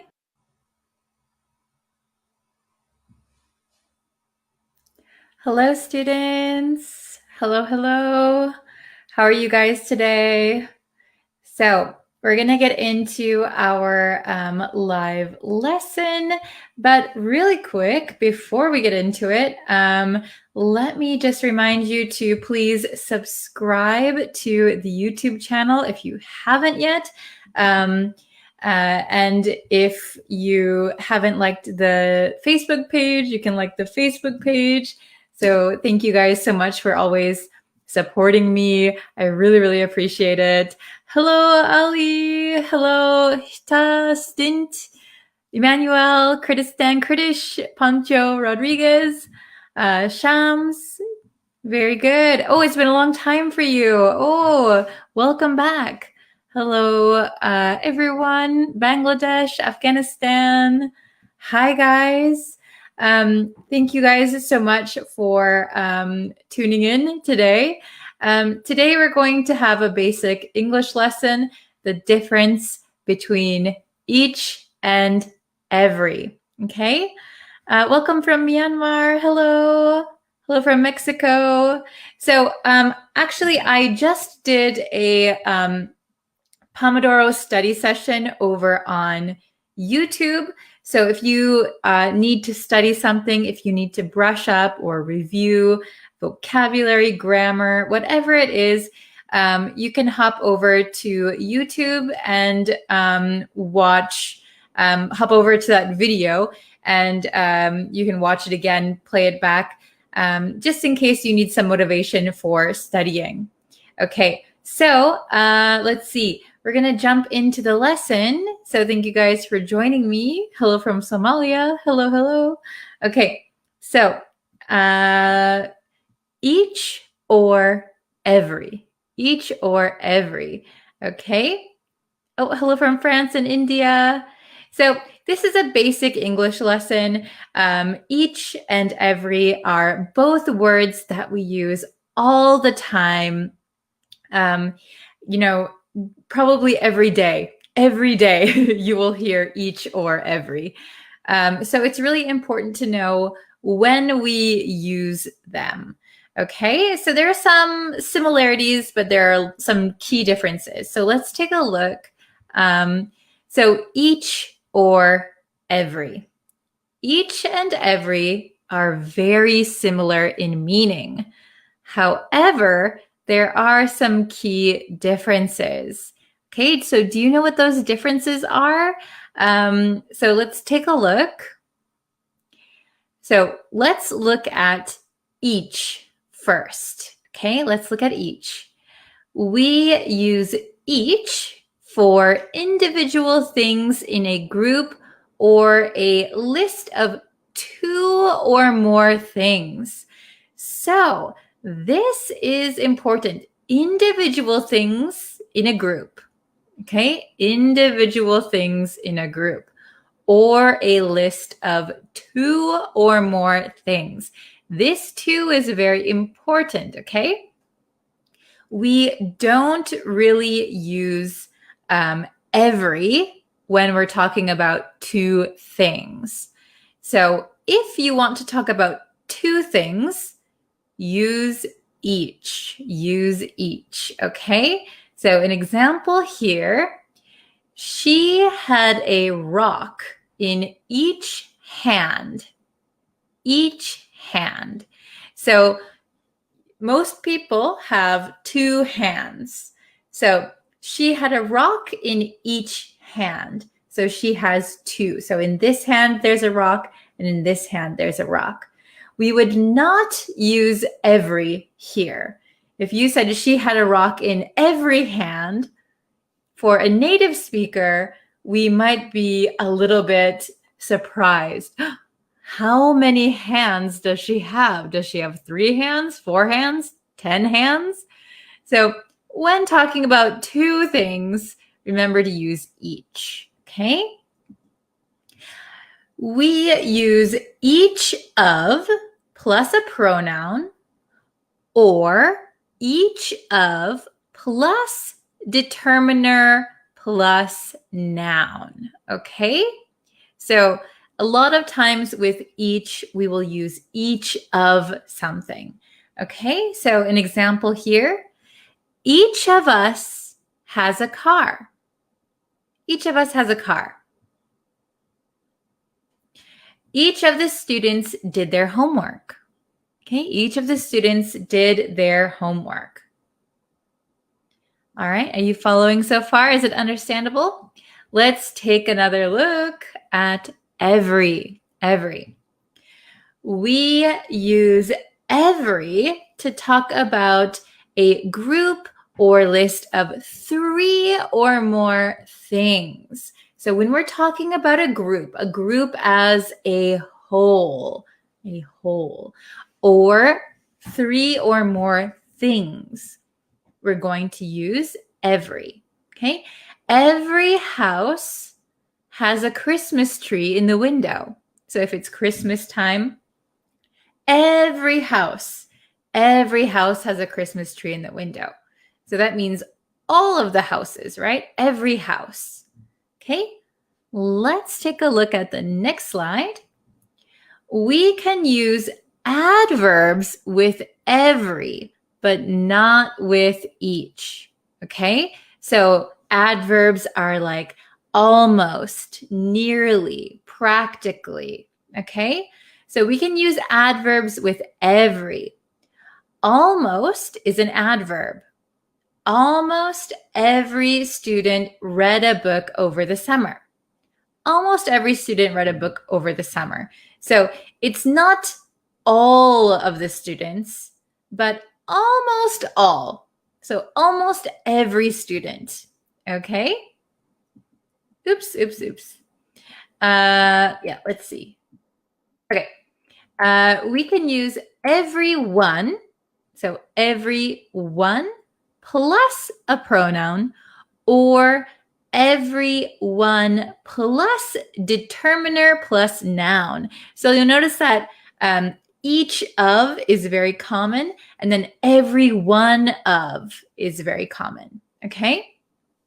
So let's see. Every one of us has a car. Every one of the children jumped for joy. Okay, very good. Excellent. So jumped for joy means they jumped up and they're very, very happy. They jumped for joy. Okay, very good. Oh, excellent. Every person needs to study. Very good. Okay, so let's see. Let's do some questions together, okay? Questions. So question number 1, ooh, the color looks a little bit strange. Of the boys got dressed. So is this each or every? Each or every? What do you think? You can write your answer in the comments. Of the boys got dressed? Okay, is it each of the boys got dressed or every of the boys got dressed? What do you think? Okay, so the correct answer is oh, very good. Each of the boys got dressed. Excellent, excellent. I see a lot of correct answers in the comments. Very good, very good. I think there's probably a slight delay here. Okay, so number 2. Oh, let me check the time. Okay, number 2. Nearly of the girls received a gift. Nearly each one of the girls received a gift, or nearly every one of the girls received a gift. Number 2. Oh, Ali has his answer. Very good. Amar, very good. Okay, so number 2, the answer is every. Nearly every one of the girls received a gift. So here, nearly is an adverb. So we usually use the adverbs with every. Okay, every. Very good, very good. Let's try number 3. He had bandages on leg. He had bandages on leg. Oh, very good. I see some correct answers in the comments. Excellent, excellent. So he had bandages on each leg, each leg. So please remember that if you're talking about 2 things, 2 or more, you can use each. You cannot use every with 2 things. Every is used for 3 or more things, okay? So he had bandages on each leg. He has 2 legs, so on each of them, there were bandages. If you say he had bandages on every leg, well, how many legs are there? How many people are we talking about? Okay, so just keep that in mind. Let's look at number 4. Of the trees were chopped down. Each of the trees were chopped down. Every of the trees were chopped down. Oh, very good. I see some correct answers. Excellent, excellent.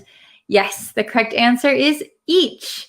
Each of the trees were chopped down. Each of the trees. This one, that one, the other one, each of them. Okay? And the last one, I hope you can get it right. Practically, student got the answer right. Practically, student got the answer right. What is the correct answer here? Okay, oh, very good, everybody. The correct answer is every. Practically is an adverb. So with adverbs, we can use every. Practically every student got the answer right. Excellent job, everyone. Who got 5 out of 5? Who got a few out of 5? If you got one wrong, or if you got a few of them wrong, no worries. You can always go back and rewatch this lesson. Go through and really look at all of the rules, the differences. Once you understand the differences, it's going to become quite easy, I think. Oh, very good. Excellent, excellent. So let's see. I have just a few more minutes. I have a lesson that I have to do today. But if you have an example sentence, you can put it up. Oh, 5 out of 5. Excellent. 3 is pretty good. Pretty good. 4 out of 5. Quite good. 4 out of 5. Excellent, excellent. Let's see. Oh, got 2. That's still very good. Good try. Remember, you can always come back and watch this lesson again, so please don't worry. If you have any questions, you can also leave them in the comments, and I will try to answer you as soon as possible. Okay?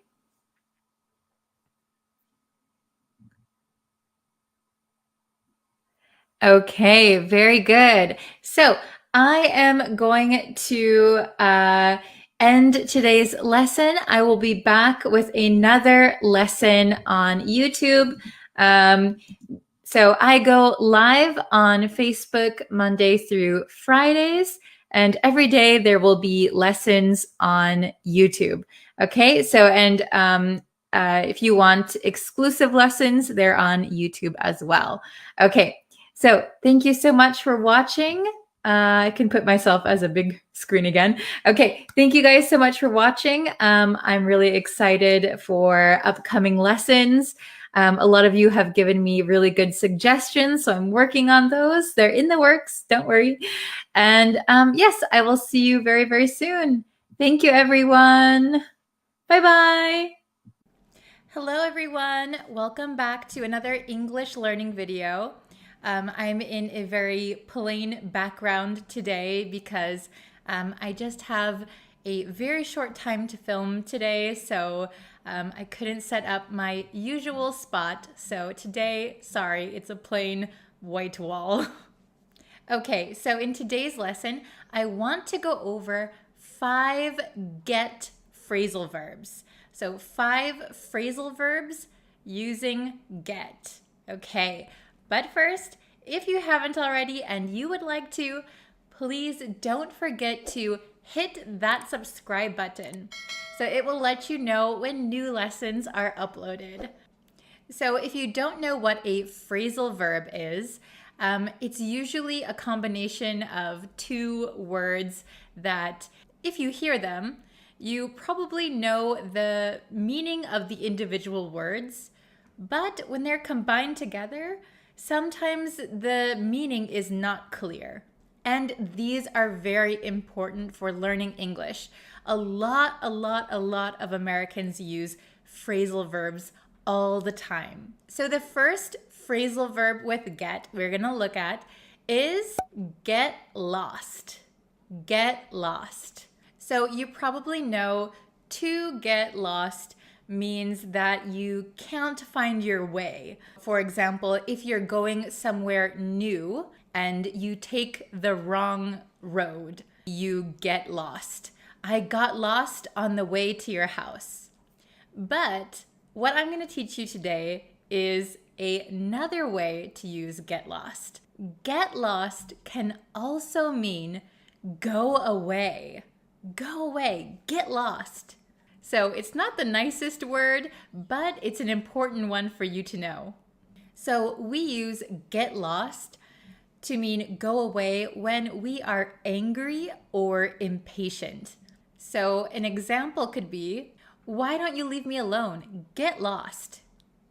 Okay, so it is used when we are angry or when we have no more patience. Get lost, okay? Go away. So please use this sparingly. Don't use get lost all the time because it is a little bit of a mean thing to say. Okay, number 2 is get over it. Get over it. So to get over something means to feel happy or feel better again after something bad has happened. So we could say, they got into an argument, but they'll get over it. So they will feel better later. We also say, get over an illness. I was sick for a week, but I finally got over it. So I finally feel better again. Similarly, this can also mean to start to forget someone or something and start feeling better. So if there's a couple, let's say John and Sue, John breaks up with Sue. He ends their relationship. That means Sue might have to try and get over John. She'll have to forget about him and move on, start to feel better without him. She'll have to forget him. She'll have to get over him. We can also use this for people who think highly of themselves. For example, he thought he could do no wrong. He should get over himself. Maybe he loves himself too much, so he should start to forget himself. So if someone is very full of themselves or they think highly of themselves, we could say, you should get over yourself. So stop thinking so highly of yourself.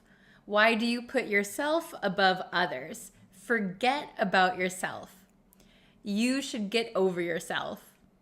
Number 3 is get out. Get out. Get out can be similar to get lost. So if we say it when we are angry, get out. That means leave. It's not a very nice way to tell someone to leave, but if you're angry, it's very effective. We can also get out of things. For example, get out of a car. And it can also mean leaving your house. So I've been stuck at home so long, I needed to get out. I needed to go and meet my friends. Get out. Recently, I don't get out much. This means I don't leave my house much. We can also use get out for the spreading of information. A rumor got out that he's moving soon. A rumor got out that a celebrity is at our school. Okay, get out information, spreading information. Okay, number 4. Number 4 is get by. Get by. Get by means to manage or to survive or succeed barely. We often use get by with the word manage. I managed to get by with my low salary for years. So somehow I was able to survive with my low salary for years. We can also use this for languages. I can get by with conversational English. So if your English is not that great, but somehow you are okay with conversational English, you can say, I can get by with conversational English. Or, my English is not that good, but I can get by. Okay, and the last one, number 5, is get rid of. Get rid of. Get rid of means to do away with or throw away something. I bought a new computer, so I got rid of my old one. I threw it away. Another example, what is a good way to get rid of stress? What is a good way to get rid of stress? Okay, this is a very good one to know. It's very simple. Get rid of just means throw away or do away with. Get rid of something. Okay, how was it? Was it easy? I'll give you a short quiz right now, and then I will give you homework at the end of this lesson. So please remember to stick around until the very end. Okay, are you ready for your quiz? Let's go! My refrigerator is small, but I managed to... My refrigerator is small, but I managed to...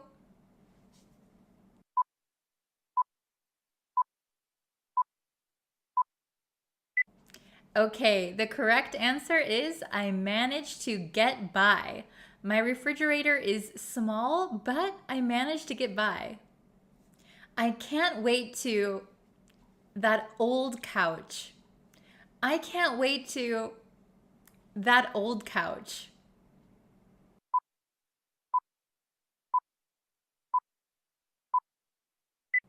The correct answer is get rid of. I can't wait to get rid of that old couch. She's only just the death of her husband. She's only just the death of her husband.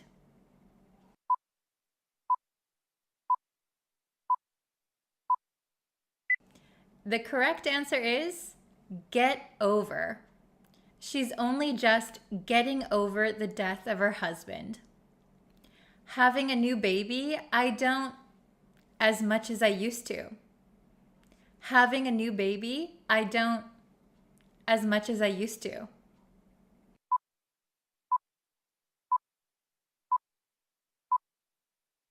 The correct answer is get out. Having a new baby, I don't get out as much as I used to. Last question. I'm so fed up with you. Why don't you? I'm so fed up with you. Why don't you?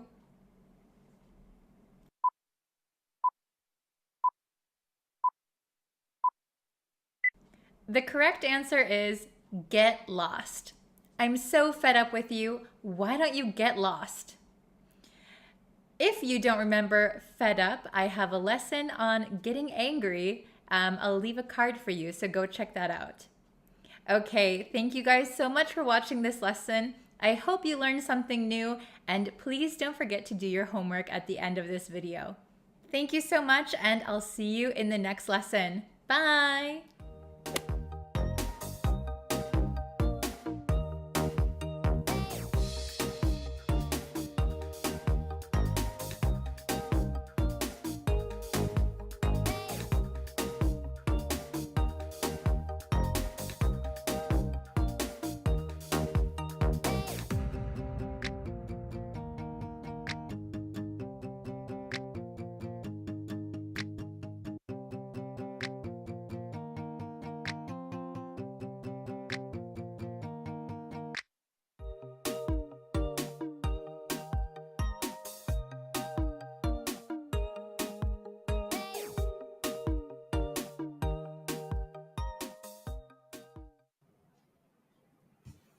Oh my gosh, hello YouTube. Oh, I don't know what I'm doing, but this is very exciting. So this is my first time going live on this YouTube channel, which is awesome. So what I thought we could do today is a live listening test, a listening test. So if you're watching live, you can participate, or if you are watching this at a later time, you can also participate. So I will be saying the natural way to say a phrase in American English. And what I want you to do is type in the comments what you think I'm saying, okay? So please type in the comments, and no matter if you're watching live or in the future sometime, we're gonna do this listening test, okay? So I hope you are ready. I hope you came prepared. Oh, hello, Kim. Thanks for joining. This is the first time that I'm doing a live stream on YouTube, which is very different. I usually go live on Facebook. So thank you for joining today. Okay, so I'm going to tell you a phrase in American English, and you have to type in the comments what you think I'm saying, okay? Oh, nice to meet you too. Okay, so let's see. Let's start. Oh, very good. Okay, so I'm going to say the first one. So please type what you think I'm saying. So the first one is, I want to meet ya. I want to meet ya. What do you think I am saying? I want to meet ya. I want to meet ya. So let me just briefly explain that in English, we don't often put spaces in between our words, right? Americans like to talk very quickly, and we like to mush our words together. So that's what we're practicing today. Okay, so I want to meet ya. I want to meet ya. What do you think that means? What do you think I'm actually saying? Okay, I want to meet ya. I want to meet ya. Okay, so if you have your guess, I'm going to give you the answer. Okay, so I have my trusty whiteboard. Ooh, it's under my microphone. Ooh, I hope that wasn't too loud. Okay, so I want to meet ya. I want to meet ya. This is, I want to meet you. I want to meet you. I want to meet you. I want to meet you. I want to meet you. I wanna meet ya. So this want to, it often becomes wanna. I want to meet you. Yes. Very good. I want to meet ya. Very good. So it becomes, this want to becomes wanna. I wanna. And meet you, often becomes a ya sound. Ya. Meet ya. So if you talk like a textbook, you might say, I want to meet you. But most Americans don't talk like this, right? We say, I want to meet ya. Okay? I want to meet ya. Let's try number 2. We're getting right into it. Oh, very good. We have some correct answers. Awesome. Okay. How can I pronounce your name? Nya-chan and Kihinmar and Kim. Everybody, good job. Okay, so number 2. Yes. Oh, confusing about the pronunciation. So micha, meet and you combined, it sounds like micha, meet you. We often shorten you to ya. How are ya doing instead of how are you doing? So meet ya. Okay? So number 2, get ready to type in the comments. I gotta get out of here. I gotta get out of here. I gotta get out of here. What do you think I am actually saying? I gotta get out of here. I gotta get out of here. I'm going to write the answer down on the whiteboard. I gotta get out of here. Oops, I'm writing it the wrong way. Okay, I gotta get out of here. Oh, you're welcome.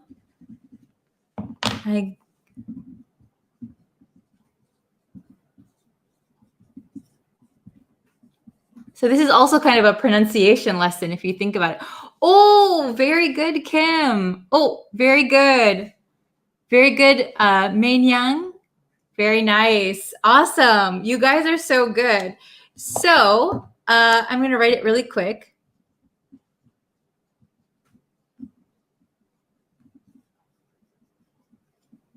So if you know, I got to. Yes.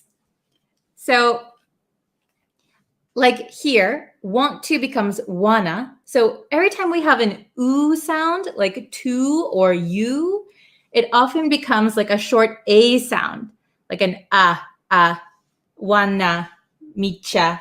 So here also, got to. So what I'm actually saying is, I got to get out of here. I got to get out of here. Yes, I got to get out of here. I got to get out of here. So when we say it really quick, I gotta, this T becomes a flap T. I gotta get out of here. Outa. So here, this T also becomes like a flap T. Outa. Gotta. Outa. So this of becomes an outa. Outa here. Yes. Very good. Oh, very nice, Febby. Very nice, Nya-chan. Okay. I got to get out of here. But when we say it really naturally, I gotta get out of here. I gotta get out of here. You guys are very good. Should I try a little bit harder ones? Let's see. I have a whole list of them. So let me see if I can find a difficult one. Oh, okay. How about, Can't you wait a minute? Can't you wait a minute? What do you think I'm saying? Can't you wait a minute? Can't you wait a minute? What am I saying? Can't you wait a minute? I'll write it down.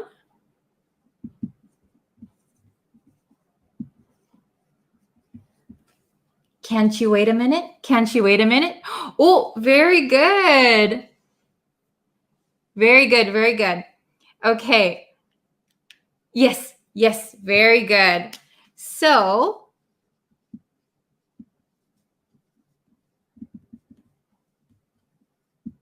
I'm going to write it down. My handwriting is super sloppy today. Sorry about that. Okay.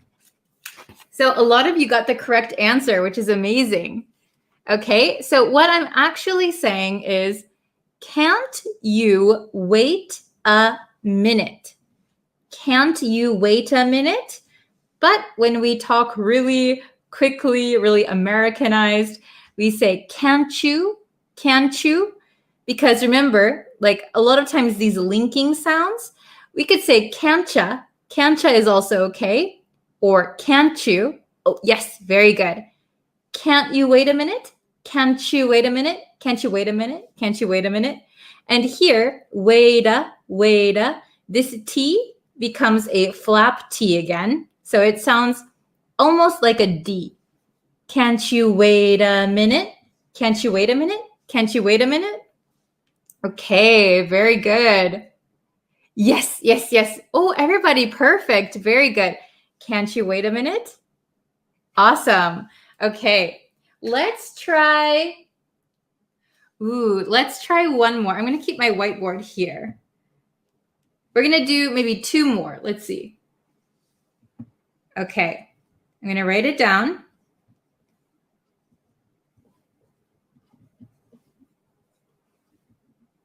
I don't have that much space on my whiteboard, but are you ready? Okay. It'd be nice to, oh, no. I almost said the wrong one. It'd be nice to see ya. It'd be nice to see ya. What do you think I'm saying? It'd be nice to see ya. It'd be nice to see ya. It'd be nice to see ya. What do you think I am saying? It'd be nice to see ya. Let me write down what I sound with my red marker. It'd be nice to see ya.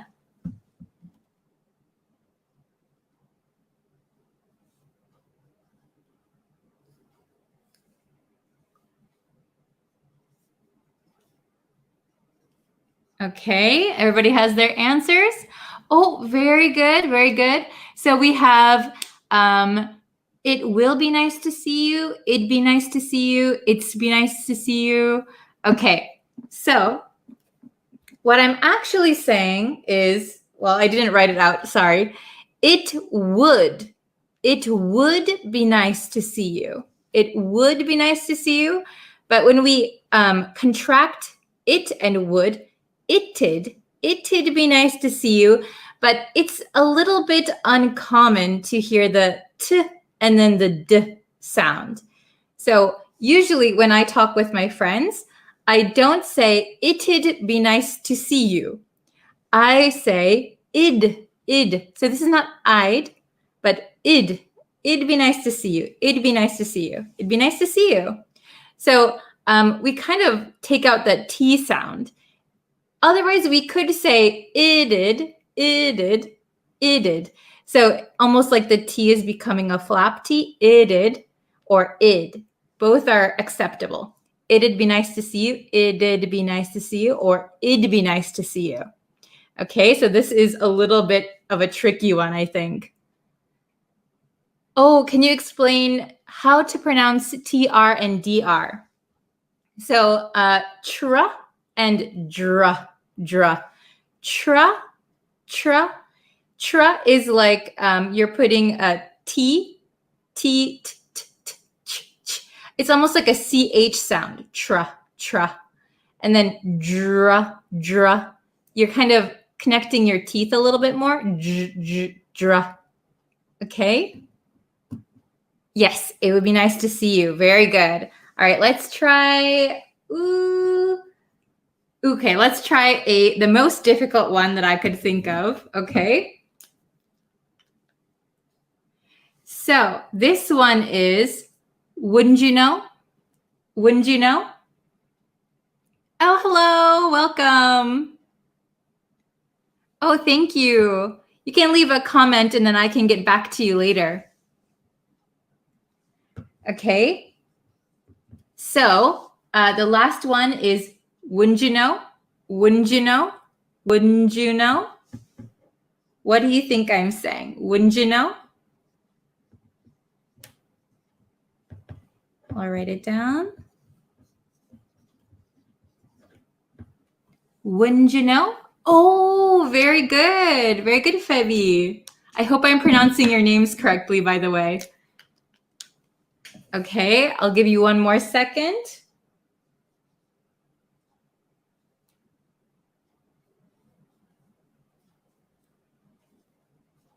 Okay, are you ready?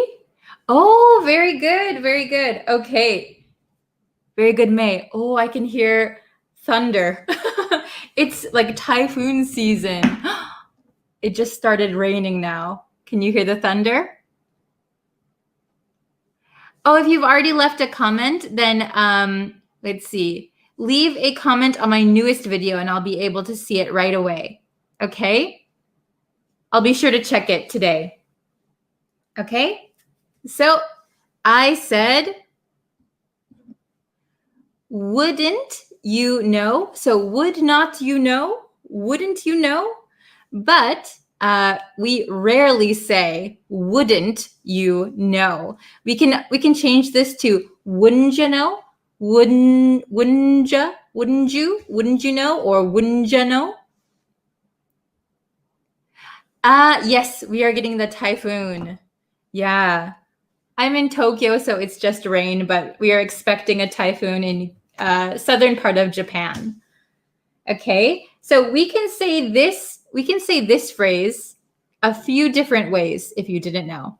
So we could say, wouldn't you know? Wouldn't you? We can change this you to ju. Wouldn't you? Wouldn't you know?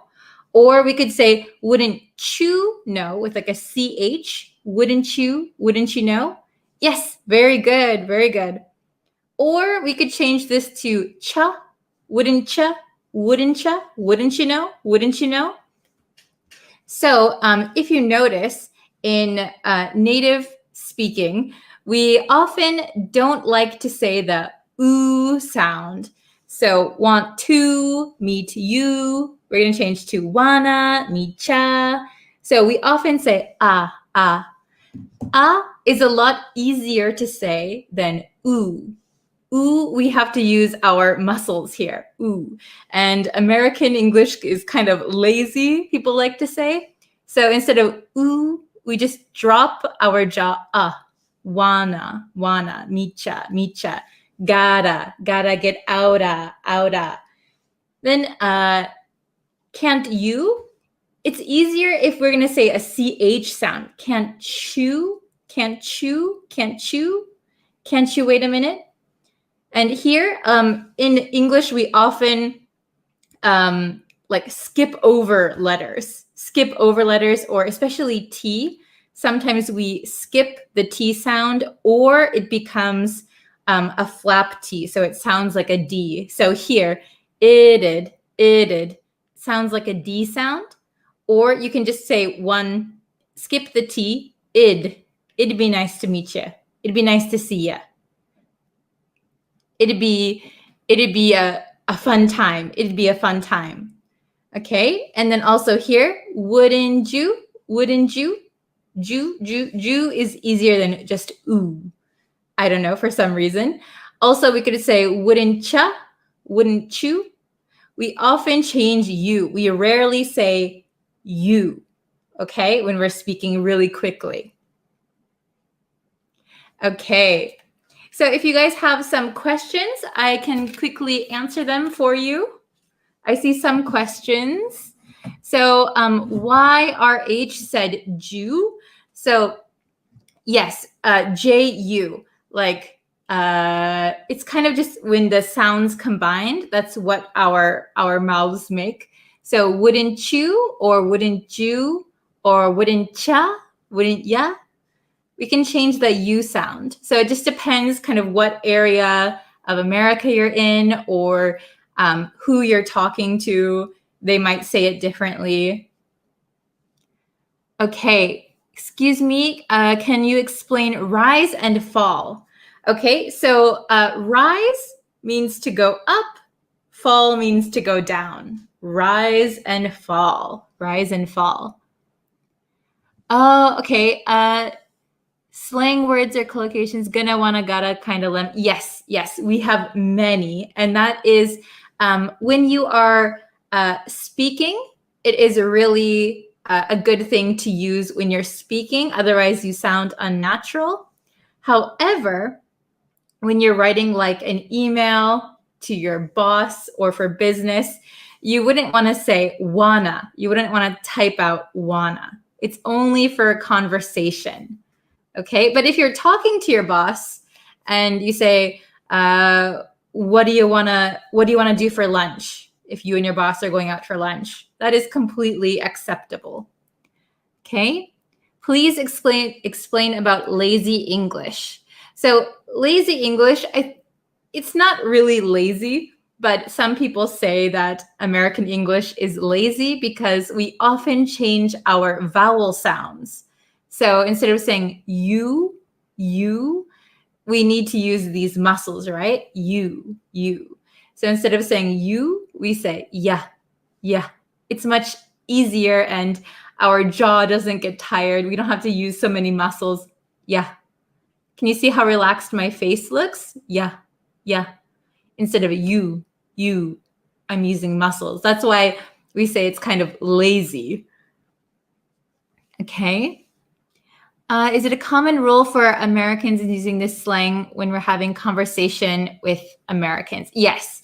Like when Americans are having a conversation, probably most native speakers don't even realize that they're doing it. So I know wanna, gonna, woulda, shoulda, coulda is maybe a lot of native speakers understand that they're doing it, but some of them, like want you or wantcha, maybe some people don't even realize that they're doing it, but they are.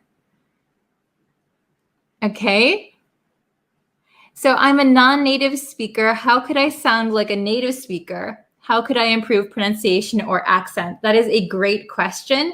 So to sound like a native speaker, you have to copy or mimic native speakers. So when we are babies, that is when we learn our mother tongue, right? That's when we learn our native language. We don't see any writing, right? We just hear the words from our parents, from our relatives.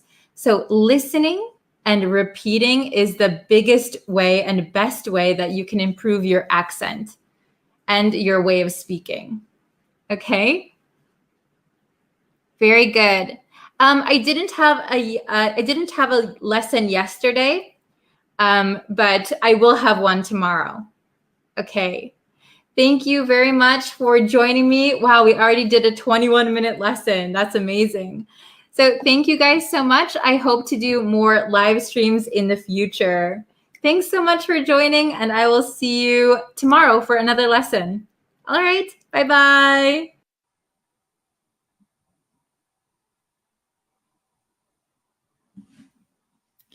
Hello, students. Welcome to our live lesson. How are you guys today? I'm just going to pull up the link for the YouTube channel. So if you are not subscribed to the YouTube channel yet, I would really suggest that you do so. All the lessons can be found there.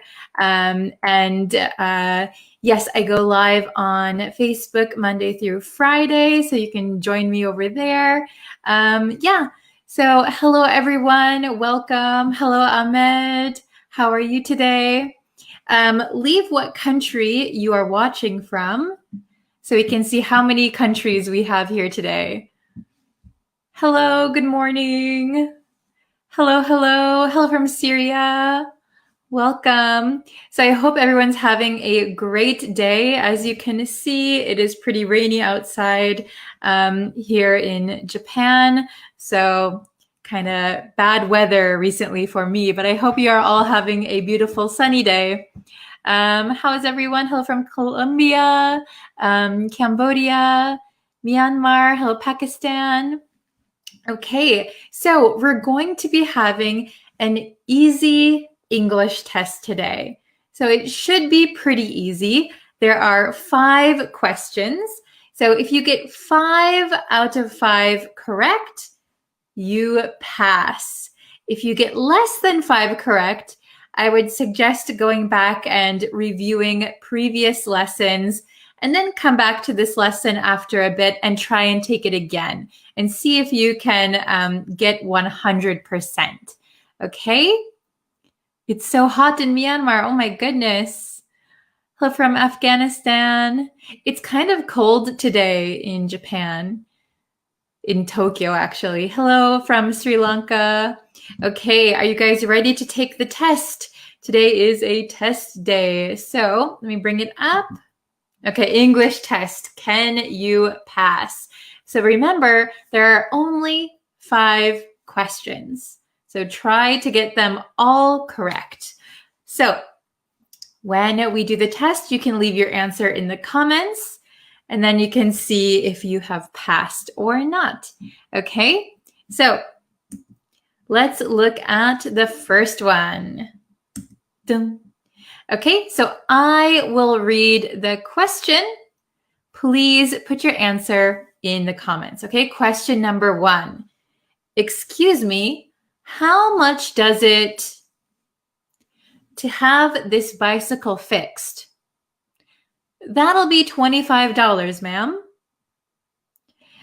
How much does it to have this bicycle fixed? How much does it give? How much does it pay?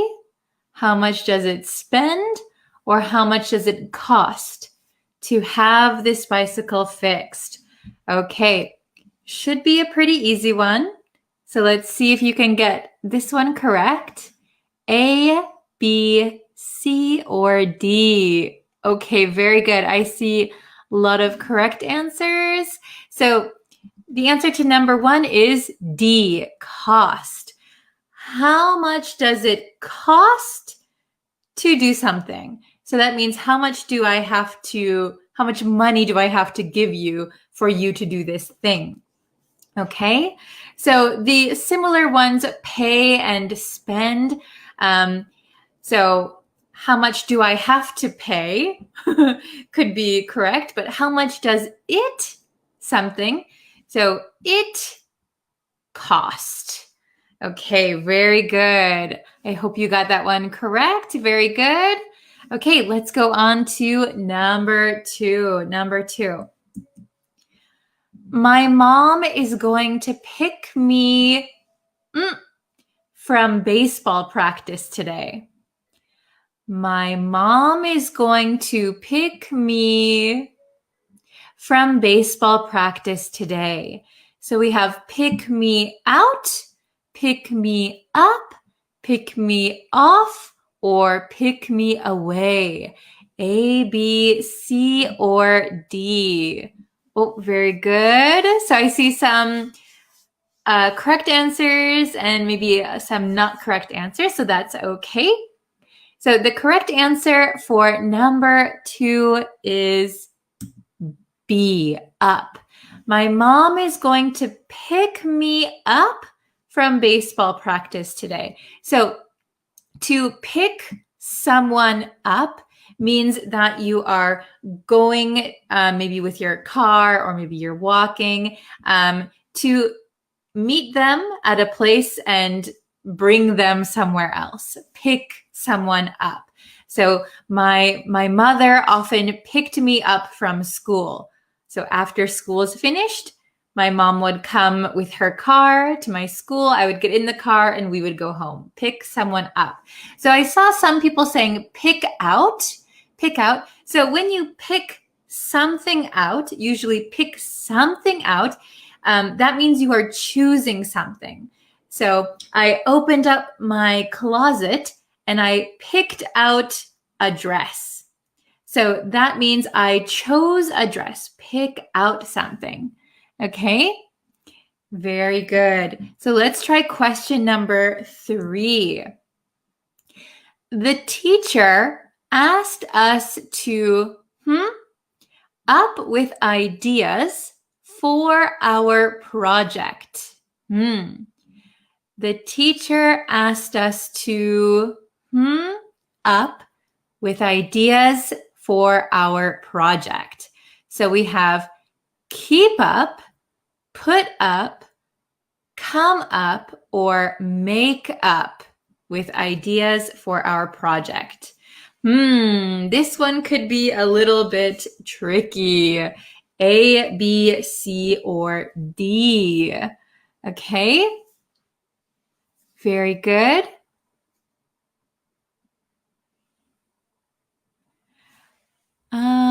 Okay, I see a lot of answers. Very good. Okay, I see this one might be a little bit tricky. Okay? So the answer to question number 3 is come. The teacher asked us to come up with ideas for our project. So to come up with something means to think of something. So usually we say come up with an idea, come up with a topic. So think of something. Okay? So come up with something means think of something. Okay?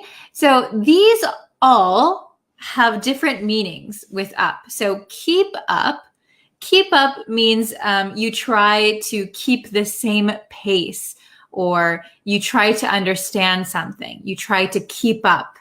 Put up with means that maybe you don't like something, but you what's the word? You put up with something. So, for example, if my little sister was crying all day, I don't like it, but I have to put up with it. I have to deal with it.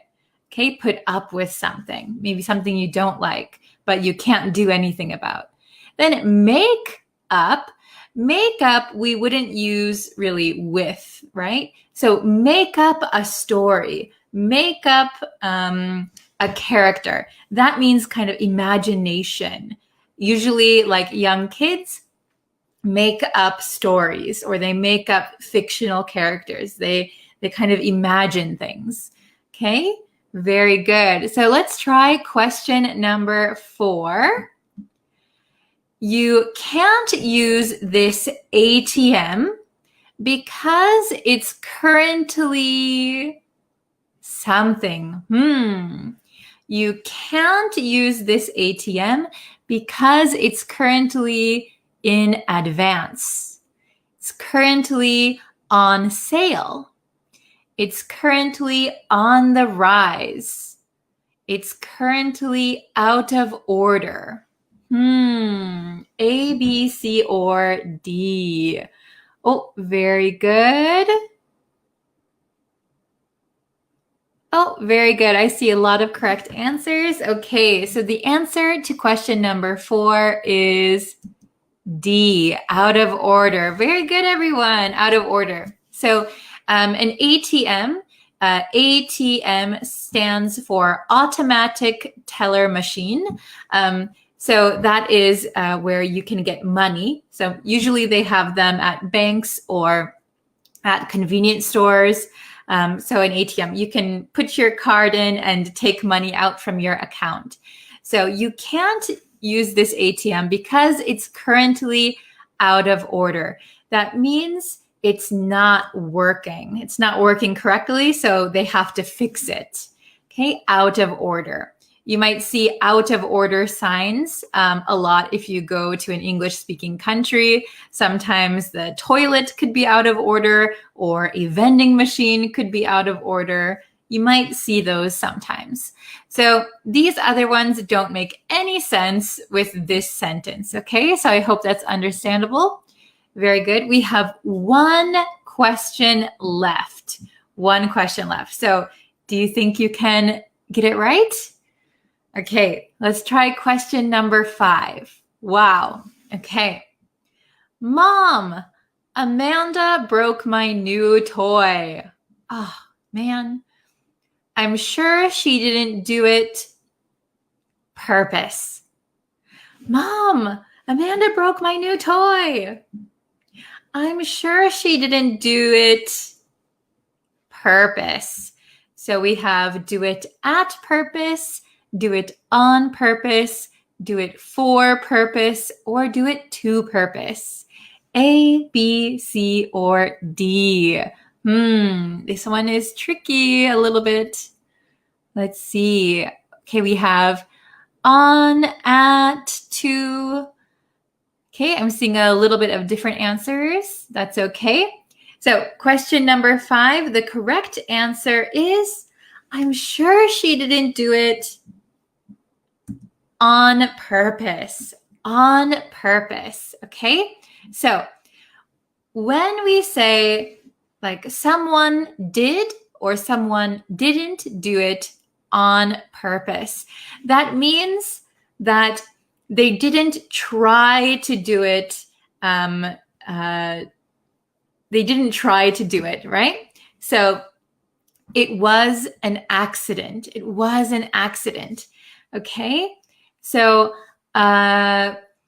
for example, maybe if you have a young baby, a small baby, and the baby maybe has a runny nose, and the nose gets on your favorite outfit. Oh my gosh! Wow, my new shirt is ruined. Of course, the baby didn't do it on purpose. They didn't try to do it. They didn't mean to do it. Okay? But for example, if you're walking down the hallway and the school bully kicks out their leg and you trip, they probably did it on purpose. They meant to do it. They tried to hurt you. So that would be on purpose. Okay? Very good. So how many did you get right? Please let me know in the comments. So if you got 5 out of 5, congratulations, you passed. Very, very good. If you got less than 5 correct, please go back and review some of our previous lessons. And then maybe in a few weeks after studying, come back to this lesson, come back to this test, and see if you can get all 5 correct, okay? So you guys did very, very good. All right. So let me just put that down. Okay. So good job, everyone. Oh, I see somebody was a little late. They missed the first question. Oh, 5 out of 5. Let's see. Let's put it on here. 5 out of 5. Very good. Congratulations. 4 to 5. So close. Maybe you can take it one more time. 4. Oh, very close. Oh, 1. That is okay. No problem. You can always take the test again. All 5. Oh, all 6. Wow. Maybe there was an extra hidden question. 4. Pretty good. Pretty good. All 5. Excellent. Excellent. 3 out of 5. Pretty good. 3 out of 5. Yeah. So if you got less than 5 correct, please take the test again once you've studied a little bit. Let's see. Can I pick you up at 6 p.m. from your company? Sounds like a plan. Wow, very good, very good. So I know Tet Win watches all of the lessons, and pick you up means that I will get you from work, right? And so in our previous lesson, we talked about making schedules or appointments. And we learned sounds like a plan. Sounds like a plan. Very good. Okay. How is different between do I and should I? Okay, so the difference between do I and should I when asking a question. So like, do I do this? Do I do that? And should I do this? Should I do that? Maybe do I, you're asking more of what you are supposed to do. So for example, if you are at work and you are supposed to do A before B, but you forgot. So you ask your coworker, do I do A first or B first? So you're asking something that you already know there is a certain way to do something. Should I generally means you're asking for advice. Should I do A or should I do B? So should I, the nuance is more you're asking for advice, where do I is you're asking for something that there is maybe a specific answer. But sometimes native speakers will use them interchangeably.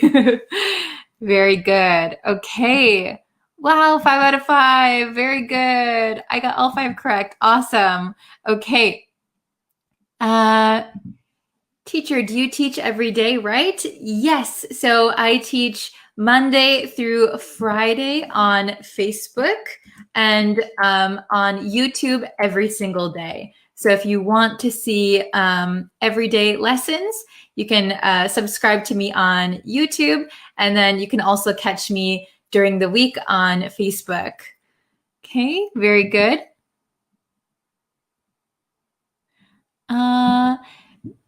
Please, may I know the difference of until and till? So until and till are the same word, but when we speak, we often take off the un, the un. So when we're speaking, oh, I have to work till 5.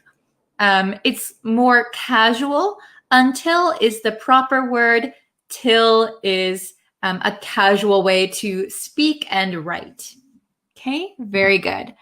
Okay, so I'm going to end the lesson here today. You guys did very, very well.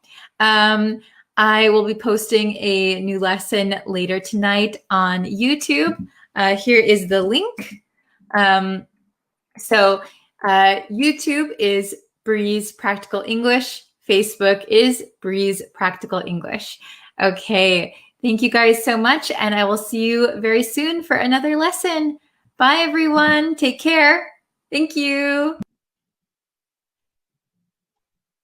Hello, everyone. Thank you for joining today's lesson. While we wait for a few people to get in the chat, I just wanted to ask you guys, if you haven't yet, please subscribe to the YouTube channel. I'm posting new lessons every single day, so it's kind of a lot of work for me, but I really enjoy it. So if you guys subscribe and if you watch the videos and you like them, it lets me know that you like these lessons, so I'll keep making them. But yeah, and we also have a Facebook page, so if you want to check that out, go ahead.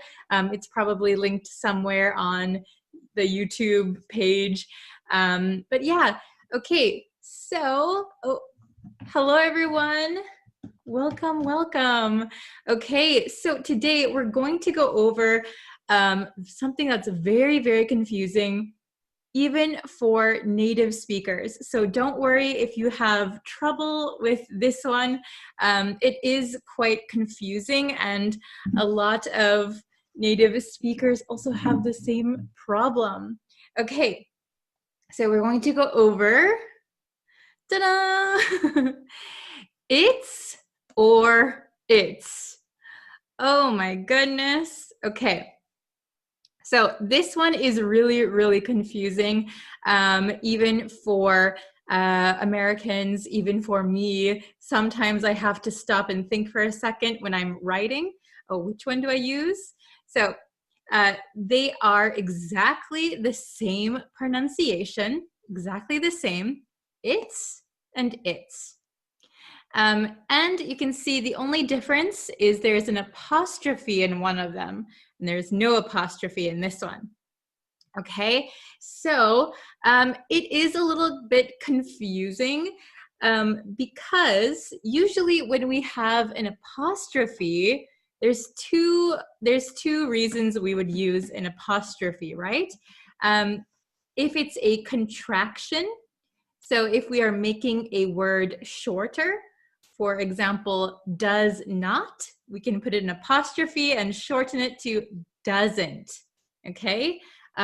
Or where is, we can use an apostrophe and shorten it as where's, okay? And we can also use apostrophes for possession. Excuse me, I still have a little bit of a cold left. Possession. So like, what am I trying to say? Like the dog's collar, right? We would put D-O-G apostrophe S, the dog's collar. However, only one of these is a contraction and the other is the possessive. Do you know which one is a contraction and which one is the possessive? If you know, please let me know. Okay, so I'm going to show you on the big board, all right? So we're gonna find out which one to use in which situation. Very, very confusing. Okay, so we have it's with an apostrophe, the apostrophe. This one is the contraction, okay? So we're making them shorter. So it's with an apostrophe is a contraction of it is or it has, okay? It could be either it is or it has. Oh my gosh, doesn't that just add to the confusion? It's okay. We are going to be able to tell if it is or it has by the context of the sentence, okay? So by looking at the sentence, we can determine if we're going to use it's or if it's going to be it is or it has, okay? So then it's with no apostrophe. This is the possessive, so belongs to or refers to something, okay? So for example, if I say the dog's collar, that was the example I gave before, the dog's collar. Because dog apostrophe S is possessive, we could change it to it's with no apostrophe. Its collar, okay? Its collar. So it would mean the dog's collar. All right, so we have some sentences here. Okay, so let's try and do them together. Please write your answers in the comments. See if you can get the correct answer, okay? Don't worry if you make a mistake. You can always look up here. This will give you a big hint. So it's is a contraction. No apostrophe is the possessive, okay? So again, lots of native speakers make this mistake, especially if they're writing very quickly. Oh, I forgot the apostrophe. Or, oh my gosh, I thought the apostrophe one was the possessive. Oh my gosh. So don't worry. Practice makes perfect. So if you keep practicing, you'll be okay. All right, let's try number 1, okay? So something been raining nonstop. Been raining nonstop. So we know it's going to be it's, right? But is it going to be with an apostrophe or no apostrophe? Write your answer. Okay, so I'm going to write it down. Let's write it down for you. Okay, we are going to use an apostrophe. It's been raining non-stop. Okay, so it's been raining. So this its contraction, we can tell that there is been here. So are we going to say it is been raining? No. We would say it has been raining nonstop. It has been raining nonstop. Okay, so if you can replace this with it has, you know you're going to use a contraction, okay? Number 2, the dog wagged tail. The dog wagged tail. So wagged, wag, wag, wag. I have a Wisconsin accent, so I try to not let that come through. So if a dog wags its tail, usually it's like this, right? So when the dog is very, very happy, it's wagging its tail, okay? So the dog wagged its tail. Is it going to be with an apostrophe or no apostrophe? Okay, I'm going to write the answer. Okay, no apostrophe. No apostrophe is correct. So this is the possessive. So we can look at it and we can say the dog wagged its tail. That doesn't make sense. The dog wagged it has tail. That sounds strange. The dog wagged the dog's tail. That makes sense. So, but it does sound strange to say the dog wagged the dog's tail. So we're going to replace it with its, right? And usually for animals, if we don't know the gender, if we don't know if it's a boy or a girl, especially if it's not our own pet, we usually refer to animals as it, okay? Unless it's your pet. If it's your pet, you probably know if it's a boy or a girl. So you might say he or she, the dog wagged her tail. That's totally okay. But generally speaking about animals, we use it, okay? Number 3, she enjoyed the room and view. She enjoyed the room and view. It's with an apostrophe or no apostrophe? Did you write your answer? Okay, very good. So she enjoyed the room and no apostrophe. It's view. Okay, so she enjoyed the room and the room's view. Okay, the view belongs to the room, right? It's the room's view. So we would use the possessive. All right, 2 more. Number 4, I think time we leave. I think time we leave. Which one is correct? Apostrophe or no apostrophe? Okay, awesome. So I think apostrophe. It's time we leave. I think it's time we leave. So this is a contraction for it is. I think it is time we leave. I think it's time we leave. Okay, are you following so far? Is it understandable? If you have any questions, please leave them in the comments, all right? Number 5, last one. Let's see if you can get it, okay? Here is the jar, but where's lid? Here is the jar, but where's lid? So a jar, you could have a jar of jam or something. My little picture. And the lid is the part that goes on top.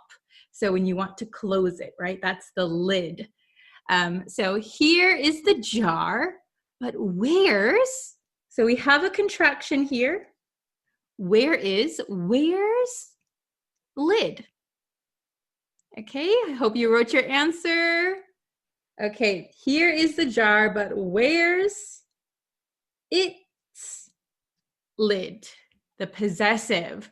So the lid belongs to the jar, the jar's lid.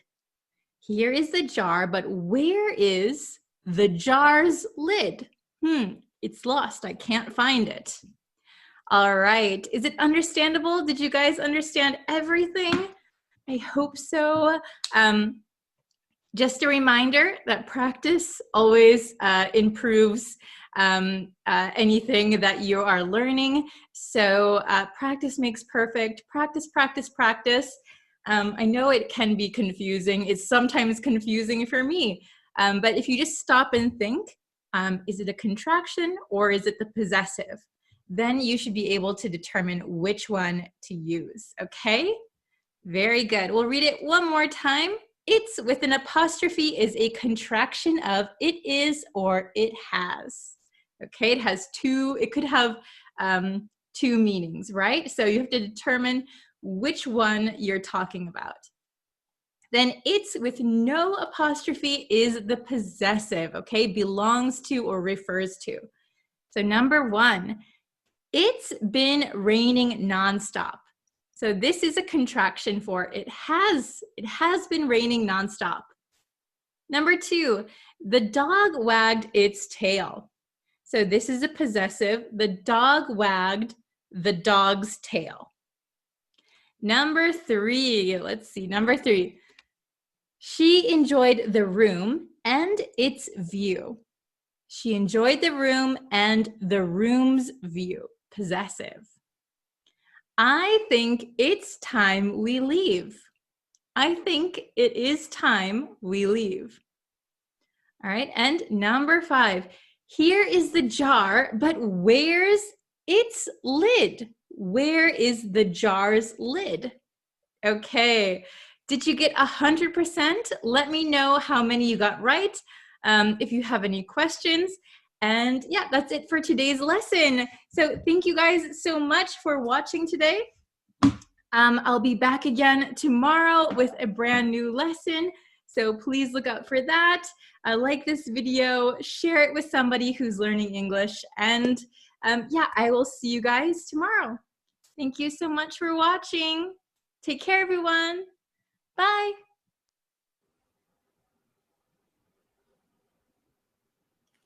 Hello, everyone. I hope you're having a good day. Let me post a link in the comments for you guys. By the way, I didn't have a lesson yesterday on Facebook. I actually got, I had a fever yesterday, so I'm really sorry about that. But I've been uploading every single day on YouTube. So if you haven't seen the YouTube videos yet, I recommend you go and watch them. Hello, Patel. How are you? Hello, hello. How is everybody?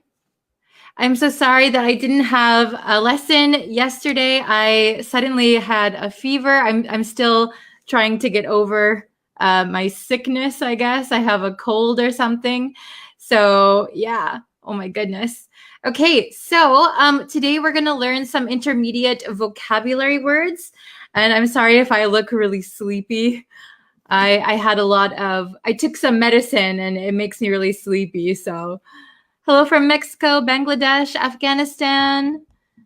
Yeah, I'm trying to get better. Yes, hello, hello. Okay, so we're going to learn two intermediate vocabulary words. They are both adverbs and they frequently appear on English tests. Okay, so like TOEIC, right? So we're going to learn some words today. So we have these two words. We have accordingly and attentively, okay? And these are both adverbs, all right? Oh, thank you for the kind words, everyone. Thank you very much. Hello from Myanmar. Okay, so you might see these words a lot on English tests and in some texts, right? So accordingly attentively. So we're going to learn how to use each of these today. All right. So accordingly means appropriately. So let's see. Let me bring up my other window so I can just see everything clearly. Oopsie. So accordingly means like in a way that is appropriate to the particular circumstance. Okay. So the synonym would be like correspondingly or appropriately, suitably. Okay. And it has a second meaning, which is as a result or therefore. Oh, you do. Anna sees the word all the time. Yes. So these words often pop up in maybe your English class or in literature and English tests. Okay, so accordingly, appropriately or as a result. It has two meanings, okay? And then we have the word attentively. Do you guys know what attentively means? Attentively. So this one also has two meanings. So it means while giving attention or observing. And it also means while thoughtfully attending to others or politely or courteously. Okay? Very good. Okay, so let me show you the written explanations here. And we can try and go over them. So I had a fever since yesterday, so I'm a little bit out of it. So I'm sorry if I seem a little bit slower today. Okay, so accordingly, in a way that is appropriate to the particular circumstances. So that might seem hard to understand, right? But it just means there is a circumstance and there is an appropriate way to react or an appropriate action. So you act accordingly or you do something accordingly. Okay. And the second meaning is as a result. Okay. So something happens, accordingly, something else happens. Okay. As a result. Okay. Oh, very good. In an attentive manner. Yes, in an attentive manner. Very good.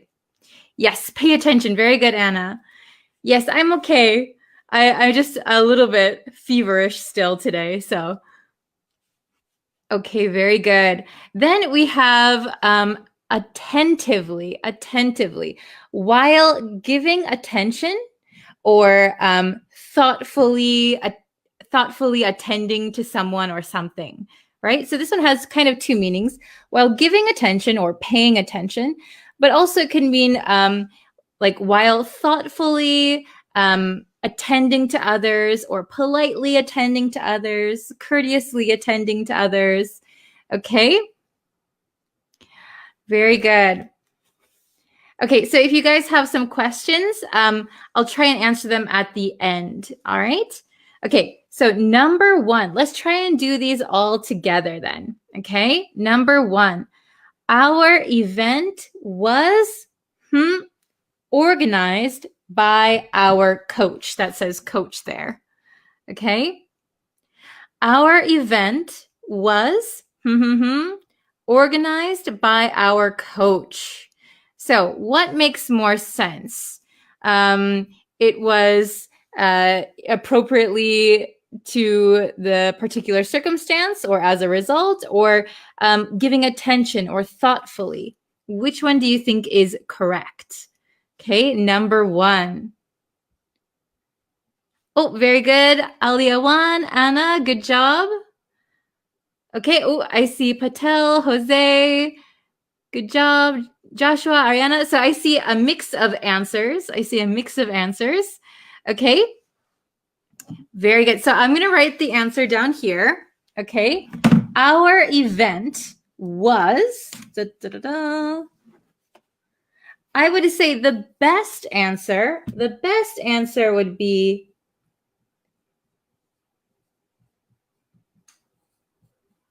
Long words today.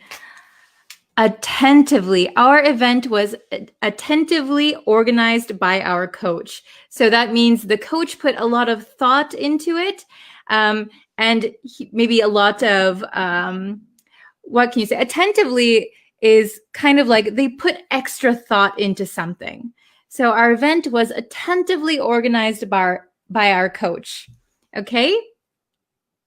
Very good. Attentively. Okay?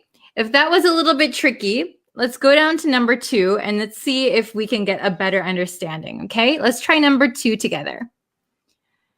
You have broken the rules and will be punished. This says punished, if you can see that. And will be punished. Oh, okay, good job. Anna has number 2. Sammy, good job. Yes, very good. We're using the adverbs, okay?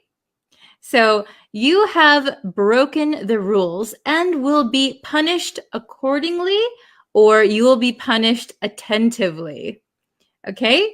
Oh, good job, Aliawan. Choli, good job. Rahar, awesome. Okay, so you have broken the rules and will be punished accordingly.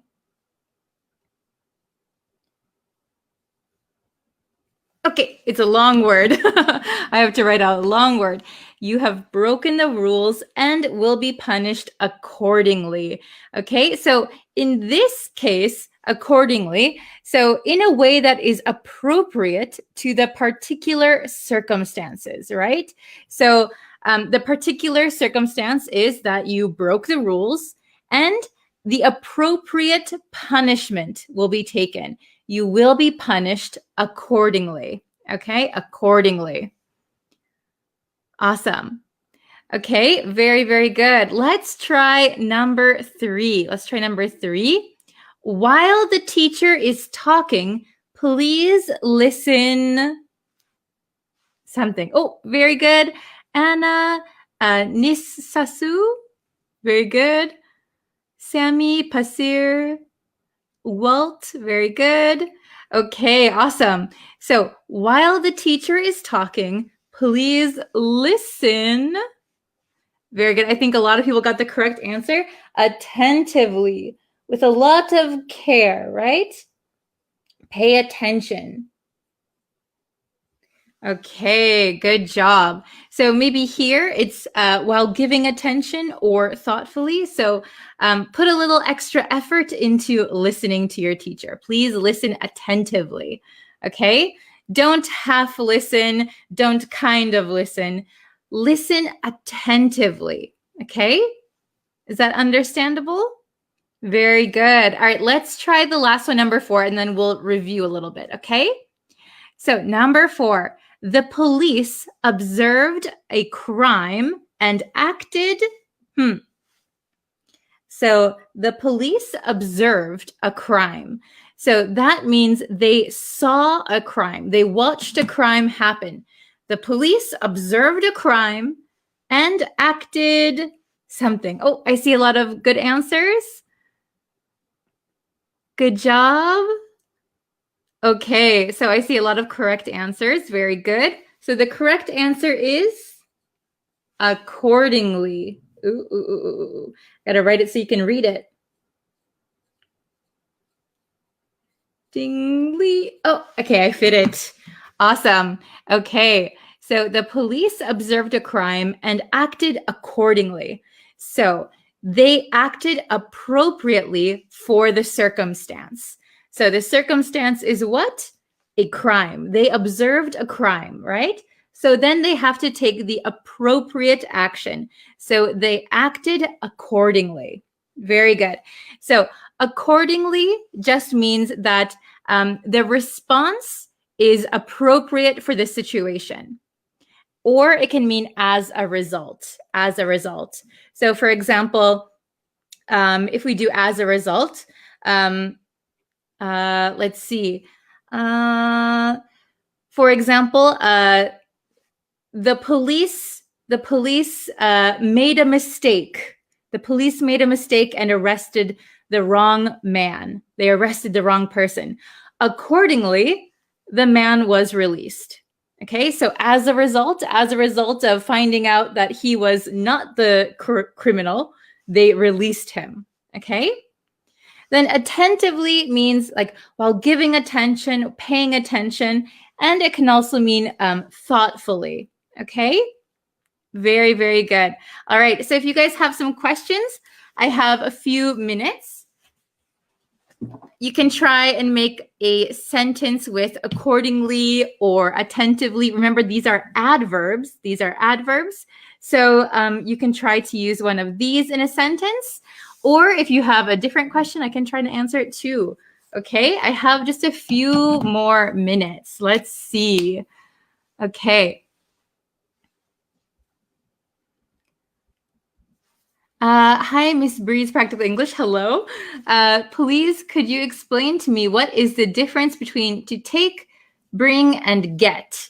Okay, so really quick, to take something means, for example, if my marker is just sitting here, I take it. I take it from where it is, or I take it from someone. Right?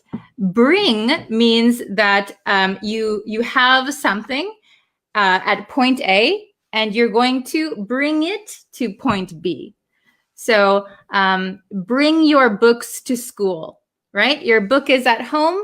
You take your book, and you bring it to school. Okay? And get means like receive something. So get a package or get a prize, get a present, right? Somebody is giving it to you, okay? Good job. Oh, this is a very good example. I always listen attentively. I can't speak anymore. Attentively. See, this is a fever. I can't talk. I always listen attentively when you're teaching. Thank you so much. I really appreciate it. Oh, this is a good one. My sister is my closest confidant. Very good. We had that lesson on YouTube today. She always listens to my secrets attentively and never tells them to anyone. Very good. She listens attentively. Very good. So Anna used today's YouTube lesson and this lesson. So that's very, very good. Okay. If you don't go to school on time, your teacher will punish you accordingly. Yes, very good. That is a great example. Awesome. Okay.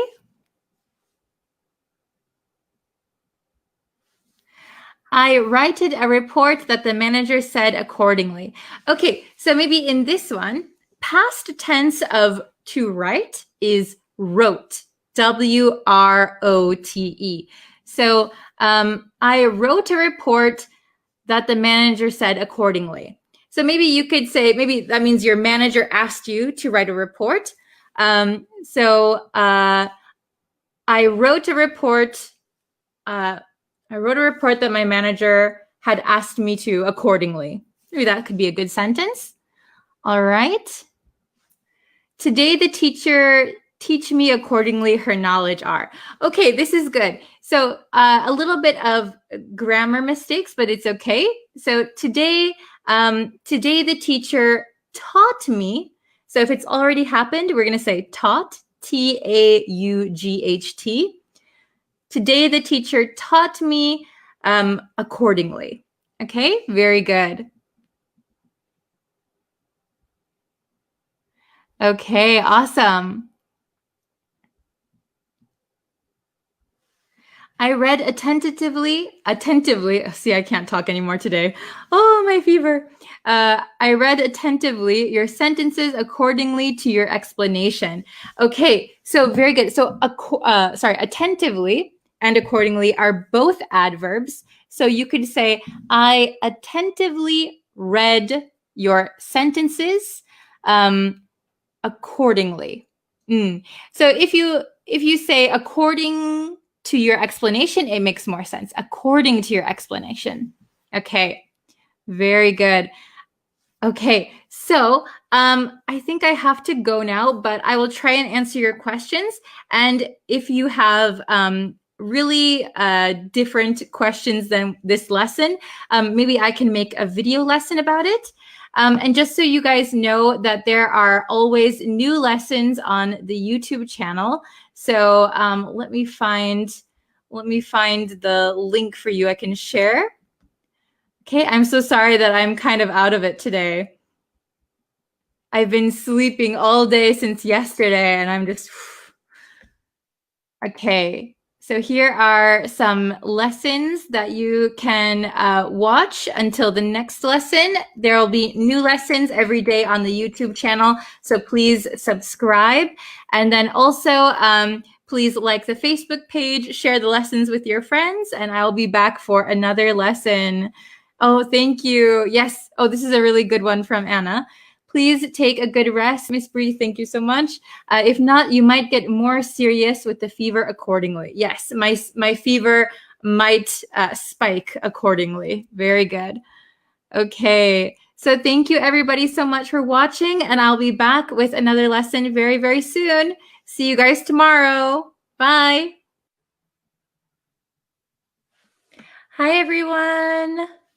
I hope you're all having a great day. I'm going to put the link again. Oops, I put the wrong thing. We're going to learn passive voice to describe processes today. And let me just share the link. I just had another video go live on the YouTube channel. So if you haven't seen the newest video, please go check that out. Right now, we are almost at, I think, 7,000 students on the YouTube channel. So if you haven't yet, please go subscribe and also like the Facebook page. I think we have over 30,000 on the Facebook page, which is amazing. Oh my gosh, you guys are so awesome. Hello, everyone. Hello from the Philippines. Hello, I am feeling much better today. I was a little bit sick the last few days. I still had a fever yesterday, but I'm feeling good today. I hope you guys are all feeling well. I hope everyone is happy and healthy and having a great day. Yes, so if you haven't yet, go check out the newest video on the YouTube channel. Okay, hello from Cambodia. Hi. Hello from Turkey. Very nice. Australia. Wow. You guys must have warm weather in Australia. Okay, so we're going to jump into it. So I know a lot of students were asking me to do more lessons on the passive voice, and they want more grammar lessons. So that's what we're going to do today. Oh, wow. Hello from Nepal, Myanmar, Sudan, Mexico. Hello, hello. Madagascar. Awesome. Okay, very good. So we're going to jump into today's lesson.